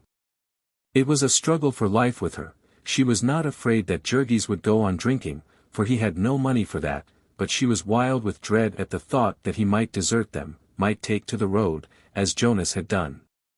But with Ona's dead body beneath his eyes, Jurgis could not well think of treason to his child. Yes, he said, he would try, for the sake of Antanas. He would give the little fellow his chance, would get to work at once, yes, tomorrow, without even waiting for Ona to be buried. They might trust him, he would keep his word, come what might. And so he was out before daylight the next morning, headache, heartache, and all. He went straight to Graham's fertilizer mill, to see if he could get back his job. But the boss shook his head when he saw him. No, his place had been filled long ago, and there was no room for him. Do you think there will be? Jurgis asked. I may have to wait. No, said the other, it will not be worth your while to wait, there will be nothing for you here. Jurgis stood gazing at him in perplexity. What is the matter? He asked. Didn't I do my work? The other met his look with one of cold indifference, and answered, there will be nothing for you here, I said. Jurgis had his suspicions as to the dreadful meaning of that incident, and he went away with a sinking at the heart. He went and took his stand with the mob of hungry wretches who were standing about in the snow before the time station. Here he stayed, breakfastless, for 2 hours, until the throng was driven away by the clubs of the police. There was no work for him that day. Jurgis had made a good many acquaintances in his long services at the yards. There were saloon keepers who would trust him for a drink and a sandwich, and members of his old union who would lend him a dime at a pinch. It was not a question of life and death for him, therefore, he might hunt all day, and come again on the morrow, and try hanging on thus for weeks, like hundreds and thousands of others. Meantime, Teta Elzbieta would go and beg, over in the Hyde Park district, and the children would bring home enough to pacify Anil, and keep them all alive. It was at the end of a week of this sort of waiting, roaming about in the bitter winds or loafing in saloons, that Jurgis stumbled on a chance in one of the cellars of Jones's big packing plant. He saw a foreman passing the open doorway, and hailed him for a job. Push a truck, inquired the man, and Jurgis answered, yes, sir, before the words were well out of his mouth. What's your name? Demanded the other. Jurgis Rudkus. Worked in the yards before? Yes. Whereabouts? 2 places, Brown's Killing Beds and Durham's fertilizer mill. Why did you leave there? The first time I had an accident, and the last time I was sent up for a month. I see. Well, I'll give you a trial. Come early tomorrow and ask for Mr. Thomas. So Jurgis rushed home with the wild tidings that he had a job, that the terrible siege was over. The remnants of the family had quite a celebration that night. And in the morning Jurgis was at the place half an hour before the time of opening. The foreman came in shortly afterward, and when he saw Jurgis he frowned. Oh, he said, I promised you a job, didn't I? Yes, sir, said Jurgis. Well, I'm sorry, but I made a mistake. I can't use you. Jurgis stared, dumbfounded. "What's the matter?" he gasped. "Nothing," said the man, "only I can't use you." There was the same cold, hostile stare that he had had from the boss of the fertilizer mill. He knew that there was no use in saying a word, and he turned and went away. Out in the saloons the men could tell him all about the meaning of it. They gazed at him with pitying eyes. Poor devil, he was blacklisted. What had he done? They asked. Knocked down his boss. Good heavens, then he might have known. Why, he stood as much chance of getting a job in Packingtown as of being chosen mayor of Chicago. Why had he wasted his time hunting? They had him on a secret list in every office, big and little, in the place. They had his name by this time in St. Louis and New York, in Omaha and Boston, in Kansas City and St. Joseph. He was condemned and sentenced, without trial and without appeal. He could never work for the packers again, he could not even clean cattle pens or drive a truck in any place where they controlled. He might try it, if he chose, as hundreds had tried it, and found out for themselves. He would never be told anything about it, he would never get any more satisfaction than he had gotten just now, but he would always find when the time came that he was not needed. It would not do for him to give any other name either, they had company, spotters, for just that purpose, and he wouldn't keep a job in Packingtown 3 days. It was worth a fortune to the packers to keep their blacklist effective, as a warning to the men and a means of keeping down union agitation and political discontent. Jurgis went home, carrying these new tidings to the family council. It was a most cruel thing. Here in this district was his home, such as it was, the place he was used to and the friends he knew, and now every possibility of employment in it was closed to him. There was nothing in Packingtown but packing houses. And so it was the same thing as evicting him from his home. He and the 2 women spent all day and half the night discussing it. It would be convenient, downtown, to the children's place of work. But then Maria was on the road to recovery, and had hopes of getting a job in the yards. And though she did not see her old-time lover once a month, because of the misery of their state, yet she could not make up her mind to go away and give him up forever. Then, too, Elsbeta had heard something about a chance to scrub floors in Durham's offices and was waiting every day for word. In the end it was decided that Jurgis should go downtown to strike out for himself, and they would decide after he got a job. As there was no one from whom he could borrow there, and he dared not beg for fear of being arrested, it was arranged that every day he should meet one of the children and be given 15 cents of their earnings, upon which he could keep going. Then all day he was to pace the streets with hundreds and thousands of other homeless wretches inquiring at stores, warehouses, and factories for a chance. And at night he was to crawl into some doorway or underneath a truck, and hide there until midnight, when he might get into one of the station houses, and spread a newspaper upon the floor. And lie down in the midst of a throng of bums and beggars, reeking with alcohol and tobacco, and filthy with vermin and disease. So for 2 weeks more Jurgis fought with the demon of despair. Once he got a chance to load a truck for half a day, and again he carried an old woman's valise and was given a quarter. This let him into a lodging house on several nights when he might otherwise have frozen to death. And it also gave him a chance now and then to buy a newspaper in the morning and hunt up jobs while his rivals were watching and waiting for a paper to be thrown away. This, however, was really not the advantage it seemed, for the newspaper advertisements were a cause of much loss of precious time and of many weary journeys. A full half of these were fakes, put in by the endless variety of establishments which preyed upon the helpless ignorance of the unemployed. If Jurgis lost only his time, it was because he had nothing else to lose. Whenever a smooth-tongued agent would tell him of the wonderful positions he had on hand, he could only shake his head sorrowfully and say that he had not the necessary dollar to deposit. When it was explained to him what big money he and all his family could make by coloring photographs, he could only promise to come in again when he had $2 to invest in the outfit. In the end Jurgis got a chance through an accidental meeting with an old-time acquaintance of his union days. He met this man on his way to work in the giant factories of the Harvester Trust.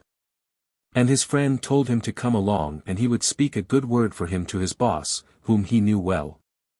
So Jurgis trudged 4 or 5 miles, and passed through a waiting throng of unemployed at the gate under the escort of his friend. His knees nearly gave way beneath him when the foreman, after looking him over and questioning him, told him that he could find an opening for him. How much this accident meant to Jurgis he realized only by stages. For he found that the harvester works were the sort of place to which philanthropists and reformers pointed with pride. It had some thought for its employees. Its workshops were big and roomy, it provided a restaurant where the workmen could buy good food at cost, it had even a reading room, and decent places where its girl hands could rest. Also the work was free from many of the elements of filth and repulsiveness that prevailed at the stockyards. Day after day Jurgis discovered these things never expected nor dreamed of by him, until this new place came to seem a kind of a heaven to him. It was an enormous establishment, covering 160 acres of ground, employing 5,000 people. And turning out over 300,000 machines every year, a good part of all the harvesting and mowing machines used in the country.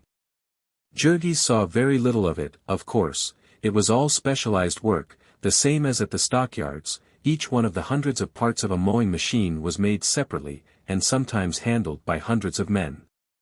Where Jurgis worked there was a machine which cut and stamped a certain piece of steel about 2 square inches in size. The pieces came tumbling out upon a tray, and all that human hands had to do was to pile them in regular rows, and change the trays at intervals. This was done by a single boy, who stood with eyes and thought centered upon it. And fingers flying so fast that the sounds of the bits of steel striking upon each other was like the music of an express train as one hears it in a sleeping car at night. This was piecework, of course, and besides it was made certain that the boy did not idle, by setting the machine to match the highest possible speed of human hands. 30,000 of these pieces he handled every day, 9 or 10 million every year, how many in a lifetime it rested with the gods to say. Nearby him men sat bending over whirling grindstones, putting the finishing touches to the steel knives of the reaper. Picking them out of a basket with the right hand, pressing first one side and then the other against the stone and finally dropping them with the left hand into another basket. One of these men told Jurgis that he had sharpened 3,000 pieces of steel a day for 13 years. In the next room were wonderful machines that ate up long steel rods by slow stages, cutting them off, seizing the pieces, stamping heads upon them, grinding them and polishing them, threading them, and finally dropping them into a basket. All ready to bolt the harvesters together. From yet another machine came tens of thousands of steel burrs to fit upon these bolts. In other places all these various parts were dipped into troughs of paint and hung up to dry, and then slid along on trolleys to a room where men streaked them with red and yellow, so that they might look cheerful in the harvest fields. Jurgis's friend worked upstairs in the casting rooms, and his task was to make the molds of a certain part. He shoveled black sand into an iron receptacle and pounded it tight and set it aside to harden. Then it would be taken out, and molten iron poured into it. This man, too, was paid by the mold, or rather for perfect castings, nearly half his work going for naught. You might see him, along with dozens of others, toiling like one possessed by a whole community of demons.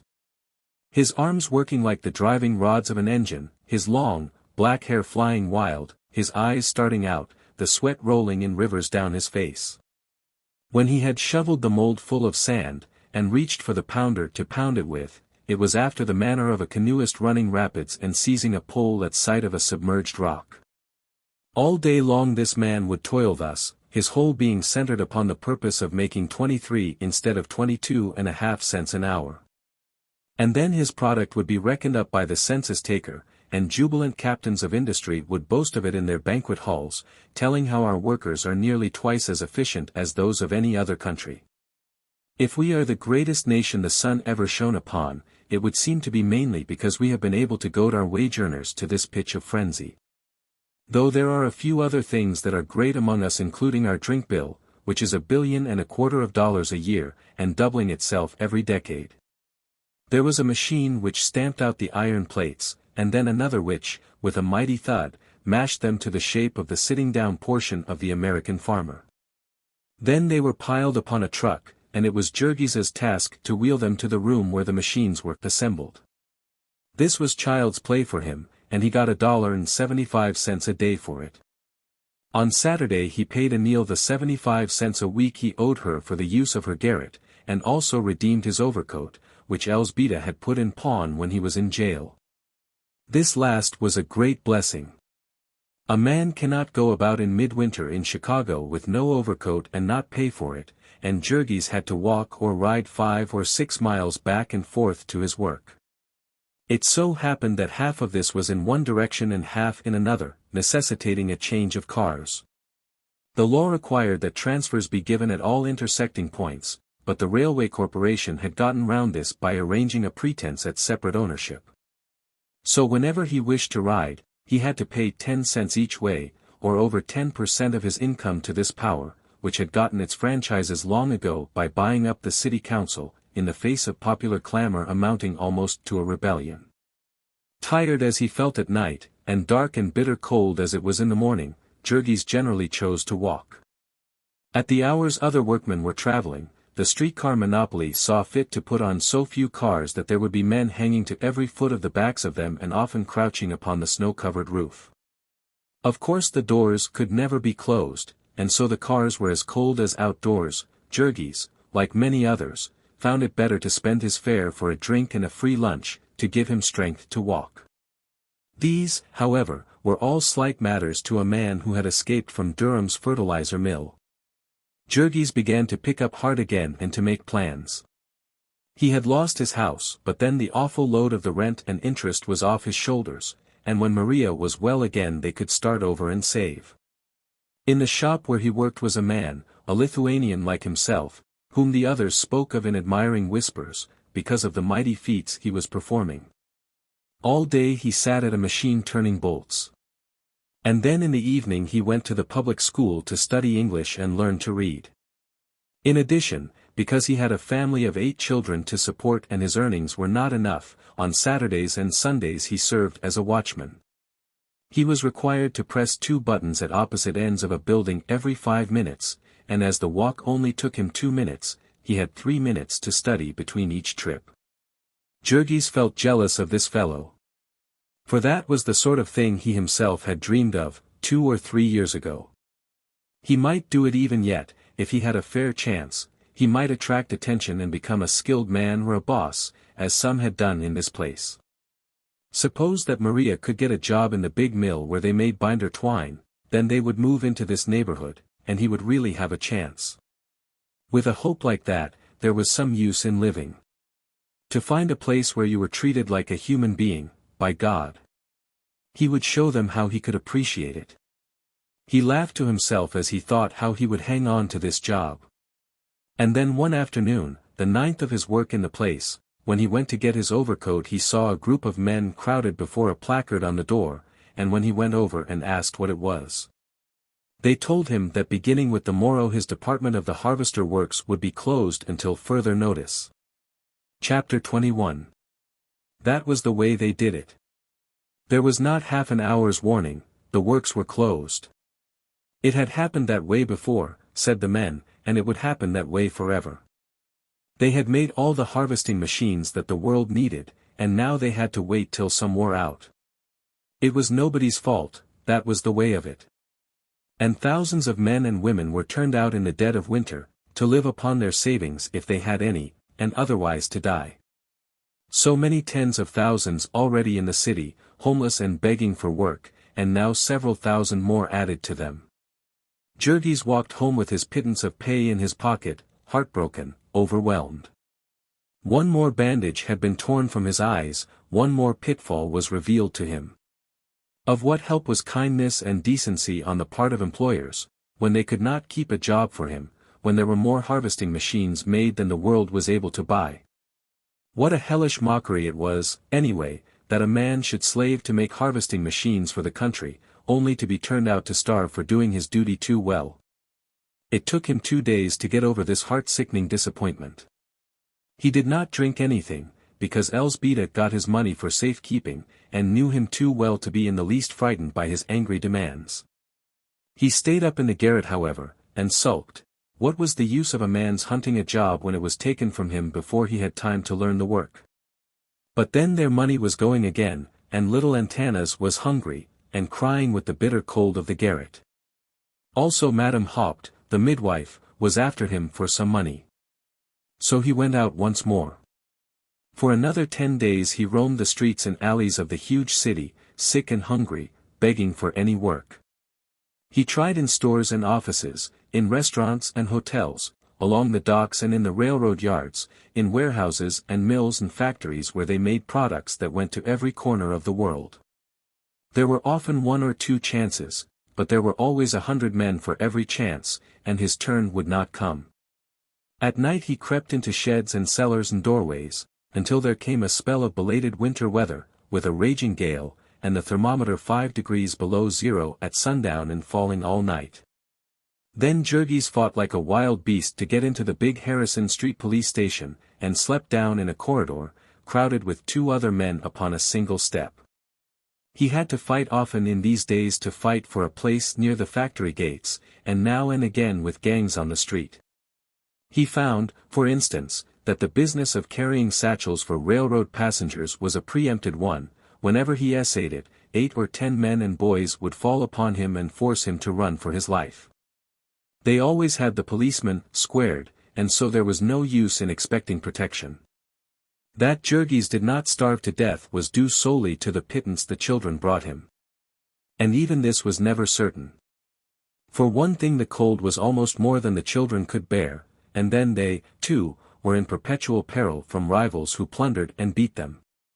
The law was against them, too. Little Villemas, who was really 11, but did not look to be 8, was stopped on the streets by a severe old lady in spectacles, who told him that he was too young to be working and that if he did not stop selling papers she would send a truant officer after him. Also one night a strange man caught little Katrina by the arm and tried to persuade her into a dark cellar way, an experience which filled her with such terror that she was hardly to be kept at work. At last, on a Sunday, as there was no use looking for work, Jurgis went home by stealing rides on the cars. He found that they had been waiting for him for 3 days. There was a chance of a job for him. It was quite a story. Little Jozapas, who was near crazy with hunger these days, had gone out on the street to beg for himself. Jozapas had only 1 leg, having been run over by a wagon when a little child, but he had got himself a broomstick, which he put under his arm for a crutch. He had fallen in with some other children and found the way to Mike Scully's dump, which lay 3 or 4 blocks away. To this place there came every day many hundreds of wagon loads of garbage and trash from the lake front, where the rich people lived. And in the heaps the children raked for food, there were hunks of bread and potato peelings and apple cores and meat bones, all of it half frozen and quite unspoiled. Little Jozapas gorged himself, and came home with a newspaper full, which he was feeding to Antanas when his mother came in. Elzbieta was horrified, for she did not believe that the food out of the dumps was fit to eat. The next day, however, when no harm came of it and Jozapas began to cry with hunger, she gave in and said that he might go again. And that afternoon he came home with a story of how while he had been digging away with a stick, a lady upon the street had called him. A real fine lady, the little boy explained, a beautiful lady. And she wanted to know all about him, and whether he got the garbage for chickens, and why he walked with a broomstick, and why Ona had died, and how Jurgis had come to go to jail, and what was the matter with Maria, and everything. In the end she had asked where he lived, and said that she was coming to see him, and bring him a new crutch to walk with. She had on a hat with a bird upon it, Jozapas added, and a long fur snake around her neck. She really came, the very next morning, and climbed the ladder to the garret, and stood and stared about her, turning pale at the sight of the blood stains on the floor where Ona had died. She was a settlement worker, she explained to Elzbieta. She lived around on Ashland Avenue. Elzbieta knew the place, over a feed store.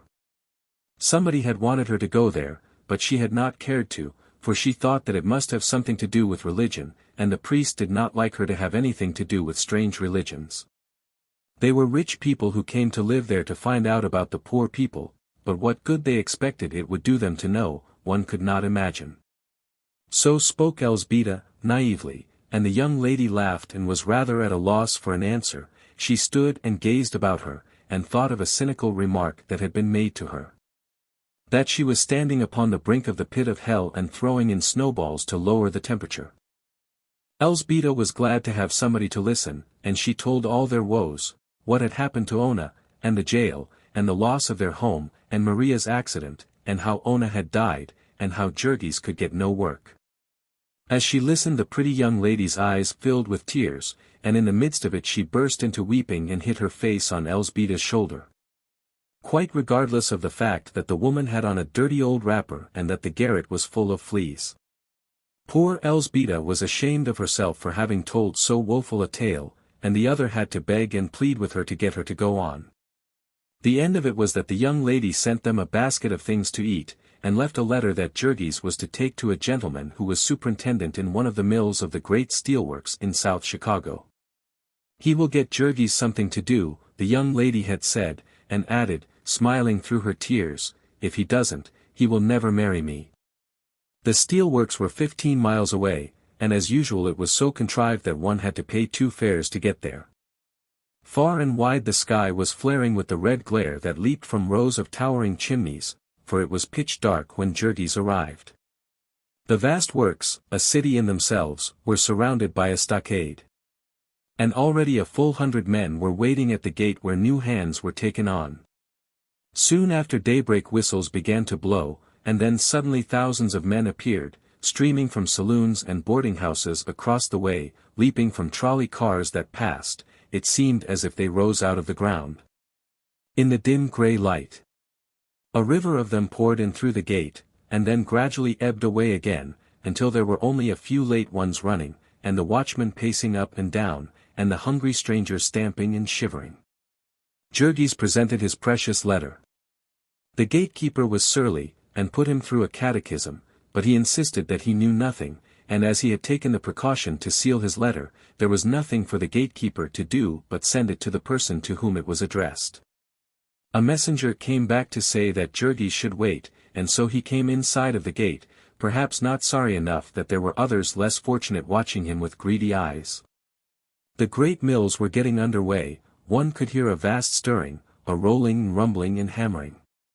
Little by little the scene grew plain, towering, black buildings here and there, long rows of shops and sheds, little railways branching everywhere, bare grey cinders underfoot and oceans of billowing black smoke above. On one side of the grounds ran a railroad with a dozen tracks, and on the other side lay the lake, where steamers came to load. Jurgis had time enough to stare and speculate, for it was 2 hours before he was summoned. He went into the office building, where a company timekeeper interviewed him. The superintendent was busy, he said, but he, the timekeeper, would try to find Jurgis a job. He had never worked in a steel mill before. But he was ready for anything. Well, then, they would go and see. So they began a tour, among sights that made Jurgis stare amazed. He wondered if ever he could get used to working in a place like this, where the air shook with deafening thunder, and whistles shrieked warnings on all sides of him at once. Where miniature steam engines came rushing upon him, and sizzling, quivering, white-hot masses of metal sped past him, and explosions of fire and flaming sparks dazzled him and scorched his face. The men in these mills were all black with soot, and hollow-eyed and gaunt. They worked with fierce intensity, rushing here and there, and never lifting their eyes from their tasks. Jurgis clung to his guide like a scared child to its nurse, and while the latter hailed one foreman after another to ask if they could use another unskilled man, he stared about him and marveled. He was taken to the Bessemer furnace, where they made billets of steel, a dome-like building, the size of a big theater. Jurgis stood where the balcony of the theater would have been, and opposite, by the stage, he saw 3 giant cauldrons, big enough for all the devils of hell to brew their broth in, full of something white and blinding, bubbling and splashing. Roaring as if volcanoes were blowing through it, one had to shout to be heard in the place. Liquid fire would leap from these cauldrons and scatter like bombs below, and men were working there, seeming careless, so that Jurgis caught his breath with fright. Then a whistle would toot, and across the curtain of the theater would come a little engine with a carload of something to be dumped into one of the receptacles. And then another whistle would toot, down by the stage, and another train would back up, and suddenly, without an instant's warning, one of the giant kettles began to tilt and topple, flinging out a jet of hissing, roaring flame. Jurgis shrank back appalled, for he thought it was an accident. There fell a pillar of white flame, dazzling as the sun, swishing like a huge tree falling in the forest. A torrent of sparks swept all the way across the building, overwhelming everything, hiding it from sight. And then Jurgis looked through the fingers of his hands, and saw pouring out of the cauldron a cascade of living, leaping fire, white with a whiteness not of earth, scorching the eyeballs. Incandescent rainbows shone above it, blue, red, and golden lights played about it, but the stream itself was white, ineffable. Out of regions of wonder it streamed, the very river of life. And the soul leaped up at the sight of it, fled back upon it, swift and resistless, back into far-off lands, where beauty and terror dwell. Then the great cauldron tilted back again, empty, and Jurgis saw to his relief that no one was hurt, and turned and followed his guide out into the sunlight. They went through the blast furnaces, through rolling mills where bars of steel were tossed about and chopped like bits of cheese. All around and above giant machine arms were flying, giant wheels were turning, great hammers crashing. Traveling cranes creaked and groaned overhead, reaching down iron hands and seizing iron prey. It was like standing in the center of the earth, where the machinery of time was revolving. By and by they came to the place where steel rails were made.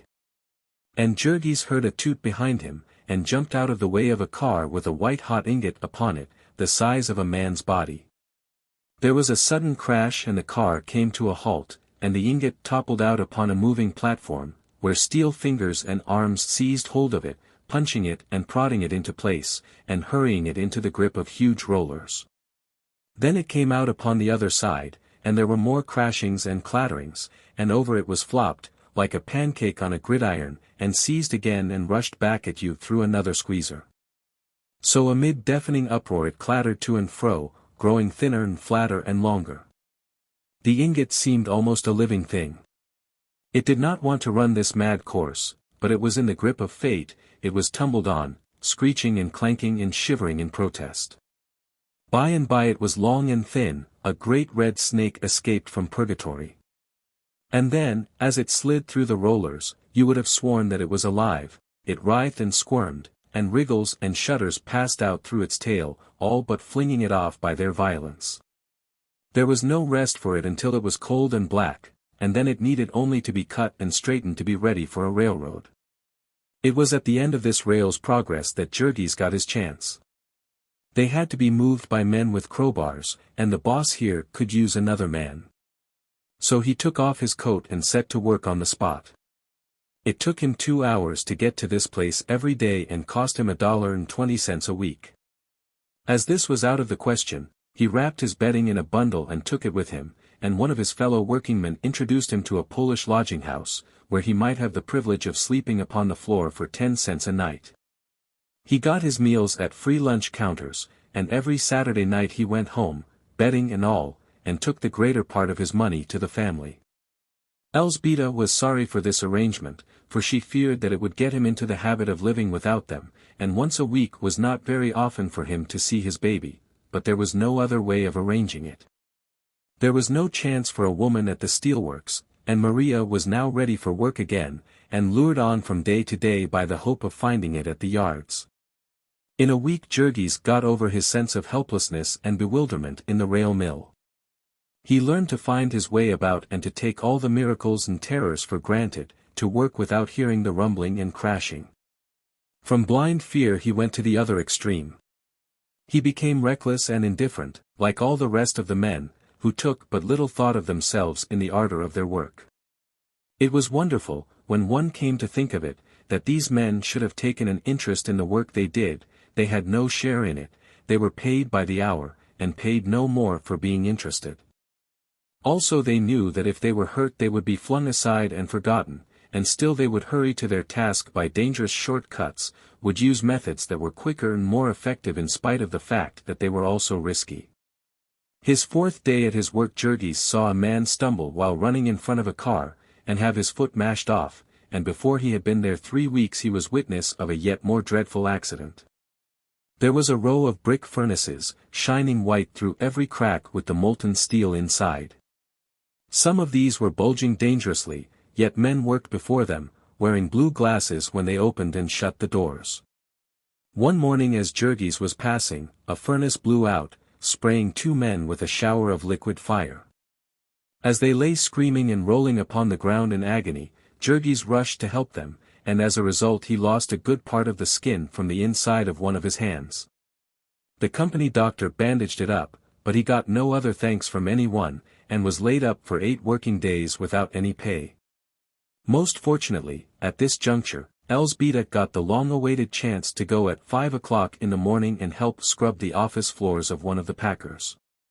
Jurgis came home and covered himself with blankets to keep warm, and divided his time between sleeping and playing with little Antanas. Juozapas was away raking in the dump a good part of the time, and Elzbieta and Maria were hunting for more work. Antanas was now over 1.5 years old, and was a perfect talking machine. He learned so fast that every week when Jurgis came home it seemed to him as if he had a new child. He would sit down and listen and stare at him, and give vent to delighted exclamations, Polak. Muma. Tu mano serdial. The little fellow was now really the one delight that Jurgis had in the world, his one hope, his one victory. Thank God, Antanas was a boy. And he was as tough as a pine knot, and with the appetite of a wolf. Nothing had hurt him, and nothing could hurt him. He had come through all the suffering and deprivation unscathed, only shriller-voiced and more determined in his grip upon life. He was a terrible child to manage, was Antanas, but his father did not mind that, he would watch him and smile to himself with satisfaction. The more of a fighter he was the better, he would need to fight before he got through. Jurgis had got the habit of buying the Sunday paper whenever he had the money. A most wonderful paper could be had for only 5 cents, a whole armful, with all the news of the world set forth in big headlines, that Jurgis could spell out slowly, with the children to help him at the long words. There was battle and murder and sudden death. It was marvelous how they ever heard about so many entertaining and thrilling happenings. The stories must be all true, for surely no man could have made such things up, and besides, there were pictures of them all, as real as life. One of these papers was as good as a circus, and nearly as good as a spree, certainly a most wonderful treat for a workingman, who was tired out and stupefied, and had never had any education, and whose work was one dull, sordid grind, day after day. And year after year, with never a sight of a green field nor an hour's entertainment, nor anything but liquor to stimulate his imagination. Among other things, these papers had pages full of comical pictures, and these were the main joy in life to little Antanas. He treasured them up, and would drag them out and make his father tell him about them. There were all sorts of animals among them, and Antanas could tell the names of all of them, lying upon the floor for hours and pointing them out with his chubby little fingers. Whenever the story was plain enough for Jurgis to make out, Antanas would have it repeated to him, and then he would remember it, prattling funny little sentences and mixing it up with other stories in an irresistible fashion.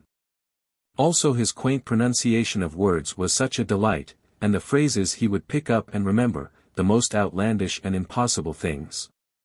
The first time that the little rascal burst out with, "God damn," his father nearly rolled off the chair with glee, but in the end he was sorry for this, for Antanas was soon God-damning everything and everybody. And then, when he was able to use his hands, Jurgis took his bedding again and went back to his task of shifting rails. It was now April, and the snow had given place to cold rains, and the unpaved street in front of Anil's house was turned into a canal.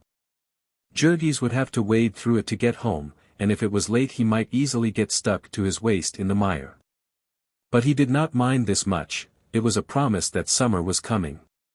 Maria had now gotten a place as beef trimmer in one of the smaller packing plants, and he told himself that he had learned his lesson now, and would meet with no more accidents, so that at last there was prospect of an end to their long agony. They could save money again, and when another winter came they would have a comfortable place, and the children would be off the streets and in school again, and they might set to work to nurse back into life their habits of decency and kindness. So once more Jurgis began to make plans and dream dreams.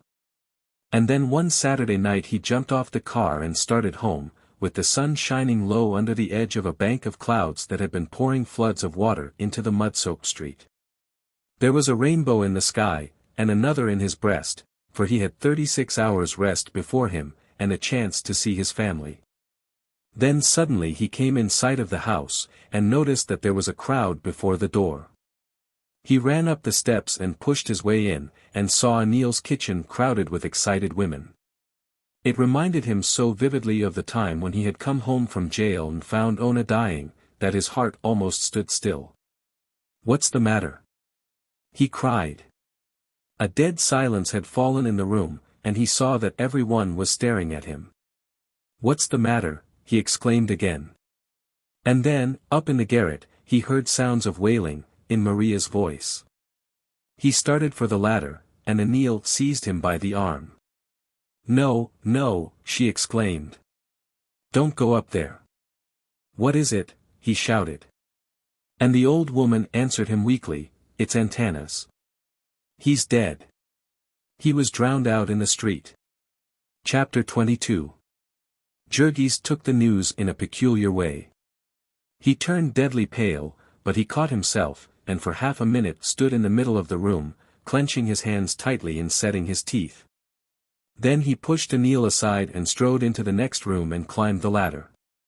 In the corner was a blanket, with a form half showing beneath it, and beside it lay Elzbieta, whether crying or in a faint, Jurgis could not tell.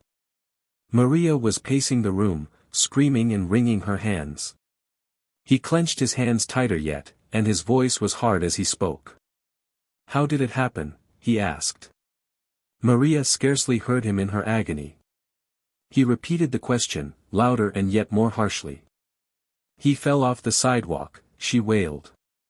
The sidewalk in front of the house was a platform made of half-rotten boards, about 5 feet above the level of the sunken street. "How did he come to be there?" he demanded. He went out to play," Maria sobbed, her voice choking her. "We couldn't make him stay in. He must have got caught in the mud." "Are you sure that he is dead?" he demanded. "Ai, she wailed. "Yes, we had the doctor." Then Jurgis stood a few seconds, wavering. He did not shed a tear. He took one glance more at the blanket with the little form beneath it, and then turned suddenly to the ladder and climbed down again. A silence fell once more in the room as he entered. He went straight to the door, passed out, and started down the street. When his wife had died, Jurgis made for the nearest saloon, but he did not do that now, though he had his week's wages in his pocket. He walked and walked, seeing nothing, splashing through mud and water. Later on he sat down upon a step and hid his face in his hands, and for half an hour or so he did not move. Now and then he would whisper to himself, "Dead. Dead." Finally, he got up and walked on again. It was about sunset, and he went on until it was dark, when he was stopped by a railroad crossing. The gates were down, and a long train of freight cars was thundering by. He stood and watched it. And all at once a wild impulse seized him, a thought that had been lurking within him, unspoken, unrecognized, leaped into sudden life. He started down the track, and when he was past the gatekeeper's shanty he sprang forward and swung himself onto one of the cars. By and by the train stopped again, and Jurgis sprang down and ran under the car, and hid himself upon the truck. Here he sat, and when the train started again, he fought a battle with his soul. He gripped his hands and set his teeth together. He had not wept, and he would not a tear. It was past and over, and he was done with it. He would fling it off his shoulders, be free of it, the whole business, that night. It should go like a black, hateful nightmare, and in the morning he would be a new man. And every time that a thought of it assailed him, a tender memory, a trace of a tear, he rose up, cursing with rage, and pounded it down. He was fighting for his life, He gnashed his teeth together in his desperation. He had been a fool, a fool.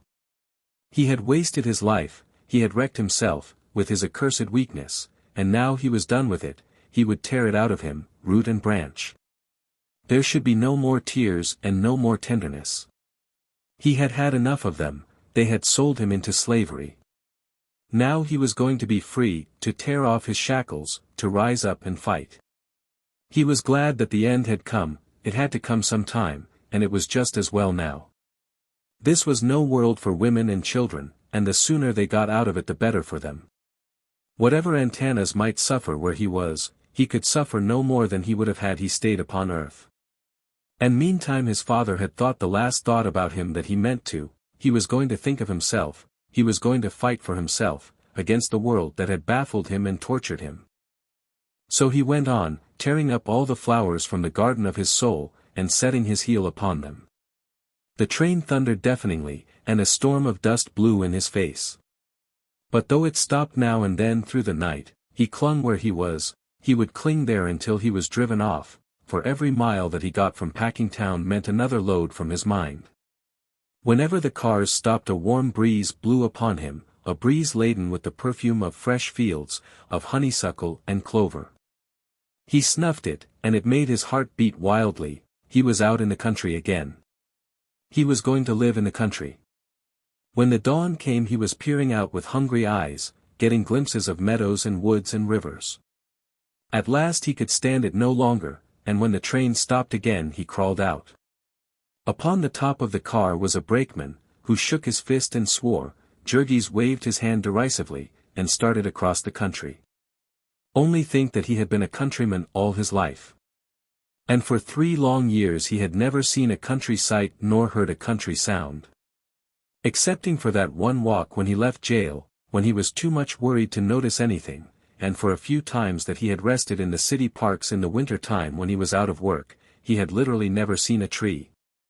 And now he felt like a bird lifted up and borne away upon a gale. He stopped and stared at each new sight of wonder, at a herd of cows, and a meadow full of daisies, at hedgerows set thick with June roses, at little birds singing in the trees.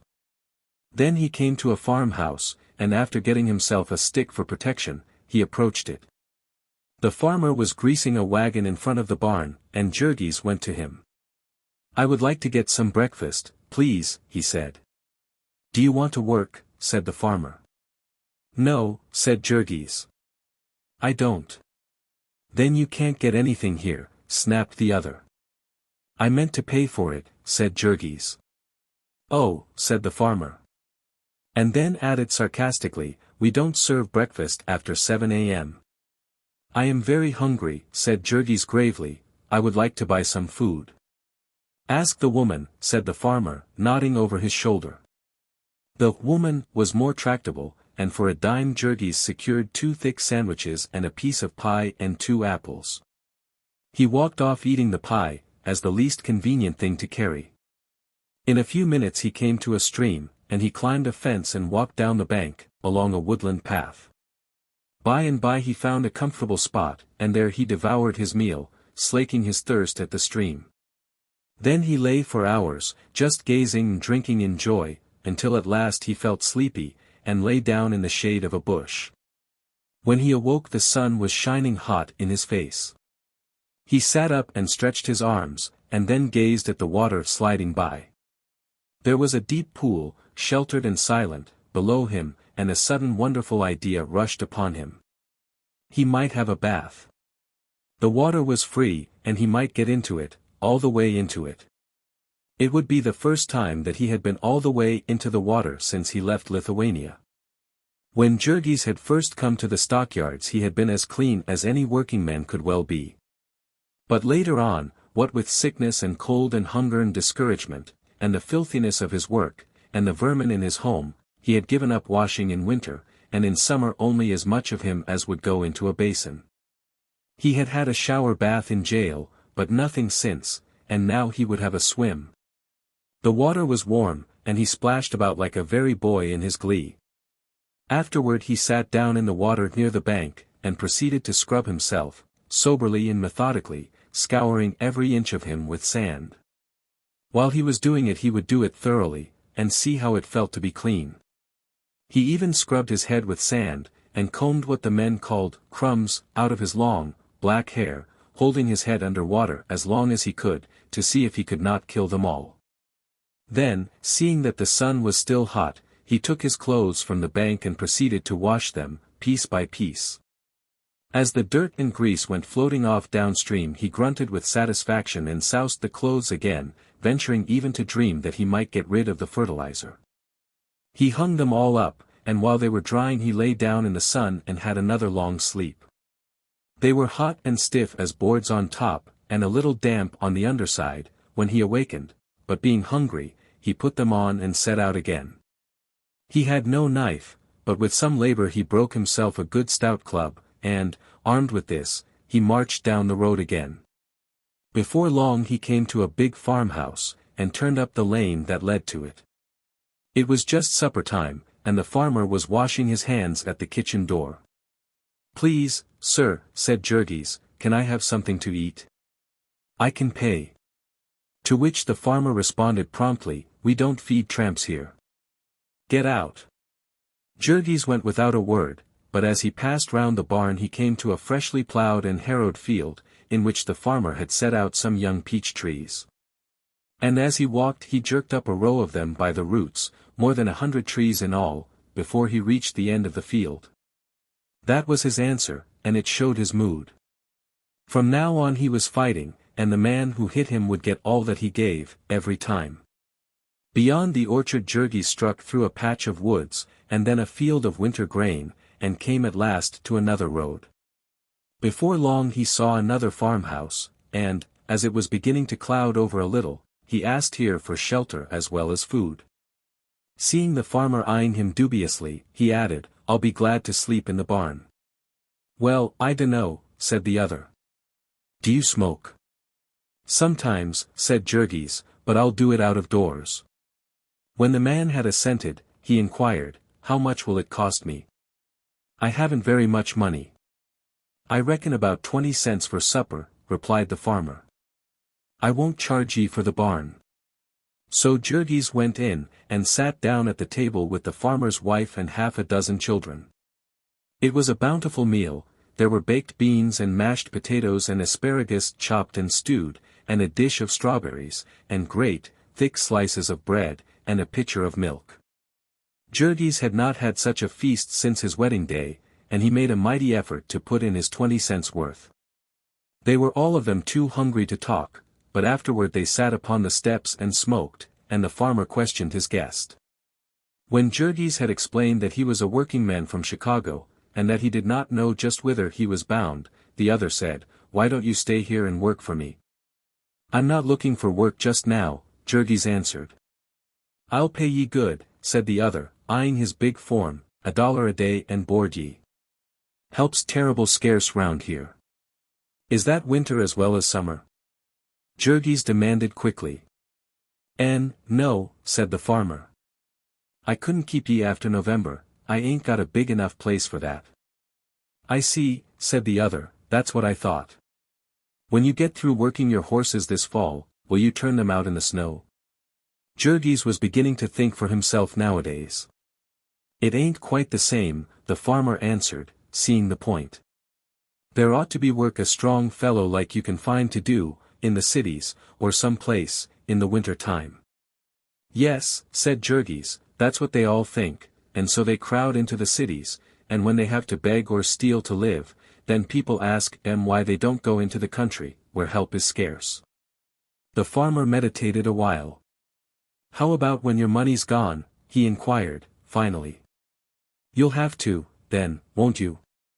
"Wait till she's gone," said Jurgis, "then I'll see." He had a long sleep in the barn and then a big breakfast of coffee and bread and oatmeal and stewed cherries, for which the man charged him only 15 cents, perhaps having been influenced by his arguments. Then Jurgis bade farewell, and went on his way. Such was the beginning of his life as a tramp. It was seldom he got as fair treatment as from this last farmer, and so as time went on he learned to shun the houses and to prefer sleeping in the fields. When it rained he would find a deserted building, if he could, and if not, he would wait until after dark and then, with his stick ready, begin a stealthy approach upon a barn. Generally he could get in before the dog got scent of him, and then he would hide in the hay and be safe until morning. If not, and the dog attacked him, he would rise up and make a retreat in battle order. Jurgis was not the mighty man he had once been, but his arms were still good, and there were few farmed dogs he needed to hit more than once. Before long there came raspberries, and then blackberries, to help him save his money.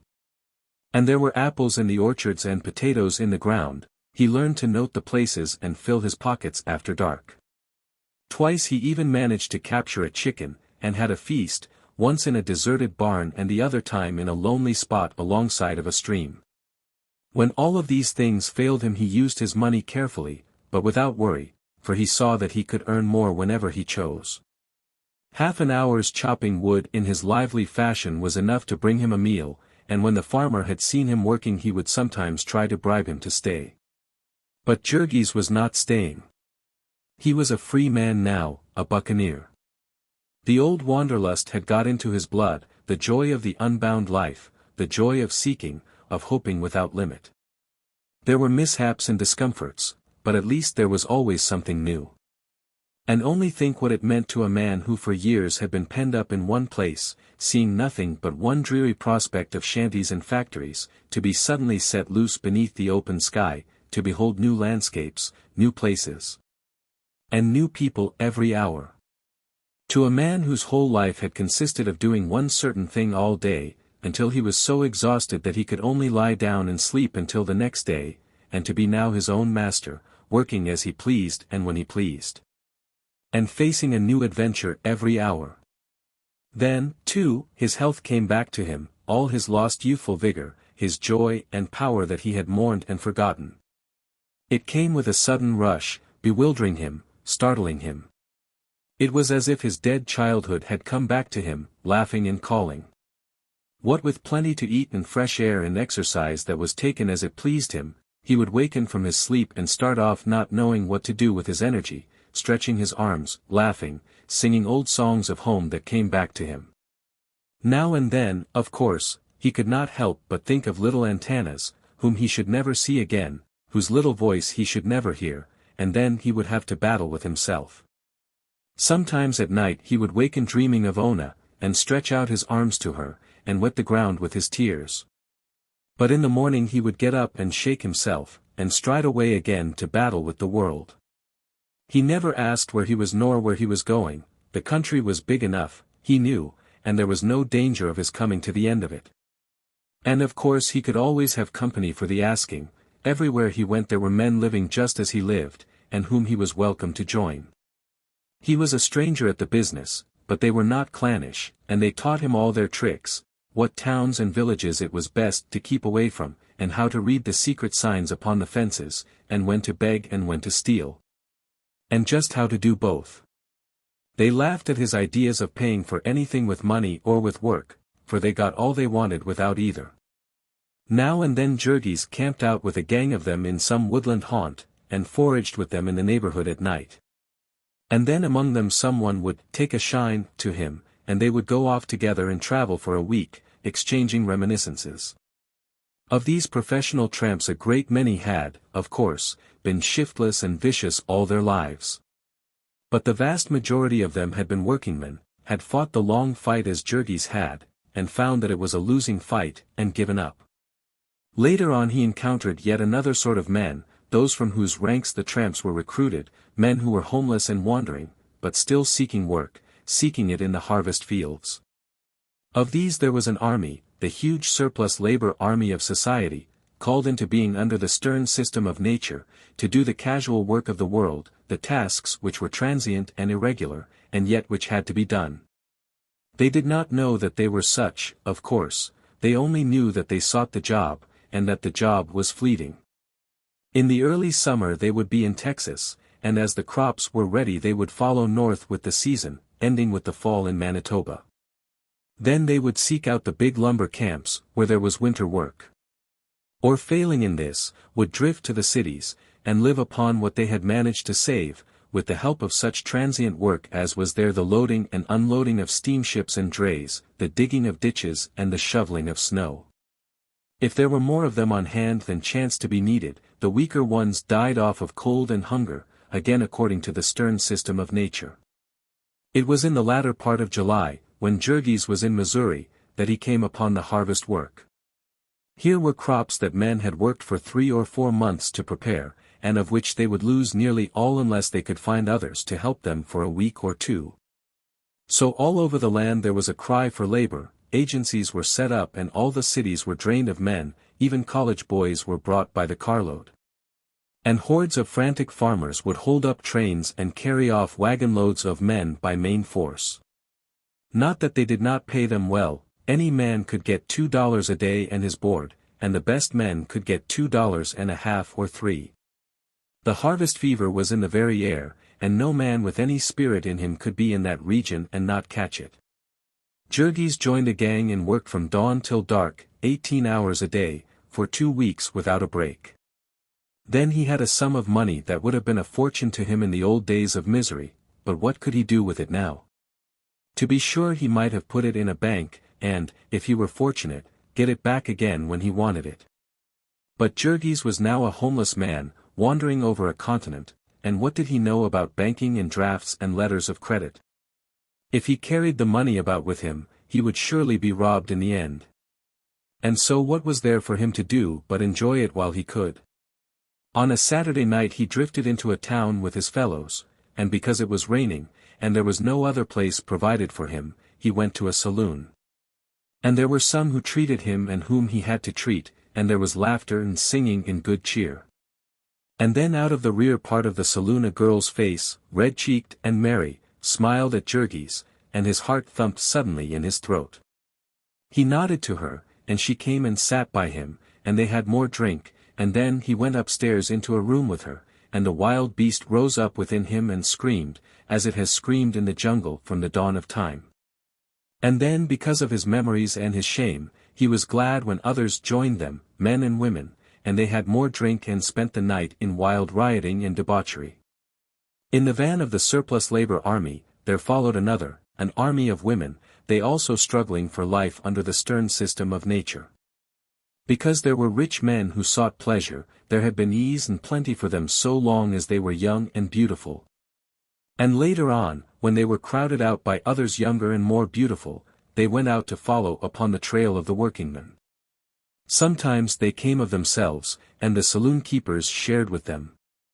Or sometimes they were handled by agencies, the same as the labor army. They were in the towns in harvest time, near the lumber camps in the winter, in the cities when the men came there. If a regiment were encamped, or a railroad or canal being made, or a great exposition getting ready, the crowd of women were on hand, living in shanties or saloons or tenement rooms, sometimes 8 or 10 of them together. In the morning Jurgis had not a cent, and he went out upon the road again. He was sick and disgusted, but after the new plan of his life, he crushed his feelings down.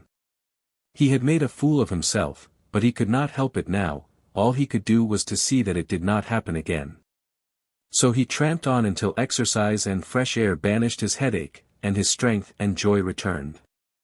This happened to him every time, for Jurgis was still a creature of impulse, and his pleasures had not yet become business. It would be a long time before he could be like the majority of these men of the road, who roamed until the hunger for drink and for women mastered them, and then went to work with a purpose in mind, and stopped when they had the price of a spree. On the contrary, try as he would, Jurgis could not help being made miserable by his conscience. It was the ghost that would not down. It would come upon him in the most unexpected places, sometimes it fairly drove him to drink. One night he was caught by a thunderstorm, and he sought shelter in a little house just outside of a town. It was a working man's home, and the owner was a Slav like himself, a new emigrant from White Russia. He bade Jurgis welcome in his home language, and told him to come to the kitchen fire and dry himself. He had no bed for him, but there was straw in the garret, and he could make out. The man's wife was cooking the supper, and their children were playing about on the floor. Jurgis sat and exchanged thoughts with him about the old country, and the places where they had been and the work they had done. Then they ate, and afterward sat and smoked and talked more about America, and how they found it. In the middle of a sentence, however, Jurgis stopped, seeing that the woman had brought a big basin of water and was proceeding to undress her youngest baby. The rest had crawled into the closet where they slept, but the baby was to have a bath, the workingmen explained. The nights had begun to be chilly, and his mother, ignorant as to the climate in America, had sewed him up for the winter. Then it had turned warm again, and some kind of a rash had broken out on the child. The doctor had said she must bathe him every night, and she, foolish woman, believed him. Jurgis scarcely heard the explanation. He was watching the baby. He was about a year old, and a sturdy little fellow, with soft fat legs, and a round ball of a stomach, and eyes as black as coals. His pimples did not seem to bother him much, and he was wild with glee over the bath, kicking and squirming and chuckling with delight, pulling at his mother's face and then at his own little toes. When she put him into the basin he sat in the midst of it and grinned, splashing the water over himself and squealing like a little pig. He spoke in Russian, of which Jurgis knew some. He spoke it with the quaintest of baby accents, and every word of it brought back to Jurgis some word of his own dead little one, and stabbed him like a knife. He sat perfectly motionless, silent, but gripping his hands tightly, while a storm gathered in his bosom and a flood heaped itself up behind his eyes. And in the end he could bear it no more, but buried his face in his hands and burst into tears, to the alarm and amazement of his hosts. Between the shame of this and his woe Jurgis could not stand it, and got up and rushed out into the rain. He went on and on down the road, finally coming to a black woods, where he hid and wept as if his heart would break. Ah, what agony was that, what despair, when the tomb of memory was rent open and the ghosts of his old life came forth to scourge him. What terror to see what he had been and now could never be, to see Ona and his child and his own dead self stretching out their arms to him, calling to him across a bottomless abyss, and to know that they were gone from him forever. And he writhing and suffocating in the mire of his own vileness. Chapter 23. Early in the fall Jurgis set out for Chicago again. All the joy went out of tramping as soon as a man could not keep warm in the hay. And, like many thousands of others, he deluded himself with the hope that by coming early he could avoid the rush. He brought $15 with him, hidden away in one of his shoes, a sum which had been saved from the saloon keepers, not so much by his conscience, as by the fear which filled him at the thought of being out of work in the city in the winter time. He traveled upon the railroad with several other men, hiding in freight cars at night, and liable to be thrown off at any time, regardless of the speed of the train. When he reached the city he left the rest, for he had money and they did not, and he meant to save himself in this fight. He would bring to it all the skill that practice had brought him, and he would stand, whoever fell. On fair nights he would sleep in the park or on a truck or an empty barrel or box, and when it was rainy or cold he would stow himself upon a shelf in a 10-cent lodging house. Or pay 3 cents for the privileges of a squatter in a tenement hallway. He would eat at free lunches, 5 cents a meal, and never a cent more, so he might keep alive for 2 months and more, and in that time he would surely find a job. He would have to bid farewell to his summer cleanliness, of course, for he would come out of the first night's lodging with his clothes alive with vermin. There was no place in the city where he could wash even his face, unless he went down to the lake front, and there it would soon be all ice. First he went to the steel mill and the harvester works, and found that his places there had been filled long ago. He was careful to keep away from the stockyards. He was a single man now, he told himself, and he meant to stay one, to have his wages for his own when he got a job. He began the long, weary round of factories and warehouses, tramping all day, from one end of the city to the other, finding everywhere from 10 to 100 men ahead of him. He watched the newspapers, too, but no longer was he to be taken in by smooth-spoken agents. He had been told of all those tricks while on the road. In the end it was through a newspaper that he got a job, after nearly a month of seeking. It was a call for 100 laborers, and though he thought it was a fake, he went because the place was nearby. He found a line of men a block long, but as a wagon chanced to come out of an alley and break the line, he saw his chance and sprang to seize a place. Men threatened him and tried to throw him out, but he cursed and made a disturbance to attract a policeman, upon which they subsided, knowing that if the latter interfered it would be to fire them all. An hour or two later he entered a room and confronted a big Irishman behind a desk. "Ever worked in Chicago before?" the man inquired. And whether it was a good angel that put it into Jurgis's mind, or an intuition of his sharpened wits, he was moved to answer, "No, sir." "Where do you come from?" "Kansas City, sir." "Any references?" "No, sir. I'm just an unskilled man. I've got good arms. I want men for hard work, it's all underground, digging tunnels for telephones. Maybe it won't suit you." "I'm willing, sir, anything for me." "What's the pay?" 15 cents an hour. "I'm willing, sir." "All right. Go back there and give your name." So within half an hour he was at work, far underneath the streets of the city. The tunnel was a peculiar one for telephone wires. It was about 8 feet high, and with a level floor nearly as wide. It had innumerable branches, a perfect spider web beneath the city. Jurgis walked over half a mile with his gang to the place where they were to work. Stranger yet, the tunnel was lighted by electricity, and upon it was laid a double-tracked, narrow-gauge railroad. But Jurgis was not there to ask questions, and he did not give the matter a thought. It was nearly a year afterward that he finally learned the meaning of this whole affair. The city council had passed a quiet and innocent little bill allowing a company to construct telephone conduits under the city streets. And upon the strength of this, a great corporation had proceeded to tunnel all Chicago with a system of railway freight subways. In the city there was a combination of employers, representing hundreds of millions of capital, and formed for the purpose of crushing the labor unions. The chief union which troubled it was the Teamsters. And when these freight tunnels were completed, connecting all the big factories and stores with the railroad depots, they would have the Teamsters Union by the throat. Now and then there were rumors and murmurs in the Board of Aldermen, and once there was a committee to investigate, but each time another small fortune was paid over, and the rumors died away. Until at last the city woke up with a start to find the work completed. There was a tremendous scandal, of course. It was found that the city records had been falsified and other crimes committed, and some of Chicago's big capitalists got into jail, figuratively speaking. The aldermen declared that they had had no idea of it all, in spite of the fact that the main entrance to the work had been in the rear of the saloon of one of them. It was in a newly opened cut that Jurgis worked, and so he knew that he had an all-winter job. He was so rejoiced that he treated himself to a spree that night, and with the balance of his money he hired himself a place in a tenement room, where he slept upon a big homemade straw mattress along with 4 other workingmen. This was $1 a week, and for 4 more he got his food in a boarding house near his work.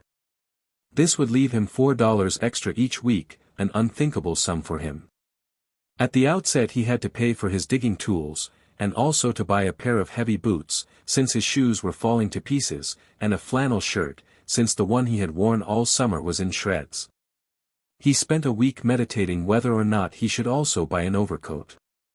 There was one belonging to a Hebrew collar-button peddler, who had died in the room next to him, and which the landlady was holding for her rent.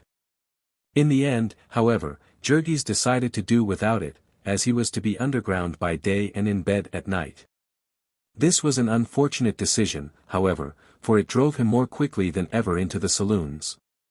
From now on Jurgis worked from 7 o'clock until 5:30, with half an hour for dinner, which meant that he never saw the sunlight on weekdays. In the evenings there was no place for him to go except a barroom. No place where there was light and warmth, where he could hear a little music or sit with a companion and talk. He had now no home to go to, he had no affection left in his life, only the pitiful mockery of it in the camaraderie of vice. On Sundays the churches were open, but where was there a church in which an ill-smelling workingman, with vermin crawling upon his neck, could sit without seeing people edge away and look annoyed? He had, of course, his corner in a close though unheated room, with a window opening upon a blank wall 2 feet away, and also he had the bare streets, with the winter gales sweeping through them. Besides this he had only the saloons, and, of course, he had to drink to stay in them. If he drank now and then he was free to make himself at home, to gamble with dice or a pack of greasy cards, to play at a dingy pool table for money, or to look at a beer-stained pink sporting paper, with pictures of murderers and half-naked women. It was for such pleasures as these that he spent his money, and such was his life during the 6 weeks and a half that he toiled for the merchants of Chicago, to enable them to break the grip of their Teamsters Union. In a work thus carried out, not much thought was given to the welfare of the laborers. On an average, the tunneling cost a life a day and several manglings. It was seldom, however, that more than a dozen or 2 men heard of any one accident. The work was all done by the new boring machinery, with as little blasting as possible, but there would be falling rocks and crushed supports, and premature explosions, and in addition all the dangers of railroading. So it was that one night, as Jurgis was on his way out with his gang, an engine and a loaded car dashed round one of the innumerable right-angle branches and struck him upon the shoulder, hurling him against the concrete wall and knocking him senseless. When he opened his eyes again it was to the clanging of the bell of an ambulance. He was lying in it, covered by a blanket, and it was threading its way slowly through the holiday shopping crowds. They took him to the county hospital, where a young surgeon set his arm. Then he was washed and laid upon a bed in a ward with a score or 2 more of maimed and mangled men. Jurgis spent his Christmas in this hospital, and it was the pleasantest Christmas he had had in America. Every year there were scandals and investigations in this institution, the newspapers charging that doctors were allowed to try fantastic experiments upon the patients. But Jurgis knew nothing of this. His only complaint was that they used to feed him upon tinned meat, which no man who had ever worked in Packingtown would feed to his dog. Jurgis had often wondered just who ate the canned corned beef and roast beef of the stockyards. Now he began to understand, that it was what you might call graft meat, put up to be sold to public officials and contractors, and eaten by soldiers and sailors, prisoners and inmates of institutions, shantymen and gangs of railroad laborers. Jurgis was ready to leave the hospital at the end of 2 weeks. This did not mean that his arm was strong and that he was able to go back to work, but simply that he could get along without further attention, and that his place was needed for someone worse off than he. That he was utterly helpless, and had no means of keeping himself alive in the meantime, was something which did not concern the hospital authorities, nor anyone else in the city. As it chanced, he had been hurt on a Monday, and had just paid for his last week's board and his room rent, and spent nearly all the balance of his Saturday's pay. He had less than 75 cents in his pockets, and $1.50 due him for the day's work he had done before he was hurt. He might possibly have sued the company, and got some damages for his injuries, but he did not know this, and it was not the company's business to tell him. He went and got his pay and his tools, which he left in a pawn shop for 50 cents. Then he went to his landlady, who had rented his place and had no other for him, and then to his boarding-house keeper, who looked him over and questioned him. As he must certainly be helpless for a couple of months, and had boarded there only 6 weeks, she decided very quickly that it would not be worth the risk to keep him on trust. So Jurgis went out into the streets, in a most dreadful plight. It was bitterly cold, and a heavy snow was falling, beating into his face. He had no overcoat, and no place to go, and $2.65 in his pocket, with the certainty that he could not earn another cent for months. The snow meant no chance to him now. He must walk along and see others shoveling, vigorous and active, and he with his left arm bound to his side. He could not hope to tide himself over by odd jobs of loading trucks. He could not even sell newspapers or carry satchels, because he was now at the mercy of any rival. Words could not paint the terror that came over him as he realized all this. He was like a wounded animal in the forest. He was forced to compete with his enemies upon unequal terms. There would be no consideration for him because of his weakness. It was no one's business to help him in such distress, to make the fight the least bit easier for him. Even if he took to begging, he would be at a disadvantage, for reasons which he was to discover in good time. In the beginning he could not think of anything except getting out of the awful cold. He went into one of the saloons he had been wont to frequent and bought a drink, and then stood by the fire shivering and waiting to be ordered out. According to an unwritten law, the buying a drink included the privilege of loafing for just so long, then one had to buy another drink or move on. That Jurgis was an old customer entitled him to a somewhat longer stop. But then he had been away 2 weeks, and was evidently on the bum. He might plead and tell his hard luck story, but that would not help him much. A saloon keeper who was to be moved by such means would soon have his place jammed to the doors with hobos on a day like this. So Jurgis went out into another place, and paid another nickel. He was so hungry this time that he could not resist the hot beef stew, an indulgence which cut short his stay by a considerable time. When he was again told to move on, he made his way to a tough place in the Levy district, where now and then he had gone with a certain rat-eyed bohemian working-man of his acquaintance, seeking a woman. It was Jurgis's vain hope that here the proprietor would let him remain as a sitter. In low-class places, in the dead of winter, saloon keepers would often allow 1 or 2 forlorn-looking bums who came in covered with snow or soaked with rain to sit by the fire and look miserable to attract custom. A working-man would come in, feeling cheerful after his day's work was over, and it would trouble him to have to take his glass with such a sight under his nose, and so he would call out, "Hello, bub, what's the matter? You look as if you'd been up against it." And then the other would begin to pour out some tale of misery, and the man would say, "Come have a glass, and maybe that'll brace you up." And so they would drink together, and if the tramp was sufficiently wretched-looking, or good enough at the gab, they might have 2. And if they were to discover that they were from the same country, or had lived in the same city or worked at the same trade, they might sit down at a table and spend an hour or 2 in talk, and before they got through the saloon keeper would have taken in $1. All of this might seem diabolical, but the saloon keeper was in no wise to blame for it. He was in the same plight as the manufacturer who has to adulterate and misrepresent his product. If he does not, someone else will. And the saloon keeper, unless he is also an alderman, is apt to be in debt to the big brewers, and on the verge of being sold out. The market for sitters was glutted that afternoon, however, and there was no place for Jurgis. In all he had to spend 6 nickels in keeping a shelter over him that frightful day, and then it was just dark, and the station houses would not open until midnight. At the last place, however, there was a bartender who knew him and liked him, and let him doze at one of the tables until the boss came back.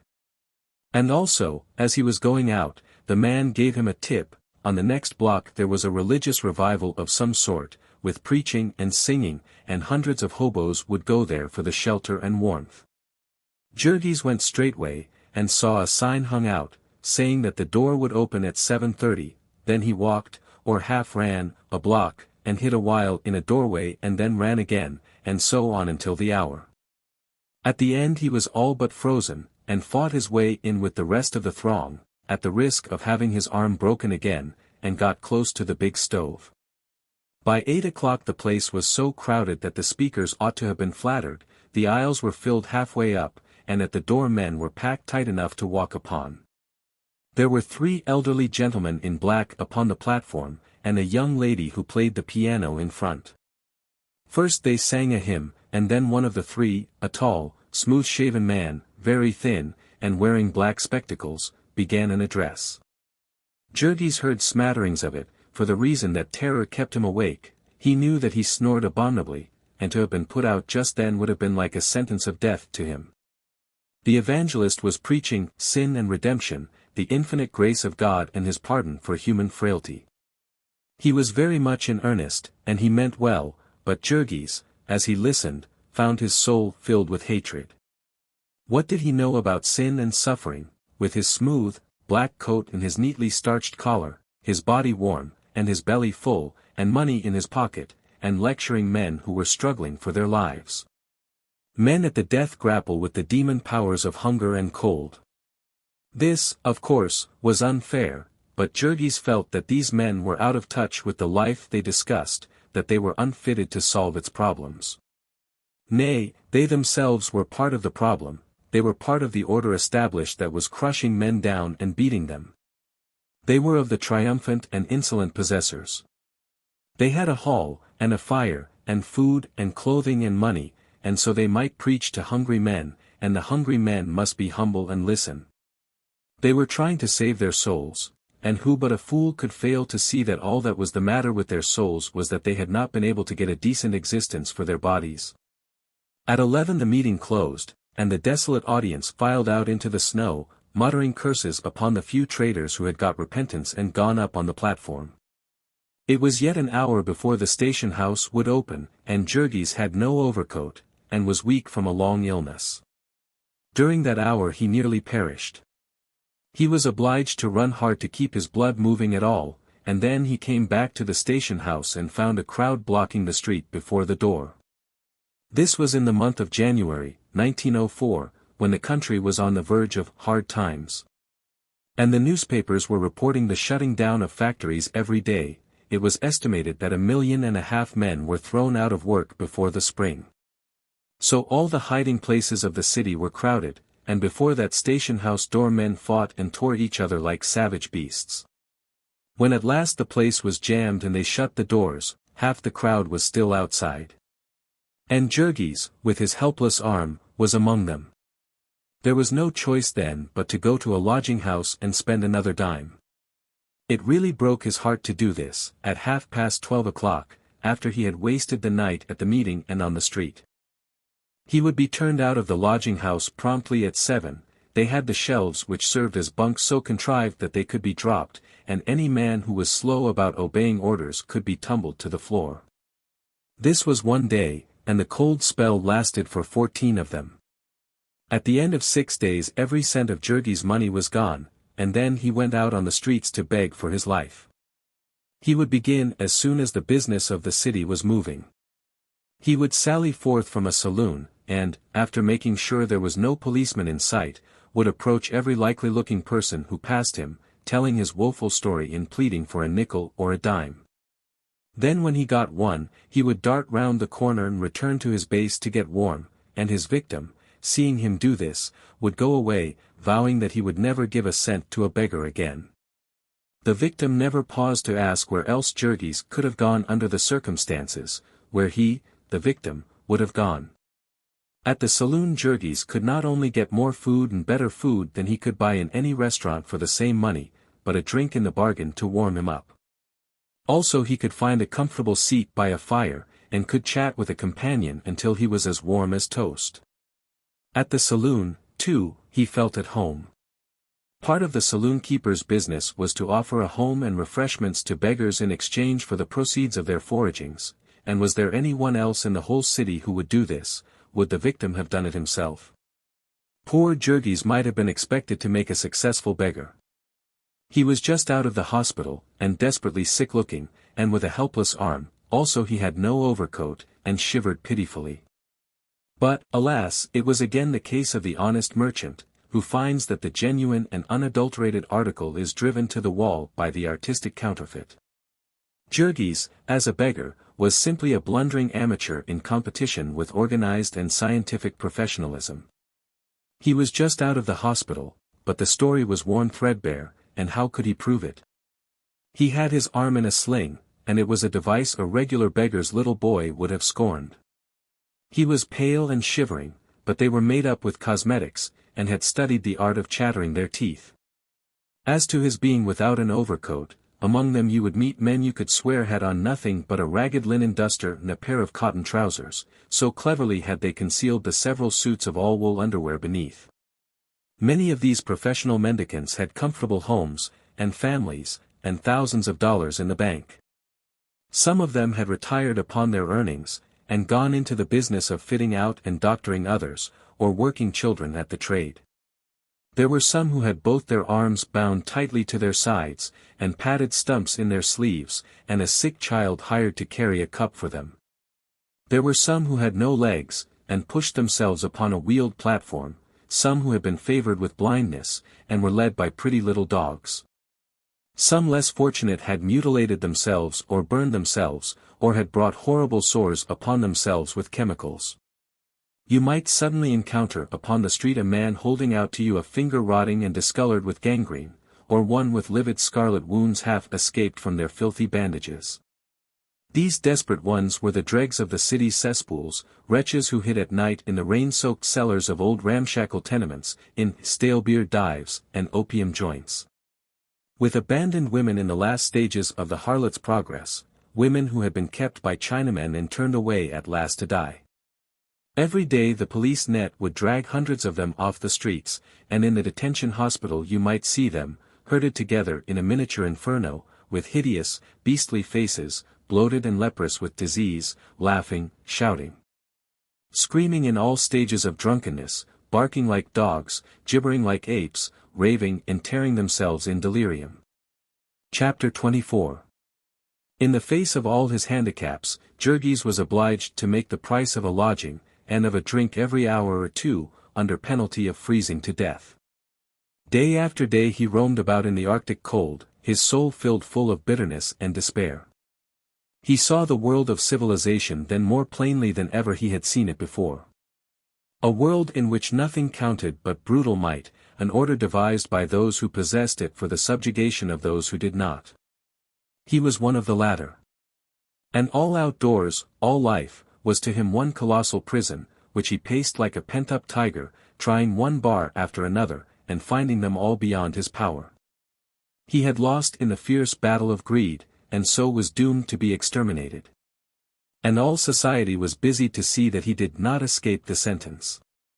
Everywhere that he turned were prison bars, and hostile eyes following him. The well-fed, sleek policemen, from whose glances he shrank, and who seemed to grip their clubs more tightly when they saw him. The saloon keepers, who never ceased to watch him while he was in their places, who were jealous of every moment he lingered after he had paid his money. The hurrying throngs upon the streets, who were deaf to his entreaties, oblivious of his very existence, and savage and contemptuous when he forced himself upon them. They had their own affairs, and there was no place for him among them. There was no place for him anywhere. Every direction he turned his gaze, this fact was forced upon him, everything was built to express it to him, the residences, with their heavy walls and bolted doors, and basement windows barred with iron. The great warehouses filled with the products of the whole world, and guarded by iron shutters and heavy gates, the banks with their unthinkable billions of wealth, all buried in safes and vaults of steel. And then one day there befell Jurgis the one adventure of his life. It was late at night, and he had failed to get the price of a lodging. Snow was falling, and he had been out so long that he was covered with it, and was chilled to the bone. He was working among the theater crowds, flitting here and there, taking large chances with the police, in his desperation half hoping to be arrested. When he saw a blue coat start toward him, however, his heart failed him, and he dashed down a side street and fled a couple of blocks. When he stopped again he saw a man coming toward him, and placed himself in his path. "Please, sir," he began, in the usual formula, "will you give me the price of a lodging? I've had a broken arm, and I can't work, and I've not a cent in my pocket. I'm an honest working man, sir, and I never begged before. It's not my fault, sir." Jurgis usually went on until he was interrupted, but this man did not interrupt, and so at last he came to a breathless stop. The other had halted, and Jurgis suddenly noticed that he stood a little unsteadily. "Was it you say?" he queried suddenly, in a thick voice. Jurgis began again, speaking more slowly and distinctly. Before he was half through the other put out his hand and rested it upon his shoulder. "Poor old chappie," he said. "Been up, against it, hey?" Then he lurched toward Jurgis, and the hand upon his shoulder became an arm about his neck. "Up against it myself, old sport," he said. "She's a hard old world." They were close to a lamppost, and Jurgis got a glimpse of the other. He was a young fellow, not much over 18, with a handsome boyish face. He wore a silk hat and a rich soft overcoat with a fur collar. And he smiled at Jurgis with benignant sympathy. "I'm hard up, too, my goo friend," he said. "I've got cruel parents, or I'd set you up." "What's the matter, Wizzier?" "I've been in the hospital." "Hospital? exclaimed the young fellow, still smiling sweetly, that's too bad.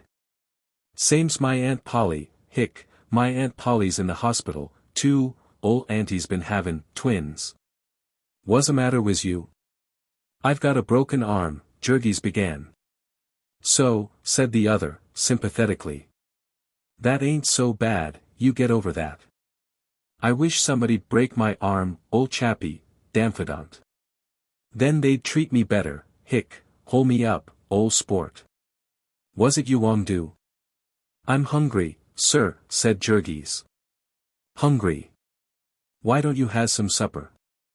I've got no money, sir. No money. Ho, ho, let's be chums, ol' boy, just like me. No money, either, most busted. Why don't you go home, then, same's me? I haven't any home, said Jurgis. No home. Stranger in the city, hey. Goo God, that's bad. Better come home with me, yes, by Harry, that's the trick, you'll come home and has some supper, hic, with me. Awful lonesome, nobody home. Governor gone abroad, Bubby on's honeymoon, Polly havin' twins, every damn soul gone away. Nuff, hic, nuff to drive a feller to drink, I say. Only old hem standin' by, passin' plates, damn can eat like that, no sir. The club for me every time, my boy, I say. But then they won't let me sleep there, gov'nor's orders, by Harry, home every night, sir. Ever hear anythin' like that? Every mornin' do. I asked him. No, sir, every night, or no allowance at all, sir. That's my governor, nice as nails, by Harry. Told old ham to watch me, too, servant spyin' on me, was e'er think that, my friend? A nice, quiet, hic, good-hearted young feller like me, and his daddy can't go to Europe, hup, and leave him in peace. Ain't that a shame, sir? And I gotta go home every evenin' and miss all the fun, by Harry. That's what's the matter now, that's why I'm here. Hadda come away and leave Kitty, hic, left her cryin', too, would ya think of that, ol' sport? Lemme go, kittens, says I, come early and often, I go where duty, hic, calls me. Farewell, farewell, my own true love, farewell, farewell, my own true love. This last was a song, and the young gentleman's voice rose mournful and wailing, while he swung upon Jurgis's neck. The latter was glancing about nervously, lest someone should approach. They were still alone, however. But I came all right, continued the youngster, aggressively, I can have my own way when I want it, by Harry, Freddie Jones is a hard man to handle when he gets goin'. No, sir, says I, by thunder, and I don't need anybody goin' home with me, either, would ya take me for, hey? Think I'm drunk, don'tcha, hey, I know you. But I'm no more drunk than you are, kittens, says I to her. And then says she, that's true, Freddie dear, she's a smart one, is Kitty, but I'm stayin' in the flat, and you're goin' out into the cold, cold night. Put it in a poem, lovely Kitty, says I, no jokin', Freddie, my boy, says she. Lemme call a cab now, like a good dear, but I can call my own cabs, don'tcha fool yourself, and I know what I'm a-doin', you bet. Say, my friend, whatcha say, will 'e come home and see me, and has some supper? Come 'long like a good feller, don't be haughty.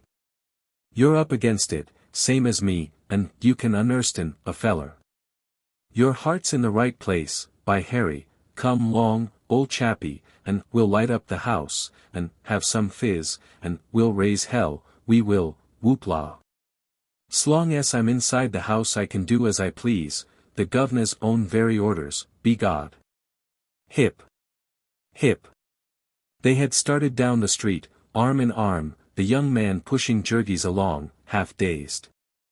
Jurgis was trying to think what to do. He knew he could not pass any crowded place with his new acquaintance without attracting attention and being stopped. It was only because of the falling snow that people who passed here did not notice anything wrong. Suddenly, therefore, Jurgis stopped.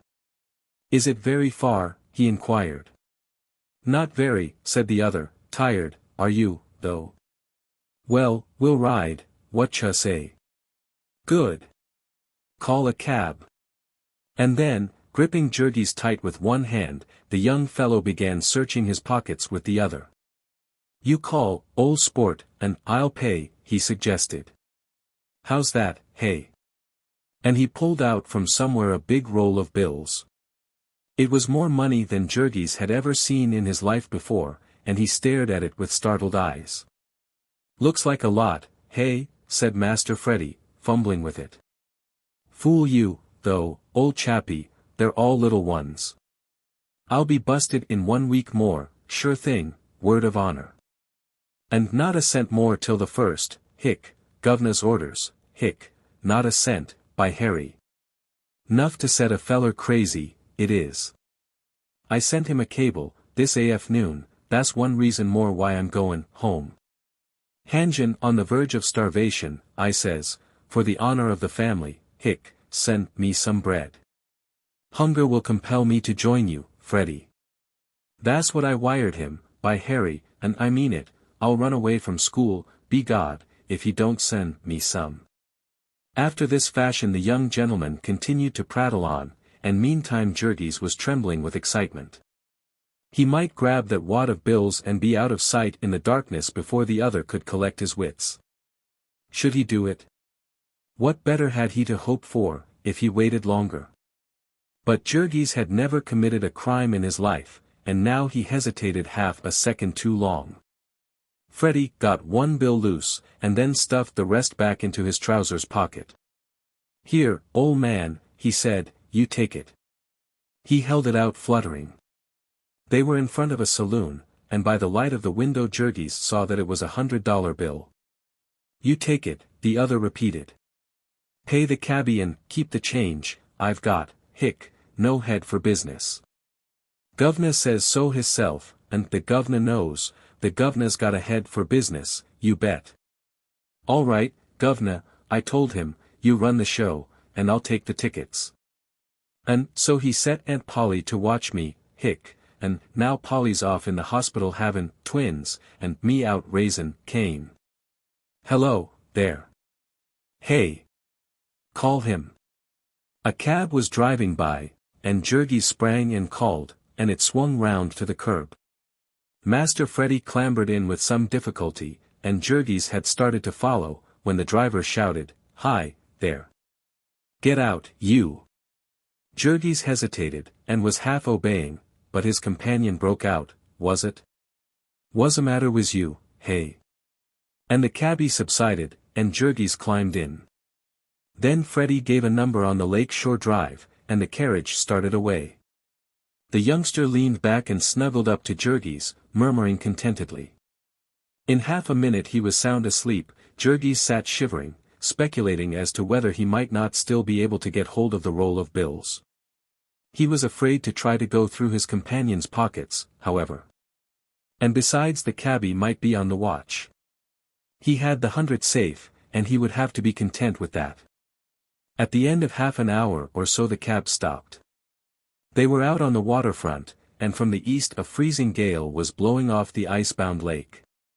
Here we are, called the cabbie, and Jurgis awakened his companion. Master Freddy sat up with a start. Hello, he said. Where are we? Wuzzies? Who are you, hey? Oh, yes, sure enough. Mose forgot you, old chappie. Home, are we? Let's see. Beer, it's cold. Yes, come long, we're home, it ever so, humble. Before them there loomed an enormous granite pile, set far back from the street and occupying a whole block. By the light of the driveway lamps Jurgis could see that it had towers and huge gables, like a medieval castle. He thought that the young fellow must have made a mistake. It was inconceivable to him that any person could have a home like a hotel or the city hall. But he followed in silence, and they went up the long flight of steps, arm in arm. There's a button here, old sport, said Master Freddy. Hold my arm while I find her. Steady, now, oh, yes, here she is. Saved. A bell rang, and in a few seconds the door was opened. A man in blue livery stood holding it, and gazing before him, silent as a statue. They stood for a moment blinking in the light. Then Jurgis felt his companion pulling, and he stepped in, and the blue automaton closed the door. Jurgis's heart was beating wildly. It was a bold thing for him to do. Into what strange unearthly place he was venturing he had no idea. Aladdin entering his cave could not have been more excited. The place where he stood was dimly lighted. But he could see a vast hall, with pillars fading into the darkness above, and a great staircase opening at the far end of it. The floor was of tessellated marble, smooth as glass, and from the walls strange shapes loomed out, woven into huge portières in rich, harmonious colors, or gleaming from paintings, wonderful and mysterious looking in the half-light. Purple and red and golden, like sunset glimmers in a shadowy forest. The man in livery had moved silently toward them. Master Freddy took off his hat and handed it to him, and then, letting go of Jurgis' arm, tried to get out of his overcoat. After 2 or 3 attempts he accomplished this, with the lackey's help, and meantime a second man had approached, a tall and portly personage, solemn as an executioner. He bore straight down upon Jurgis, who shrank away nervously. He seized him by the arm without a word, and started toward the door with him. Then suddenly came Master Freddy's voice, "Hamilton. My friend will remain with me." The man paused and half released Jurgis. "Come long old chappie," said the other, and Jurgis started toward him. "Master Frederick," exclaimed the man. "See that the cabby, hic, is paid," was the other's response, and he linked his arm in Jurgis'. Jurgis was about to say, "I have the money for him," but he restrained himself. The stout man in uniform signaled to the other, who went out to the cab, while he followed Jurgis and his young master. They went down the great hall, and then turned. Before them were 2 huge doors. "Hamilton," said Master Freddy. "Well, sir," said the other. "What's the matter with dinin' room doors?" "Nothing is the matter, sir." "Then why don't you open 'em?" The man rolled them back. Another vista lost itself in the darkness. "Lights," commanded Master Freddy, and the butler pressed a button, and a flood of brilliant incandescence streamed from above, half-blinding Jurgis. He stared. And little by little he made out the great apartment, with a domed ceiling from which the light poured, and walls that were one enormous painting, nymphs and dryads dancing in a flower-strewn glade, Diana with her hounds and horses. Dashing headlong through a mountain streamlet, a group of maidens bathing in a forest pool, all life-size, and so real that Jurgis thought that it was some work of enchantment, that he was in a dream palace. Then his eye passed to the long table in the center of the hall, a table black as ebony, and gleaming with wrought silver and gold. In the center of it was a huge carven bowl, with the glistening gleam of ferns and the red and purple of rare orchids, glowing from a light hidden somewhere in their midst. "This the dinin' room," observed Master Freddy. "How you like it, hey, old sport?" He always insisted on having an answer to his remarks, leaning over Jurgis and smiling into his face. Jurgis liked it. "Rummy old place to feed in all lone, though," was Freddy's comment, "rummy's hell. Wuzya think, hey?" Then another idea occurred to him and he went on, without waiting, "Maybe you never saw anything, hic, like this, for. Hey, old chappie." "No," said Jurgis. "Come from country, maybe, hey?" "Yes," said Jurgis. "Aha. I thought so. Lossa folks from country never saw such a place. Governor brings, free show, hic, reg'lar circus. Go home tell folks about it. Old man Jones's place, Jones the packer, beef trust man. Made it all out of hogs, too, damn old scoundrel. Now we see where our pennies go, rebates, and private car lines, hic, by Harry. Bully place, though, worth seein'. Ever hear of Jones the packer, hey, old chappie?" Jurgis had started involuntarily. The other, whose sharp eyes missed nothing, demanded, "What's a matter, hey? Heard of him?" And Jurgis managed to stammer out, "I have worked for him in the yards." "What?" cried Master Freddy, with a yell. "You? In the yards? Ho, ho. Why, say, that's good. Shake hands on it, ol' man, by Harry. Guv'nor ought to be here, glad to see you.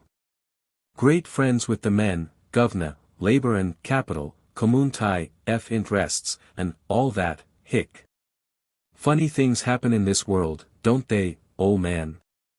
Hamilton, lemme introduce you, friend, the family, old friend, the guv'nor's, works in the yards. Come to spend the night with me, Hamilton, have a hot time. Me friend, mister, what's your name, old chappie?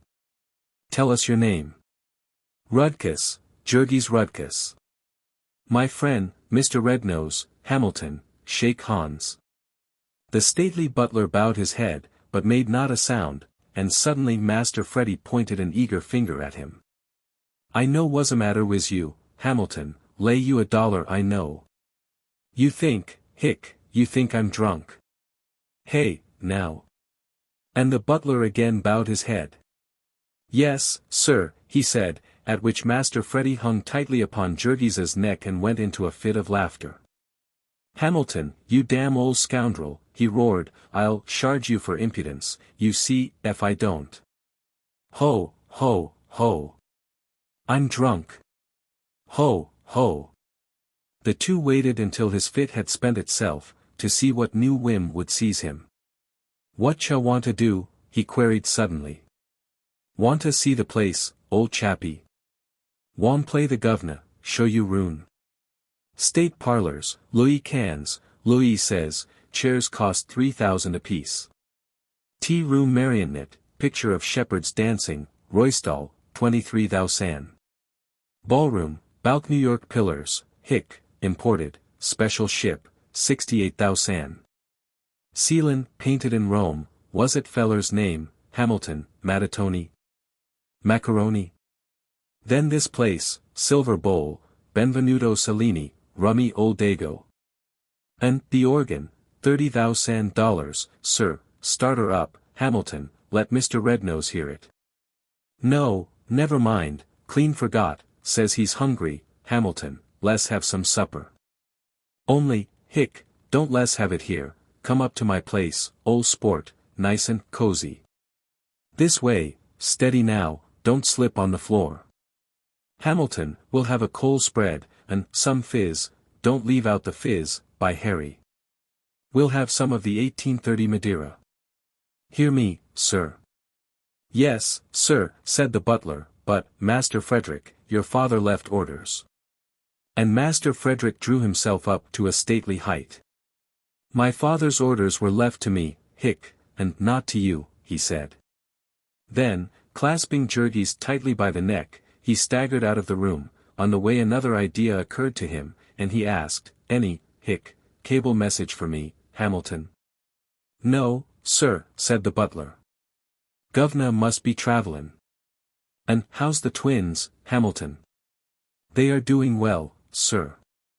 "Good," said Master Freddy, and added fervently, "God bless the little lambs."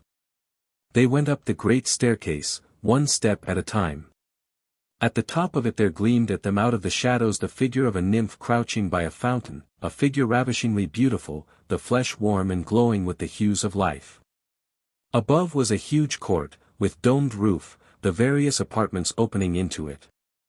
The butler had paused below but a few minutes to give orders, and then followed them. Now he pressed a button, and the hall blazed with light. He opened a door before them, and then pressed another button, as they staggered into the apartment. It was fitted up as a study. In the center was a mahogany table, covered with books, and smoker's implements. The walls were decorated with college trophies and colors, flags, posters, photographs and knickknacks, tennis rackets, canoe paddles, golf clubs, and polo sticks.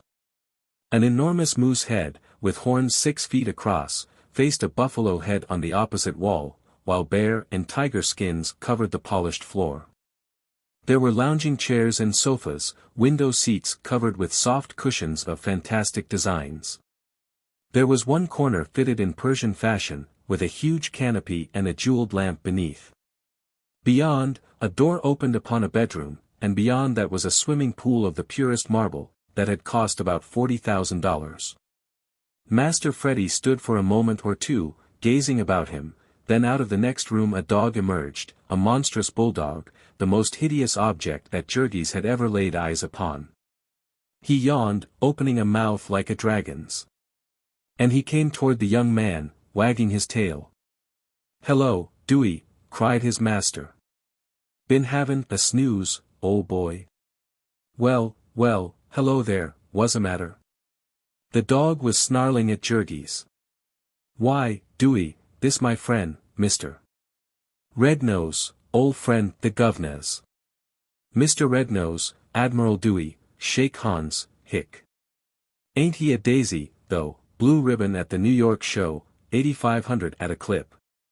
How's that, hey?" The speaker sank into one of the big armchairs, and Admiral Dewey crouched beneath it. He did not snarl again, but he never took his eyes off Jurgis. He was perfectly sober, was the Admiral. The butler had closed the door, and he stood by it, watching Jurgis every second. Now there came footsteps outside, and, as he opened the door a man in livery entered, carrying a folding table, and behind him two men with covered trays. They stood like statues while the first spread the table and set out the contents of the trays upon it. There were cold pates, and thin slices of meat, tiny bread and butter sandwiches with the crust cut off, a bowl of sliced peaches and cream, in January, little fancy cakes, pink and green and yellow and white. And half a dozen ice-cold bottles of wine. "That's the stuff for you," cried Master Freddy, exultantly, as he spied them. "Come 'long, old chappie, move up." And he seated himself at the table. The waiter pulled a cork, and he took the bottle and poured 3 glasses of its contents in succession down his throat. Then he gave a long-drawn sigh, and cried again to Jurgis to seat himself. The butler held the chair at the opposite side of the table, and Jurgis thought it was to keep him out of it, but finally he understood that it was the other's intention to put it under him, and so he sat down, cautiously and mistrustingly. Master Freddy perceived that the attendants embarrassed him, and he remarked with a nod to them, "You may go." They went, all save the butler. "You may go too, Hamilton," he said. "Master Frederick," the man began. "Go!" cried the youngster, angrily. "Damn you, don't you hear me?" The man went out and closed the door. Jurgis, who was as sharp as he, observed that he took the key out of the lock, in order that he might peer through the keyhole. Master Frederick turned to the table again. "Now," he said, "go for it." Jurgis gazed at him doubtingly. "Eat," cried the other. "Pile in, old chappie." "Don't you want anything?" Jurgis asked. "Ain't hungry," was the reply, "only thirsty. Kitty and me had some candy, you go on." So Jurgis began, without further parley. He ate as with 2 shovels, his fork in one hand and his knife in the other. When he once got started his wolf hunger got the better of him, and he did not stop for breath until he had cleared every plate. "Gee whiz," said the other, who had been watching him in wonder. Then he held Jurgis the bottle. "Let's see you drink now," he said, and Jurgis took the bottle and turned it up to his mouth, and a wonderfully unearthly liquid ecstasy poured down his throat, tickling every nerve of him, thrilling him with joy.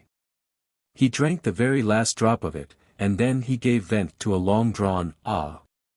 "Good stuff, hey?" said Freddy, sympathetically. He had leaned back in the big chair, putting his arm behind his head and gazing at Jurgis. And Jurgis gazed back at him. He was clad in spotless evening dress, was Freddy, and looked very handsome. He was a beautiful boy, with light golden hair and the head of an Antinous. He smiled at Jurgis confidingly, and then started talking again, with his blissful insouciance. This time he talked for 10 minutes at a stretch, and in the course of the speech he told Jurgis all of his family history.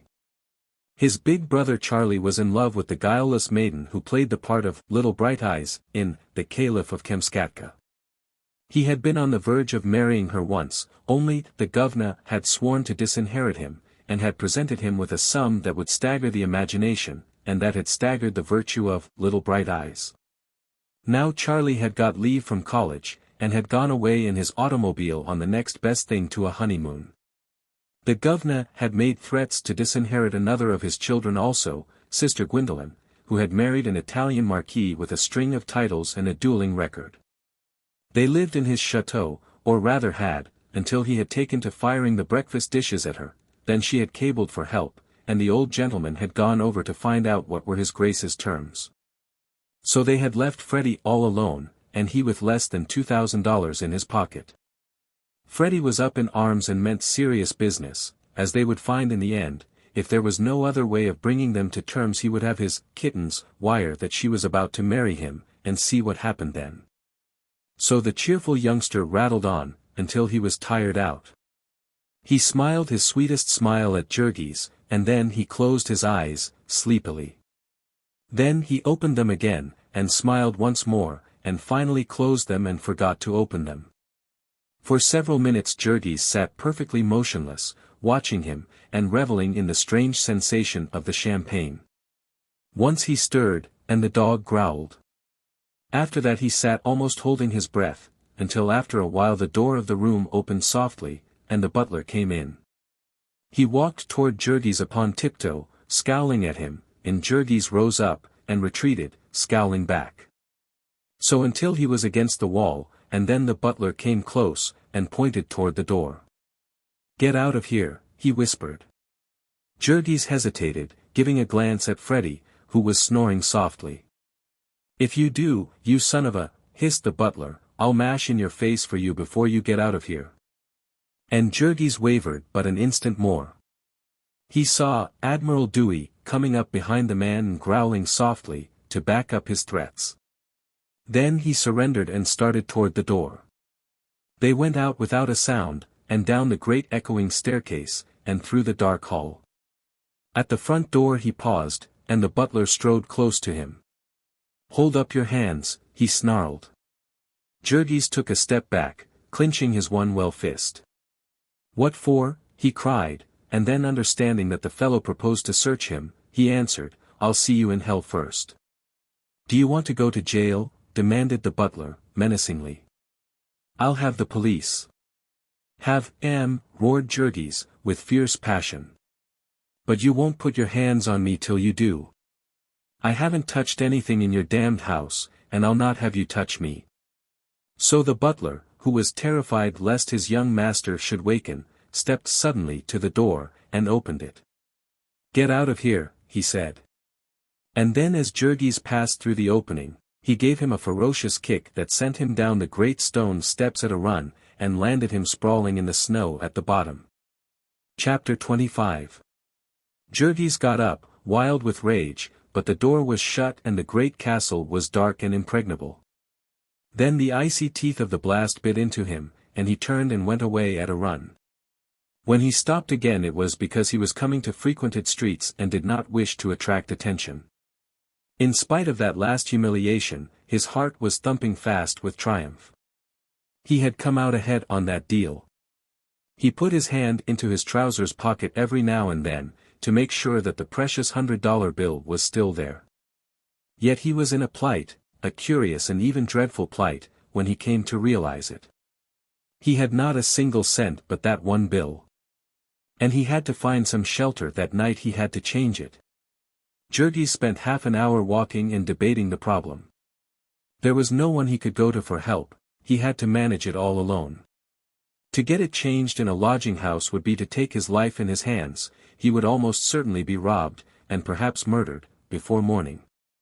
He might go to some hotel or railroad depot and ask to have it changed. But what would they think, seeing a bum like him with $100? He would probably be arrested if he tried it, and what story could he tell? On the morrow Freddie Jones would discover his loss, and there would be a hunt for him, and he would lose his money. The only other plan he could think of was to try in a saloon. He might pay them to change it, if it could not be done otherwise. He began peering into places as he walked. He passed several as being too crowded, then finally, chancing upon one where the bartender was all alone, he gripped his hands in sudden resolution and went in. "Can you change me $100 bill?" he demanded. The bartender was a big, husky fellow, with the jaw of a prize fighter, and a 3-week stubble of hair upon it. He stared at Jurgis. "What's that you say?" he demanded. "I said, could you change me $100 bill?" "Where'd yous get it?" he inquired incredulously. "Never mind," said Jurgis, "I've got it, and I want it changed."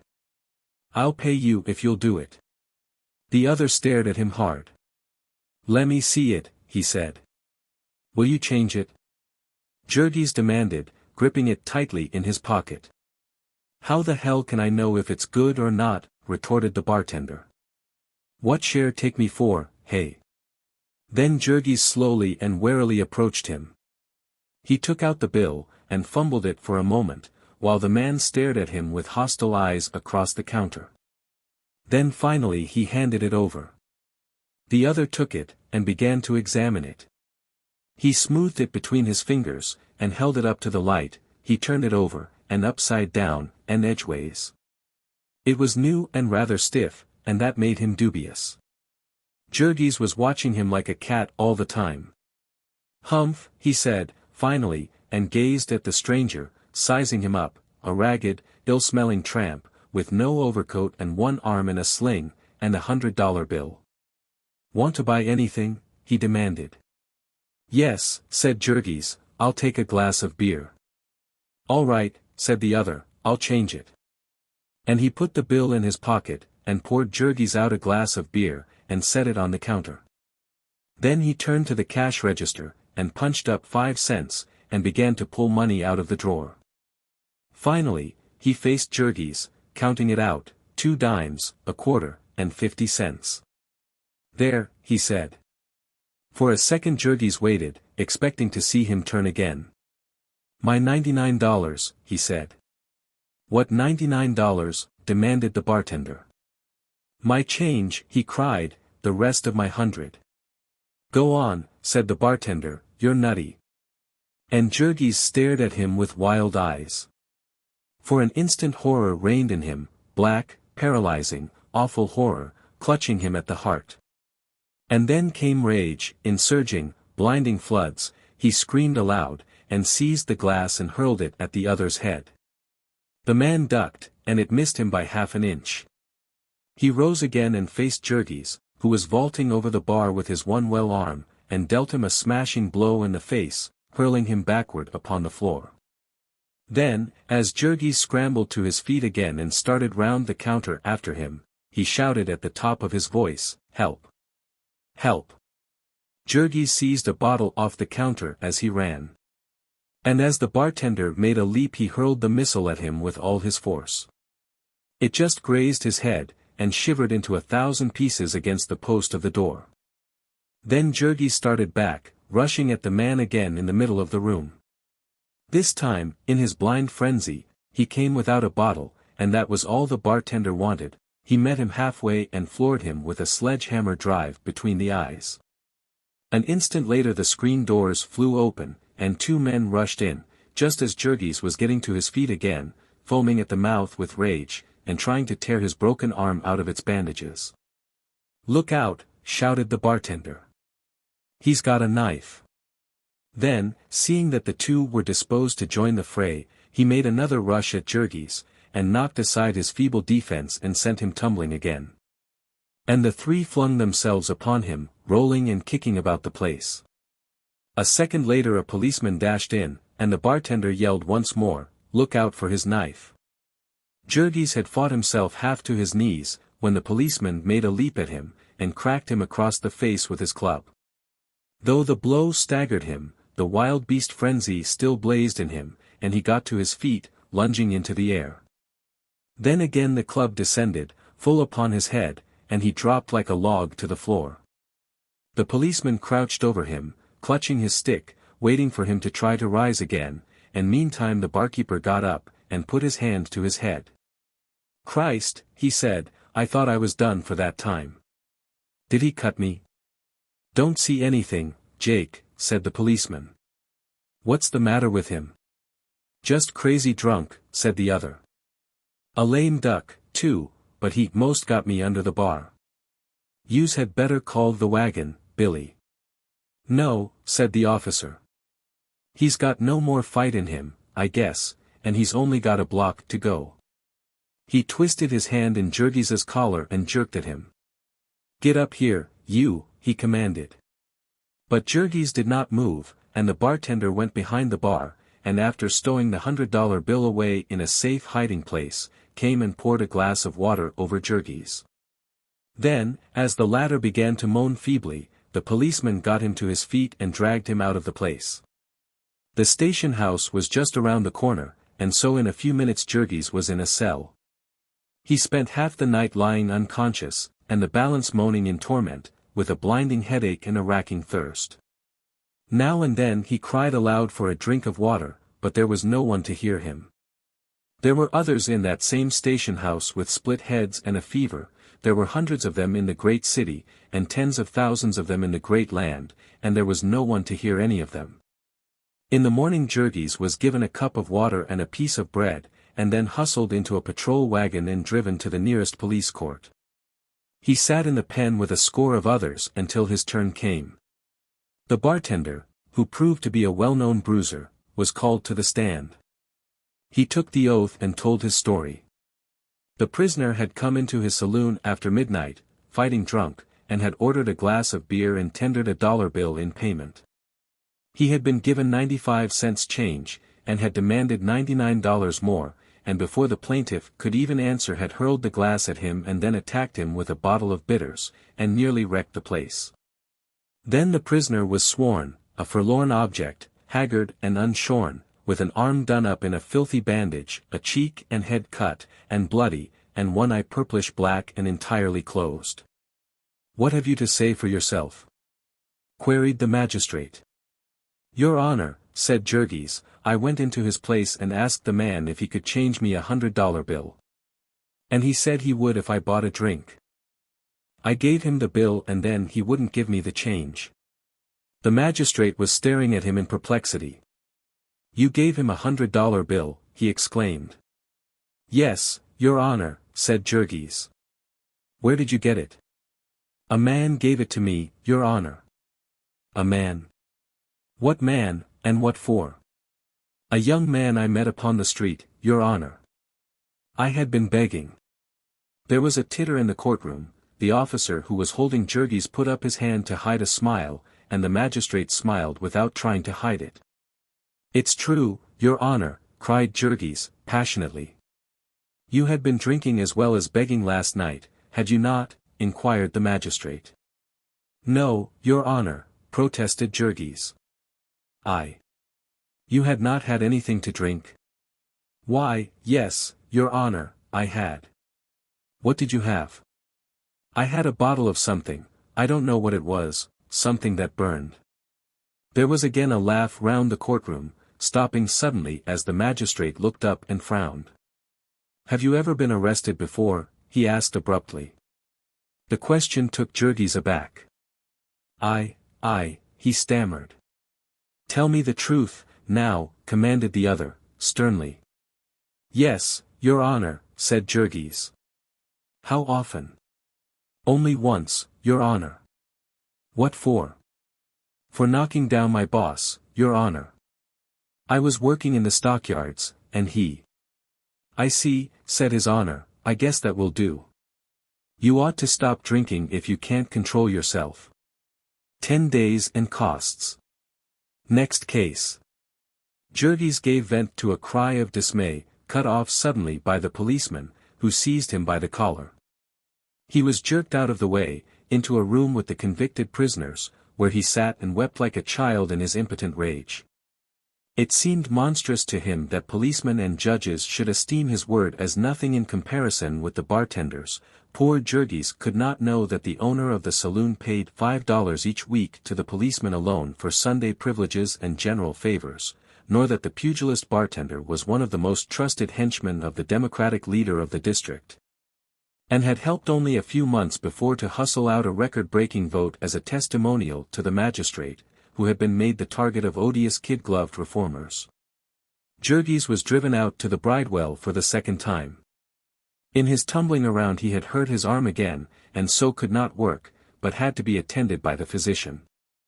Also his head and his eye had to be tied up, and so he was a pretty-looking object when, the second day after his arrival, he went out into the exercise court and encountered Jack Duane. The young fellow was so glad to see Jurgis that he almost hugged him. "By God, if it isn't the stinker," he cried. "And what is it, have you been through a sausage machine?" "No," said Jurgis, "but I've been in a railroad wreck and a fight." And then, while some of the other prisoners gathered round, he told his wild story. Most of them were incredulous, but Duane knew that Jurgis could never have made up such a yarn as that. "Hard luck, old man," he said, when they were alone.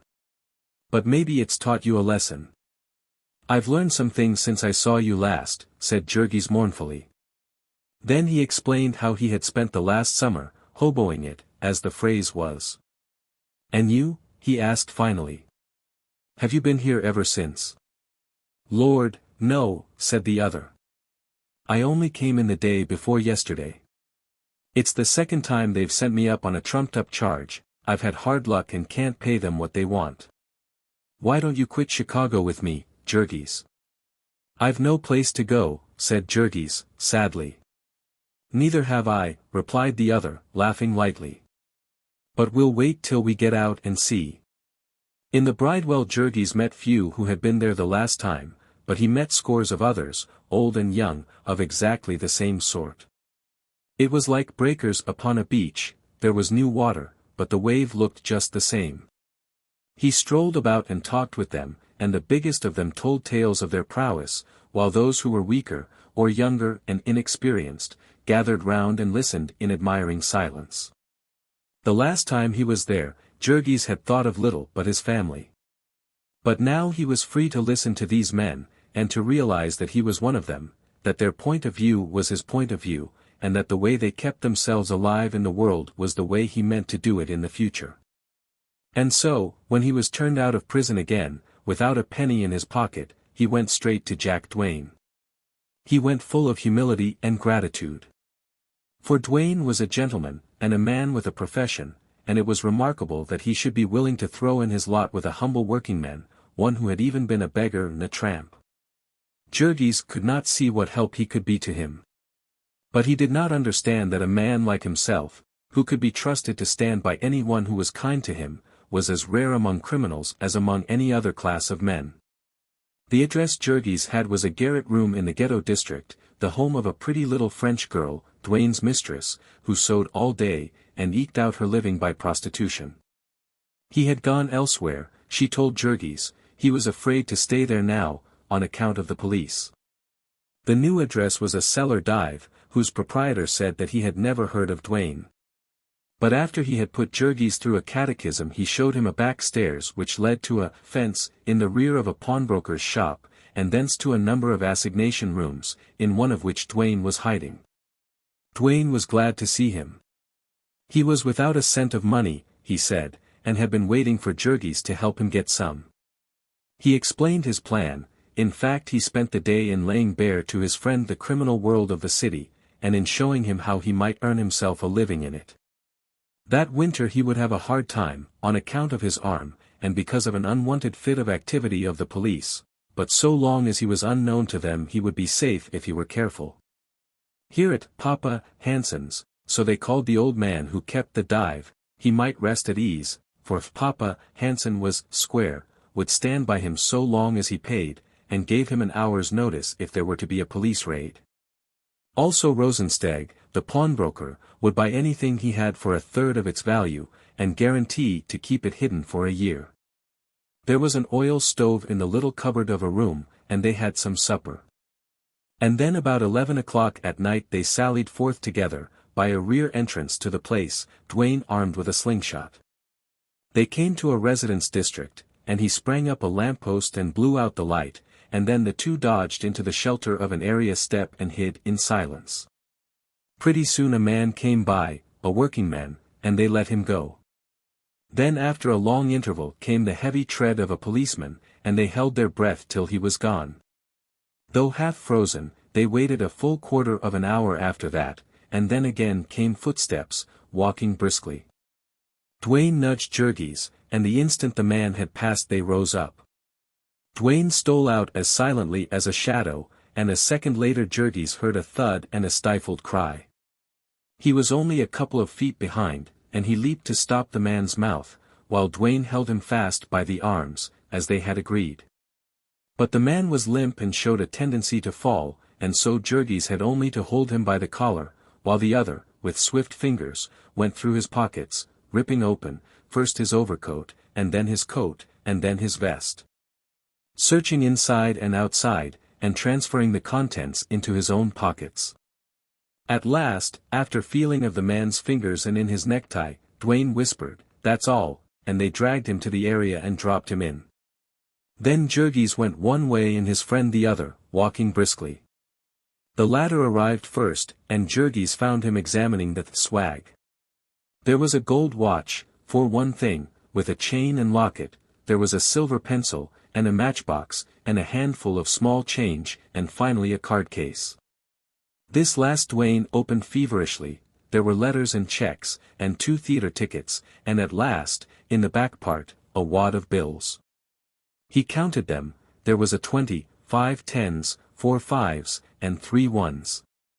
Duane drew a long breath. "That lets us out," he said. After further examination, they burned the card case and its contents, all but the bills, and likewise the picture of a little girl in the locket. Then Duane took the watch and trinkets downstairs, and came back with $16. "The old scoundrel said the case was filled," he said. "It's a lie, but he knows I want the money." They divided up the spoils, and Jurgis got as his share $55 and some change.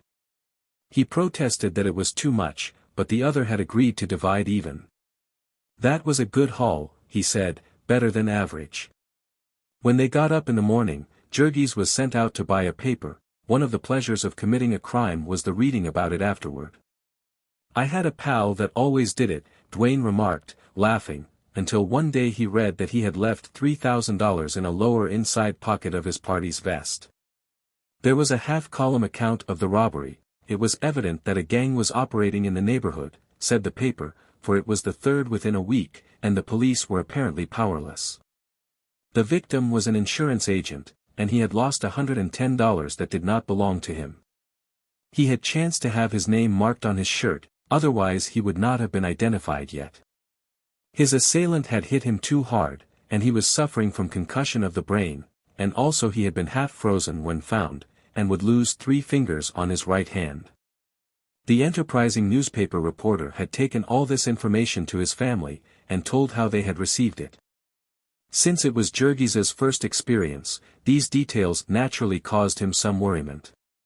But the other laughed coolly. It was the way of the game, and there was no helping it. Before long Jurgis would think no more of it than they did in the yards of knocking out a bullock. "It's a case of us or the other fellow, and I say the other fellow, every time," he observed. "Still," said Jurgis, reflectively, "he never did us any harm." "He was doing it to somebody as hard as he could, you can be sure of that," said his friend. Duane had already explained to Jurgis that if a man of their trade were known he would have to work all the time to satisfy the demands of the police. Therefore it would be better for Jurgis to stay in hiding and never be seen in public with his pal. But Jurgis soon got very tired of staying in hiding. In a couple of weeks he was feeling strong and beginning to use his arm, and then he could not stand it any longer. Duane, who had done a job of some sort by himself, and made a truce with the powers, brought over Marie, his little French girl, to share with him. But even that did not avail for long, and in the end he had to give up arguing, and take Jurgis out and introduce him to the saloons and sporting houses where the big crooks and hold-up men hung out. And so Jurgis got a glimpse of the high-class criminal world of Chicago. The city, which was owned by an oligarchy of businessmen, being nominally ruled by the people, a huge army of graft was necessary for the purpose of effecting the transfer of power. Twice a year, in the spring and fall elections, millions of dollars were furnished by the businessmen and expended by this army. Meetings were held and clever speakers were hired, bands played and rockets sizzled, tons of documents and reservoirs of drinks were distributed, and tens of thousands of votes were bought for cash. And this army of graft had, of course, to be maintained the year round. The leaders and organizers were maintained by the businessmen directly, aldermen and legislators by means of bribes, party officials out of the campaign funds, lobbyists and corporation lawyers in the form of salaries, contractors by means of jobs, labor union leaders by subsidies, and newspaper proprietors and editors by advertisements. The rank and file, however, were either foisted upon the city, or else lived off the population directly. There was the police department, and the fire and water departments, and the whole balance of the civil list, from the meanest office boy to the head of a city department. And for the horde who could find no room in these, there was the world of vice and crime, there was license to seduce, to swindle and plunder and prey. The law forbade Sunday drinking. And this had delivered the saloon keepers into the hands of the police, and made an alliance between them necessary. The law forbade prostitution, and this had brought the tomatums into the combination. It was the same with the gambling house keeper and the poolroom man, and the same with any other man or woman who had a means of getting graft, and was willing to pay over a share of it, the green goods man and the highwayman. The pickpocket and the sneak thief, and the receiver of stolen goods, the seller of adulterated milk, of stale fruit and diseased meat, the proprietor of unsanitary tenements, the fake doctor and the usurer, the beggar and the pushcart man. The prize fighter and the professional slugger, the racetrack tout, the procurer, the white slave agent, and the expert seducer of young girls. All of these agencies of corruption were banded together, and leagued in blood brotherhood with the politician and the police. More often than not they were one and the same person. The police captain would own the brothel he pretended to raid, the politician would open his headquarters in his saloon. Hinky Dink, or Bathhouse John, or others of that ilk, were proprietors of the most notorious dives in Chicago, and also the "Grey Wolves" of the city council, who gave away the streets of the city to the businessmen.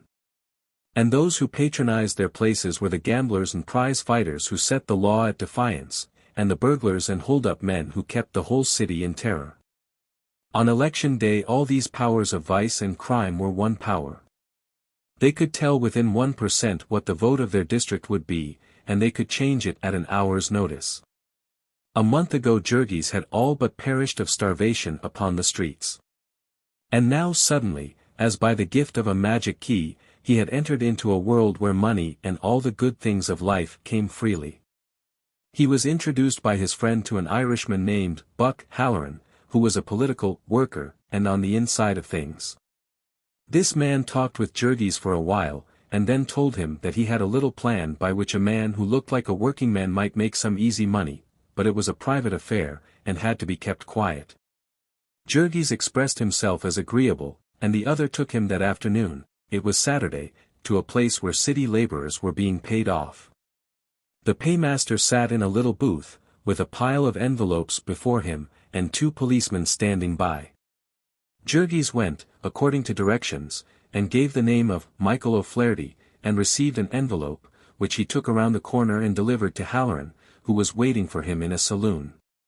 Then he went again, and gave the name of Johann Schmidt, and a third time, and give the name of Serge Remenitsky. Halloran had quite a list of imaginary workingmen, and Jurgis got an envelope for each one. For this work he received $5, and was told that he might have it every week, so long as he kept quiet. As Jurgis was excellent at keeping quiet, he soon won the trust of Buck Halloran, and was introduced to others as a man who could be depended upon. This acquaintance was useful to him in another way. Also before long Jurgis made his discovery of the meaning of pull, and just why his boss, Connor, and also the pugilist bartender, had been able to send him to jail. One night there was given a ball, the benefit of One-Eyed Larry, a lame man who played the violin in one of the big, high-class, houses of prostitution on Clark Street, and was a wag and a popular character on the levee. This ball was held in a big dance hall, and was one of the occasions when the city's powers of debauchery gave themselves up to madness. Jurgis attended and got half insane with drink, and began quarreling over a girl. His arm was pretty strong by then, and he set to work to clean out the place, and ended in a cell in the police station. The police station being crowded to the doors, and stinking with bums, Jurgis did not relish staying there to sleep off his liquor, and sent for Halloran, who called up the district leader and had Jurgis bailed out by telephone at 4 o'clock in the morning. When he was arraigned that same morning, the district leader had already seen the clerk of the court and explained that Jurgis Rudkus was a decent fellow, who had been indiscreet. And so Jurgis was fined $10 and the fine was suspended, which meant that he did not have to pay for it, and never would have to pay it, unless somebody chose to bring it up against him in the future. Among the people Jurgis lived with now money was valued according to an entirely different standard from that of the people of Packingtown, yet, strange as it may seem, he did a great deal less drinking than he had as a working man. He had not the same provocations of exhaustion and hopelessness, he had now something to work for, to struggle for. He soon found that if he kept his wits about him, he would come upon new opportunities. And being naturally an active man, he not only kept sober himself, but helped to steady his friend, who was a good deal fonder of both wine and women than he. One thing led to another. In the saloon where Jurgis met Buck Halloran he was sitting late one night with Duane, when a country customer, a buyer for an out-of-town merchant, came in, a little more than half piped. There was no one else in the place but the bartender, and as the man went out again Jurgis and Duane followed him. He went round the corner, and in a dark place made by a combination of the elevated railroad and an unrented building, Jurgis leaped forward and shoved a revolver under his nose, while Duane, with his hat pulled over his eyes, went through the man's pockets with lightning fingers. They got his watch and his wad, and were round the corner again and into the saloon before he could shout more than once. The bartender, to whom they had tipped the wink, had the cellar door open for them, and they vanished, making their way by a secret entrance to a brothel next door. From the roof of this there was access to 3 similar places beyond. By means of these passages the customers of any one place could be gotten out of the way, in case a falling out with the police chanced to lead to a raid. And also it was necessary to have a way of getting a girl out of reach in case of an emergency. Thousands of them came to Chicago answering advertisements for servants and factory hands, and found themselves trapped by fake employment agencies, and locked up in a bawdy house. It was generally enough to take all their clothes away from them, but sometimes they would have to be doped and kept prisoners for weeks, and meantime their parents might be telegraphing the police, and even coming on to see why nothing was done. Occasionally there was no way of satisfying them but to let them search the place to which the girl had been traced. For his help in this little job, the bartender received 20 out of the $130-odd that the pair secured. And naturally this put them on friendly terms with him, and a few days later he introduced them to a little sheeny named Goldberger, one of the runners of the sporting house where they had been hidden. After a few drinks Goldberger began, with some hesitation, to narrate how he had had a quarrel over his best girl with a professional card sharp, who had hit him in the jaw. The fellow was a stranger in Chicago, and if he was found some night with his head cracked there would be no one to care very much. Jurgis, who by this time would cheerfully have cracked the heads of all the gamblers in Chicago, inquired what would be coming to him.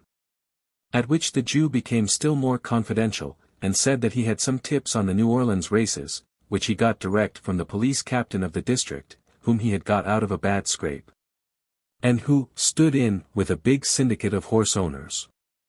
Duane took all this in at once, but Jurgis had to have the whole racetrack situation explained to him before he realized the importance of such an opportunity. There was the gigantic racing trust. It owned the legislatures in every state in which it did business, it even owned some of the big newspapers, and made public opinion. There was no power in the land that could oppose it unless, perhaps, it were the poolroom trust. It built magnificent racing parks all over the country, and by means of enormous purses it lured the people to come, and then it organized a gigantic shell game, whereby it plundered them of hundreds of millions of dollars every year. Horse racing had once been a sport, but nowadays it was a business. A horse could be doped and doctored, undertrained or overtrained. It could be made to fall at any moment, or its gait could be broken by lashing it with the whip, which all the spectators would take to be a desperate effort to keep it in the lead. There were scores of such tricks. And sometimes it was the owners who played them and made fortunes, sometimes it was the jockeys and trainers, sometimes it was outsiders, who bribed them, but most of the time it was the chiefs of the trust. Now for instance, they were having winter racing in New Orleans and a syndicate was laying out each day's program in advance, and its agents in all the northern cities were milking the poolrooms. The word came by long-distance telephone in a cipher code, just a little while before each race, and any man who could get the secret had as good as a fortune. If Jurgis did not believe it, he could try it, said the little Jew, let them meet at a certain house on the morrow and make a test. Jurgis was willing, and so was Duane, and so they went to one of the high-class poolrooms where brokers and merchants gambled, with society women in a private room, and they put up $10 each upon a horse called Black Beldame. A 6-to-1 shot, and won. For a secret like that they would have done a good many sluggings, but the next day Goldberger informed them that the offending gambler had got wind of what was coming to him, and had skipped the town. There were ups and downs at the business. But there was always a living, inside of a jail, if not out of it. Early in April the city elections were due, and that meant prosperity for all the powers of graft. Jurgis, hanging round in dives and gambling houses and brothels, met with the heelers of both parties, and from their conversation he came to understand all the ins and outs of the game. And to hear of a number of ways in which he could make himself useful about election time. Buck Halloran was a Democrat, and so Jurgis became a Democrat also, but he was not a bitter one. The Republicans were good fellows, too, and were to have a pile of money in this next campaign. At the last election the Republicans had paid $4 a vote to the Democrats $3. And Buck Halloran sat one night playing cards with Jurgis and another man, who told how Halloran had been charged with the job voting a bunch of 37 newly landed Italians, and how he, the narrator, had met the Republican worker who was after the very same gang, and how the three had effected a bargain, whereby the Italians were to vote half and half, for a glass of beer apiece, while the balance of the fund went to the conspirators. Not long after this, Jurgis, wearying of the risks and vicissitudes of miscellaneous crime, was moved to give up the career for that of a politician. Just at this time there was a tremendous uproar being raised concerning the alliance between the criminals and the police. For the criminal graft was one in which the business men had no direct part, it was what is called a sideline, carried by the police. Wide open, gambling and debauchery made the city pleasing to trade, but burglaries and holdups did not.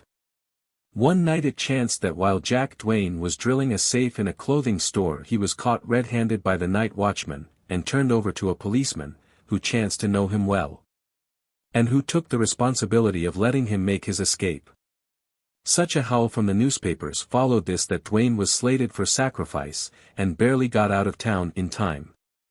And just at that juncture it happened that Jurgis was introduced to a man named Harper whom he recognized as the night watchman at Brown's, who had been instrumental in making him an American citizen, the first year of his arrival at the yards.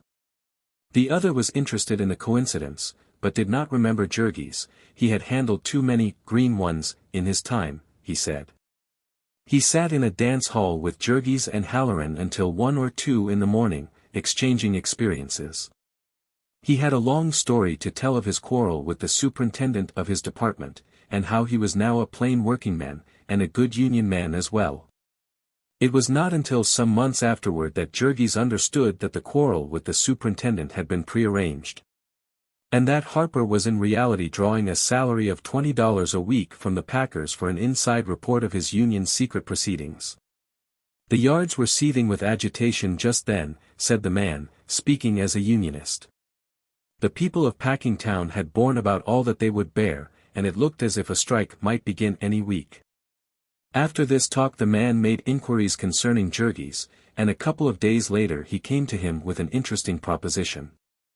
He was not absolutely certain, he said, but he thought that he could get him a regular salary if he would come to Packingtown and do as he was told, and keep his mouth shut.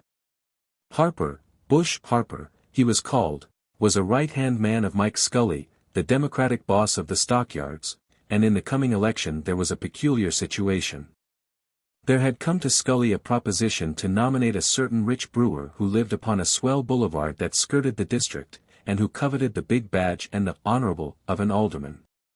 The brewer was a Jew, and had no brains, but he was harmless, and would put up a rare campaign fund. Scully had accepted the offer, and then gone to the Republicans with a proposition.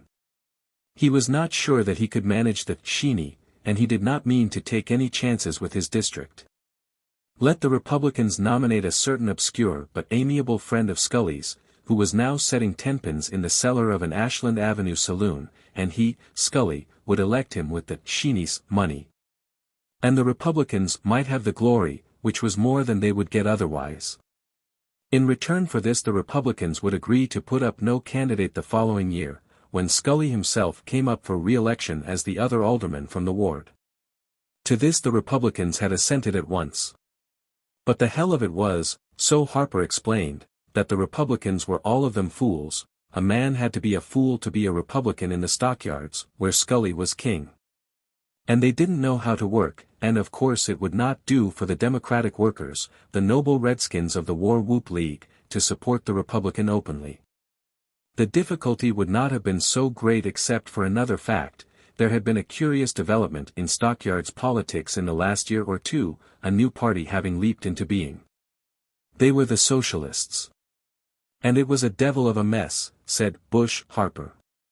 The one image which the word socialist brought to Jurgis was of poor little Tomasius Kuslika, who had called himself one, and would go out with a couple of other men in a soapbox, and shout himself hoarse on a street corner Saturday nights. Tomasius had tried to explain to Jurgis what it was all about, but Jurgis, who was not of an imaginative turn, had never quite got it straight. At present he was content with his companion's explanation that the socialists were the enemies of American institutions, could not be bought, and would not combine or make any sort of a dicker. Mike Scully was very much worried over the opportunity which his last deal gave to them. The stockyards Democrats were furious at the idea of a rich capitalist for their candidate.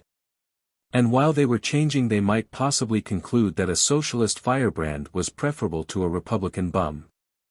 And so right here was a chance for Jurgis to make himself a place in the world, explained Bush Harper. He had been a union man, and he was known in the yards as a working man. He must have hundreds of acquaintances, and as he had never talked politics with them he might come out as a Republican now without exciting the least suspicion. There were barrels of money for the use of those who could deliver the goods. And Jurgis might count upon Mike Scully, who had never yet gone back on a friend. Just what could he do? Jurgis asked, in some perplexity, and the other explained in detail. To begin with, he would have to go to the yards and work, and he mightn't relish that, but he would have what he earned, as well as the rest that came to him. He would get active in the union again, and perhaps try to get an office, as he, Harper, had. He would tell all his friends the good points of Doyle, the Republican nominee, and the bad ones of the Sheeny.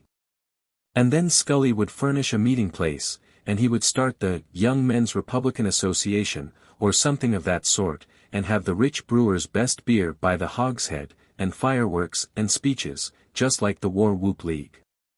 Surely Jurgis must know hundreds of men who would like that sort of fun, and there would be the regular Republican leaders and workers to help him out, and they would deliver a big enough majority on election day. When he had heard all this explanation to the end, Jurgis demanded, "But how can I get a job in Packingtown? I'm blacklisted." At which Bush Harper laughed. "I'll attend to that all right," he said. And the other replied, "It's a go, then. I'm your man." So Jurgis went out to the stockyards again, and was introduced to the political lord of the district, the boss of Chicago's mayor. It was Scully who owned the brickyards and the dump and the ice pond, though Jurgis did not know it. It was Scully who was to blame for the unpaved street in which Jurgis's child had been drowned. It was Scully who had put into office the magistrate who had first sent Jurgis to jail. It was Scully who was principal stockholder in the company which had sold him the ramshackle tenement, and then robbed him of it. But Jurgis knew none of these things, any more than he knew that Scully was but a tool and puppet of the packers. To him Scully was a mighty power, the biggest man he had ever met. He was a little, dried-up Irishman, whose hands shook. He had a brief talk with his visitor, watching him with his rat-like eyes, and making up his mind about him. And then he gave him a note to Mr. Harmon, one of the head managers of Durham's. The bearer, Jurgis Rudkus, is a particular friend of mine, and I would like you to find him a good place, for important reasons. He was once indiscreet, but you will perhaps be so good as to overlook that. Mr. Harmon looked up inquiringly when he read this. What does he mean by indiscreet? He asked. I was blacklisted, sir, said Jurgis. At which the other frowned. Blacklisted, he said. How do you mean? And Jurgis turned red with embarrassment. He had forgotten that a blacklist did not exist. That is, I had difficulty in getting a place, he stammered. What was the matter? I got into a quarrel with a foreman, not my own boss, sir, and struck him. I see, said the other, and meditated for a few moments. What do you wish to do? He asked.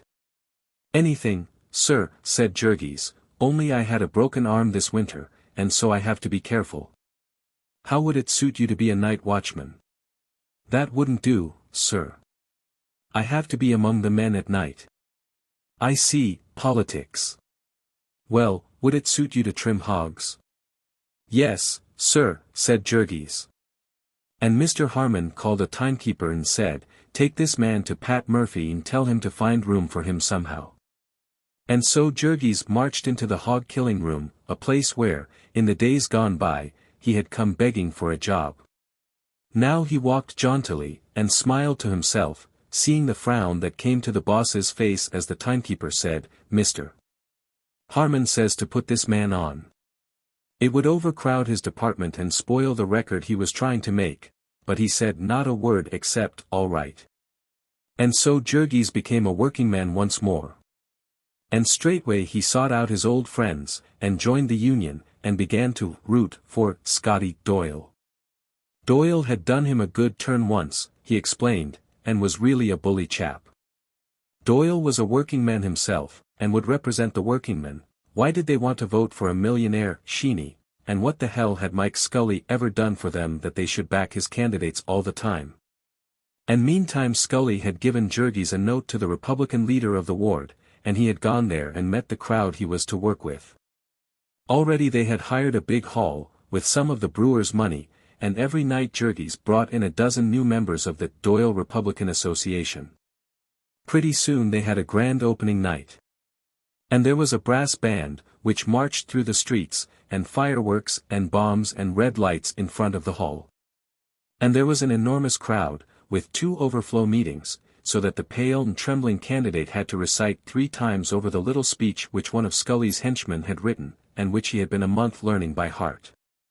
Best of all, the famous and eloquent Senator Spareshanks, presidential candidate, rode out in an automobile to discuss the sacred privileges of American citizenship, and protection and prosperity for the American workingman.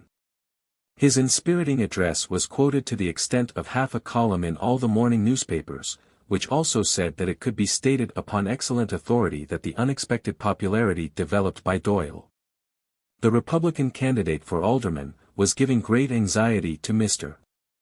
Scully, the chairman of the Democratic City Committee. The chairman was still more worried when the monster torchlight procession came off, with the members of the Doyle Republican Association all in red capes and hats. And free beer for every voter in the ward, the best beer ever given away in a political campaign, as the whole electorate testified.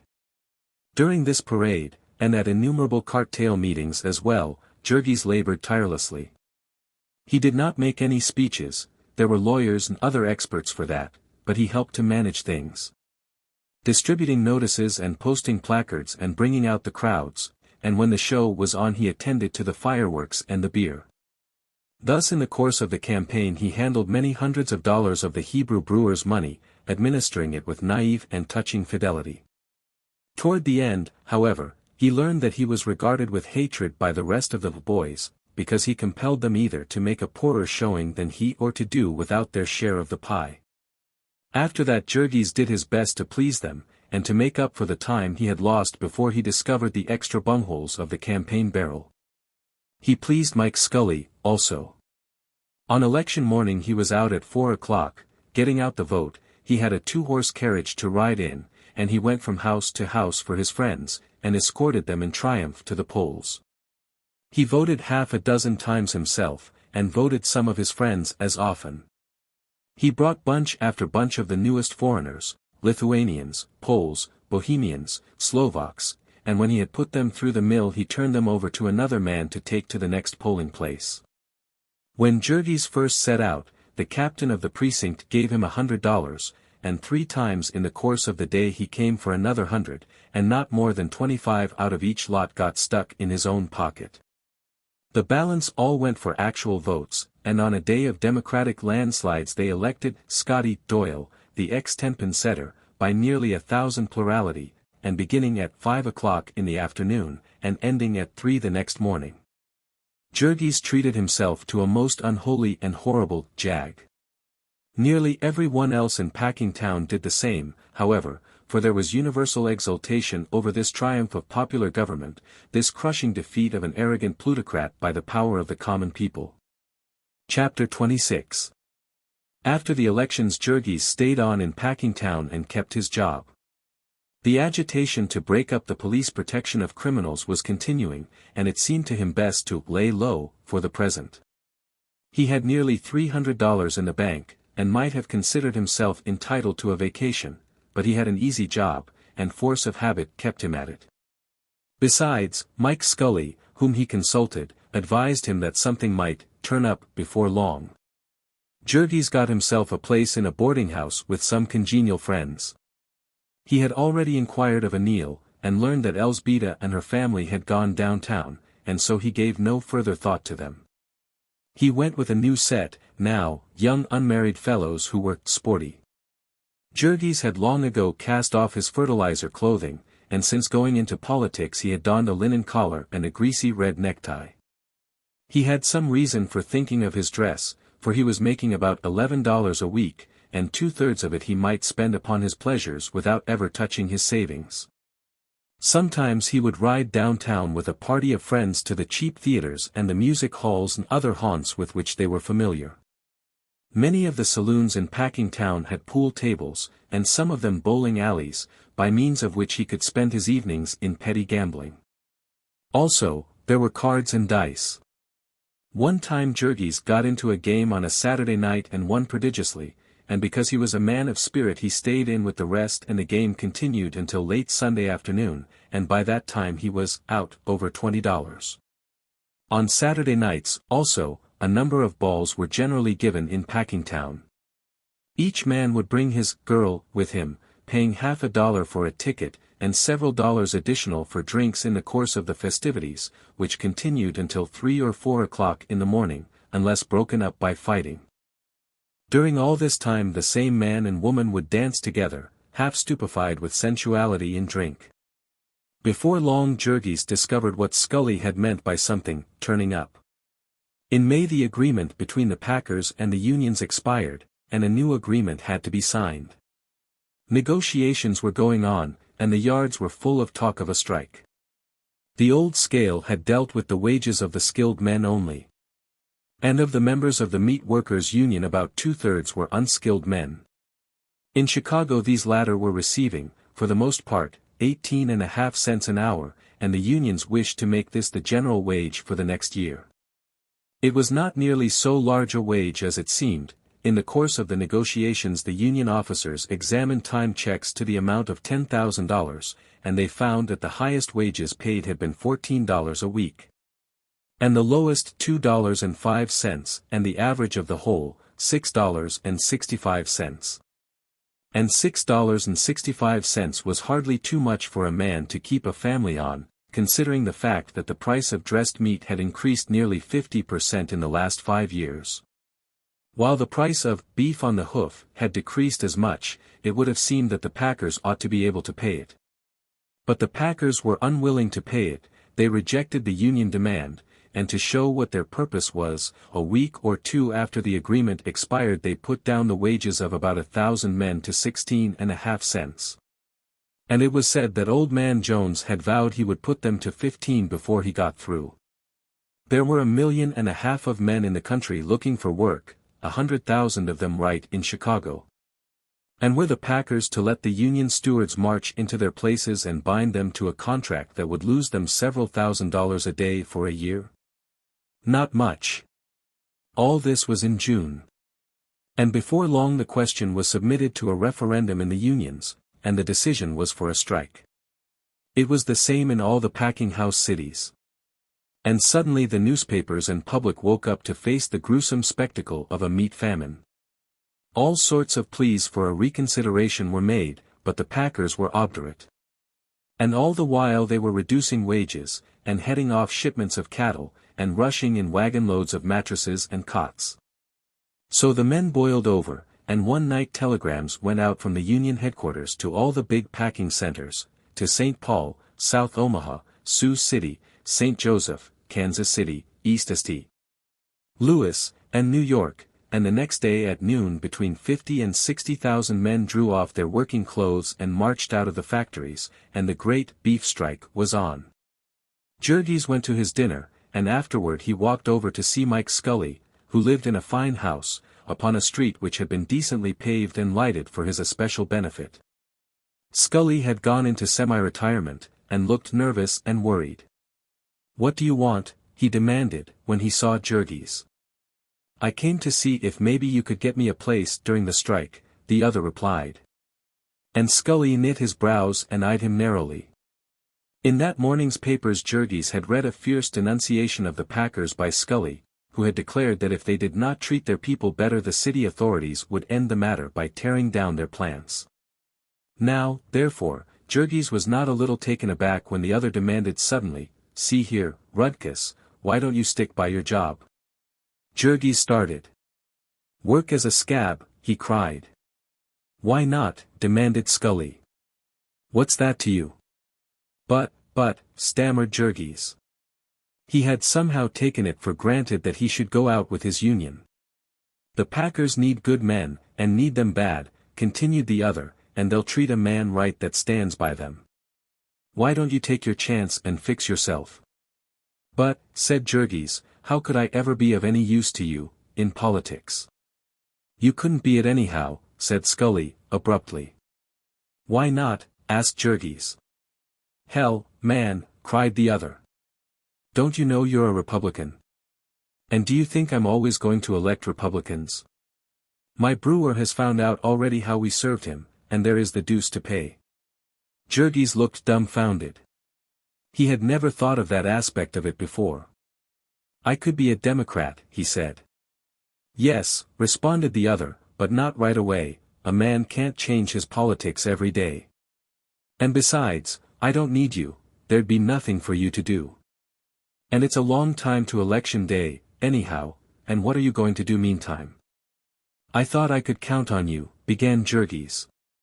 "Yes," responded Scully, "so you could. I never yet went back on a friend. But is it fair to leave the job I got you and come to me for another? I have had 100 fellows after me today, and what can I do? I've put 17 men on the city payroll to clean streets this 1 week, and do you think I can keep that up forever? It wouldn't do for me to tell other men what I tell you, but you've been on the inside, and you ought to have sense enough to see for yourself. What have you to gain by a strike?" "I hadn't thought," said Jurgis. "Exactly," said Scully, "but you'd better. Take my word for it, the strike will be over in a few days, and the men will be beaten, and meantime what you can get out of it will belong to you. Do you see?" And Jurgis saw. He went back to the yards, and into the workroom. The men had left a long line of hogs in various stages of preparation, and the foreman was directing the feeble efforts of a score or two of clerks and stenographers and office boys to finish up the job and get them into the chilling rooms. Jurgis went straight up to him and announced, "I have come back to work, Mr. Murphy." The boss's face lighted up. "Good man," he cried. "Come ahead." "Just a moment," said Jurgis, checking his enthusiasm. "I think I ought to get a little more wages." "Yes," replied the other, "of course. What do you want?" Jurgis had debated on the way. His nerve almost failed him now, but he clenched his hands. "I think I ought to have $3 a day," he said. "All right," said the other, promptly.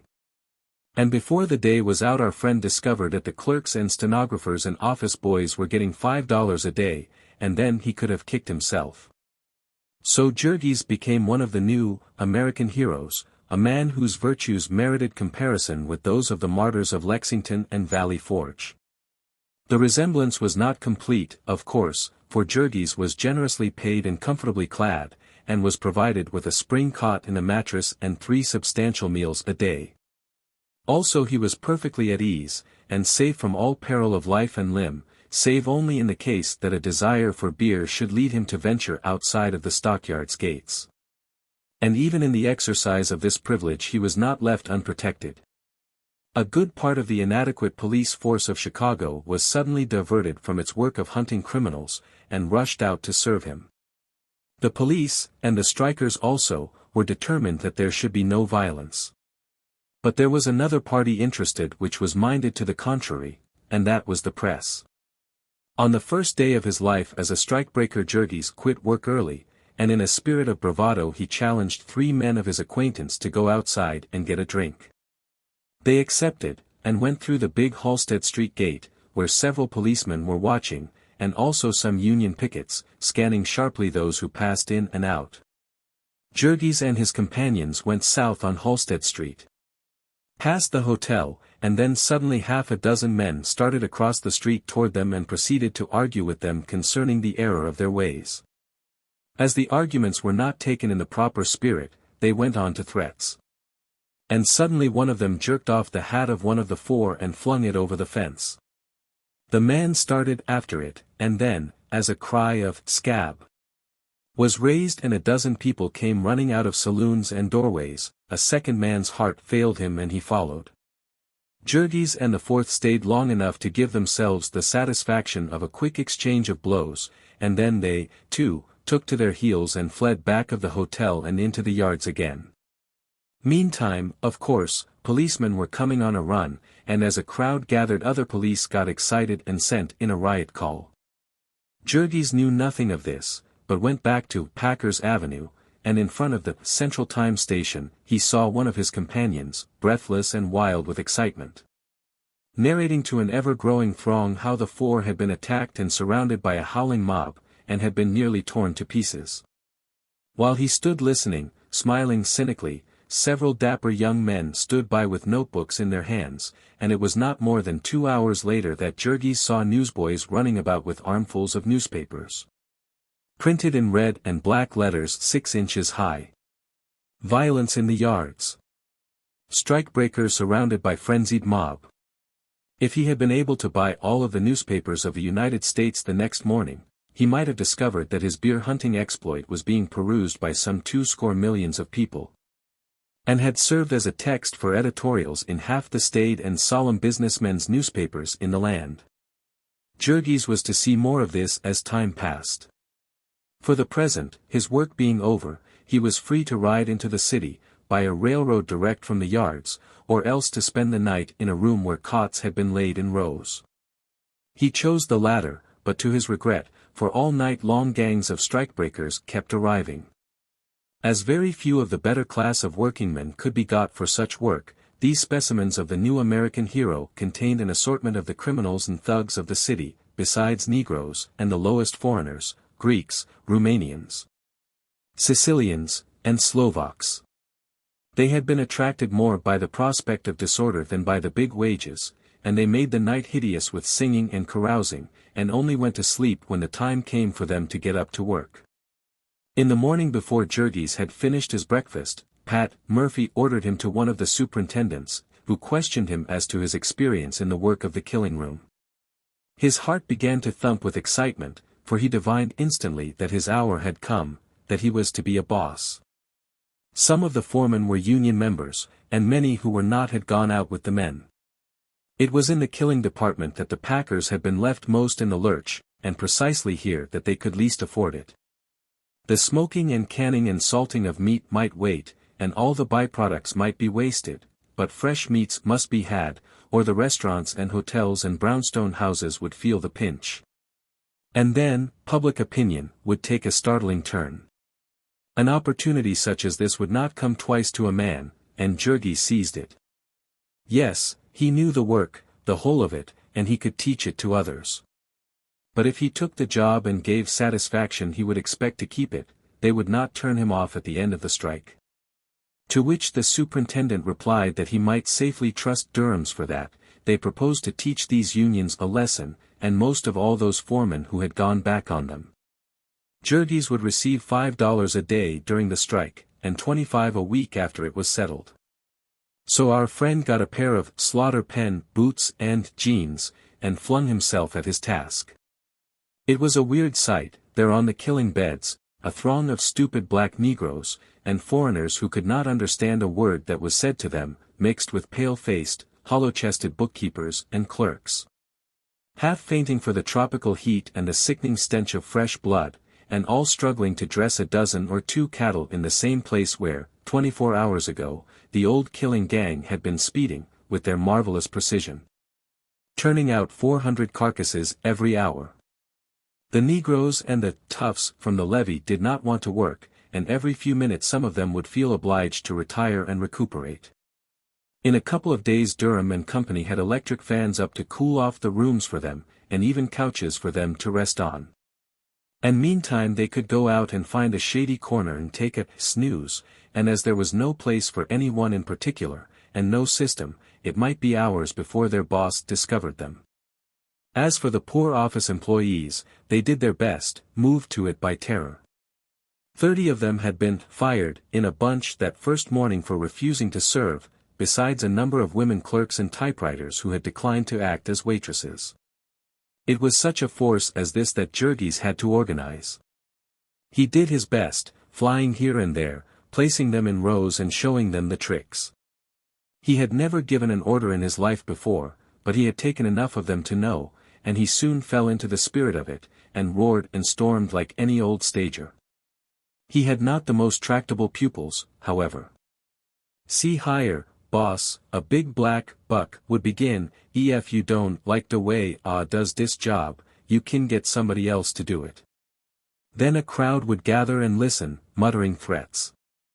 After the first meal nearly all the steel knives had been missing, and now every Negro had one, ground to a fine point, hidden in his boots.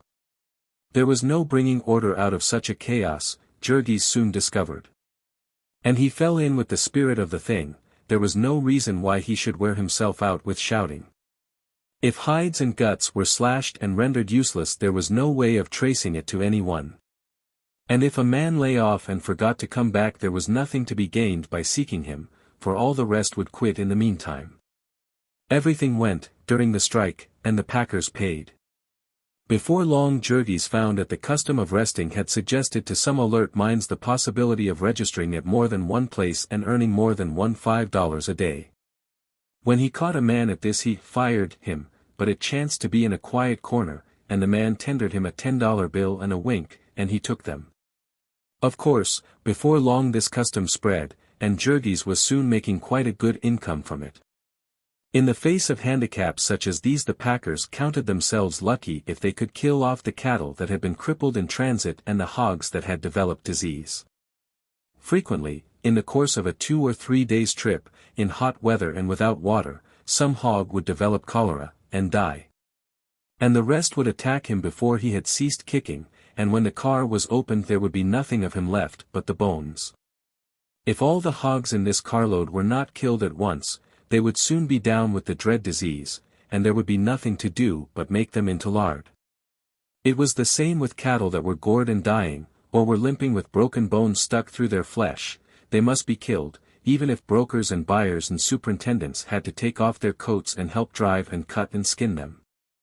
And meantime, agents of the packers were gathering gangs of Negroes in the country districts of the far south, promising them $5 a day and board, and being careful not to mention there was a strike. Already carloads of them were on the way, with special rates from the railroads, and all traffic ordered out of the way. Many towns and cities were taking advantage of the chance to clear out their jails and workhouses. In Detroit the magistrates would release every man who agreed to leave town within 24 hours. And agents of the packers were in the courtrooms to ship them right. And meantime trainloads of supplies were coming in for their accommodation, including beer and whiskey, so that they might not be tempted to go outside. They hired 30 young girls in Cincinnati to pack fruit, and when they arrived put them at work canning corned beef, and put cots for them to sleep in a public hallway, through which the men passed. As the gangs came in day and night, under the escort of squads of police, they stowed away in unused workrooms and storerooms, and in the car sheds, crowded so closely together that the cots touched. In some places they would use the same room for eating and sleeping, and at night the men would put their cots upon the tables, to keep away from the swarms of rats. But with all their best efforts, the packers were demoralized. 90% of the men had walked out, and they faced the task of completely remaking their labor force, and with the price of meat up 30%, and the public clamoring for a settlement. They made an offer to submit the whole question at issue to arbitration, and at the end of 10 days the unions accepted it, and the strike was called off. It was agreed that all the men were to be re-employed within 45 days, and that there was to be no discrimination against union men. This was an anxious time for Jurgis. If the men were taken back without discrimination, he would lose his present place. He sought out the superintendent, who smiled grimly and bade him wait and see. Durham's strikebreakers were few of them leaving. Whether or not the settlement was simply a trick of the packers to gain time, or whether they really expected to break the strike and cripple the unions by the plan, cannot be said. But that night there went out from the office of Durham and Company a telegram to all the big packing centers, employ no union leaders. And in the morning, when the 20,000 men thronged into the yards, with their dinner pails and working clothes, Jurgis stood near the door of the hog trimming room, where he had worked before the strike, and saw a throng of eager men, with a score or two of policemen watching them. And he saw a superintendent come out and walk down the line, and pick out man after man that pleased him. And one after another came, and there were some men up near the head of the line who were never picked, they being the union stewards and delegates, and the men Jurgis had heard making speeches at the meetings. Each time, of course, there were louder murmurings and angrier looks. Over where the cattle butchers were waiting, Jurgis heard shouts and saw a crowd, and he hurried there. One big butcher, who was president of the Packing Trades Council, had been passed over 5 times, and the men were wild with rage.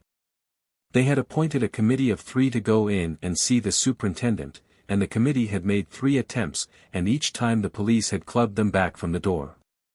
Then there were yells and hoots, continuing until at last the superintendent came to the door. "We all go back or none of us do," cried 100 voices. And the other shook his fist at them, and shouted, "You went out of here like cattle, and like cattle you'll come back." Then suddenly the big butcher president leaped upon a pile of stones and yelled, "It's off, boys. We'll all of us quit again." And so the cattle butchers declared a new strike on the spot. And gathering their members from the other plants, where the same trick had been played, they marched down Packers Avenue, which was thronged with a dense mass of workers, cheering wildly. Men who had already got to work on the killing beds dropped their tools and joined them. Some galloped here and there on horseback, shouting the tidings, and within half an hour the whole of Packingtown was on strike again, and beside itself with fury.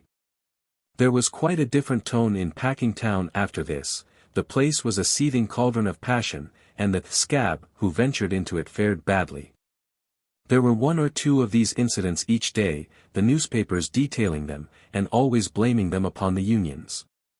Yet 10 years before, when there were no unions in Packingtown, there was a strike, and national troops had to be called, and there were pitched battles fought at night, by the light of blazing freight trains. Packingtown was always a center of violence. In Whiskey Point, where there were 100 saloons and 1 glue factory, there was always fighting, and always more of it in hot weather. Anyone who had taken the trouble to consult the station house blotter would have found that there was less violence that summer than ever before, and this while 20,000 men were out of work. And with nothing to do all day but brood upon bitter wrongs. There was no one to picture the battle the Union leaders were fighting, to hold this huge army in rank, to keep it from straggling and pillaging, to cheer and encourage and guide 100,000 people, of a dozen different tongues. Through 6 long weeks of hunger and disappointment and despair. Meantime the packers had set themselves definitely to the task of making a new labor force. 1,000 or 2 of strikebreakers were brought in every night, and distributed among the various plants. Some of them were experienced workers, butchers, salesmen, and managers from the packers' branch stores, and a few Union men who had deserted from other cities.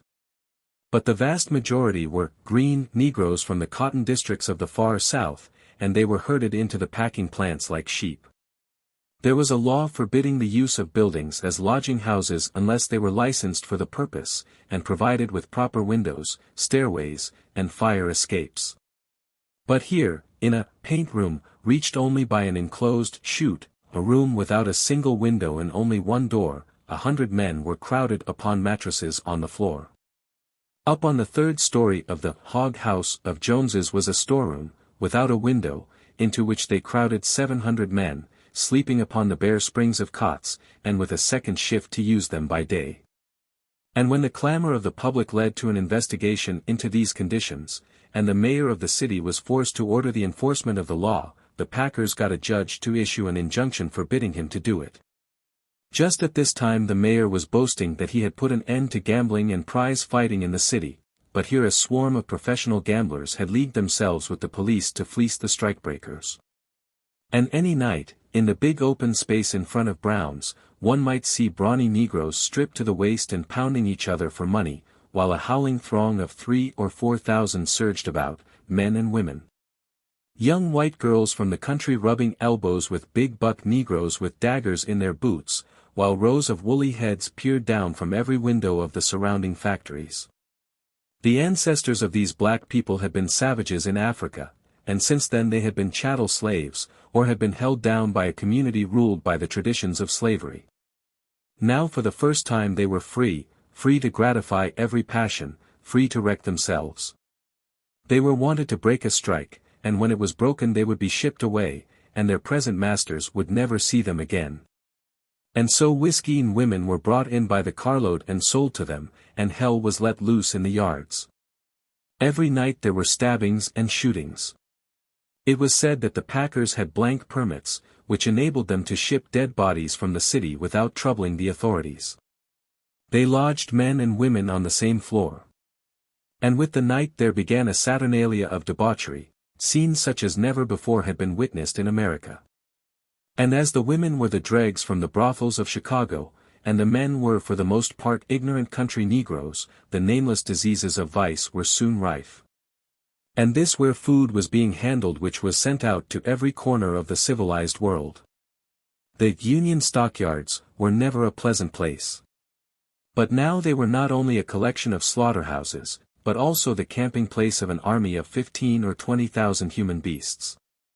All day long the blazing midsummer sun beat down upon that square mile of abominations, upon tens of thousands of cattle crowded into pens whose wooden floors stank and steamed contagion.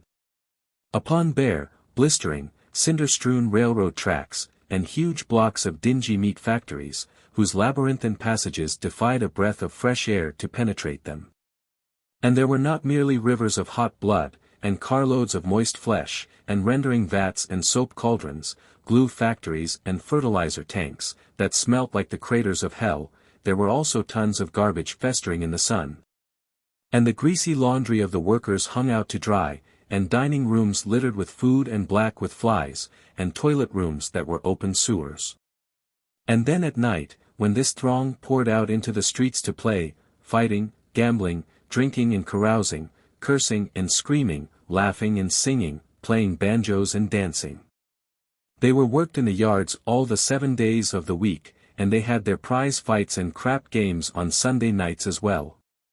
But then around the corner one might see a bonfire blazing, and an old, gray-headed negress, lean and witch-like, her hair flying wild and her eyes blazing, yelling and chanting of the fires of perdition and the blood of the Lamb. While men and women lay down upon the ground and moaned and screamed in convulsions of terror and remorse. Such were the stockyards during the strike, while the unions watched in sullen despair, and the country clamored like a greedy child for its food, and the packers went grimly on their way. Each day they added new workers, and could be more stern with the old ones, could put them on piecework, and dismiss them if they did not keep up the pace. Jurgis was now one of their agents in this process. And he could feel the change day by day, like the slow starting up of a huge machine. He had gotten used to being a master of men, and because of the stifling heat and the stench, and the fact that he was a scab and knew it and despised himself. He was drinking, and developing a villainous temper, and he stormed and cursed and raged at his men, and drove them until they were ready to drop with exhaustion. Then one day late in August, a superintendent ran into the place and shouted to Jurgis and his gang to drop their work and come. They followed him outside, to where, in the midst of a dense throng, they saw several two-horse trucks waiting, and 3 patrol wagon loads of police. Jurgis and his men sprang upon one of the trucks, and the driver yelled to the crowd, and they went thundering away at a gallop. Some steers had just escaped from the yards, and the strikers had got hold of them, and there would be the chance of a scrap. They went out at the Ashland Avenue gate, and over in the direction of the dump. There was a yell as soon as they were sighted, men and women rushing out of houses and saloons as they galloped by. There were 8 or 10 policemen on the truck, however, and there was no disturbance until they came to a place where the street was blocked with a dense throng. Those on the flying truck yelled a warning and the crowd scattered pell-mell, disclosing one of the steers lying in its blood. There were a good many cattle butchers about just then, with nothing much to do, and hungry children at home. And so someone had knocked out the steer, and as a first-class man can kill and dress one in a couple of minutes, there were a good many steaks and roasts already missing. This called for punishment, of course. And the police proceeded to administer it by leaping from the truck and cracking at every head they saw. There were yells of rage and pain, and the terrified people fled into houses and stores, or scattered helter-skelter down the street. Jurgis and his gang joined in the sport, every man singling out his victim, and striving to bring him to bay and punch him. If he fled into a house his pursuer would smash in the flimsy door and follow him up the stairs, hitting everyone who came within reach, and finally dragging his squealing quarry from under a bed or a pile of old clothes in a closet. Jurgis and 2 policemen chased some men into a barroom. One of them took shelter behind the bar, where a policeman cornered him and proceeded to whack him over the back and shoulders, until he lay down and gave a chance at his head. The others leaped a fence in the rear, balking the second policeman, who was fat. And as he came back, furious and cursing, a big Polish woman, the owner of the saloon, rushed in screaming, and received a poke in the stomach that doubled her up on the floor. Meantime Jurgis, who was of a practical temper, was helping himself at the bar. And the first policeman, who had laid out his man, joined him, handing out several more bottles, and filling his pockets besides, and then, as he started to leave, cleaning off all the balance with a sweep of his club. The din of the glass crashing to the floor brought the fat Polish woman to her feet again, but another policeman came up behind her and put his knee into her back and his hands over her eyes, and then called to his companion, who went back and broke open the cash drawer and filled his pockets with the contents. Then the 3 went outside, and the man who was holding the woman gave her a shove and dashed out himself. The gang having already got the carcass onto the truck, the party set out at a trot, followed by screams and curses, and a shower of bricks and stones from unseen enemies. These bricks and stones would figure in the accounts of the riot, which would be sent out to a few thousand newspapers within an hour or 2. But the episode of the cash drawer would never be mentioned again, save only in the heartbreaking legends of Packingtown. It was late in the afternoon when they got back, and they dressed out the remainder of the steer, and a couple of others that had been killed, and then knocked off for the day. Jurgis went downtown to supper, with 3 friends who had been on the other trucks, and they exchanged reminiscences on the way. Afterward they drifted into a roulette parlor, and Jurgis, who was never lucky at gambling, dropped about $15. To console himself he had to drink a good deal, and he went back to Packingtown about 2 o'clock in the morning, very much the worse for his excursion, and, it must be confessed, entirely deserving the calamity that was in store for him. As he was going to the place where he slept, he met a painted-cheeked woman in a greasy kimono, and she put her arm about his waist to steady him. They turned into a dark room they were passing, but scarcely had they taken 2 steps before suddenly a door swung open, and a man entered, carrying a lantern. "Who's there?" he called sharply. And Jurgis started to mutter some reply. But at the same instant the man raised his light, which flashed in his face, so that it was possible to recognize him. Jurgis stood stricken dumb, and his heart gave a leap like a mad thing. The man was Connor. Connor, the boss of the loading gang. The man who had seduced his wife, who had sent him to prison, and wrecked his home, ruined his life. He stood there, staring, with the light shining full upon him. Jurgis had often thought of Connor since coming back to Packingtown, but it had been as of something far off, that no longer concerned him.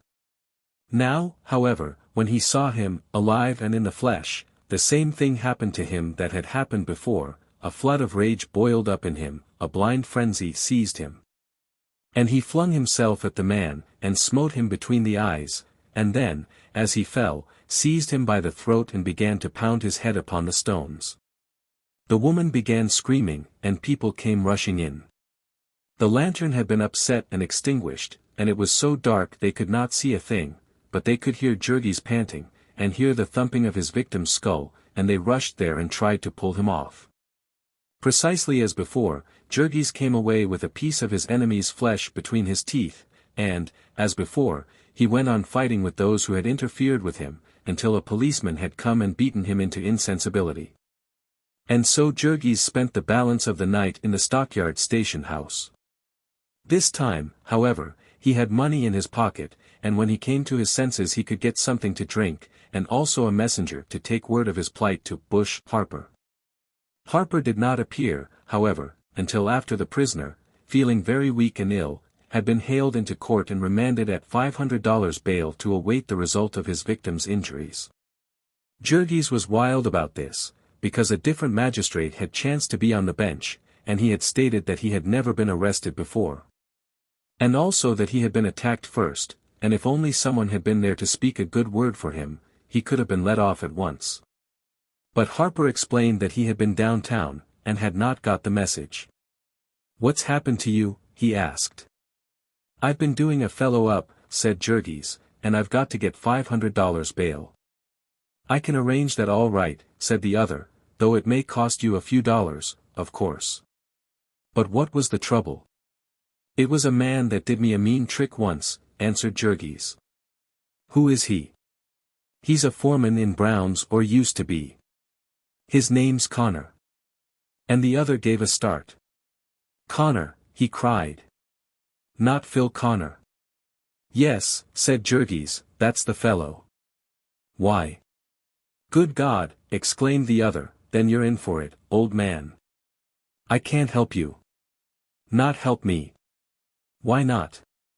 "Why, he's one of Scully's biggest men, he's a member of the Warwhoop League, and they talked of sending him to the legislature." "Phil Connor." "Great heavens!"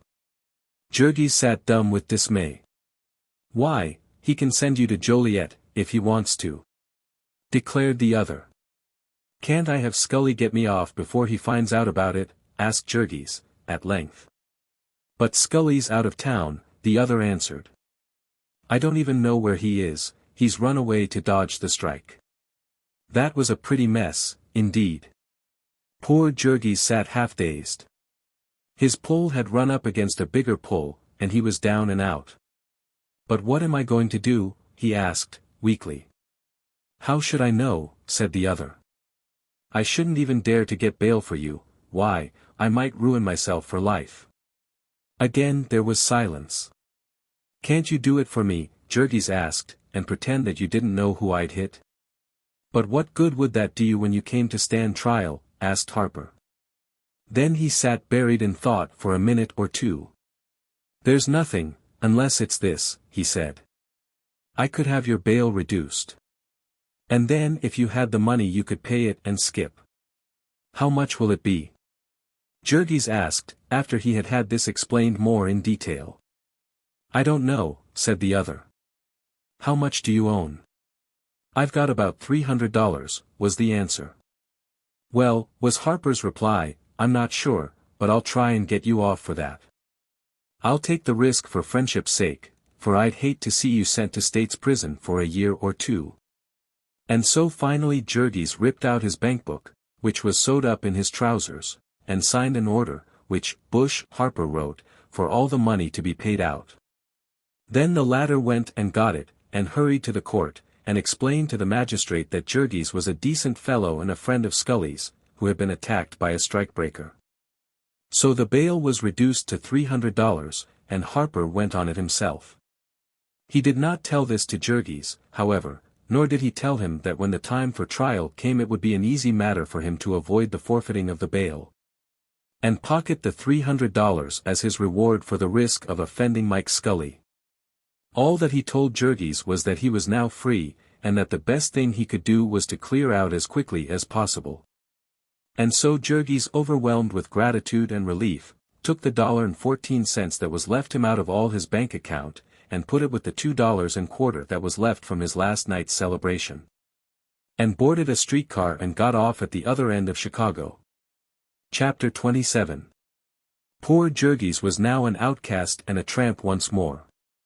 He was crippled, he was as literally crippled as any wild animal which has lost its claws, or been torn out of its shell.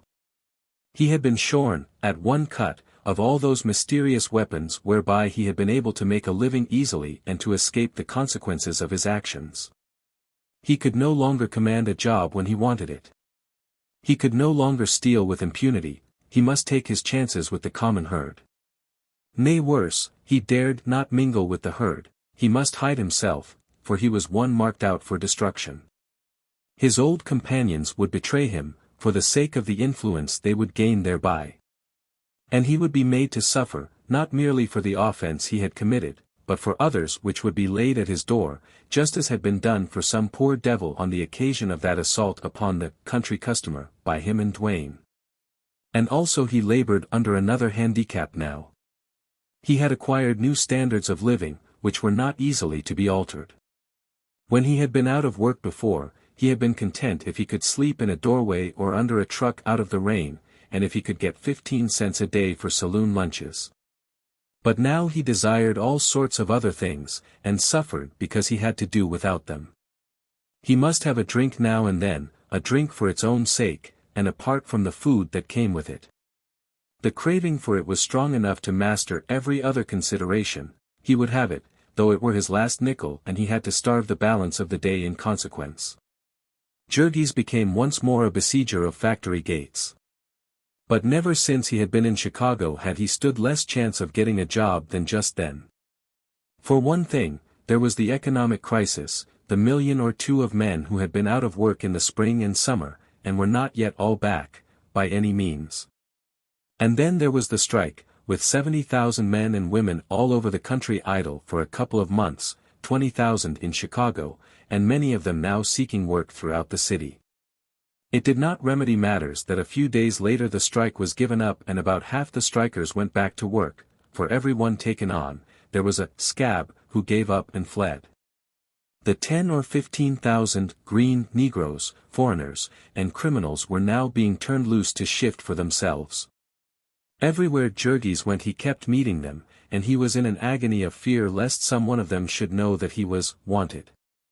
He would have left Chicago, only by the time he had realized his danger he was almost penniless. And it would be better to go to jail than to be caught out in the country in the winter time. At the end of about 10 days Jurgis had only a few pennies left. And he had not yet found a job, not even a day's work at anything, not a chance to carry a satchel. Once again, as when he had come out of the hospital, he was bound hand and foot, and facing the grisly phantom of starvation. Raw, naked terror possessed him, a maddening passion that would never leave him, and that wore him down more quickly than the actual want of food.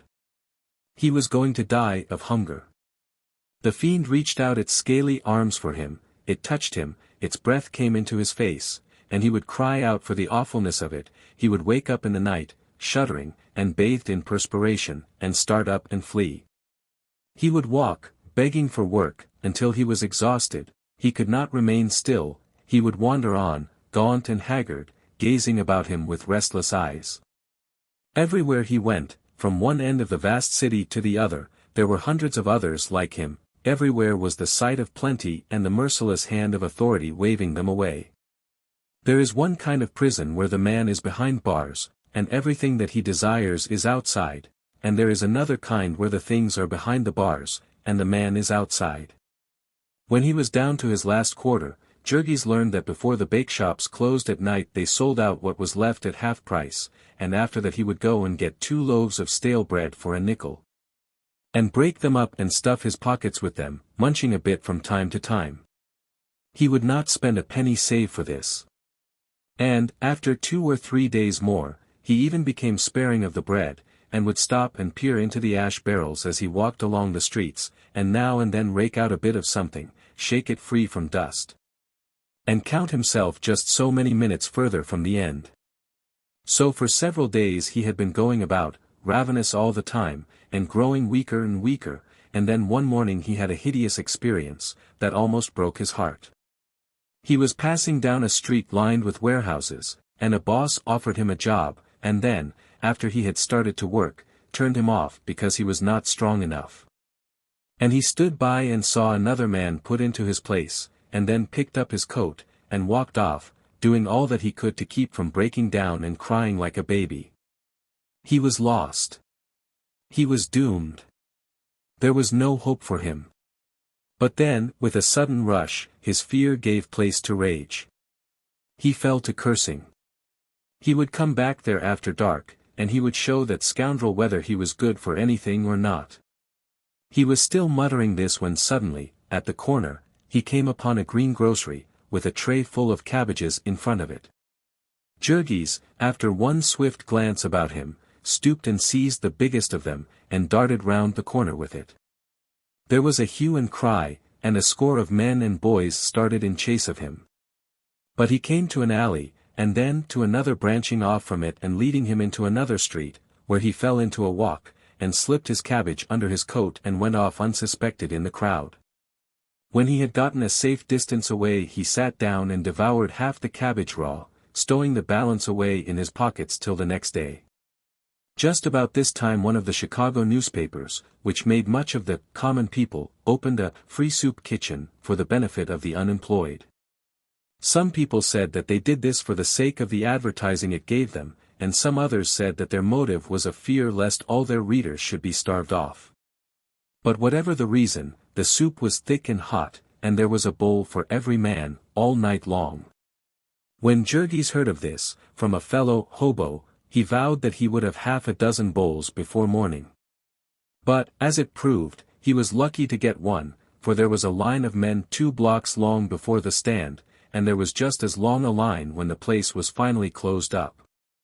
This depot was within the danger line for Jurgis, in the Levy district, where he was known, but he went there, all the same, for he was desperate, and beginning to think of even the Bridewell as a place of refuge. So far the weather had been fair, and he had slept out every night in a vacant lot, but now there fell suddenly a shadow of the advancing winter, a chill wind from the north and a driving storm of rain. That day Jurgis bought 2 drinks for the sake of the shelter, and at night he spent his last 2 pennies in a stale beer dive. This was a place kept by a Negro, who went out and drew off the old dregs of beer that lay in barrels set outside of the saloons.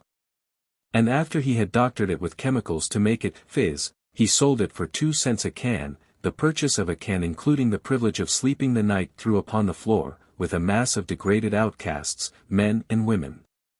All these horrors afflicted Jurgis all the more cruelly, because he was always contrasting them with the opportunities he had lost. For instance, just now it was election time again. Within 5 or 6 weeks the voters of the country would select a president. And he heard the wretches with whom he associated discussing it, and saw the streets of the city decorated with placards and banners, and what words could describe the pangs of grief and despair that shot through him? For instance, there was a night during this cold spell. He had begged all day, for his very life, and found not a soul to heed him, until toward evening he saw an old lady getting off a streetcar and helped her down with her umbrellas and bundles and then told her his hard luck story. And after answering all her suspicious questions satisfactorily, was taken to a restaurant and saw a quarter paid down for a meal. And so he had soup and bread, and boiled beef and potatoes and beans, and pie and coffee, and came out with his skin stuffed tight as a football. And then, through the rain and the darkness, far down the street he saw red lights flaring and heard the thumping of a bass drum. And his heart gave a leap, and he made for the place on the run, knowing without the asking that it meant a political meeting. The campaign had so far been characterized by what the newspapers termed apathy. For some reason the people refused to get excited over the struggle, and it was almost impossible to get them to come to meetings, or to make any noise when they did come. Those which had been held in Chicago so far had proven most dismal failures, and tonight, the speaker being no less a personage than a candidate for the vice presidency of the nation, the political managers had been trembling with anxiety. But a merciful providence had sent this storm of cold rain, and now all it was necessary to do was to set off a few fireworks, and thump a while on a drum, and all the homeless wretches from a mile around would pour in and fill the hall. And then on the morrow the newspapers would have a chance to report the tremendous ovation, and to add that it had been no silk-stocking audience either. Proving clearly that the high tariff sentiments of the distinguished candidate were pleasing to the wage earners of the nation. So Jurgis found himself in a large hall, elaborately decorated with flags and bunting. And after the chairman had made his little speech, and the orator of the evening rose up. Amid an uproar from the band, only fancy the emotions of Jurgis upon making the discovery that the personage was none other than the famous and eloquent Senator Spareshanks, who had addressed the Doyle Republican Association at the stockyards, and helped to elect Mike Scully's tenpin setter to the Chicago Board of Aldermen. In truth, the sight of the senator almost brought the tears into Jurgis's eyes. What agony it was to him to look back upon those golden hours, when he, too, had a place beneath the shadow of the plum tree. When he, too, had been of the elect, through whom the country is governed, when he had had a bung in the campaign barrel for his own. And this was another election in which the Republicans had all the money. And but for that one hideous accident he might have had a share of it, instead of being where he was. The eloquent senator was explaining the system of protection. An ingenious device whereby the working man permitted the manufacturer to charge him higher prices, in order that he might receive higher wages, thus taking his money out of his pocket with one hand, and putting a part of it back with the other. To the senator this unique arrangement had somehow become identified with the higher verities of the universe. It was because of it that Columbia was the gem of the ocean. And all her future triumphs, her power and good repute among the nations, depended upon the zeal and fidelity with which each citizen held up the hands of those who were toiling to maintain it. The name of this heroic company was the Grand Old Party. And here the band began to play, and Jurgis sat up with a violent start. Singular as it may seem, Jurgis was making a desperate effort to understand what the senator was saying, to comprehend the extent of American prosperity, the enormous expansion of American commerce, and the Republic's future in the Pacific and in South America, and wherever else the oppressed were groaning. The reason for it was that he wanted to keep awake. He knew that if he allowed himself to fall asleep he would begin to snore loudly, and so he must listen, he must be interested. But he had eaten such a big dinner, and he was so exhausted, and the hall was so warm, and his seat was so comfortable. The senator's gaunt form began to grow dim and hazy, to tower before him and dance about, with figures of exports and imports.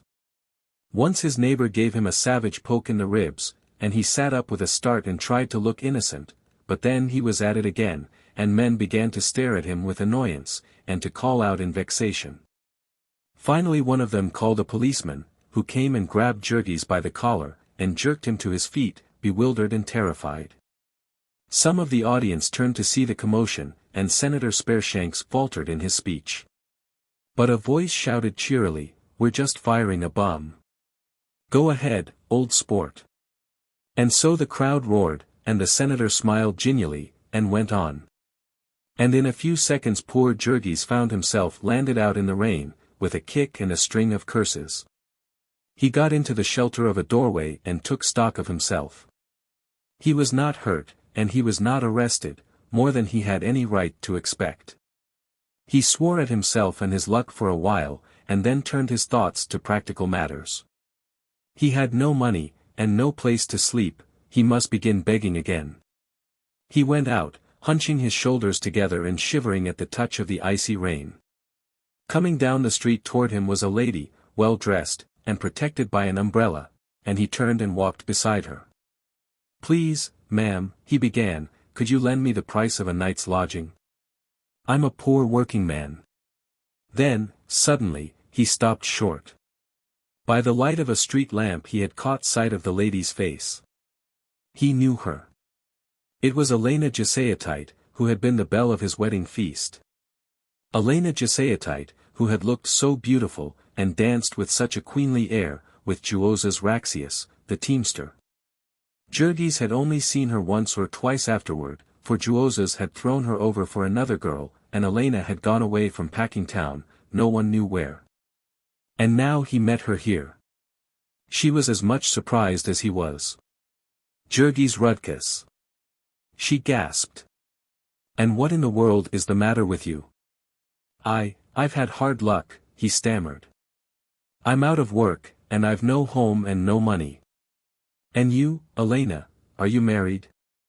"No," she answered, "I'm not married, but I've got a good place." They stood staring at each other for a few moments longer. Finally Elena spoke again.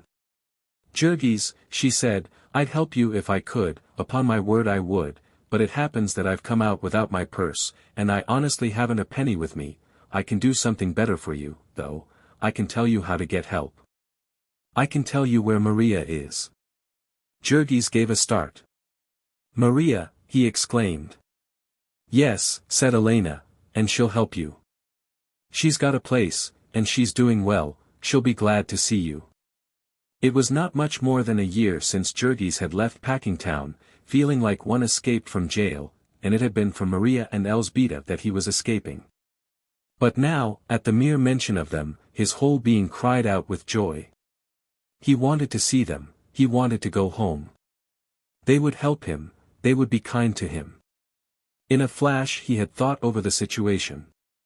He had a good excuse for running away, his grief at the death of his son. And also he had a good excuse for not returning, the fact that they had left Packingtown. "All right," he said, "I'll go." So she gave him a number on Clark Street, adding, "There's no need to give you my address, because Maria knows it." And Jurgis set out, without further ado. He found a large brownstone house of aristocratic appearance, and rang the basement bell. A young colored girl came to the door, opening it about an inch, and gazing at him suspiciously. "What do you want?" she demanded. "Does Maria Berksinskas live here?" he inquired. "I dunno," said the girl. "What you want with her?" "I want to see her," said he, "she's a relative of mine." The girl hesitated a moment. Then she opened the door and said, "Come in." Jurgis came and stood in the hall, and she continued, "I'll go see." "What's yo' name?" "Tell her it's Jurgis," he answered, and the girl went upstairs. She came back at the end of a minute or two, and replied, "Dey ain't no sich person here."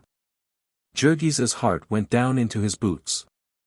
"I was told this was where she lived," he cried. But the girl only shook her head. "The lady says dey ain't no sich person here," she said. And he stood for a moment, hesitating, helpless with dismay. Then he turned to go to the door. At the same instant, however, there came a knock upon it, and the girl went to open it. Jurgis heard the shuffling of feet, and then heard her give a cry. And the next moment she sprang back, and past him, her eyes shining white with terror, and bounded up the stairway, screaming at the top of her lungs, "Police! Police! We're pinched!" Jurgis stood for a second, bewildered. Then, seeing blue-coated forms rushing upon him, he sprang after the negress.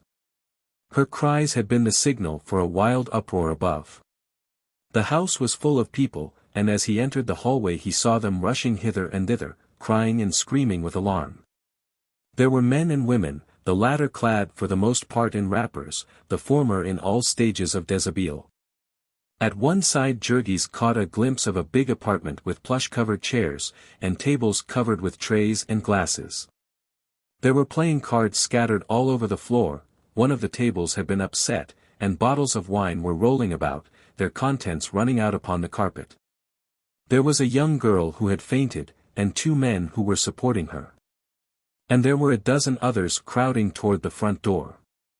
Suddenly, however, there came a series of resounding blows upon it, causing the crowd to give back. At the same instant a stout woman, with painted cheeks and diamonds in her ears, came running down the stairs, panting breathlessly, to the rear. Quick! She led the way to a back staircase, Jurgis following. In the kitchen she pressed a spring, and a cupboard gave way and opened, disclosing a dark passageway. "Go in," she cried to the crowd, which now amounted to 20 or 30, and they began to pass through. Scarcely had the last one disappeared, however, before there were cries from in front, and then the panic-stricken throng poured out again, exclaiming, "They're there too! We're trapped! Upstairs!" cried the woman, and there was another rush of the mob, women and men cursing and screaming and fighting to be first. One flight, 2, 3, and then there was a ladder to the roof, with a crowd packed at the foot of it, and one man at the top, straining and struggling to lift the trap-door. It was not to be stirred, however, and when the woman shouted up to unhook it, he answered, "It's already unhooked. There's somebody sitting on it." And a moment later came a voice from downstairs, "You might as well quit, you people. We mean business, this time." So the crowd subsided, and a few moments later several policemen came up, staring here and there, and leering at their victims. Of the latter the men were for the most part frightened and sheepish-looking. The women took it as a joke, as if they were used to it, though if they had been pale, one could not have told, for the paint on their cheeks. One black-eyed young girl perched herself upon the top of the balustrade, and began to kick with her slippered foot at the helmets of the policemen, until one of them caught her by the ankle and pulled her down. On the floor below 4 or 5 other girls sat upon trunks in the hall, making fun of the procession which filed by them. They were noisy and hilarious, and had evidently been drinking. One of them, who wore a bright red kimono, shouted and screamed in a voice that drowned out all the other sounds in the hall, and Jurgis took a glance at her, and then gave a start and a cry, "Maria!" She heard him, and glanced around. Then she shrank back and half sprang to her feet in amazement. "Jurgis," she gasped. For a second or two they stood staring at each other. "How did you come here?" Maria exclaimed. "I came to see you," he answered. "When?" "Just now." "But how did you know? Who told you I was here?" "Elena XVIII. I met her on the street." Again there was a silence, while they gazed at each other. The rest of the crowd was watching them, and so Maria got up and came closer to him. "And you?" Jurgis asked. "You live here?" "Yes," said Maria, "I live here." Then suddenly came a hail from below, "Get your clothes on now, girls, and come along. You'd best begin, or you'll be sorry, it's raining outside." "Brr!" shivered someone, and the women got up and entered the various doors which lined the hallway. "Come," said Maria, and took Jurgis into her room, which was a tiny place about 8 by 6, with a cot and a chair and a dressing stand and some dresses hanging behind the door. There were clothes scattered about on the floor, and hopeless confusion everywhere, boxes of rouge and bottles of perfume mixed with hats and soiled dishes on the dresser, and a pair of slippers and a clock and a whiskey bottle on a chair. Maria had nothing on but a kimono and a pair of stockings, yet she proceeded to dress before Jurgis, and without even taking the trouble to close the door. He had by this time divined what sort of a place he was in. And he had seen a great deal of the world since he had left home, and was not easy to shock, and yet it gave him a painful start that Maria should do this. They had always been decent people at home, and it seemed to him that the memory of old times ought to have ruled her. But then he laughed at himself for a fool. What was he, to be pretending to decency? "How long have you been living here?" he asked. "Nearly a year," she answered. "Why did you come?" "I had to live," she said, "and I couldn't see the children starve." He paused for a moment, watching her. "You were out of work?" he asked, finally.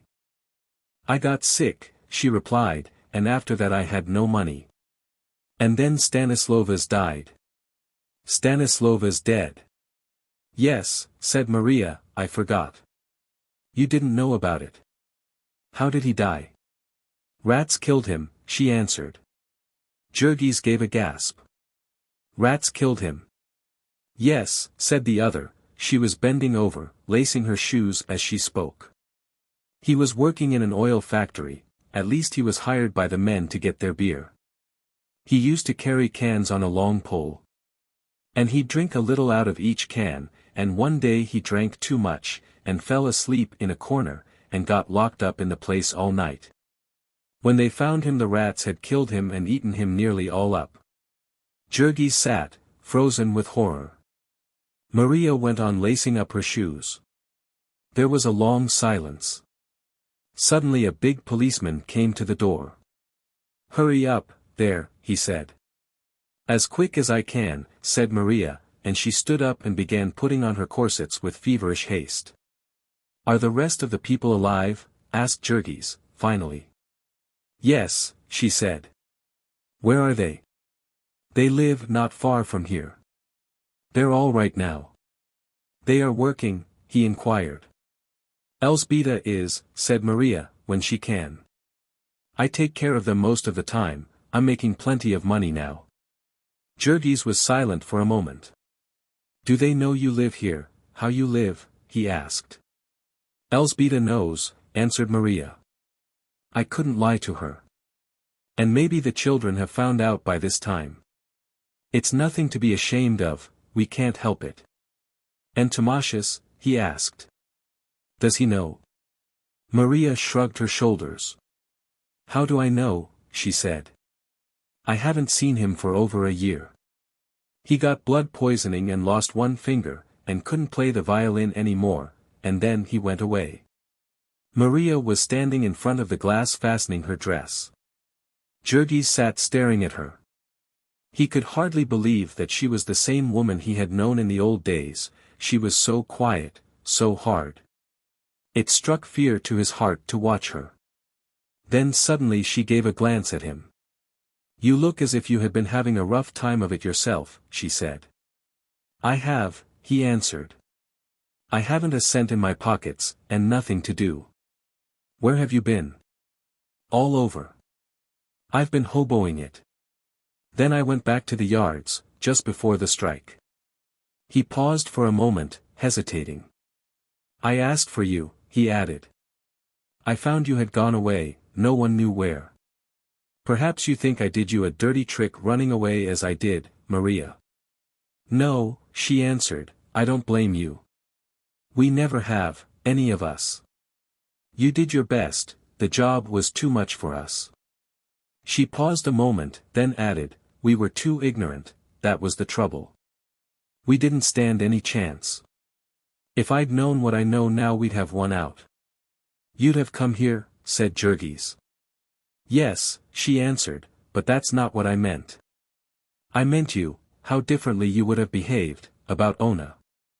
Jurgis was silent, he had never thought of that aspect of it. "When people are starving," the other continued, "and they have anything with a price, they ought to sell it, I say. I guess you realize it now when it's too late. Ona could have taken care of us all, in the beginning." Maria spoke without emotion, as one who had come to regard things from the business point of view. Yes, I guess so," Jurgis answered hesitatingly. He did not add that he had paid $300, and a foreman's job, for the satisfaction of knocking down Phil Connor a second time. The policeman came to the door again just then. "Come on, now," he said. "Lively." "All right," said Maria, reaching for her hat, which was big enough to be a drum major's, and full of ostrich feathers. She went out into the hall and Jurgis followed, the policeman remaining to look under the bed and behind the door. "What's going to come of this?" Jurgis asked, as they started down the steps. "The raid, you mean?" "Oh, nothing, it happens to us every now and then. The madam's having some sort of time with the police, I don't know what it is, but maybe they'll come to terms before morning. Anyhow, they won't do anything to you. They always let the men off." "Maybe so," he responded, "but not me, I'm afraid I'm in for it." "How do you mean?" "I'm wanted by the police," he said, lowering his voice, though of course their conversation was in Lithuanian. "They'll send me up for a year or two, I'm afraid." "Hell," said Maria. "That's too bad. I'll see if I can't get you off." Downstairs, where the greater part of the prisoners were now massed, she sought out the stout personage with the diamond earrings, and had a few whispered words with her. The latter then approached the police sergeant who was in charge of the raid. "Billy," she said, pointing to Jurgis, "there's a fellow who came in to see his sister. He'd just got in the door when you knocked. You aren't taking hobos, are you?" The sergeant laughed as he looked at Jurgis. "Sorry," he said, "but the orders are every one but the servants." So Jurgis slunk in among the rest of the men, who kept dodging behind each other like sheep that have smelled a wolf. There were old men and young men, college boys and graybeards old enough to be their grandfathers, some of them wore evening dress, there was no one among them save Jurgis who showed any signs of poverty. When the roundup was completed, the doors were opened and the party marched out. 3 patrol wagons were drawn up at the curb, and the whole neighborhood had turned out to see the sport. There was much chaffing, and a universal craning of necks.